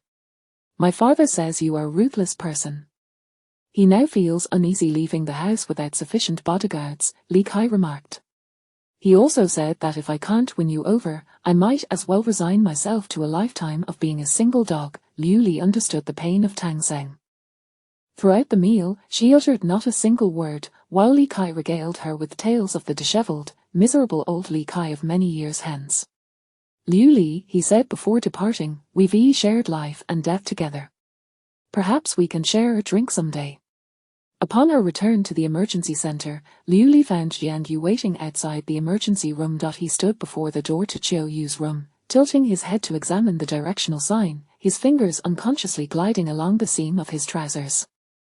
As Liu Li approached, she heard him mumbling to himself, she is unwell, a nurse wheeled a care cart past him, and he abruptly turned to block her path, his eyes averted, casting a sidelong glance at some point nearby, remaining silent and refusing to yield.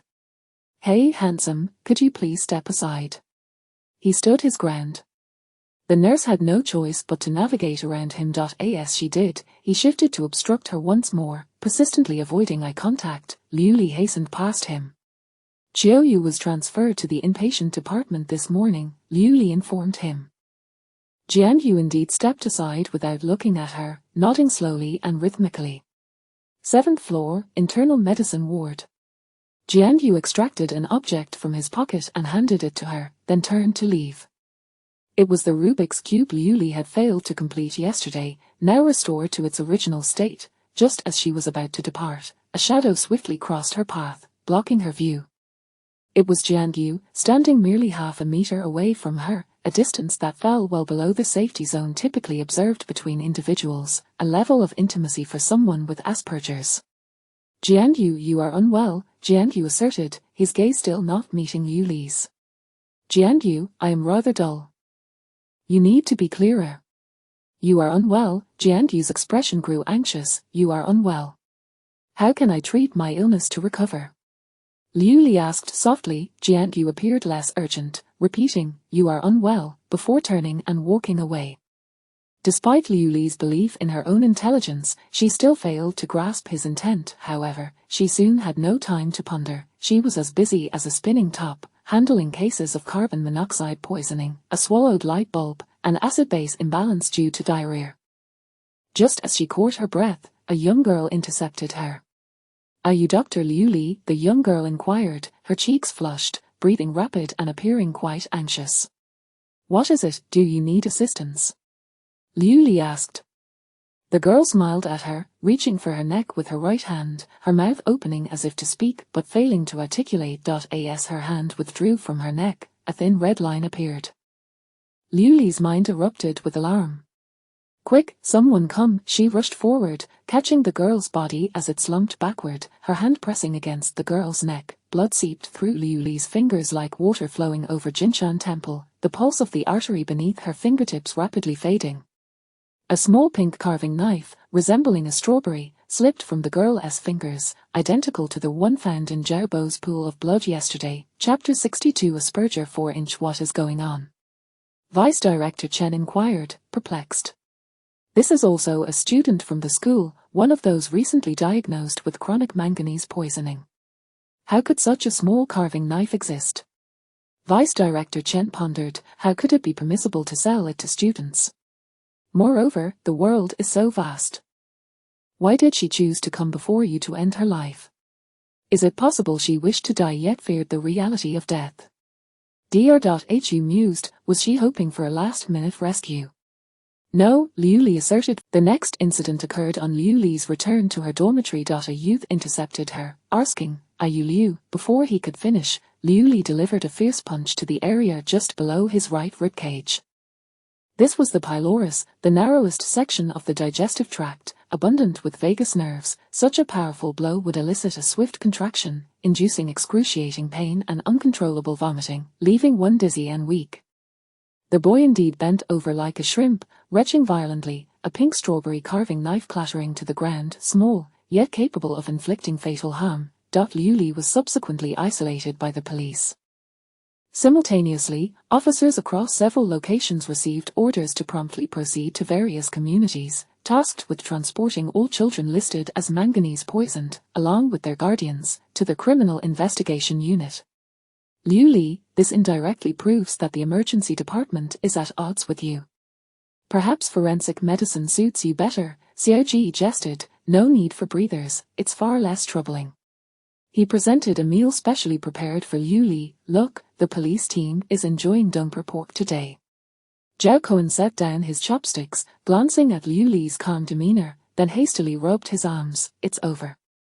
This dish of Dongper pork has once again been ruined by Liu Li.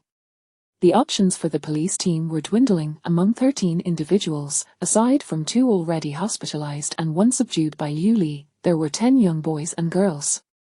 Students from various grades in junior high, a mix of high achievers and underperformers, both male and female. Lin Yinru was stationed at the 110 dispatch center, having already notified 7 families, with guardians having secured their children, waiting for the police to arrive.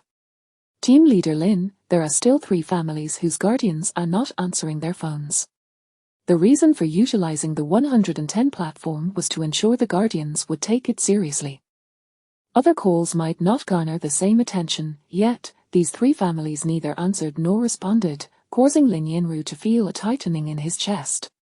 Notify community staff and local officers to ensure the children are under vigilant supervision, Lin Yinru instructed. If necessary, locate neighbors at the same address and request their assistance to check in person. 3 minutes, 5 minutes, Team Leader Lin, there are people at home, but they are not opening the door. The neighbor mentioned that the grandmother is at a nearby mahjong parlor. The officer reported. Break down the door, Lin Yinru calmly ordered. There was a series of loud knocks, and Lin Yinru felt the vibrations through his eardrums. Shortly after, a frantic voice cried out, "Quick, call 120, hurry, child, quick, tell 120 to hurry." Even more, the voice became increasingly desperate, until moments later, the caller's tone fell into despair. Team Leader Lin, there's no breath. The child has died. Ding Ziyin, 15 years old, a girl, a third-year junior high student, had achieved an impressive score of 198 in her geography exam. Few experiences are as harrowing as witnessing the violent demise of a vibrant life.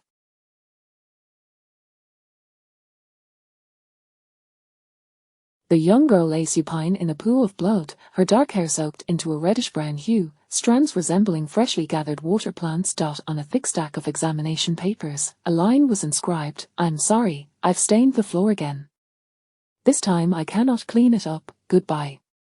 This message prompted Lin Yinru to remove his glasses, taking a moment to gather himself before continuing his work. The autopsy revealed no other footprints or traces at the scene aside from those of the officers who forcibly entered, Ding Ziyin herself, and her grandmother. Forensic expert Xiao Ji reached a preliminary conclusion. Ding Ziyin had succumbed to severe hemorrhaging. Amidst the blood, there lay a miniature carving knife, its original color obscured. Lin Yinru meticulously examined Ding Ziyin's desk, backpack, wardrobe, and bed, leaving no stone unturned. Consequently, he discovered a hidden phone behind her dictionary. Upon powering it on, he found no password, but the screen read, "Please insert SIM card. Everyone, please be vigilant and see if there's a phone card," Lin Yinru instructed. He rummaged through the trash bin, thoroughly sorting its contents, then turned his gaze toward the toilet, and outside, burned, discarded, flushed away. A small SIM card could vanish in myriad ways.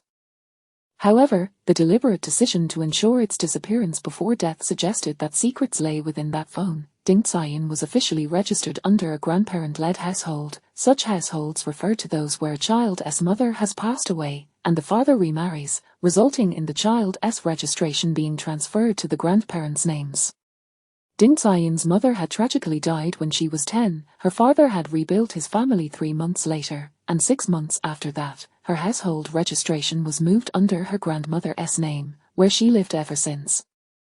When the police informed her father, there was a brief silence on the line before he said he would return immediately. The grandmother was still uncontacted, and local officers were searching nearby mahjong parlors. In reality, her father did not return until the following evening, a daughter forgotten after his remarriage. Ding Ziyin had no personal mobile number, but her father mentioned that there was a phone number registered under her mother's name that had never been deactivated and which she had been using. Lin Yinru promptly requested an investigation into that number. The call records were sparse, but there were numerous text messages. Upon examining the incoming numbers, 30 were follow-up calls from the telecom company, 55 were promotional advertisements, 10 were from classmates and teachers, and a mere 5 came from her father and grandmother. The text messages were plentiful. Aside from those from the telecom company and advertisements, every sent message was to herself. "Mom, today is my birthday, I want to eat the noodles you make. Mom, my sneakers have torn.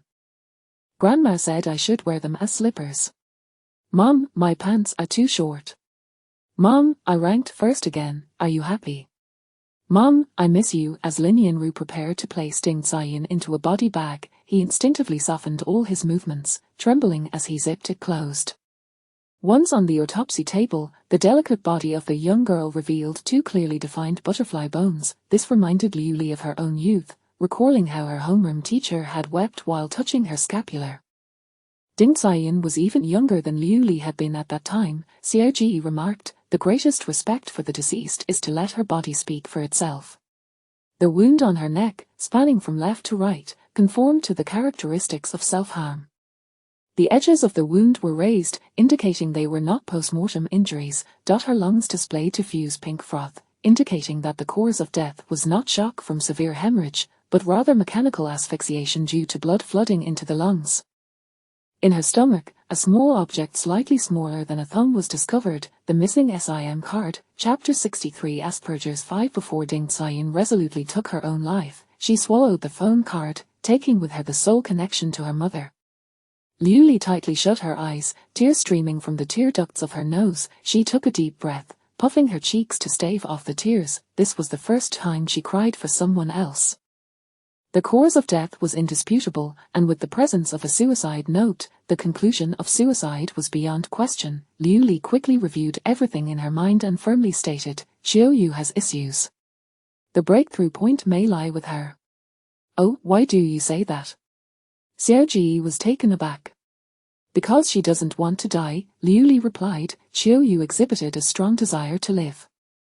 She diligently took her medication each day, obediently complied with treatment, and was deeply concerned about the minute changes in her body's manganese levels. Liu Li continued, the Health Bureau's report contains a list of poisoning cases, with examination reports for each individual. Ding Xian's manganese levels were lower than Xiao Yu's. The levels could reflect the duration of poisoning from a certain perspective. Xiao Yu had been poisoned for a longer time than Ding Xian, yet she seemingly never exhibited suicidal thoughts. Xiao Yu claimed that the carving knife wasn't hers, and she didn't know how it ended up in her book, Liu Li recalled meticulously. That may be true, but, she gestured to indicate size, such a small object, resembling a strawberry, how could someone who had never seen it before know it was a carving knife? Especially under those circumstances, Liu Li affirmed her own thoughts. Indeed, Xiao Yu must know something, and if not her, then someone close to her. And then there's Jiangyu. He might also know something. However, what I cannot fathom is why these two chose to die in front of me. The phrase, I die for you, was undoubtedly spoken out of spite, yet the act of dying for you held profound significance. Although the precise significance eluded her, this behavior constituted a critical step in the death plans of these two individuals. But why was it me? This question remained unvoiced to Xiao Ji. She merely pondered whether it was possible that the call to the emergency center yesterday was a deliberate act. Why, in the interrogation room of the criminal investigation team, the school doctor and school leaders had arrived. The occurrence of such an incident during their tenure made the school leaders particularly anxious. It is strictly prohibited to bring such tools into the school. Local shops and stationery stores have also frequently communicated not to sell them, the school leader lamented. Despite repeated warnings, some individuals still manage to sneak them in. No matter how we try to prevent it, we cannot succeed. Alas, a grave disaster has occurred. Student mental health. Oh, officer, you may not be aware that the Education Bureau and schools are quite concerned about the psychological well-being of children, but the issues often stem from the students' homes. Children's psychological unhealthiness is often due to familial instability. One must take a comprehensive view of the matter. Look at these students, they didn't return home after school, and their families showed no concern. The school doctor spoke with substance. This is a list of students who visited the school doctor for diarrhea or gastrointestinal issues within the past 6 months. I utilized my daytime hours to compile it. This list detailed students who had sought medical attention, and upon cross-referencing, many of those with chronic manganese poisoning were on this list. The earliest case of poisoning occurred 4 months prior. This list provided a rough timeline for the poisoning incidents. Did anything unusual happen at the school 4 months ago? Lin Yanru inquired. Or was there any significant change during that period? 4 months ago. The school doctor pondered seriously. That was just after the summer vacation ended and classes resumed. During the summer break, the school underwent some renovations and repairs. Lin Yanru immediately contacted the health and environmental departments to conduct a more thorough investigation of the school, determined to uncover the source of the chronic manganese poisoning. He also began background checks on the families of the affected students. When Xiao Ji's information arrived, he was in the midst of compiling his findings. Captain Lin, Liu Li mentioned that she believes the breakthrough may lie with Qiu Yu and Jiang Yu.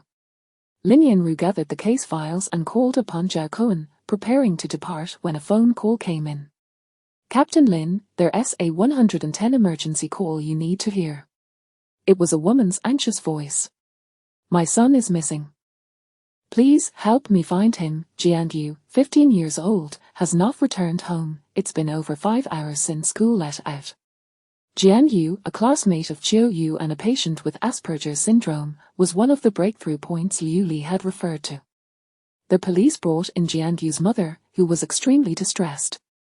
My son hasn't even had dinner. Where could he possibly be? Something must have happened. He has nowhere else to go. He is the most regimented person, always adhering to his schedule. School ends at 5:30, and he would surely be home before 6. I searched along the route he takes, but I didn't see him. He cannot take care of himself. He still needs my care. The father remained relatively calm. My son's behavior is patterned. He has never exhibited such a situation. We checked the surveillance along his route home and saw no trace of him. Before reporting it, I also reviewed the school surveillance and did not see my son leaving the school gates. However, during the 5 minutes after school, he was seen in the hallway with his backpack. School let out at 5 o'clock, and now it was already 10 in the evening. 5 hours had passed. According to his usual study routine, Jiang Yu should have been asleep by now. Did he display any unusual behavior before today? Lin Yanru asked. Jiang Yu's parents exchanged glances, and the mother hesitated, saying, if we are speaking of unusual behavior, we must mention the incident that happened yesterday. Aside from that, there had been no other differences. But my son is somewhat unique, Jiang Yu's father subtly noted. The way he spoke to his classmates yesterday was unlike him. Such a scenario has never occurred before. I'm uncertain if he was provoked by some external stimulus. Liu Li stated that the child's remark, "You have a problem," was not an insult but rather an expression of an issue known only to him. His thought processes simply operated on a different frequency than others. What he expressed resembled a form of early warning. Did he mention anything about visiting the hospital to see a classmate? Lin Yanru recalled Liu Li mentioning Jiang Yu looking for Qiu Yu in the hospital. He went to the hospital. The couple appeared shocked. Alone? If he had gone with someone, that would be quite alarming. This Qiu Yu, I've heard him mention her a few times, but I never anticipated it would be in this context. How could Jiang Yu suddenly clash with her? The mother was taken aback. In what context did he mention Qiu Yu? Lin Yanru inquired. Actually, he didn't say it, he wrote it, in his own sketchbook. Did he mention anyone else? Lin Yanru probed further. Jiang's mother cited a few classmates who sat in front of and behind Jiang Yu, none of whom appeared on the poisoning list. Lin Yanru randomly recited the names from the list, and Jiang Yu's mother hesitated before identifying a name. Chen Jingyi, a girl from the adjacent class in the 2nd year. From the information available, she bore similarities to Ding Xiyan, both being children raised by their grandparents. Lin Yanru hastily contacted the officer responsible for Chen Jingyi. Captain Lin, Chen Jingyi and her grandparents are already in the police car. There are no sharp objects on her person, and we should arrive at the criminal investigation team in 3 minutes. Simultaneously, the medical police reported that Qiu Yu and her family were under their control at the hospital. Only Jiang Yu remained missing. Chapter 64 Asperger's 6 Zhao Cohen led a team to search for Jiang Yu's whereabouts. Lin Yanru awaited Chen Jingyi in his office. She was another slender girl, with short hair, pale complexion, introverted, and silent. Lin Yanru placed the pink carving knife, contained within an evidence bag, before her. Upon seeing the blooded carving knife, her expression shifted to one of tension. She cast a timid glance at Lin Yanru before quickly lowering her gaze. Do you know where this came from? Silence. Would you like to know her current condition? Silence. If we were to search your backpack or room, would we also find this item? Her throat cleared slightly, and she coughed. Most children of this age are as transparent as water, easily revealing their depths. Qiu Yu, Zhao Bo, Ding Ziyan. Lin Yanru read through the names on the list, noting her visibly altered demeanor upon hearing several of them. These individuals included Qiu Yu, Ding Ziyan, the girl Zhao Xie who had committed suicide in front of Liu Li, and the boy Zhang Xuan, whom Liu Li had subdued. There existed a mysterious connection among these five. Lin Yanru resolved to change his approach. You need not speak if you do not wish to. Zhao Xie was initially silent like you, but thankfully she eventually spoke, allowing us to find you. As police officers, I feel regret and self-reproach for the circumstances you all face. We adults bear the responsibility to ensure your lives are filled with security and happiness. It is regrettable that individuals like us have not fulfilled this duty, leading to your plight as adolescents. Under Lin Yanru's gentle and sincere words, Chen Jingyi's eyes turned red. After wiping her nose, she began to speak. We five are all superfluous beings. Superfluous to the point that our disappearance would be akin to a drop of inconsequential water lost in the ocean. These five teenagers were, in fact, a suicide group. There is a reading corner in the Mingli building of the school where we could stay until 6 o'clock, just before the campus was quiet. We met there. Students from different classes had formed their acquaintance, with Qiu Yu being the leader among them. We contemplated holding hands and jumping off the rooftop, but that could harm others and frighten them as well. Then we considered burning charcoal together, but Zhao Xie's mother had died from carbon monoxide poisoning, and her family was embroiled in legal disputes with the hotel, which would implicate the hotel owner, so that was out too. We couldn't burn charcoal in our homes either, as none of us had our own rooms. It feels as though we have multiple homes, new homes with fathers or mothers, grandparents' homes, but none of these places offer a true sense of belonging. The carving knife was given to us by Qiu Yu. She said that regarding the other individuals on the list of chronic manganese poisoning, Chen Jingyi stated she had no idea why they were poisoned or their names. Many of the photographs depicted children reading in the reading corner. That reading corner was likely built for people like us, Chen Jingyi remarked. We have nowhere else to go. We aren't troublemakers, having a corner to read is already a great privilege. Lin Yanru concluded that the reading corner was the site of the manganese poisoning. After gently coaxing out information, Lin Yanru suddenly asked, why didn't you seek out Liu Li, the doctor? Chen Jingyi appeared somewhat surprised. Who is she? She was unaware of Liu Li, which surprised Lin Yanru as well. Was your plan for today? What plan? Chen Jingyi asked, puzzled. Your, suicide plan. Lin Yanru stated lightly. Chen Jingyi shook her head. No, we have already abandoned that plan. Lin Yanru was taken aback. When did you abandon it? What was the situation at the time? At the beginning of this school year, a new psychology class was introduced. Cai was fond of the psychology teacher and memorized many of the teacher's words. The psychology teacher stated that recognizing suffering is a part of life. Our ability to feel pain is a protective mechanism of our cognitive abilities, indicating that we have been harmed and need to save ourselves. Her words were too profound, I couldn't comprehend them, but Cai said that the harm we experienced was love that was once given to us but then taken back. Cai suggested that we try to love each other. If that still proved ineffective, we could consider ending our lives later.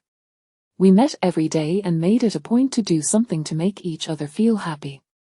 Except for Zhao Xie, we all felt that living might not be so painful after all. Thus, the suicide plan had effectively been shelved. So why, having found a sense of purpose in life, did Tu choose to die in front of Liu Li? Why did Ding Xian embark on the path of no return? Has anything else transpired recently? Within your group of five or in your respective homes? Lin Yanru inquired, frowning. We. Chen Jingyi pondered before shaking her head. Life has always been this way. Cai said that a mundane existence signifies happiness, as we lack the capacity to face upheaval. What about Ding Xian herself? Did anything unfortunate happen to her? Cai never mentioned anything. She had her own aspirations. She wanted to become a psychologist like the teacher. You mentioned Zhao Xie. Does she still wish to commit suicide? Yes, Chen Jingyi nodded. She still does. Has she mentioned Liu Li, the doctor? No. Doubts arose, aligning more closely with Liu Li's assessments. This Qiu Yu is indeed problematic. Lin Yanru organized his thoughts. We must closely examine the classroom surveillance footage. Captain Lin, do you suspect that Xiaobo's incident was not an actual accident? Xiao Duan inquired. Lin Yanru patted his shoulder. At the very least, we need to determine whether it was accidental or a calculated scheme. In the classroom surveillance footage, Qiao Yu's mask face was not particularly conspicuous. Liu Li had explained that the appearance of a mask-like face was due to manganese poisoning resulting in increased muscle tone, causing facial muscles to stiffen, with patients rarely blinking and their eye movements significantly reduced, rendering them unable to cry or smile autonomously, as if wearing a mask. However, within the footage, a considerable portion of the 40 or so students displayed a vacant expression. It was only when the class bell rang that they collectively came back to life. During the altercation, Jian Yu consistently avoided making eye contact, while Qiao Yu waved her book. The scene described by the classmates did not differ significantly. Xiaobo moved back and forth between the two, with 4 or 5 others doing the same, but precisely when he reached Qiao Yu's right side, she swung her book to the right rear, and Xiaobo suddenly paused, his expression blank for a second or two before he reached for his neck. Qiao Yu's right hand continued to hold the book, making it impossible to discern whether she made any subtle movements with her hand. Yet, Lin Yanru examined the evidence bag closely, noting that such a small object, when waved around within a book, had not been dislodged. Qiao Yu claimed not to know whose the carving knife was, yet Chen Jingyi stated that the carving knife was given to them by Qiao Yu. Qiao Yu was a pivotal figure. She harbored secrets, being both a contributor to the manganese poisoning and a member of the suicide group. However, the most delicate aspect was that in Chen Jingyi's account, which portrayed them as mutually supportive companions, not a single word of Qiao Yu's involvement was mentioned. When faced with police inquiries, she failed to bring up anything. Had she spoken up initially, perhaps Ding Xian's fate would have differed. Even if she had ended up in the EICU like Zhao Xie, at least there would have been a chance of survival. Nevertheless, good news and bad news flooded in. The good news, Zhang Zhenxuan, the boy subdued by Yu Li, was willing to speak. The bad news, Jian Yu remained unfound. The worse news, Qiao Yu vanished right under the watchful eyes of the medical police. Chapter 65 Asperger 7 The disappearance of Qiao Yu was premeditated. Surveillance footage reveals that she donned her mother's attire, allowed her mother to rest in her own bed, and before locking the door to her hospital room, she descended the elevator and exited the hospital, disappearing into the night towards the overpass. Meanwhile, the detectives of the 2nd Criminal Investigation Team toiled through the night, this time accompanied by Yu Li. Speaking of Jian Yu, Zhao Cohen, who had returned after a long night, remarked, "The hospital's surveillance indicates he stood vigil outside Qiao Yu's room until 9 p.m., neither visiting her nor speaking a word. I cannot fathom his purpose for seeking her out," he continued. "He is protecting Qiao Yu," Liu Li softly interjected. Xiao Ji echoed her words loudly, drawing curious glances from everyone. He proudly proclaimed, "My apprentice Liu Li is quite adept at the art of killing." Lin Yanru smiled and introduced, "Allow me to present Liu Li, who will serve as the police's medical consultant alongside us until we can ascertain that no further suicides occur at the school." "Wonderful, at last, we have a woman on our team," Xiao Duan applauded enthusiastically. Zhao Cohen rubbed his elbow, wincing as if he had a toothache, and chose not to remind the overly eager Xiao Duan that Liu Li was far from an innocent lamb. This fellow had not witnessed the scene firsthand and remained oblivious to the fact that this woman had once severed an elbow with a swift stroke, proving herself to be far more formidable than a fierce tigress. "Jian Yu wishes to protect Qiao Yu?" Xiao Duan questioned, could it be that he harbors a secret affection for her? If so, his method of expressing that affection is rather unconventional, Zhao Cohen quipped. Liu Li clarified, Jian Yu is a patient with Asperger's syndrome. He possesses a form of autism, and his perception of the world differs significantly from ours. During moments of conflict, his stereotypical behaviors become particularly pronounced. Observe, Liu Li pointed to the surveillance footage, when he is anxious, his fingers incessantly fidget with the seams of his pants. This behavior exemplifies a characteristic manifestation of Asperger's syndrome. Lin Yanru worked in tandem with her to magnify the footage, focusing on Jian Yu's fingers. When he did not find Qiao Yu outside the emergency room, this behavior re-emerged. Liu Li indicated another frame. As the scene shifted to the outside of the inpatient ward, Liu Li noted. However, he exhibits none of these signs now, suggesting he is quite relaxed. Lin Yanru speculated. This may be because he believes Xiao Yu is safe. With family present and medical staff attending to her, Xiao Yu was leisurely engrossed in a book within her room.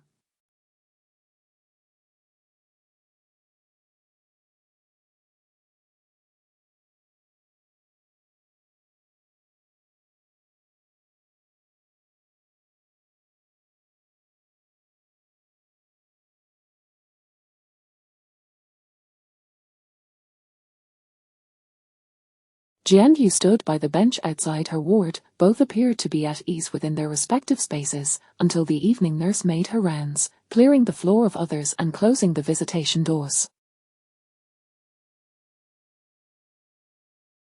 Jianyu departed via the elevator, heading towards the overpass, and subsequently vanished. Less than an hour later, Xiao Yu too disappeared in the same direction he had taken. I suspect that behind the facade of these suicides lies a murder, Liu Li asserted. Someone is manipulating them through Xiao Yu, orchestrating their demise before my very eyes. It must be said, this was a remarkably audacious conjecture. The atmosphere shifted palpably, and tension filled the room. What leads you to this conclusion? Lin Yanru inquired. Liu Li blinked, responding, intuition. She wiped her face, and as she removed her hand, she mimicked Zhao Xiao's expression and tone from earlier. Are you Dr. Liu Li? Then, she enacted a gesture of self-harm, casting a peculiar smile toward Lin Yanru. Lin Yanru paused for a moment, beginning to comprehend Liu Li's sentiments. You are Dr. Liu Li, are you not? I wish to die in front of you. This encapsulated the essence of Zhao Xiao's prior actions. Though I do not understand why it is me, I suspect that the individual who is utilizing or even controlling them is within the school. Ding Ziyin should not have died at this time, Liu Li remarked. If she had perished during her emotional nadir, or after a failed attempt at self-rescue, I could comprehend that. Yet, this was clearly not the case. She possessed aspirations, achievements, and served as a pillar of support for several youths, with everything seemingly progressing positively. Yet she succumbed. She did so with unwavering resolve, not even the excruciating pain causing her to relent. Everything began to collapse like a row of dominoes from the moment Jianyu uttered, "You are ill." This is what I organized last night. Liu Li produced 2 sheets of paper. I believe my deductions are quite credible. The pages were densely filled with notes, where Liu Li had meticulously recorded timelines, key individuals, and locations, cross-referencing details from witness statements and the school surveillance footage. Taking Chen Jingyi as an example, after the unexpected incident on the first day, her actions remained unchanged from before. At 5:10 p.m., she routinely headed to the reading corner after school, and at 6:15 p.m., she carried her backpack home. On the following day, Chen Jingyi went to school as usual. However, unlike the unaware Chen Jingyi, Zhao Xia and Zhang Zhenxuan had brought along the long idle pink carving knife. This conclusion is drawn from the actions of Zhao Xia and Zhang Zhenxuan on the second day. They neither made any purchases nor returned home to retrieve anything. This indicates that they had prepared for the next day's actions the previous night. It is known that during this period, they did not communicate with each other outside of school. Therefore, I believe that the hour spent in the reading corner marks the inception of their plan. Someone utilized this hour to determine the manner of their demise on the following day. Is there indeed such a person? Who might this individual be? May I attempt to converse with Zhang Zhenxuan? Liu Li inquired. I am quite curious as to why it involves me. All right, Xiao Duan, you two will continue to lead the search, came the response.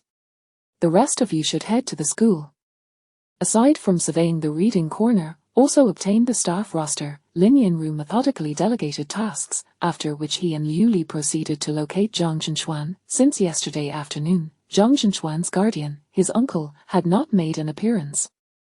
His resolve regarding death was unwavering, thus even after being restrained, he still required sedatives and psychological counseling. He was the sole adolescent among the group. Upon seeing him for the first time, Lin Yanru was reminded of Chen Jingyi. Despite their differing genders, their temperaments were strikingly similar, silent, timid, and gloomy, as though they barely existed when not speaking. Lin Yanru brought him a cup of warm water. Liu Li refrained from overshadowing the moment. She quietly took a seat beside Lin Yanru. Chen Jingyi mentioned that your suicide plan has been on hold for quite some time. He deliberately softened his voice, gently asking, what prompted you to seek out Dr. Liu Li yesterday? Silence ensued, a silence that seemed entirely detached from reality. Lin Yanru needed to guide his thoughts back into a coherent rhythm. If you wish to speak, do not fear, take your time, you 5 are good kids, and the police and teachers will not blame you for this. No response. Lin Yanru did not press him, instead, he began to share some small details he had learned from Chen Jingyi about their interactions. Zhang Zhenxuan blinked, showing a flicker of response. Lin Yanru continued, Xiaobo has now been stabilized and is out of danger. The doctors say he can return to school in 2 months. The chronic poisoning affecting Qiu Yu will likely take about half a month to metabolize. Ding Ziyin, Lin Yanru's words were abruptly interrupted. Don't, Zhang Zhenxuan spoke, don't tell Ziyin about my situation, don't let her be sad. Zhang Zhenxuan fell silent, but his eyes reddened. Is your silence an attempt to protect them? Liu Li, who had been silently listening, harbored a dreadful suspicion and interjected. He could not help but rise, leaning toward the table, demanding, who is it, how did they contact you? Zhang Zhenxuan once more fell into silence. Lin Yanru produced Ding Ziyin's death photo and pushed it toward him. You are still unaware that Ding Ziyin has died. Zhang Zhenxuan's eyes widened in shock. No, it's impossible. This game does not operate in such a manner. What game? Killer Whale, the Killer Whale game. Chapter 66 Asperger's 8 Zhang Zhenxuan wept inconsolably. I do not know who the other party is, nor do I engage in such games. The school has issued a notice, and the homeroom teacher has organized discussions. Games like the Blue Whale and Human Cross-Stitch are strictly off-limits. But Qiu Yu was deceived. She not only uploaded nude photos, but also shared her family's identification cards. About a month ago, one afternoon, we went to the reading corner as usual. We would take turns passing notes to one of our friends, sharing our little wishes, and the next day, the recipient of the note would fulfill that wish, as Ziyin said, to bring happiness to one another. The note Qiu Yu sent me was a request for my companionship in completing a small task for the game.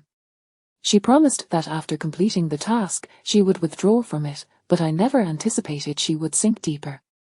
The afternoon before yesterday, I heard from everyone that something had happened in her class, and I began to worry. However, the school kept the information under wraps. All I knew was that a boy from her class was taken away by an ambulance, and I had no idea what had truly transpired. That afternoon, I went to the reading corner, intending to ask her about it, but she did not come. Jingyi, who is in the adjacent class, told me that Qiu Yu had gone to the hospital with her parents and teachers. Though she was not present, she had Jingyi inform me that she had left a surprise for me in the reading corner's clock, fulfilling my small wish from the day before. She told me that the killer whale tasked her with killing someone in a specified manner.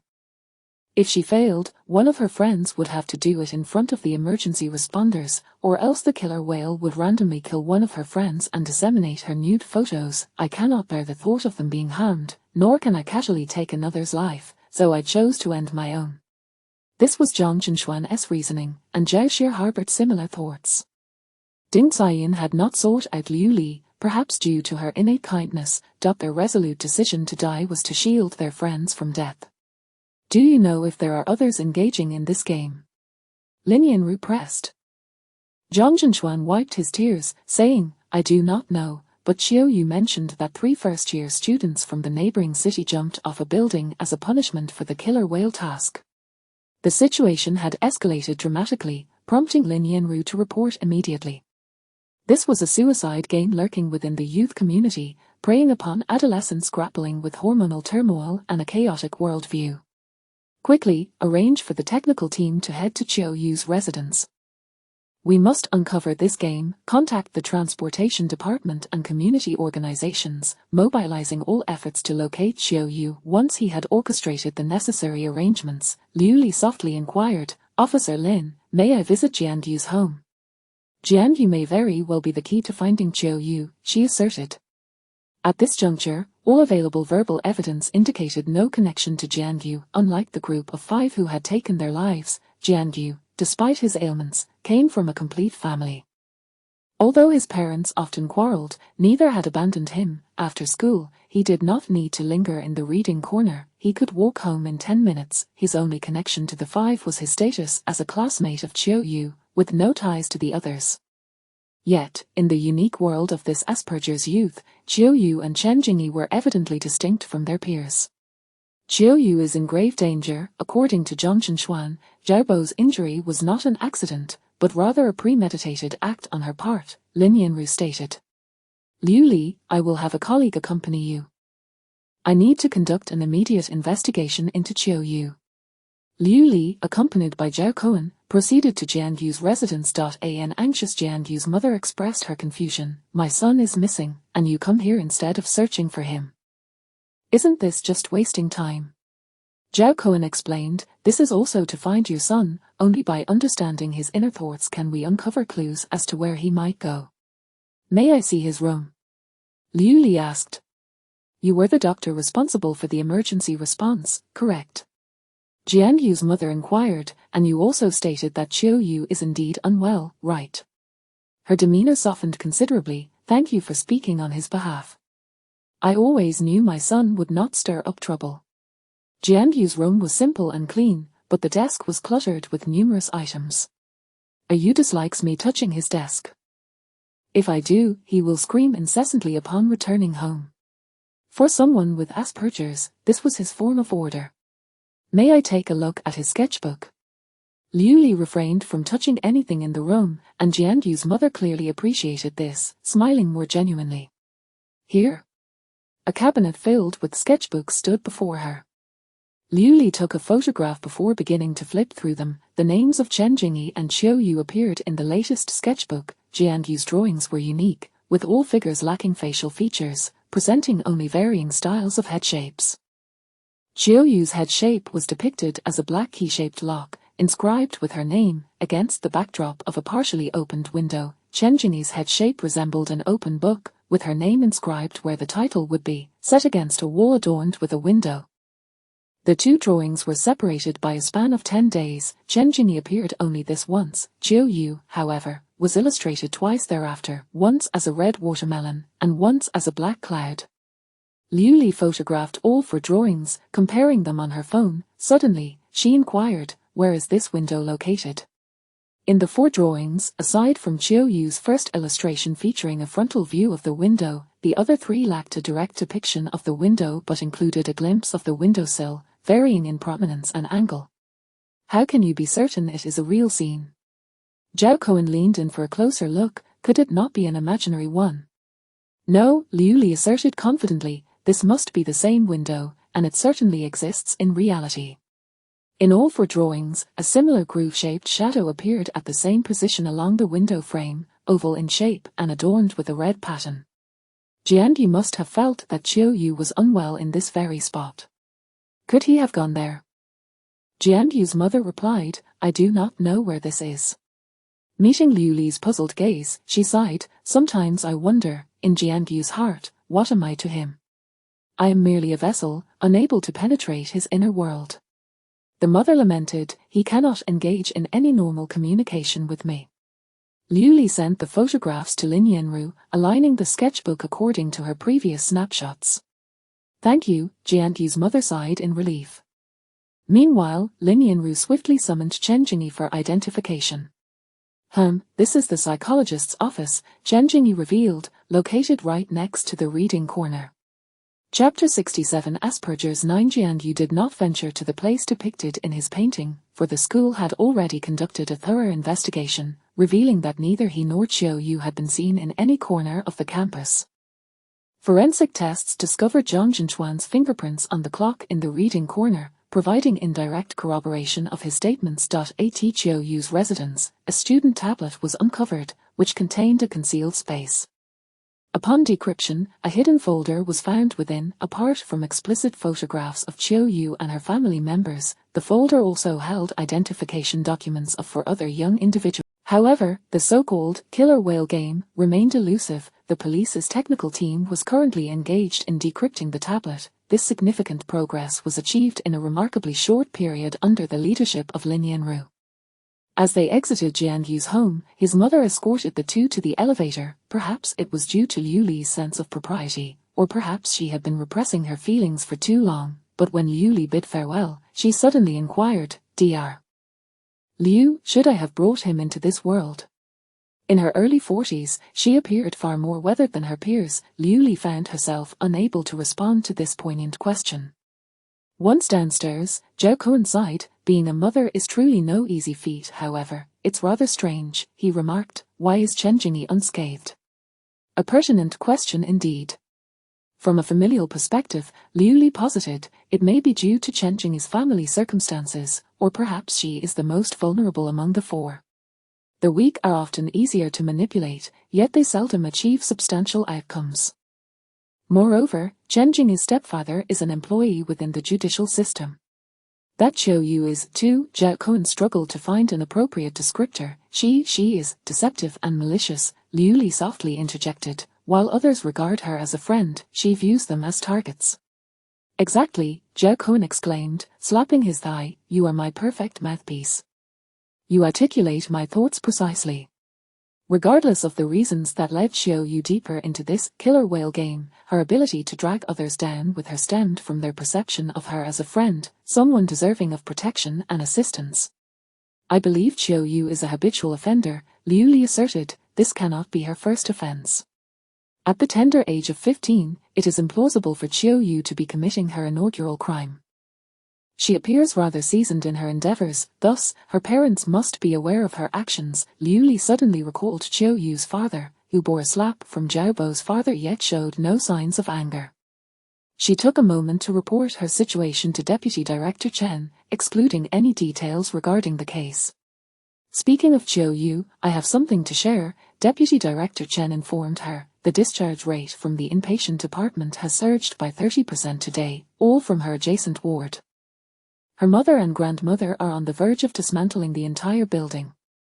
The family of Qiu Yu had converged upon the hospital, allegedly broadcasting online that the hospital had lost their child, demanding to see her alive or dead. Speaking of online matters, have you checked the internet? You are about to go viral, Deputy Director Chen continued. There are 2 clips of your rescue efforts circulating, dubbing you the flower of the second hospital, praising your beauty, kindness, and superb skills. Liu Li did not take this to heart. However, Zhao Kun was quite excited. Wow, really, if you opened an account now, would you become an internet sensation? Just imagine the spectacle. Perhaps someone would even shower you with 100,000 or 2 in donations. I've never witnessed such a thing. Liu Li deftly shifted the topic. Shouldn't we meet with the school psychologist?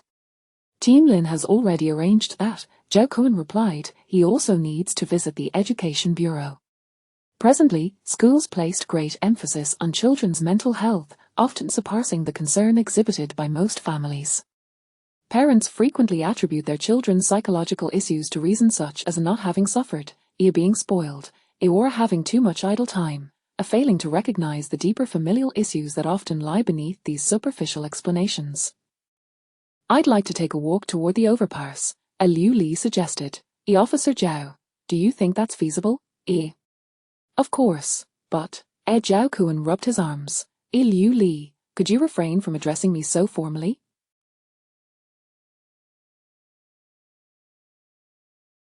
Just call me Zhao Kun. Liu Li nodded in agreement. The moment you get formal with me, I feel a pain in my elbow, Zhao Kun remarked. A big shot is still a big shot. No need to act humble. As they began to head toward the overpass, Zhao Kun's phone rang. We've located Jianyu. But Xiao Duan mentioned he seems to have lost his mind. Jianyu was near a park on the western edge of the city. From a distance, Liu Li could hear increasingly high-pitched screams, reminiscent of a group of frenzied dolphins hitting high notes. Liu Li hurried over to the scene, where a crowd of elderly people had gathered. Squeezing into the throng, she found Jianyu, who was circling an elderly woman while brandishing a piece of scrap metal. Xiao Duan was persistently trying to attract Jianyu's attention to create an opportunity for the woman to escape, but Jianyu was relentlessly pursuing her with the iron wire. Xiao Duan attempted to approach him from behind to subdue him. Hey, don't touch him, Liu Li commanded. Everyone step back. "Auntie, please remain still, he won't attack you unless you provoke him." The elderly woman quickly positioned herself behind Liu Li. Jianyu, still screaming, continued to follow her. Jianyu Liu Li's calls fell on deaf ears, he was completely unresponsive. What transpired? Liu Li inquired of Xiao Duan. Jianyu wanted to snatch a plastic bottle from the aunt. She said a few words to him, and he reacted this way. Liu Li then noticed a pile of plastic bottles beneath a tree nearby, with numerous bottle caps scattered about. "Auntie, please apologize to him," Liu Li requested. "If I'm not mistaken, those bottle caps are his collection." Individuals with Asperger's syndrome typically show little interest in toys or games favored by others, yet they exhibit a keen fascination with inanimate objects like metal wires, bottle caps, or stones, and even flowing water. He simply dislikes others touching his possessions, Liu Li explained, especially when they are moved without being restored to their original state. Not even Jianyu's mother could infringe upon this boundary. The elderly woman stubbornly refused to admit fault. "I collect recyclables here every day, he tried to take my things." "Oh, then let us check the surveillance footage," Liu Li suggested. "This child's parents are on their way. If he is in the wrong, they will apologize. But if he isn't, his parents will be rather insistent, and it may not be as simple as an apology." Ultimately, the elderly woman relented and apologized. Jianyu ceased his pursuit but continued to scream, defiantly tilting his head away from everyone, his mouth agape, emitting piercing cries. Behind the fierce display, there lay a silent plea for help that he could not articulate. God had granted him doors and windows but had forgotten to provide him with hands to open them. Liu Li refrained from saying much more, emphasizing that no one should approach or touch Jianyu. She crouched down, attempting to discern what Jianyu had been doing with the plastic bottle caps. Upon closer inspection, she realized that Jianyu was engaged in a grand endeavor, using the scrap wire to outline a map, with the bottle caps representing unknown points on this very map.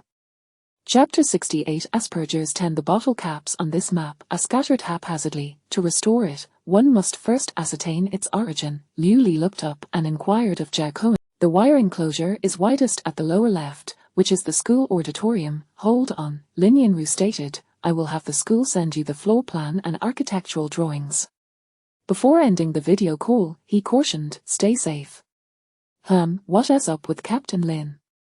Zhao Cohen felt unnerved by the admonition to stay safe, his back inexplicably itching. Something's off with the captain, why, he mused. Indeed, why is he being so overly cautious? Xiao Duan echoed. Once the floor plan arrived, Liu Li refrained from immediate action. Instead, she rose to ask the now screaming Jianyu, "Can I help you restore the Mingde building?" Jianyu's screams abruptly ceased. "May I touch them?" Jianyu tilted his head, avoiding her gaze and silently squatting down to focus on his task. Liu Li also crouched down, maintaining a distance, and fell silent. Zhao Cohen organized Xiao Duan and the others to return to the bureau and informed Jianyu's mother, while he and two colleagues waited nearby.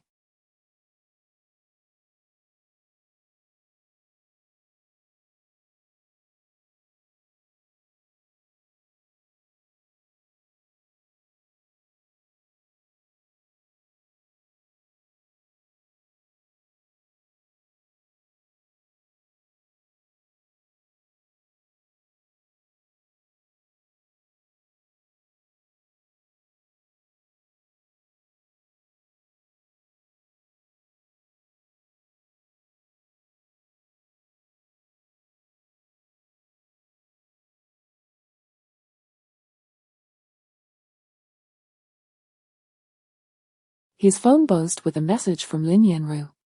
The psychologist is on her way back from a business trip and has not yet encountered anything suspicious. I've arranged for someone to meet her at the high-speed rail station. You should prepare for the handover.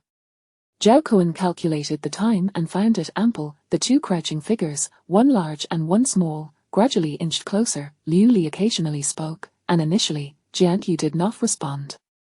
However, Liu Li persistently asked questions related to the assembled map, eventually prompting Jianyu to speak. Use this. He handed Liu Li a wide-mouthed bottle cap. Following his instructions, she placed it accordingly. Here. After that, Liu Li fell silent, and Jian. Their communication began to flourish. Did you walk all the way here from the hospital? Did you get lost? Your mother is quite worried. She thought something had happened to you. Jiangyu ceased to respond. Is this the window of the auditorium? Does this large window of the auditorium face the reading corner? Liu Li inquired. Jiangyu replied. Next to the reading corner is the psychologist's office. What do you often do there? Complete tests. Liu Li surmised that their tests he referred to were likely psychological evaluations. What did Qiu Yu go there for? To complete tests. Qiu Yu escaped from the hospital. Jiangyu abruptly stood, his gaze fixed above Liu Li's head. She is unwell. Indeed, Liu Li met his eyes, and his gaze instantly shifted elsewhere. She is gravely ill and poses a danger to others, Liu Li stated, thus we must locate her. She is not good. Jiangyu asserted. Yes, she is very bad. Liu Li queried, we are unaware of her potential whereabouts. Do you know? Teacher Jiao, Jiangyu said.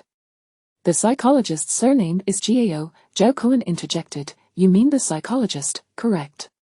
Jiangyu stared blankly at a distant spot, refusing. Zhao Kuan was on the verge of cursing. Liu Li pondered for a moment before asking, is your silence an indication of disagreement?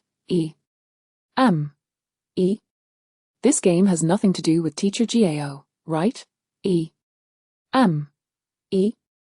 Then how do you know about this game? Jiangyu began to exhibit unusual behavior, his fingers tracing circles on the seam of his pants. He turned towards a certain direction, yet remained silent. Ayu is saying, let us go. Jiang's mother arrived. He means he will take you. Lin Yanru realized that Qiu Yu was a habitual offender while regarding the incident of 3 first-year students holding hands and jumping off a building in a neighboring city. It was confirmed true upon investigation. However, the reports from the local police and education bureau indicated no connection to their killer whale game. This incident had made headlines at the time. Zhang Zhenxuan mentioned that they all shared similarly tragic family circumstances, but investigations revealed that Qiu Yu had lied. She had told the group that she came from a single-parent family, with a deceased father and a remarried mother who brought her up in a subservient position, living a life of constant scrutiny from others. However, the reality was quite different. Both of her parents were alive and remained with their original spouses. Thus, Lin Yanru retrieved the original household registration information for Qiu Yu, which revealed that she had not only changed her registered residence twice but had also altered her name. This alarming discovery prompted Lin Yanru to recall Qiu Yu's statement when she first reported the incident. She claimed to be enraged, stating she did not know who owned the carving knife, and completely concealed any information regarding the group of 5. Her calm demeanor and convincing nature while lying to her friends suggested that she could not possibly be a first-time offender. Lin Yanru realized that Qiu Yu was likely a juvenile offender under protective custody. His deduction was corroborated by technological findings. Captain Lin, there is something peculiar about the hidden space in Qiu Yu's computer, the technician reported. All videos and photos in the hidden space have no logs from the moment they were created. They have neither been edited nor transmitted elsewhere, and some have not even been accessed. This included the videos that Zhang Zhenxuan claimed were recorded as they collaborated on tasks within the lethal game. What did this imply? This indicates that there is, in fact, no imminent danger of punishment for failing to complete the tasks, Lin Yanru stated. Either this game is dictated by Qiu Yu, or the killer whale game simply does not exist. Everything Qiu Yu said and did was a ploy to convince her friends that she was ensnared in peril. Perhaps, in truth, Qiu Yu herself was the embodiment of the killer whale game.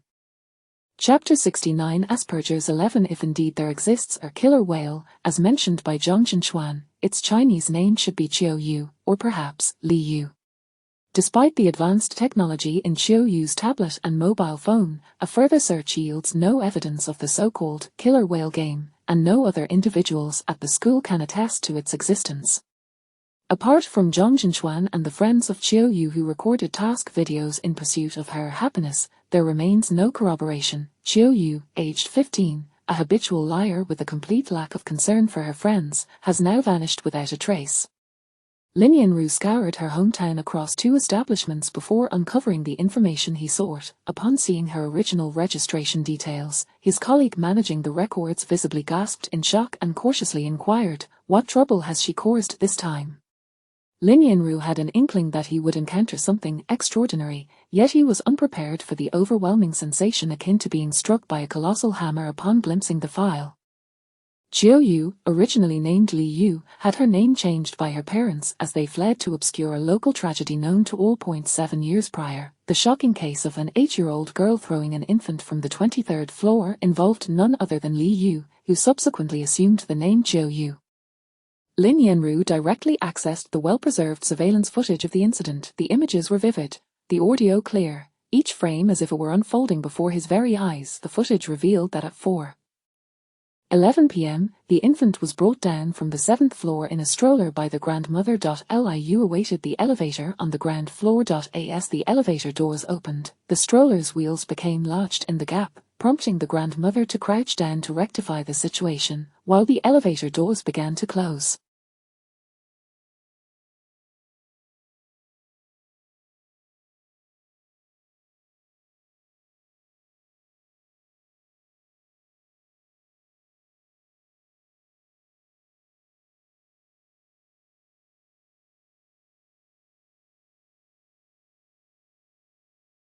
Just as the grandmother lifted the wheels and pulled the stroller from the elevator, Li Yu extended her hand and snatched the infant as the doors were on the verge of shutting. The entire sequence, from entering the elevator to seizing the infant, transpired in a mere 4 seconds, with the grandmother helplessly watching the doors close. 1 second later, Li Yu pressed the button for the 23rd floor. At 4 hours 11 minutes and 23 seconds, Li Yu struck the infant's back and arms with 2 forceful slaps, followed by a blow to the face, and viciously pinched the infant's cheek. 13 seconds later, Li Yu lifted the infant high and hurled them onto the elevator floor, subsequently kicking the infant into the left corner with 3 heavy stomps. Afterwards, she bent down to flip the wailing infant over, retreated 3 steps, and sprinted back to deliver 2 more kicks. At 4 hours 12 minutes and 9 seconds, the elevator reached the 23rd floor, where Li Yu hoisted the infant and tossed them out, before exiting the elevator herself, vanishing from the surveillance view. 2 minutes and 49 seconds later, the searching grandmother found the blooded, barely alive infant beside a bush in the community. Beyond the cameras, Li Yu claimed that she had brought the infant home, playing with them on the balcony railing before they fell from the 23rd floor.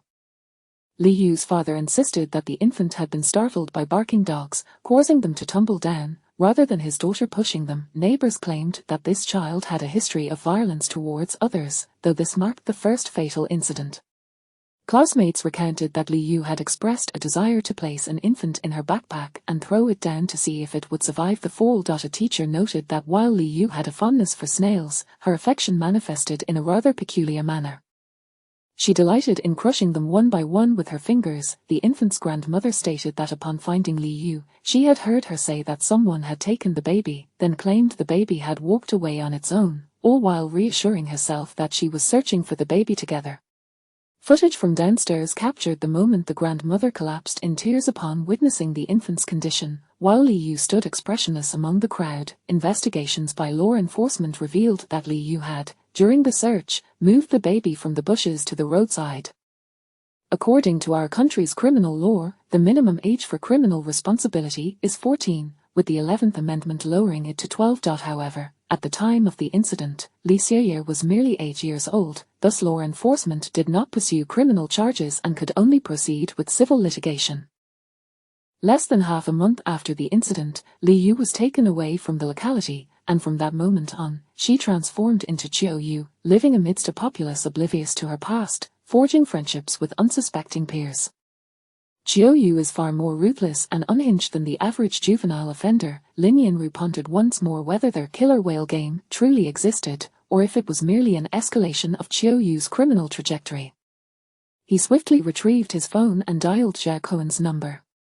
On board a speeding high-speed train, an energetic elderly female scholar was engaged in an online lecture via video. Professor Gao, is there truly no remedy for Asperger's? Medications can only alleviate some symptoms of Asperger's, but this condition remains incurable at present. The most effective approach is intervention. The earlier it occurs, the better the individual's ability to live independently and integrate into society.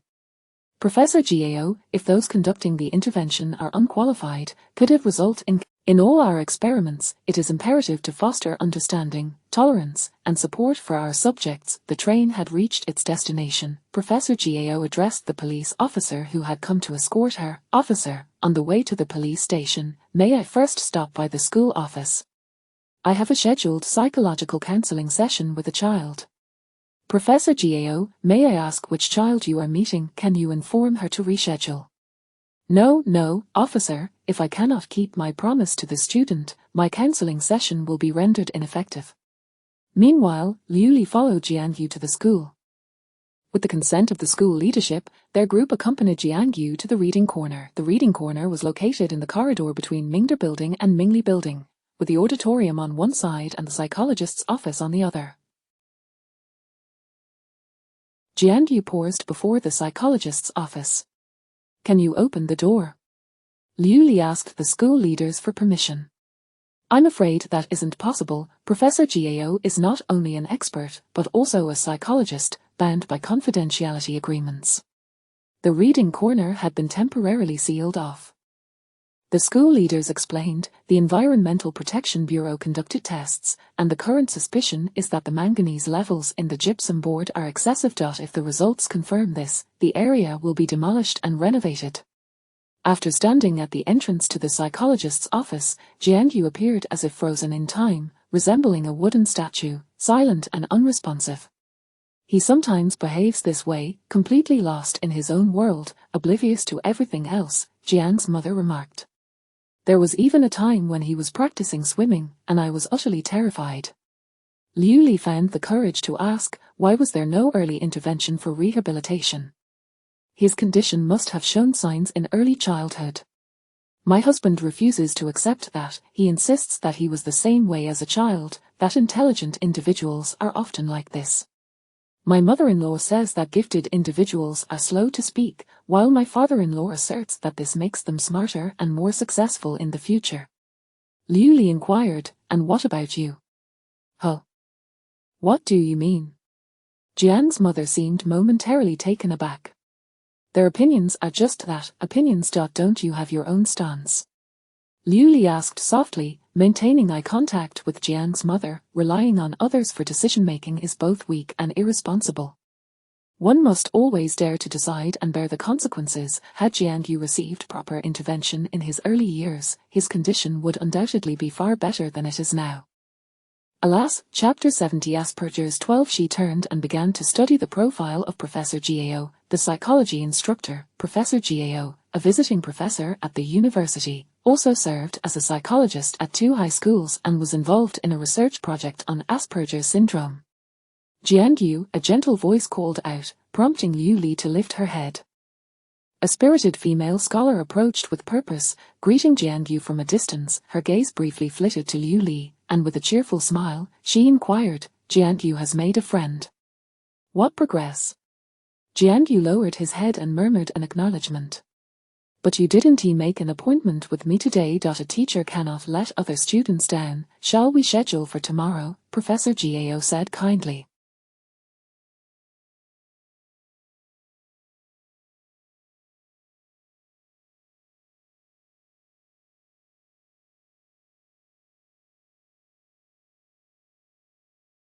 Jiangyu replied tersely, avoiding eye contact. What's wrong with Jiangyu? Professor Gao asked, puzzled. She has been doing much better lately. Jiangyu's fingers began to trace circles.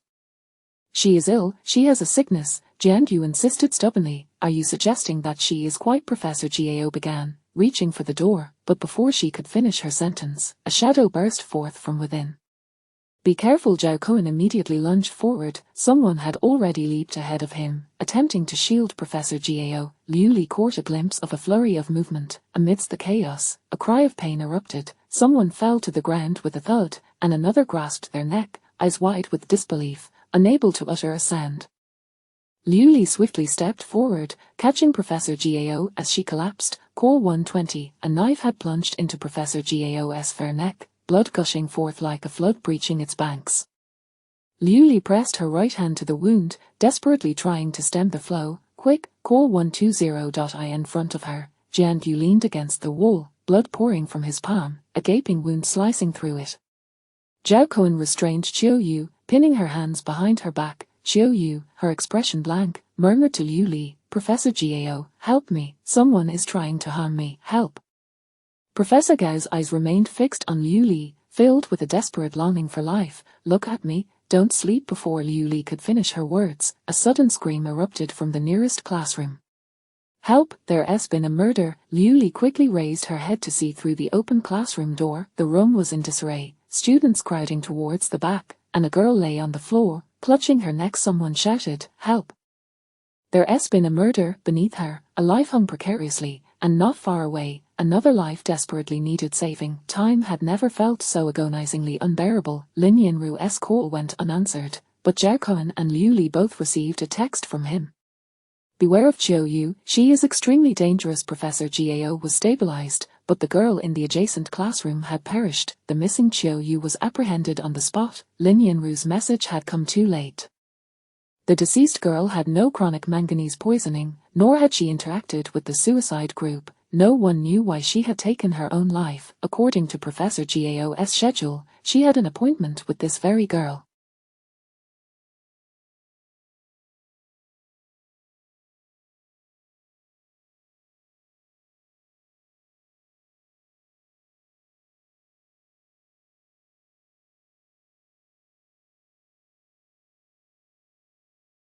Qiu Yu sat in the interrogation room, her face a mask of ambiguous expression, neither a smile nor a cry. The harsh glare of the fluorescent lights illuminated her face, soft yet cold.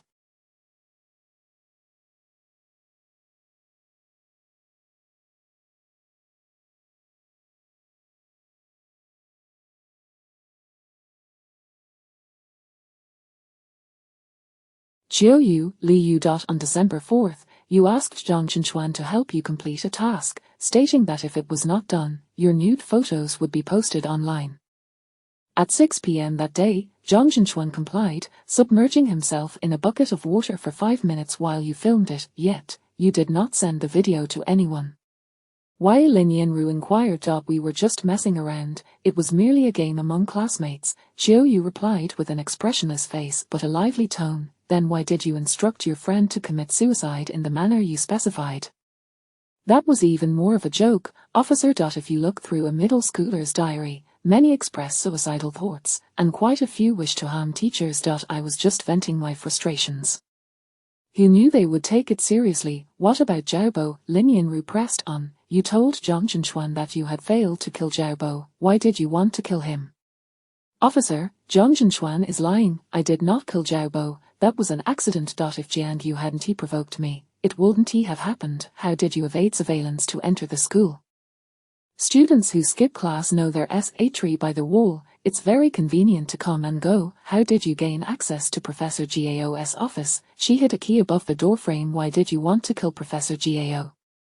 "No, I was hiding in the office. Only Professor Gao could save me. Jian Yu wanted to harm me. He always makes me feel anxious and afraid. He deliberately frightened me outside the hospital, so I had to hide."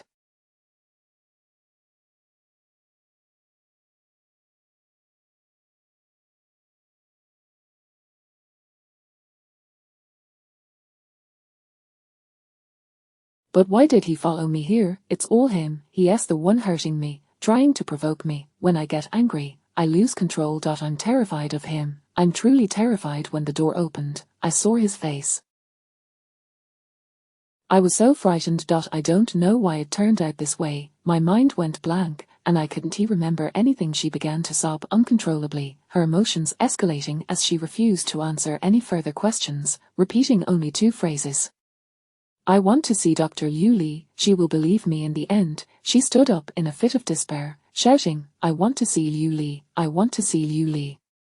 Liu Li wished to see her too. It was she who had instructed Zhang Zhenchuan and Zhao Xie to take their own lives before her. The question was, why had it been her rather than someone else?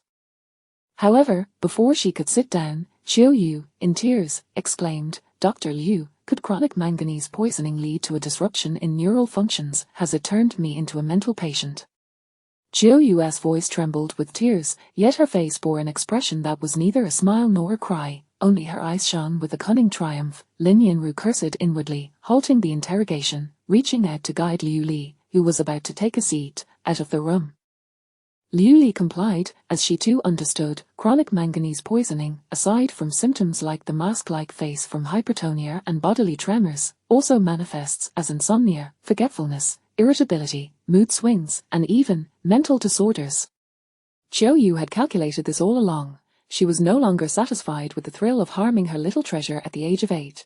She sought to escalate the madness of her criminal endeavors and relish once more the exhilaration of escaping unscathed. "Damn it," Zhao Cohen cursed furiously, "is she even human? Some individuals are born human yet are devoid of humanity. Such a person should have been dealt with at the onset of her first crime. Why allow her to coexist with these innocent, fragile children, oblivious to the presence of a demon? She is a juvenile offender and should be protected. Do not the children living alongside her also deserve protection? What exactly does this juvenile offender protection regulation safeguard?" Liu Li gazed at Chiu Yu in the interrogation room, still wearing that eerie expression, and quietly voiced her inner doubts. She was not seeking to reprimand the law enforcement officers around her, but Lin Yanru felt her words struck him like a slap to the face, and he had no inclination to resist. If it weren't for the juvenile offender protection regulation, would the investigation have progressed more swiftly? When Chiu Yu was sent to the hospital, before Zhang Chenxuan, Zhao Xie, and Ding Ziyun could act, might they have had the opportunity to save that little girl who was still considering others in her final moments? That girl, whom he had personally placed into a body bag, could she have lived to become the person she aspired to be? Lin Yanru felt his eyes welling up, but he took several deep breaths to suppress the tumultuous emotions, then calmly organized the work ahead. "Zhao Cohen, bring Chiu Yu's parents in separately for questioning. Xiao Duan, investigate Professor Gao's interpersonal relationships, ascertain whether the killer whale game exists." Liu Li swiftly turned, snatching paper and a pen from the nearest desk to jot down her notes. "What are you doing?" Zhao Cohen asked, without lifting her head. Liu Li replied, "I'm documenting Chiu Yu's escape route." Chapter 71 Asperger's 13 Zhao Cohen, overjoyed, exclaimed, "Liu Li, I adore your mischievousness. Quickly, tell me, how do we trace this scoundrel's steps?" Liu Li, her wrist guiding the pen across the blank paper with fervor, declared with conviction, since Chiu Yu meticulously planned every step, she must have also calculated her own manganese poisoning levels to prevent herself from being too deeply affected and thus thwarting her scheme. Every trace element has its own metabolic half-life. Now, utilizing the manganese levels derived from blood tests, I will backtrack to deduce her poisoning timeline and reconstruct her method of intoxication. I aim to demonstrate that her crimes were premeditated, not merely a consequence of chronic manganese poisoning, which she initially intended as a means of evasion. Silence enveloped the group as they attentively absorbed Liu Li's composed analysis. "We cannot afford to grant her another opportunity. Given that this is part of her scheme, the source of the manganese poisoning cannot possibly be the gypsum boards used in the renovations. She had no access to manganese ore, nor any means of refining manganese alloys. Eliminating these possibilities suggests that her method of poisoning may be singular." Zhao Cohen, in a state of desperation, urged, "What is it? Please, enlighten us." Potassium permanganate balls used for disinfection, or medicinal potassium permanganate tablets, heated and vaporized, leading to inhalation poisoning. Liu Li lifted her gaze, her eyes gleaming with determination. "Officer Lin, may I accompany the forensic team to her home and the school's reading corner for further investigation?" A crimson Panamera came to a halt on the road adjacent to the Li Construction Group.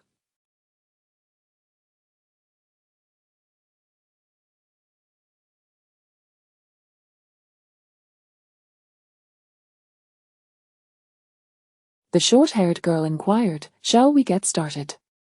The long-haired girl pinched her lips playfully, retorting, "Speak more elegantly. You ought to say, we may commence work now. You're merely visiting your uncle. Why dress like a fresh graduate?" The short-haired girl seized her hand and squeezed it, teasingly remarking, "You're acting like a demure bride." Please, Lee Kai is waiting to trouble me. I must dress appropriately. Then I'll notify the influencers and online commentators. Excellent, and do remember to send a gift to the bereaved parents of the recently deceased daughter tomorrow. Understood, my Artemis.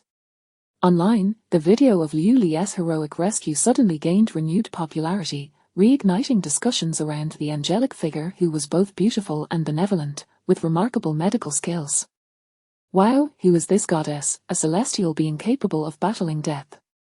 Please elevate my post, I wish to present myself before her. Please do not covet my wife.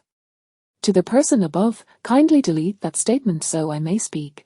Countless praises poured in from all corners of the earth, and the entrance of the second hospital's emergency center became crowded with onlookers, video recorders, and live streamers. Many people checked in on the hospital's Weibo and official accounts. Some even shared their personal experiences in the comments. I've seen this goddess. She was the one who came to save my dad on the night of his stroke. My grandma is already able to get out of bed to eat. I must come and express my gratitude to the goddess. Deputy Director Chen called Liu Li. Oh dear, it's quite the spectacle outside the hospital. Even in winter, people are wearing hanfu to film videos, and there are those pretending to be ill to capture footage. How idle can they be? He jested. I reckon they are so idle they've become sick. When will you return? The hospital wants to leverage this wave of attention to create a social media account for the publicity department, featuring humorous videos of doctors and nurses to make the hospital more relatable. They wish to use you, but I have refrained from declining on your behalf. Please consider it thoroughly before deciding. Deputy Director Chen also wished for her to gain additional benefits. Teacher, please help me promote it. Liu Li earnestly implored, just say I am still honing my skills. Have you thought it through? You might want to reconsider. I've heard that such videos can yield considerable profits. Deputy Director Chen replied, your life has been rather frugal, gaining additional income would be beneficial. Teacher, I am unfamiliar with the internet, but even teacher Luo Xiang has been forced to withdraw from online presence. I do not believe I possess the capability to navigate such a realm. Liu Li solemnly stated, it would be best not to become a source of ridicule. Deputy Director Chen chuckled, very well, I shall directly support your promotion. Regardless of the online fervor, Liu Li's mind was solely occupied with one matter. She, along with Zhao Cohen and the forensic team, had set off for the school's reading corner. Zhao Cohen continued to grumble, Captain Lin is acting strangely, she just told me to be cautious, like an overprotective mother. The forensic expert chuckled, the drunken man's intentions are not for the wine. Drinking. Zhao Cohen replied, all right, after we send this scoundrel in, we must celebrate with a drink. The forensic expert rolled his eyes. The second criminal investigation team's solitude was not without reason. Liu Li, holding a stack of documents, remained focused, cross-referencing the attendance sheet, the floor plan of Mingder Building, and the test results one by one. Names, poisoning levels, classroom locations, home addresses. Her hand tirelessly wrote, completely oblivious to Zhao Cohen's chatter. After a considerable time, she exhaled deeply, lifted her head, and marked a small circle on the map, handing it to the forensic expert. Could you take a look at this location? Was it examined during the last forensic investigation? Did the Environmental Protection Bureau conduct sampling here? This point was located at the corner where Mingder Building and Mingli Building met. Within this radius, all children diagnosed with chronic manganese poisoning were distributed around this point. Apart from the reading corner, other children exhibited a pattern of lighter poisoning the further they were from the center. The forensic expert studied the map intently for a long time before pointing to one specific point, stating, all other areas have been checked, but I recall this location has not been examined. This area is situated on the rooftop exterior of the cafeteria behind Mingder Building. Let us proceed there. Liu Li asserted. The school was now eerily quiet, as if the tragic events had never transpired. Following a series of unfortunate incidents, the school's leadership would undoubtedly face a complete overhaul. Were they innocent? Not entirely, yet not entirely guilty either. The school, like the innocent students, remained oblivious to the demon that had infiltrated their midst. What was even more lamentable were the parents and the children. According to Lin Yanru, the girl who ultimately took her life had been diagnosed with moderate depression by Professor Gao, who had recommended a break from school for treatment. Her parents had intended to handle the formalities in the coming days. Now, they were forever separated. At the junction connecting the cafeteria and Mingder building, the forensic team and Zhao Cohen meticulously examined the area Liu Li had indicated, inch by inch, and finally uncovered a clue beneath the fume hood directly facing the reading corner of Mingder building. Inside the fume hood's groove, they discovered several unsealed sachets. The forensic expert nodded in approval. Liu Li, you were right. Inside the black sachets were numerous rough spheres of dark purple, potassium permanganate balls. Below the fume hood was the cafeteria's greasy exhaust duct, where high temperatures would vaporize the substance, perfectly masking the odor of potassium permanganate with the scent of cooking oil. What a pity, after all this time, we cannot ascertain whether we can extract anything useful. Their high temperatures and grease will contaminate any possible biological specimens. How frustrating. Finding direct evidence would certainly be ideal, but even if we cannot extract anything, we still have another location to investigate, Qiu Yu's home. Liu Li remarked, the concentration in Qiu Yu's body is higher than in the others. If she has not been exposed to any other sites of poisoning, her manganese levels should not differ significantly from Ding Ziyun and the others, since they all suffered toxicity in the reading corner. The poisoning of all the others serves merely to accentuate Qiu Yu's case, making her poisoning appear less conspicuous, more like a collective incident caused by the school's negligence. However, Qiu Yu, fearing her concentration might be too low, which could affect her future diagnosis of manganese poisoning-induced mental disorders, decided to increase her intake. If it were oral ingestion, the levels of manganese in her urine and feces would not be so low. Even at home, she must have inhaled the toxin. Let us head to her home immediately. The forensic expert said with enthusiasm, as long as you have a direction, I will find a way to verify it. Chapter 72 Asperger's 14 Thus, they hurriedly made their way to Qiu Yu's residence. As the three exited the elevator, they encountered an individual just closing the door. Brother Zhao, the police officer greeted, Qiu Yu's grandmother has been hospitalized. I'm accompanying her grandfather to retrieve some daily necessities, including medications for both elderly individuals. Have you checked everything? Zhao Cohen inquired. Yes, everything has been inspected, and there were no abnormalities, the officer replied. Qiu Yu's grandfather kept his head lowered, avoiding eye contact, merely nodding in compliance. Zhao Cohen nodded in response and, just as they were about to leave, called out, Wait, let us check once more. Out of caution, Captain Lin advised that they could not treat Qiu Yu's family as ordinary individuals, and naturally, her family members would be scrutinized similarly. The bag held by Qiu Yu's grandfather was opened, and each item was meticulously examined. Oh, these are just my wife's medications, officer, there's nothing else. I'm in a hurry to get to the hospital. Liu Li opened a bottle of Danshanpian, meticulously searching through the contents, then raised a few tablets to the officer, saying, Please ensure the patient takes these first. To everyone's surprise, Qiu Yu's grandfather's expression remained unchanged, still nodding in agreement. Remember, take 4 tablets at once with a small amount of water. The patient's mouth and throat will be burned, with the most severe damage being to the stomach, which may ulcerate and bleed, rendering it untreatable in the short term. Should grandfather also take 4 tablets?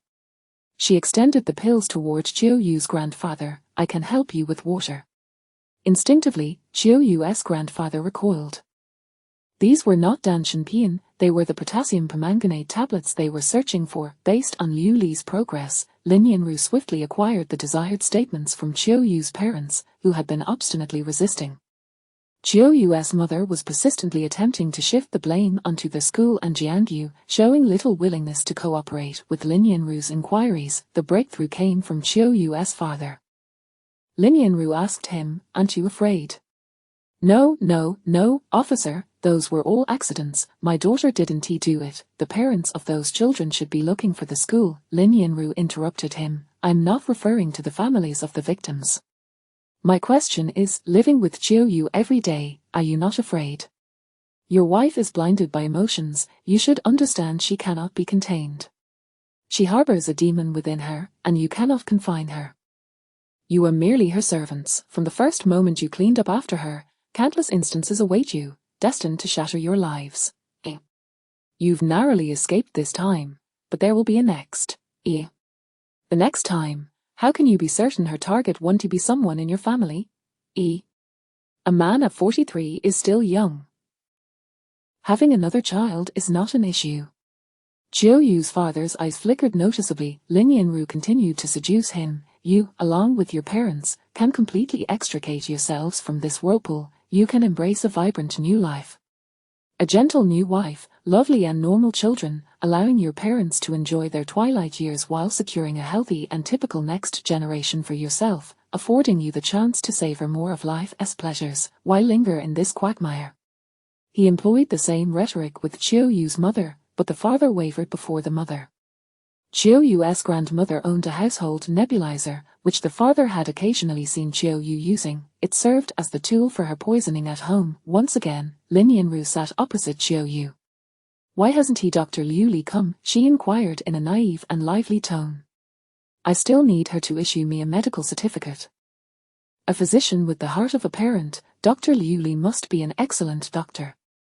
She continued, have my parents come to get me? I like the second hospital. Can I request that Jian Yu not be allowed to appear? I fear him. Whenever he does, I lose control. Officer, I want to go to the hospital for treatment. I am not a bad child, I am merely unwell. Once I recover, I can pursue higher education. I will have close friends and even a boyfriend. Lin Yanru interrupted her, stating, your parents will not come because they will stand trial alongside you. He revealed the arrest warrant. Chiao Yu, you are under detention for the suspected murder of your classmates Zhao Bo and Zhao Xia, resulting in the deaths of Ding Xian and Jian Limei. Do you understand? Chiao Yu's frozen expression abruptly transformed into one of shock. What about my parents? They will help me find a lawyer. I need a lawyer. I need a lawyer. Chiao Yu pounded the table in agitation, shouting, I haven't turned 16 yet. I am still a minor, indeed, but regrettably, at 15, there is no death penalty. Lin Yanru smiled, relishing the sight of a suspect in disarray. He found it most enjoyable. Where shall we begin? Let us start with how you managed to poison yourself. You need not speak, it matters not. You are a repeat offender, and zero testimony suffices for conviction. Cooperate now, and the prosecution will consider your good attitude as a reason to lessen your sentence. Now, let me ask you, when did you start targeting Jian Limei, a first-year student? Jian Limei was the last girl to commit suicide in this case. After a prolonged silence, Chiao Yu wore a half-smile, addressing Lin Yanru, tell my parents, I will not lose, they cannot escape me. The accolades online proved fleeting. This hollow praise was less influential than the biting remarks Liu Li had overheard in the hospital. It is still about being young and beautiful. Look at the video, where is the praise for Doctor Who? Of course, she can remain in the hospital. What do you think she relies on? Liu Li is truly fortunate. She has rich suitors pursuing her, and a stream of attention. Yet, here we are, plain and earnest, unable to encounter such fortuitous events. Among the same cohort of interns, there were even whispers of investigating whether there were any under-the-table dealings connected to staying in the hospital. Within the emergency center, the atmosphere was relatively light-hearted, with playful banter but no sour remarks, as most of the emergency doctors were students of Deputy Director Chen, who had recruited them. They were essentially all senior colleagues. Doctor Who, as a senior, patted Liu Li on the shoulder, saying, it's natural to feel envious, just look past it. Such is the human psyche. I hope for your success, but not more than my own. Liu Li remained unfazed. What sustained her throughout this journey had never been the opinions of others. However, the backlash from the online community arrived with alarming swiftness. Adoration swiftly morphed into vilification, and soon escalated to a full-scale assault. In merely 48 hours, the tides had turned. A personal account gained traction beneath the video. Celestial goddess, saving lives, benevolent and skilled, where is such a great doctor? This Dr. Liu is merely a sycophant chasing fame and fortune. My daughter perished just meters away from her, and what of her? She was busy saving the wealthy, catering to the affluent, watching as my 13-year-old daughter bled out before her eyes. Tell me, where is the fairness in this world? The children of the poor are deprived of even the chance to receive emergency aid. As you all praise her, Do not forget about my 13-year-old child, whom I painstakingly nurtured from a mere 5 or 6 pound bundle to this blossoming youth. Do not forget, most of you are just ordinary people, as insignificant as blades of grass. Liu Li transitioned from the celestial goddess to the opportunistic Dr. Liu, the fame-seeking Dr. Liu, the desperate for attention Dr. Liu. The short-haired girl, Qin Wanyi, shrugged. At this level, she should be able to withstand it, right? What does it matter? This is merely an appetizer, the long-haired girl, Li Qian, replied. She thinks a few words can undo my efforts. I shall let her experience the power of verbal assassination. And your assassination plan? Qin Wanyi asked, is it arranged? Arrangement is not feasible, Li Qian replied. I'm merely guiding the narrative. She giggled. How amusing. I found out she worked a summer job near the prison. Her little fan mentioned her mother was killed. What do you think her motives were for working there? Har har, it's truly intriguing. Liu Li, you have driven a nail into me. Now, I shall return the favor. We will take our time. Chapter 73 Asperger's 15 Liu Li's days have recently been anything but tranquil, as both inside and outside the hospital, many aspire for her opportunity to remain there, making her the target of collective ire, bringing forth a myriad of vexations. The tumult online gradually spilled into the realm of reality. Those who once queued to check in on the hospital's official WeChat account now find themselves lining up to hurl insults. Indeed, one can easily surmise who besides herself would post such videos online. It is nothing more than self-promotion in a bid for fame. While other divine sisters may seek affection, this particular celestial maiden is fighting for her very life. Those who call her their wife, do they not realize that individuals come in various ranks? What standing do they possess to deem themselves worthy of her? In addition to the vitriol, there are incessant whispers, pointed fingers, and murmurs of discontent. These transgressions could be overlooked, but there are also a plethora of complaints. The leaders who once nodded in acknowledgement upon seeing Liu Li, now unabashedly criticize certain individuals in meetings without naming names. Those who previously indulged in sarcastic remarks now beam brighter upon seeing Liu Li, their expressions of sympathy more earnest than ever. Yet, in truth, Liu Li remains unfazed by it all. Her concern lies in the potential jeopardy of her opportunity to stay at the hospital. This unsettling revelation emerged from a phone call with Deputy Director Chen. However, she chose to remain silent. When one's status is diminished, every utterance seems erroneous. She continued to diligently attend to her duties in her designated role. As a physician, the foremost priority is mastery of medical skills. As an emergency physician, the most critical aspect is to assess a patient's condition, be it general, complicated, critical, near death, or deceased, within the shortest time possible, utilizing minimal data and the keenest judgment, in order to implement the appropriate emergency measures. Between Professor Gao and Jian Lemay, she holds no qualms of conscience, yet, the skepticism intensifies, with many lurking outside the emergency center awaiting her. That afternoon, she was finally cornered by individuals armed with cameras and microphones. Dr. Liu, do you have ulterior motives? Have you categorized emergency patients into hierarchies?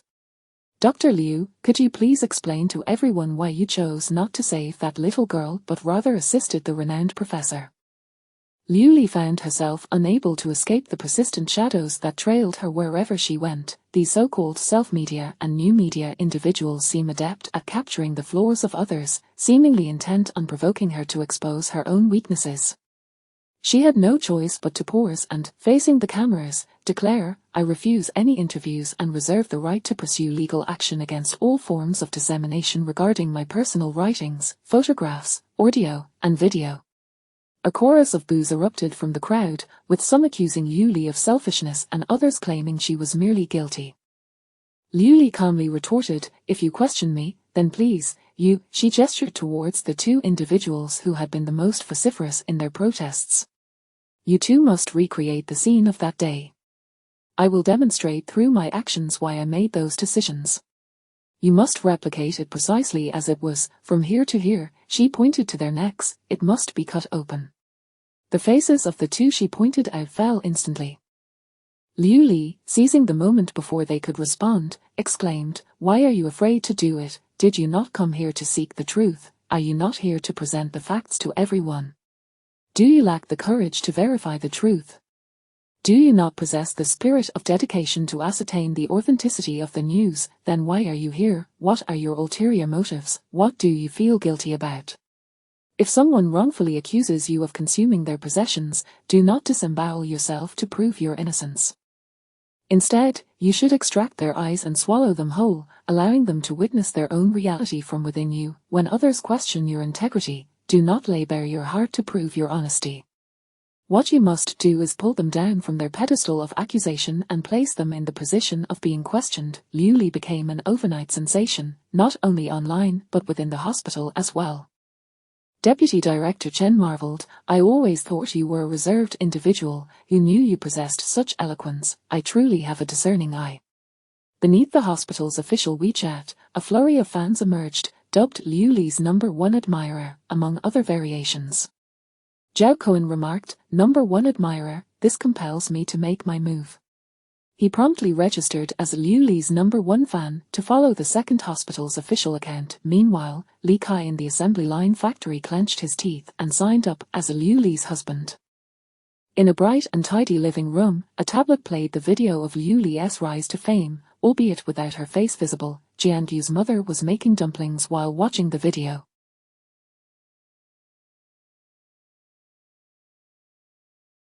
Upon turning her head, she noticed Jianyu standing at a distance, quietly observing. School's out, tonight we're having dumplings. Jianyu remained silent, fixated on the video. Dr. Liu is your friend, right? Jian's mother inquired. Jianyu did not respond. Why do you like her? She whispered. Jianyu remained reticent. Jian's mother reached over to turn off the tablet and flipped it face down. Jianyu walked straight back to his room. The house fell silent. It was not until Jiang's mother entered with a plate of dumplings, placing it on his desk, that Jiangyu pushed it away. Come on, eat up, your father won't be home tonight. Let us enjoy the dumplings together. Jiangyu still said nothing. Suddenly, Jiang's mother lunged at him, grabbing his hair and forcing him to tilt his head back and open his mouth, shoving a steaming dumpling inside. Eat. Quickly, swallow it down. Jiangyu struggled beneath her grip, even coughing and choking, his face turning crimson as he desperately shook his head to escape. Yet, Jiang's mother held him firmly in place, his near suffocation merely a struggle, his hands never once raised against her. Eat. Why aren't you eating? I worked hard to make this, and nothing good ever comes your way. Jiang's mother, usually gentle and loving, transformed into a grotesque visage, her fury manifesting in a torrent of curses. Your father has gone to that little vixen again. Not a single decent member exists in your family, rotten to the core. You must eat, you have to eat, even if it chokes you to death. Jianyu's face turned ashen, and he finally coughed up the dumpling mixed with saliva, expelling it from his mouth. He pushed away from his mother and retreated to the door, emitting a scream akin to that of a dolphin. Jiang's mother glared fiercely at the door, her eyes wide, her complexion flushed, breathing heavily. The only sound in the house was her labored gasps. Subsequently, she hurled the plate of dumplings into the trash and stormed out of the room. The dolphin-like cries from behind the door persisted for quite some time before finally subsiding. Shortly after, a hand emerged from behind the door, leisurely closing it from the inside. Jiangyu raised his head and ambled out, even humming a nursery rhyme as he strolled to the bookshelf. He opened an art book, tearing out the page featuring Chiao Yu and shredding it into even strips. He took a pen and began to draw, depicting a female figure in a white coat, with a head resembling a hedgehog. He chuckled mischievously at his drawing. Liu Li, you better be more entertaining than Chiao Yu. Chapter 74. Heads will roll. Oh, I don't feel like using this today, it's not enjoyable, I'm indifferent. If you end up pregnant, will it be my responsibility or your boyfriend's? What should we do? They're such a nuisance, Professor, when can it just be you and me? The spring night is fleeting. We must seize the moment for pleasure, those bothersome people and matters pale in comparison to your beauty. In my eyes, there is only you, and I cannot tolerate anyone else. Oh, how annoying. The phone rang insistently. Ignore it. Let it ring. The woman murmured softly into the man's ear, her words a tantalizing whisper. The phone rang again, more urgently this time. Such a buzzkill. At a crucial moment, the woman kicked him away with her foot. Answer the phone. Your partner is checking up on you. The man picked up the phone and stepped into the bathroom. Hello, how many times must I say it? Don't call me when I'm in a meeting. Honey, the teacher said the star fell, and I'm rushing to school. You should hurry. You, a mother, can't even take care of a child and keep bothering me. Do you have any idea how exhausted I am every day? The woman outside the bathroom flashed a fleeting smile, which instantly transformed into a seductive allure as the man emerged. Come now, indulge, for destruction begins with indulgence. That evening, Liu Li received a special emergency task. The 120 operator could only provide the address and personal details. Zhu Wenwen, female, 39 years old, had frantically shouted for help during the emergency call. There was no other information. It's highly likely a myocardial infarction, Dr. He stated, the golden time for rescuing an acute myocardial infarction is merely 4 to 6 minutes, with a success rate of up to 90. After that, for every minute of delay, the success rate declines by approximately 7. Liu Li quickly grabbed the AED. When they arrived following the ambulance, the scene at the patient's doorstep was chaotic. As the police had just forced the door open, Liu Li's heart sank. The solitary patient had not received timely CPR, nor was there anyone to care for her. It was highly likely she had suffered respiratory arrest. As she dashed into the bedroom, the patient lay unconscious on the bed. Liu Li did not hastily move her. After confirming there was no choking and the airway was clear, she employed the chin lift maneuver to keep the airway open. However, as she began, she was taken aback. The heartbeat was rapid, the respiratory rate elevated, yet the vital signs were relatively stable. The limbs were soft, with no external injuries or tremors. It was not a myocardial infarction. A cerebrovascular accident, a cranial injury, it didn't seem to fit either. As Liu Li and Dr. prepared to lift the patient and head out, something surreal occurred. The door to another bedroom suddenly swung open, revealing a man standing naked in the doorway. Both inside and outside the room were startled, and then a scream erupted from within as the naked man forcefully slammed the door shut. What is going on? There is someone at home, yet the door isn't opened. The police stepped forward to identify themselves and knocked on the door. Liu Li, disregarding everything else, along with the chuckling Dr. transported the patient to the hospital. As Zhu Wenwen was lifted onto the ambulance, she opened her eyes and regained consciousness. Who are you? Where am I then? She became slightly more alert. What happened? Liu Li suspected this was more akin to retrograde amnesia caused by a concussion. All examinations returned normal, except for the ECG, which displayed an upwardly convex ST segment. This is commonly seen in acute coronary syndrome, such as early acute myocardial infarction and variant angina, yet, oddly, the cardiac enzyme markers showed no abnormalities. Even more perplexing was Zhu Wenwen claiming she had never felt any chest pain, not even once, and hadn't fallen in the past week. The most surreal aspect was that Zhu Wenwen had no recollection of calling for help. She was as astonished as anyone. Me? Was it really me? I have no recollection at all. Where is my husband? Her husband, Xiao Hu, the naked man from the other bedroom, was now fully dressed, waiting outside the emergency center's observation room. He was accompanied by the police. According to him, the couple had some matters to discuss that evening, so they had sent the child to the grandmother's house, and after a lengthy discussion, they had only just fallen asleep. He had been in such a deep slumber that he was completely unaware of the commotion outside until he heard noises in the living room. Everything felt surreal. Liu Li paid no mind to the expressions of concealment shared between the two. Only Dr. the gossiping veteran, remarked, at their age, sleeping in separate rooms surely indicates something amiss. He added, I'll wager one of them must have been caught cheating, and tonight is when it all unravels. Liu Li was more intrigued by the elevated ST segment on the ECG. Whether it was vasovagal syncope or hysteria, neither would result in such pathological changes in the myocardium. As she began to question Zhu Wenwen, an elderly woman entered with 2 children to visit. Liu Li completed her duties and left time for the family. Mom, are you okay? The little boy buried his head in Zhu Wenwen's arm. The older girl shrank by the bedside, timidly silent. Mom's just a little unwell, don't worry. Zhu Wenwen stroked her son's head, then reached for the older girl. Auntie is fine, don't worry about the stars. Indeed, your mother is just delicate and can't endure hardship. Back in our day, we worked even when we were gravely ill. Men have it tough outside. If they make a small mistake, wives should be magnanimous. Clinging to grievances will only hinder my son's future.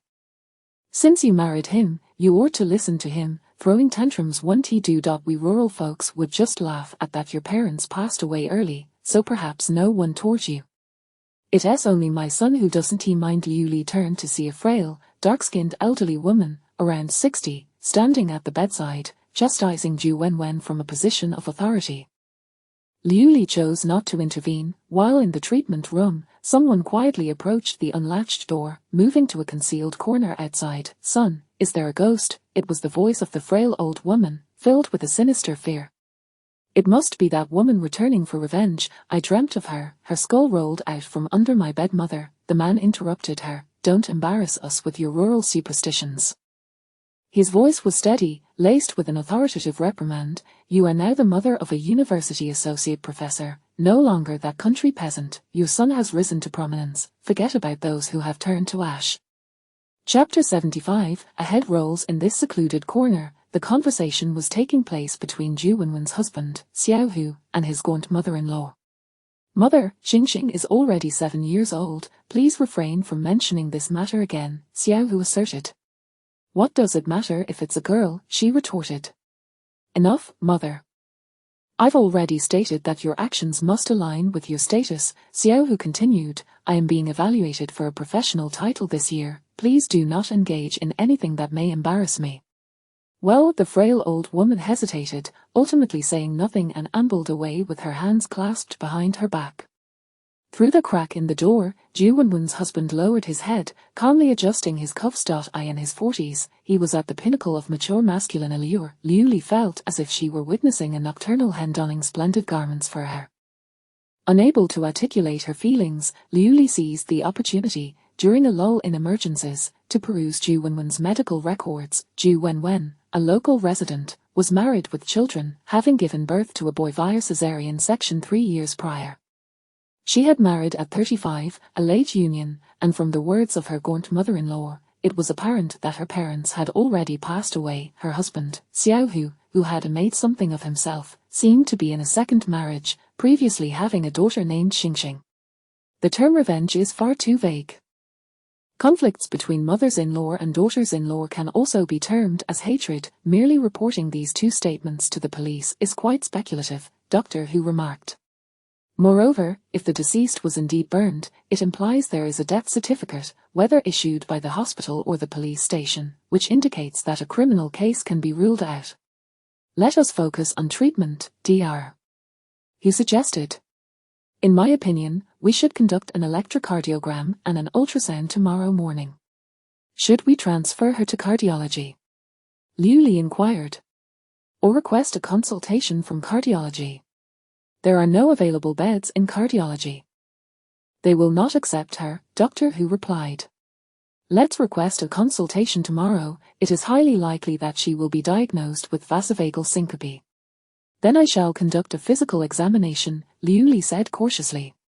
In the observation room, 2 children lay on Zhu Wenwen's bed. Her son was asleep at her feet, while the girl, Xingxing, lay beside her. Liu Li noticed how naturally the girl nestled under Zhu Wenwen's arm. Her expression relaxed, indicating a genuinely close relationship. "The caregiver must be an adult," Liu Li inquired. "Where is the children's father and grandmother?" "My husband is in the car preparing a presentation, and my mother-in-law went to check the expenses." "She will return shortly," Zhu Wenwen explained. Liu Li parted the curtain and commenced her work. "Doctor, what exactly is my ailment?" Zhu Wenwen asked softly. "Could it be somnambulism?" "Have you experienced somnambulism before?" Liu Li replied, somewhat surprised. "I had a couple of episodes after my parents passed away, perhaps 2 or 3 times, Zhu Wenwen recounted. Somnambulism, or sleepwalking, is a sleep disorder characterized by a state of dissociation during sleep. Part of the brain is awake while another part remains in non-rapid eye movement sleep. The brain is capable of executing some complex actions and speech, yet not sufficiently alert to respond fully to these actions and words. During an episode, awakening is quite difficult, and when forcibly awakened, individuals often exhibit disorientation, with little or no memory afterward. This could explain her stable vital signs and her inability to recall calling for help, but it does not clarify the elevated ST segment on the electrocardiogram. Do your parents or any other relatives have a history of somnambulism? Somnambulism often has a hereditary component. I once heard that an aunt of mine experienced it as a child. Could you elaborate on the details of those episodes? Liu Li gently probed. Little Xingxing, clutching Zhu Wenwen's arm, curiously peeked up from the covers. My mother said I had an episode when I was 8 or 9, but I never had another after that, Zhu Wenwen recalled. After my parents passed away, I struggled to sleep, and my husband said I suddenly sat up in the middle of the night, opened the door, and stepped outside barefoot in my pajamas. No matter how loudly he called, I wouldn't respond, so he had to follow me, all the way from my home to the old train station, and then I returned on my own. This time was better.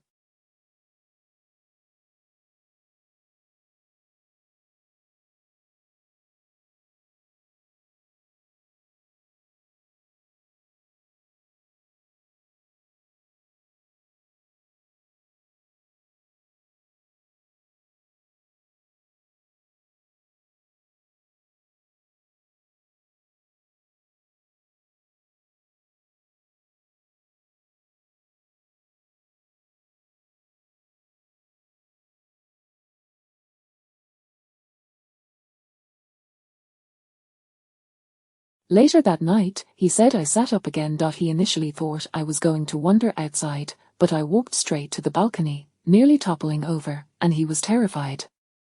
Thankfully, he reacted quickly and caught my leg. Since that incident, we moved from my place to his, Zhu Wenwen explained with a smile.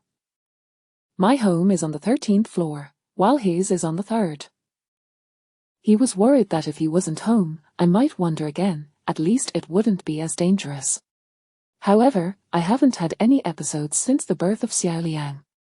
Liu Li attentively examined her from head to toe as she listened. There were no visible injuries, no abnormal lung sounds, the heart was clear, and the abdomen and organs showed no enlargement or tenderness. Your daughter is very well behaved, Liu Li remarked casually. Yes, little Xingxing is wonderful, Zhu Wenwen smiled, gently stroking the child's head. I really like little Xingxing. Little Xingxing likes Auntie too, the girl chimed in. Liu Li feigned surprise. Oh, she is my husband's child from his first marriage, Zhu Wenwen said affectionately. When relatives introduced us, I noticed he brought his child to the blind date, and I thought he was quite genuine and rather pitiable, a university lecturer, a highly educated individual, yet his shirt was stained with both milk and urine. Prior to this, do you recall anything else? Any feelings of chest tightness or shortness of breath? Have you experienced any significant stress? Zhu Wenwen lowered her eyes and, after a moment's pause, replied, my husband and I had a bit of a quarrel, so I sent him to the next room. After that, I was quite agitated and unable to sleep, and the next thing I knew, you all had arrived. As for significant stress, I wouldn't say so, as this isn't our first argument over this issue. When one feels agitated, there is a sense of tightness in the chest. It doesn't hurt, but it feels as though a stone is pressing down on it. This indeed aligned with Dr. Hu's assessment. I would like to conduct a trace element test and a toxicology screening, Liu Li stated. We should investigate all angles. As a doctor, she could only say this, though she was uncertain if Zhu Wenwen would comprehend. Zhu Wenwen agreed, all right, it's good to check everything. How much will these tests cost? The stout grandmother bellowed as she entered. Oh dear, in just 2 hours, we've spent 4 or 5,000.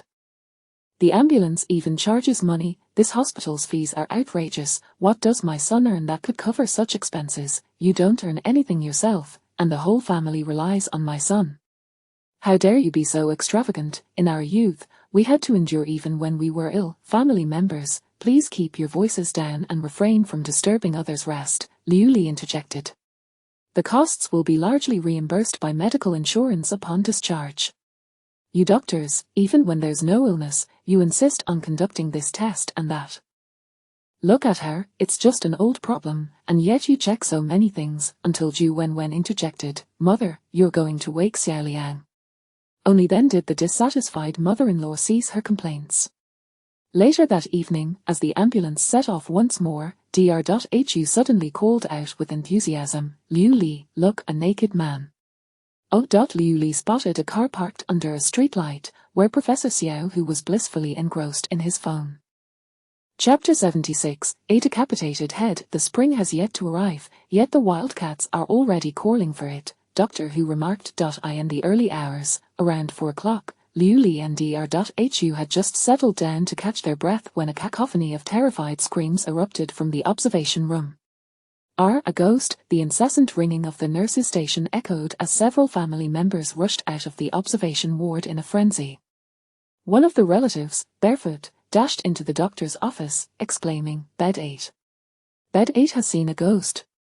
Upon entering, Liu Li and Dr.Hu discovered Zhu Wenwen's mother-in-law, Mrs. Xiao, collapsed on the floor, trembling uncontrollably. Zhu Wenwen huddled at the opposite end of the bed, her face a mask of terror as she gazed at her mother-in-law, also shaking with fear. A patient in the adjacent bed recounted, "Through the curtain, I heard the old lady suddenly babbling incoherently, demanding her head back, urging not to be haunted. Then she screamed that there was a ghost, and before I knew it, she had fallen from the bed." Liu Li approached to assess Mrs. Xiao's condition, only to hear her muttering in a state of panic, "A head has fallen, a head has fallen." Later, Dr. Who speculated, this must surely stem from a guilty conscience, perhaps fearing the ghostly knock at the door in the dead of night. It is certainly more than a mere mother-in-law and daughter-in-law dispute.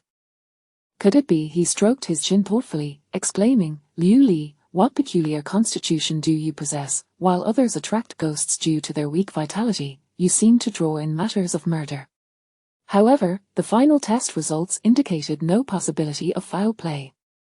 Zhu Wenwen's trace elements were normal with no signs of toxic substances, and there was no damage to her liver or kidney functions. Additionally, her cardiac ultrasound showed no abnormalities, and her electrocardiogram indicated no. Zhu Wenwen was cleared for discharge. Consequently, Mrs. Xiao unleashed a torrent of abuse upon the doctors and nurses, berating them with the fervor of a shrew. Professor Xiao, who had not yet made an appearance.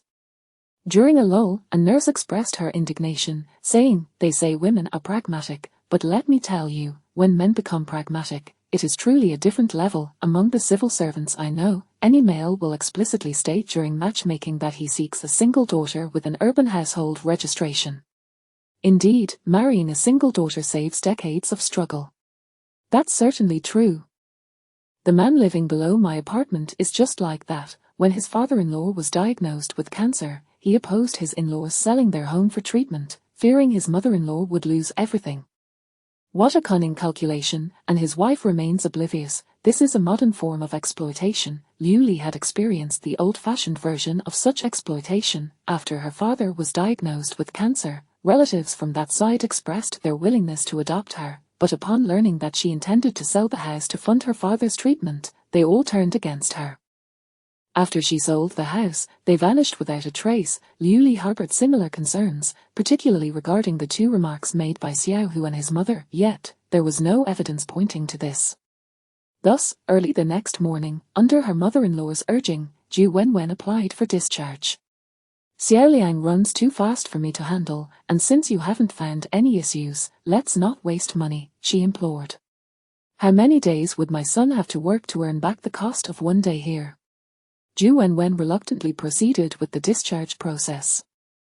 When Liu Li prepared her discharge papers, she specifically advised, if a situation akin to the previous one arises, make sure to have someone nearby, even if it's just a little star, and remember to teach her how to call for emergency help. "Okay, I will, doctor." Moreover, Liu Li hesitated before asking, "Are you aware of Little Star's mother?" "I know, doctor. My husband has not hidden anything from me. There are issues concerning Little Star's mother." She gestured toward her own head, which predated their marriage. "Her family concealed it from my husband. Later, when she became unwell and attempted to harm my mother-in-law, a conflict ensued, resulting in my mother-in-law accidentally retaliating fatally. But that is a matter of the previous generation, unrelated to Little Star," Zhu Wenwen asserted. "My mother-in-law has been quite unkind to Little Star because of this, which is why Little Star has always been with me. Sometimes, don't solely heed what your husband says." It's also wise to listen to Little Star's grandmother, Liu Li subtly cautioned. Little Star's grandmother has already been admitted to a psychiatric hospital, Zhu Wenwen stated with certainty. They harbor guilt, which is why they willingly left the house to my husband and Little Star.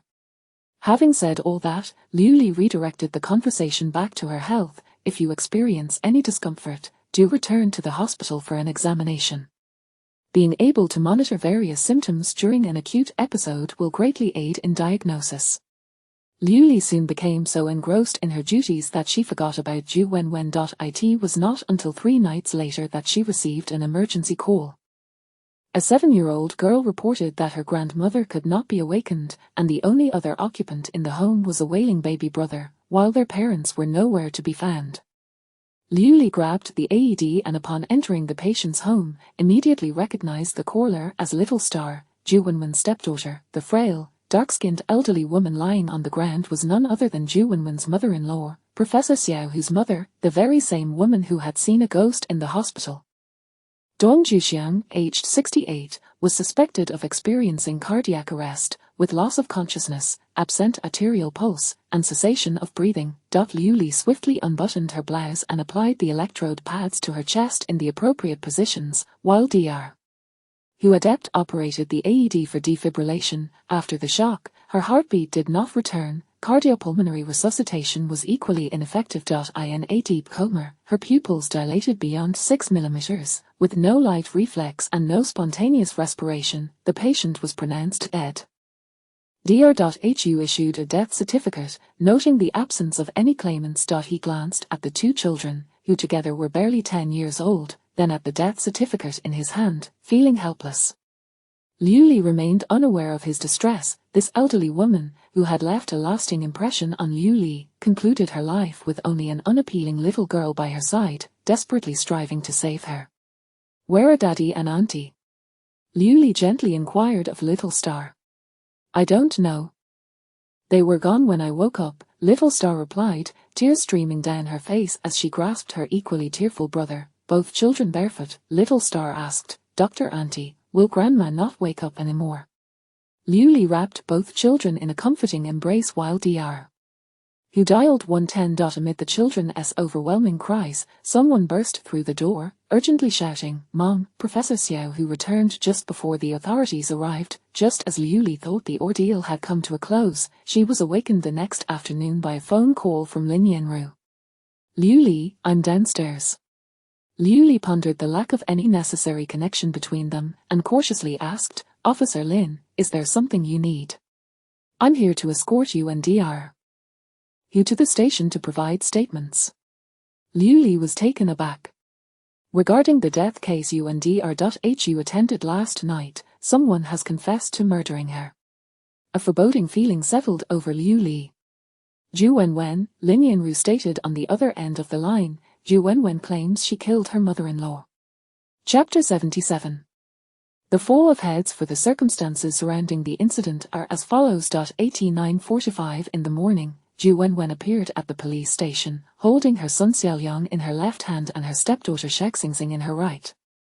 With reddened eyes, she sat silently on a bench at the reception area, tears streaming down her face, drawing the keen attention of the officers. Initially, they suspected domestic violence, but when they inquired, she softly pleaded, "Could you please ensure that my children do not overhear?" Consequently, a female officer distracted the children with candy to play elsewhere. Zhu Wenwen then confessed, I am here to turn myself in." Taking a deep breath, tears flowing freely, she continued, I have killed someone." The officers were momentarily taken aback, noting her composed appearance and clarity of mind, and they could not help but ask, "Who did you kill?" My mother-in-law, Dong Zhuxiang. How did you kill her?" One officer swiftly prepared to document the situation, activating their body camera. "I'm not certain," Zhu Wenwen said, covering her face with her hands. "I'm not sure. I might have suffocated her with a pillow," she sobbed, burying her head between her legs, "or perhaps I strangled her with my hands. If you killed someone, why do you say you're not sure?" "I suffer from somnambulism and have received treatment for it before." Zhu Wenwen, please elaborate on the situation calmly. "Take your time and be clear. I can't take my time. My husband has already scheduled the cremation at the funeral home for 11 o'clock. The officer promptly notified the second criminal investigation team. The case was handed over to Lin Yanru. Zhao Cohen should immediately head to the funeral home to hold the cremation set for 11 o'clock and bring the deceased's son, Xiaohu, back to the station.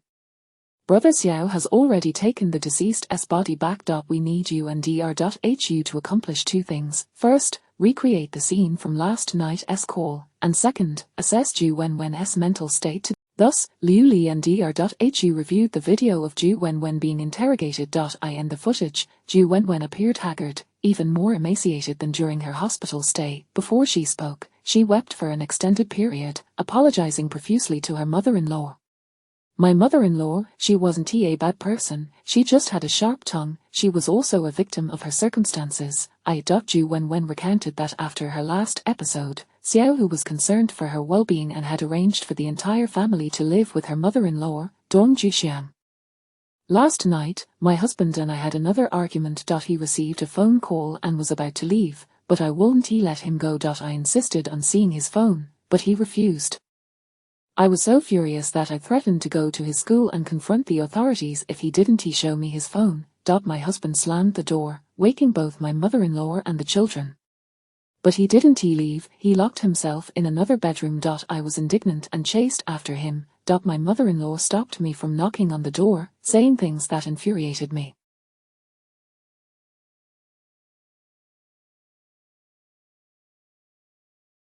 Officer, do I really have to disclose all of this? She said, what successful man doesn't he have multiple wives, given her son's current status? What's wrong with having a mistress?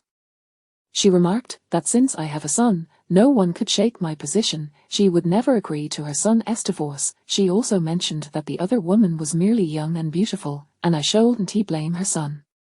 After all, when he married me, I was already 30-5. In the countryside, only those who are impoverished would marry an old maid at 35. Her son marrying me was a great favor. Now, this is merely a form of compensation for her son. It turns out she had been aware of everything long before, keeping me in the dark like a fool. After a few exchanges, I expressed that my mother-in-law, she slapped me across the face. She told me not to create a scene that might affect her son's professional evaluation, saying that becoming a professor's wife at 40 was a blessing. I cried alone for a long time. I truly cherished this family. I just wanted to kill her, then kill my husband, and end it all. So I killed her. Taking a life is wrong, I must pay for her life, so I sought a place to die. When I regained consciousness, I found myself by the roadside, and at that moment, I thought, thank goodness it was just a dream. Zhu Wenwen lowered her hands, trembling as she raised them before her, gazing tearfully at the officers. But how could she really be dead? How could she truly be dead? This is a dream.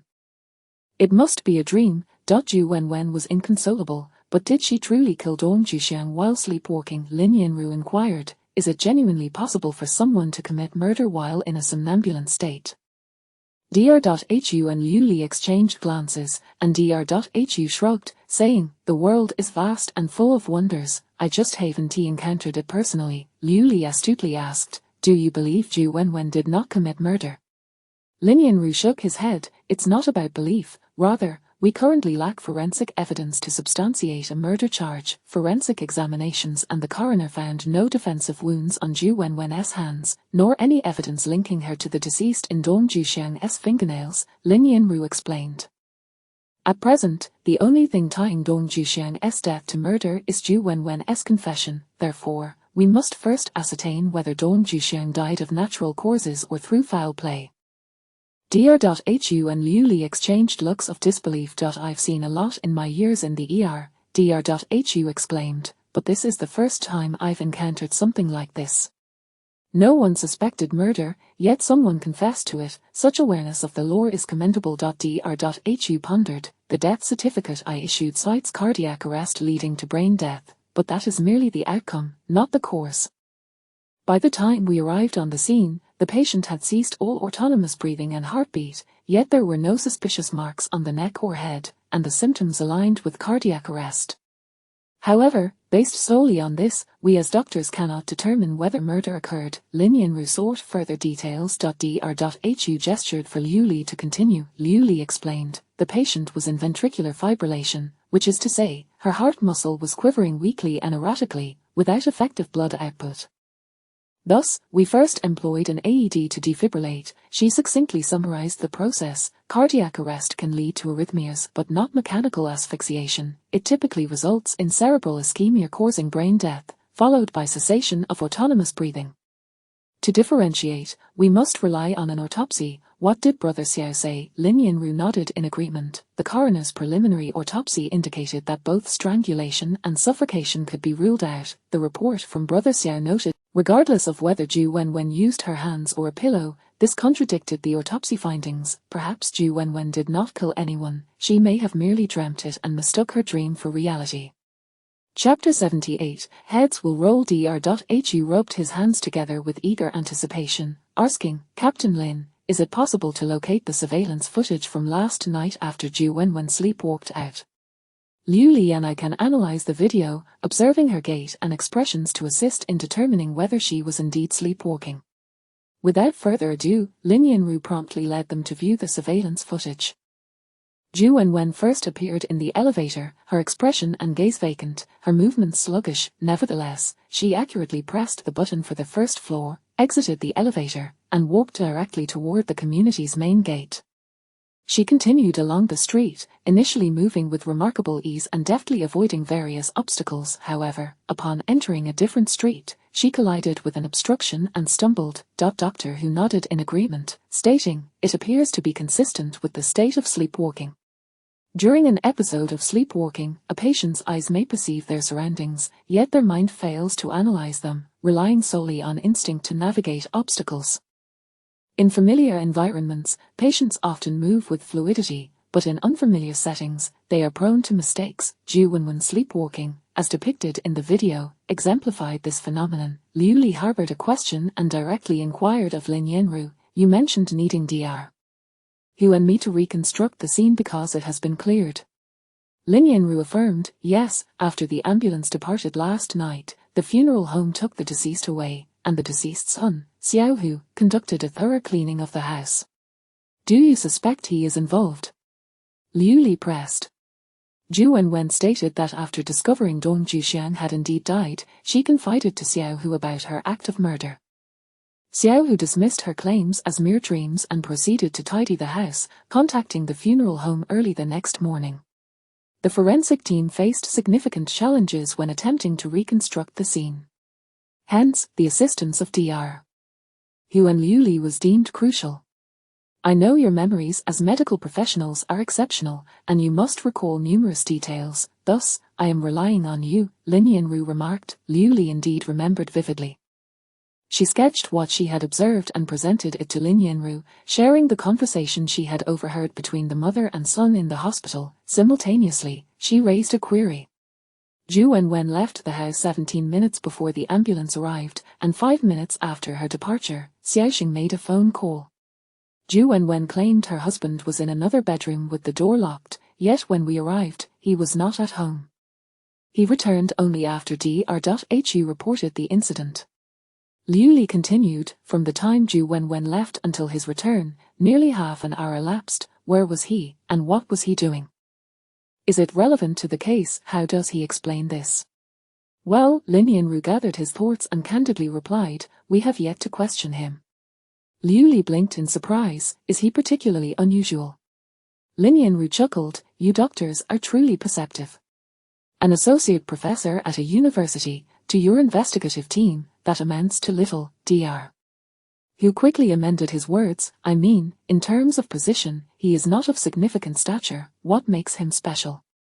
The deceased, Dong Zhuxiang, was the perpetrator of a notorious mother-in-law killing her daughter-in-law case reported by the media 7 years ago. Lin Yinru deliberated before continuing. She was sentenced to 11 years in prison and was supposed to be serving her time.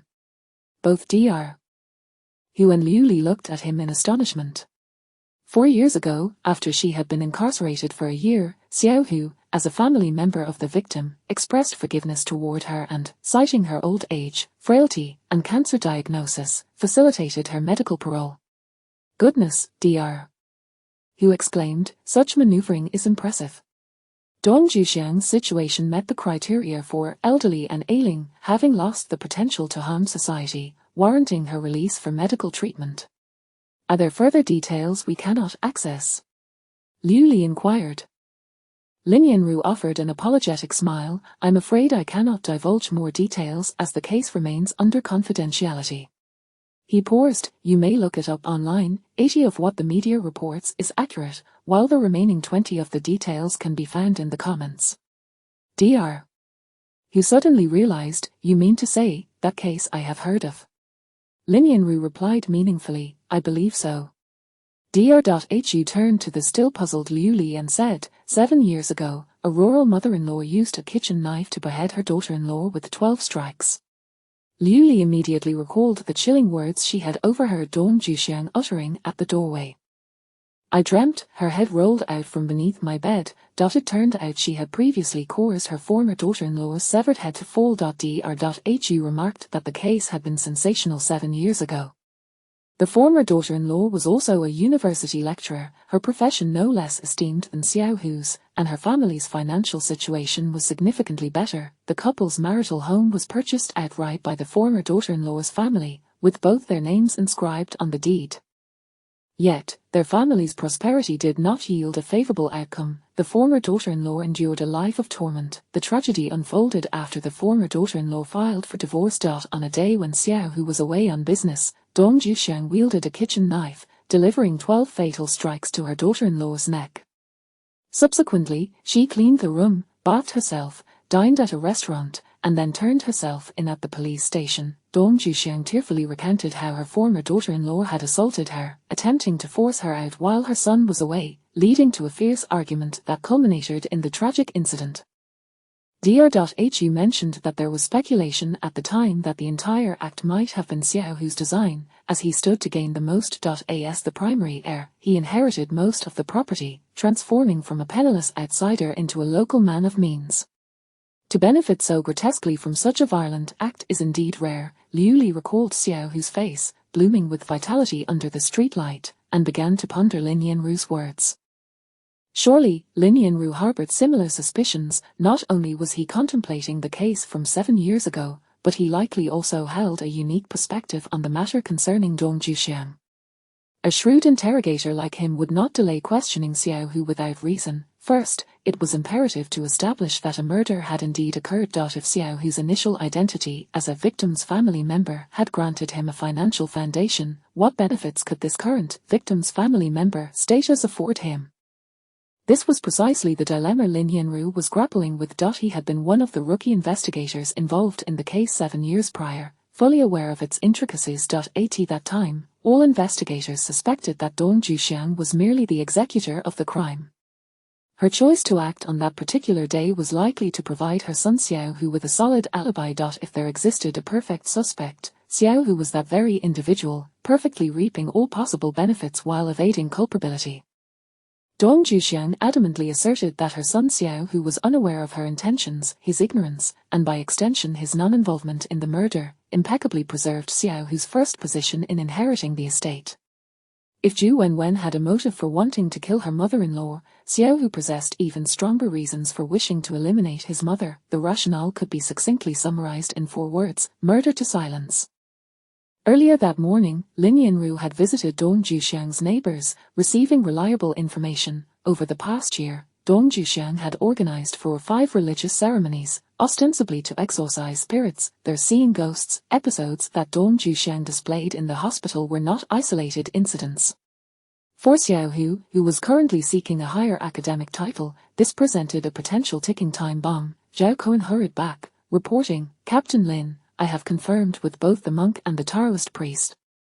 During one of the ceremonies, Xiao Hu and she had a heated argument. Xiao Hu accused Dong Zhuxiang of being obstinate and engaging in activities unbecoming of her status. In a fit of anger, Dong Zhuxiang retorted, Who do you think I'm doing this for? Is it for myself? No, it's for you. See, this provides Xiao Hu with a motive to kill her. Lin Yanru remarked with a smile, the current situation mirrors that of years past. Once again, Xiao Hu emerged as the primary beneficiary.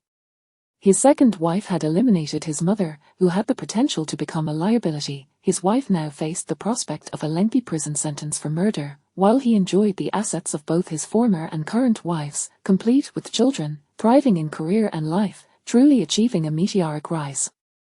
Chapter 79, The Decapitation. However, the further report from forensic expert Xiao brought no good news. Everything that could be boiled has been boiled, everything that could be sliced has been sliced, pathological and physiological sections, toxicological responses. I have conducted every test I could think of. Xiao shook his head so vigorously that the flesh on his jaw trembled. There are no abnormalities. Firstly, the cause of death was not asphyxiation, but rather sudden cardiac death. The subject exhibited coronary atherosclerosis, grade 2 obstruction of the left anterior descending artery, focal myocardial fibrosis, and hypertrophy. In summary, there is no evidence to suggest that murder took place. The current findings regarding Dong Juxiang lean towards death by disease. The claims of Zhu Wenwen regarding strangulation or suffocation with a pillow do not hold water. Could it truly be that Zhu Wenwen's ordeal was merely a dream, which both she and we have taken seriously? Zhao Cohen pondered in confusion. Lin Yanru felt disappointment for the first time. Or perhaps, accepting this outcome is what it means to respect the fate of others. Is it possible that Xiao Hu is truly innocent? Zhao Cohen inquired. Surely no one could commit murder so flawlessly. If he could orchestrate, could it be that Xiao Hu is indeed innocent? Captain Lin, has Xiao Hu asked when he can leave? A colleague knocked on the door and said, he mentioned that since he was invited to cooperate with the investigation, it is time for our police to commence their work. Damn it, Zhao Cohen muttered under his breath. Professor, my foot, what a load of nonsense. The troubled Duan asked, is it possible that Dong Juxiang truly died of natural causes? It is quite plausible. Old age, cancer, chronic illness, these keywords combined do not suggest longevity. Zhao Cohen asked, Captain Lin, what should we do next? Lin Yanru glanced at the time. Let him stew for a bit. Have his communications with his mistress been restored? The technician replied, just give me a second, I have all his search records. Xiao Hu's extramarital lover, whose WeChat name is Angel, is 22 years. The salon is reputable, and the shampooing is performed with utmost professionalism. Zhao Cohen took the opportunity to get a haircut. The voluptuous Angel candidly stated, I just like him. If he can divorce, that would be best. If not, I will wait until he does. I haven't he had much formal education, but I admire his maturity and knowledge. He is unlike other clients. Officer Lin, someone like you, so cultured and refined, is also to my liking. As for finances, doesn't he have much money? Sometimes, I pay for the hotel rooms. I don't mind, as I admire him. His wife, she is quite pitiable, being an orphan and older, with health issues. He said that if he were to mention divorce, she might not survive. What illness? He mentioned it, but I forgot. It seems to be something incurable. His mother, he never spoke of her. I assume she must also be a professor or a teacher, otherwise how could she have raised such an exceptional professor? Zhao Cohen learned from the hairdresser that this Angel is a bit nave. Why not seek someone genuinely loving or, if she must, a wealthy man? This clearly appears to be an old man's trick to deceive an innocent girl. Without gaining anything, she risks wasting her youth. In the end, it will be her loss, proving she is indeed a nave girl. A fruitless endeavor. Xiao Hu kept his lips tightly sealed. Neither on WeChat nor in daily life did he divulge any information to Angel. Surveillance footage indicated that during the time of Dong Juxiang's death, Zhu Wenwen sleepwalked out, and shortly thereafter, Xiao Hu descended the stairs, searching the area outside the community. After Zhu Wenwen turned onto another path, he continued straight ahead, subsequently searching around the community before returning. What transpired within that room, only those present could know, yet those inside included Zhu Wenwen, who could not distinguish between dreams and reality, 7-year-old Xingxing, nearly 4-year-old Liang Liang, and the deceased Dong Juxiang. Lin Yanru called Xiao, Xiao, think of a way to make the corpse speak. And there he was, once again face to face with Xiao Hu after 7 years. Before the interrogation, he deliberately donned his glasses. Xiao Hu clearly remembered Lin Yanru. He greeted him with a courteous smile. Officer Lin, I still do not comprehend what transpired that led to my detention by the police. Professor Xiao, Lin Yanru replied with a smile, this must be a misunderstanding. The police are not detaining you, it is simply that today is particularly busy, and we had to keep you waiting. I see, Lin Yanru continued, your wife came to the police station today to confess that she killed your mother, Ms. Dong Juxiang. Thus, the police must clarify the situation, Lin Yanru said, would you not agree? Xiao Hu adjusted his glasses, I apologize for the trouble caused to your department, my wife, well, how should I put it, has a long-standing issue with sleepwalking, which I already explained to her last night. A doctor and the emergency services visited last night. Neither expressed any alternative opinions regarding my mother's cause of death, she simply overthinks things. Professor Xiao, your luck seems rather peculiar, both of your wives have had mental health issues, Lin Yanru remarked. Regrettably, I am merely a scholar who has not engaged much with women. My understanding of them is quite limited. Your young girlfriend appears to view things differently, she describes you as witty and considerate. Xiao Hu fell silent for approximately half a minute, displaying an expression of embarrassment, I feel ashamed. I lost control for a moment, betraying my wife and children. Rest assured, our criminal investigation unit does not delve into extramarital affairs, Lin Yanru reassured, today, our primary focus is to document the events of last night. Since your wife has confessed, we cannot ignore it, but, Lin Yanru looked at Xiao Hu, today is indeed too busy. It is unlikely that the autopsy of Ms. Dong Juxiang will take place. The corner of Xiao Hu's left eye slightly narrowed. Is it permissible for the criminal investigation unit to conduct an autopsy without the family's consent? She would certainly not wish for her body to be desecrated. Your previous wife has already suffered a similar fate, Lin Yanru remarked casually, consider it poetic justice. Xiao Hu blinked, his expression turning stern, as an officer, is it not disrespectful to speak thus about the deceased and their family?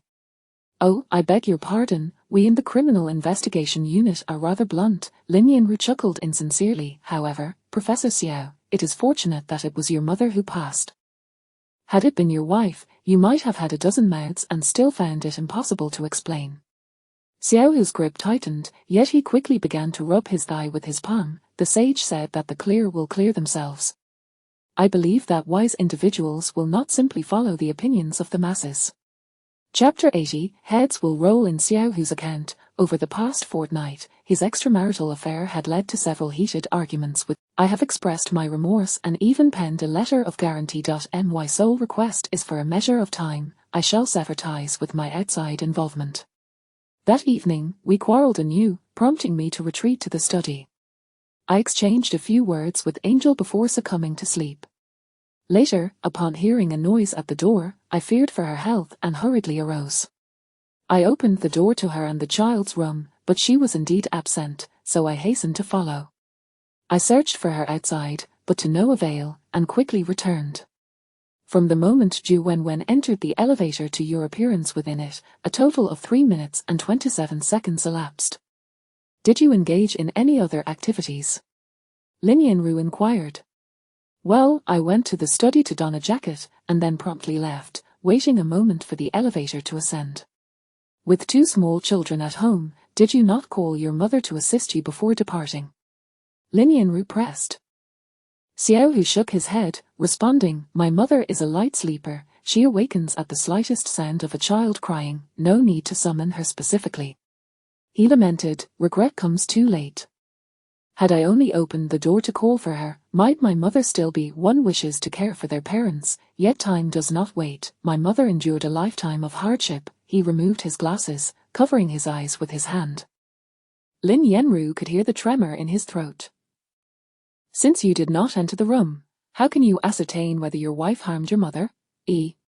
My wife has experienced episodes of sleepwalking, yet she has never caused harm. Thus, can the autopsy be waived? Rest assured, Professor Xiao, Lin Yanru replied, his gaze fixed on him with a smile, our forensic experts are seasoned. Once the heart, liver, spleen, lungs, and kidneys are extracted, as he spoke, Xiao Hu instinctively clenched his hands, but quickly raised them to adjust his glasses. Once extracted, they will certainly be returned to their rightful place. Upon concluding his remarks, Lin Yanru noticed the expression of profound sorrow that had settled on his interlocutor's face. His opponent had become quite adept at concealing his emotions. Upon exiting the interrogation room, he promptly contacted Brother Xiao. Brother Xiao, let's delve deeper into the examination of the heart, liver, spleen, lungs, and kidneys. Xiao Hu's response to the mention of the autopsy grew increasingly intense. Despite his efforts at concealment, his subconscious reactions betrayed him. The escalation was likely due to his statement regarding forensic experts extracting the heart, liver, spleen, lungs, and kidneys. He pondered when he heard Brother Xiao say, "My apprentice suggests the focus should be on the heart." Liu Li had reached this conclusion after collaborating with the trace evidence team and Dr. Hu to reconstruct the scene. The air was thick with the scent of disinfectant, and the living room and bedroom were visibly immaculate. Xiao Hu mentioned, considering the presence of small children, that mopping the floors with disinfectant would be more beneficial for them. Disinfectant can obliterate numerous forms of evidence, such as bloodstains. However, Liu Li asserted there were no signs of bleeding from the patient's eyes, ears, mouth, or nose at the time. This was indisputable. Dr. Hu surveyed the area and remarked, a naked man mopped the floor and even conducted a thorough cleaning overnight. Something feels off. He tilted his head, contemplating. Liu Li, doesn't it seem like something is missing? Indeed, Liu Li affirmed, there is one silver box absent from the bedside table. Can you recall what the box contained? The trace evidence expert inquired. I only saw the words therapeutic inscribed on the box, but I did not glimpse its contents. The bed linen. The home comprised 3 rooms. Zhu Wenwen slept with the children in one, Xiao Hu occupied the study in the middle, and Dong Juxiang resided in the room closest to the balcony, where she also met her demise. This statement sent a shiver down Liu Li's spine, while Dr. Hu rubbed his arms vigorously to stave off the tremors. Such cruel individuals, all of them. Their haunted residence could not be sold, hence it remained inhabited by Dong Juxiang. The trace evidence expert continued, the couple previously resided in Zhu Wenwen's home. He gestured toward the area where the dining table stood, stating, the deceased met their end right here. Dr. Hu's limbs grew weak, and he hastily leaned against a chair to sit down. The trace evidence expert added, the head of the deceased was located right there. Dr. Hu leapt up, pressing closely to Liu Li. Goodness, how ruthless. Liu Li envisioned the gruesome scene from years past. The emaciated Dong Juxiang had discarded the kitchen knife, kicking the severed head to the opposite side of the living room, stepping through the pool of blood to turn on the shower, hot water cascading down to wash away the crimson stains, flowing into the drain. Perhaps the head, severed by 12 strikes, rolled with its dim, vacant eyes half open. Now, this abode bore no trace of its former horrors. The original mistress had been thoroughly erased. Liu Li meticulously scrutinized every corner, even searching through the wardrobe, yet the silver box she had previously seen remained elusive. It seems we must sift through the garbage, the trace evidence expert suggested. He awkwardly invited Liu Li and Dr. Hu, would you lend a hand? Only you two have seen that box. It may be of little use, Dr. Hu replied, who knows if the elderly used it for rubbish. Even so, we must search, the trace evidence expert insisted, we cannot overlook any minuscule possibility. This is the essence of forensic investigation at a crime scene. Dr. Hu regarded him with newfound respect, feeling an undeniable sense of duty to follow. Before closing the door, Liu Li glanced back at the room where 2 lives had been lost, still bright and unyielding. They proceeded to the community's refuse bins, eventually locating the elderly woman responsible for cleaning the area. The woman stated, I have not seen a silver box, but I did come across a heap of assorted talismans and some items for divination. Those were the items Xiao Hu had discarded. However, the garbage truck came to collect early this morning. It has likely been taken to the recycling station by now. The trace evidence expert remarked, are we truly to rummage through the trash at the recycling station? Fortunately, Liu Li interjected, I believe I know what that box is. She pointed to a nearby bulletin board, where an advertisement caught her eye, a traditional Chinese medicine wellness center, promoting a therapeutic device for the price of 2,880 yuan, offering 10 complimentary sessions of traditional Chinese therapy. Emblazoned on the paper was an image of a silver box, roughly the size of a small medicine cabinet, with the word therapeutic inscribed at its opening. Upon entering the wellness center, the pungent aroma of mugwort enveloped her. Within, Liu Li spotted the box, along with several elderly patrons undergoing acupuncture. The silver box was neither too light nor too heavy. Upon opening it, she discovered a complete set of silver needles, capable of being electrified. An epiphany struck Liu Li as she gazed at the elderly individual, needles embedded in their skin. I believe I may have uncovered the cause of Dong Zhuxiang's demise. I also understand why Zhu Wenwen's electrocardiogram displayed elevated ST segment elevation. The focus lies within the heart. On countless ordinary nights, a seemingly refined man awakened in the dead of night, gazing with a sinister glare at his slumbering partner, awaiting her startled awakening, only to watch her succumb to fatigue and drift into a deep sleep. He seized the opportunity to act, silently inserting the fine, hair-thin silver needles into her heart, subsequently activating the power supply. His intention was not to cause her immediate death, but rather to use her as a subject for experimentation, firstly to ascertain whether a physician would discern the truth, and secondly, to determine the precise amount of electric current required to extinguish the life of an elderly individual of comparable weight to his partner.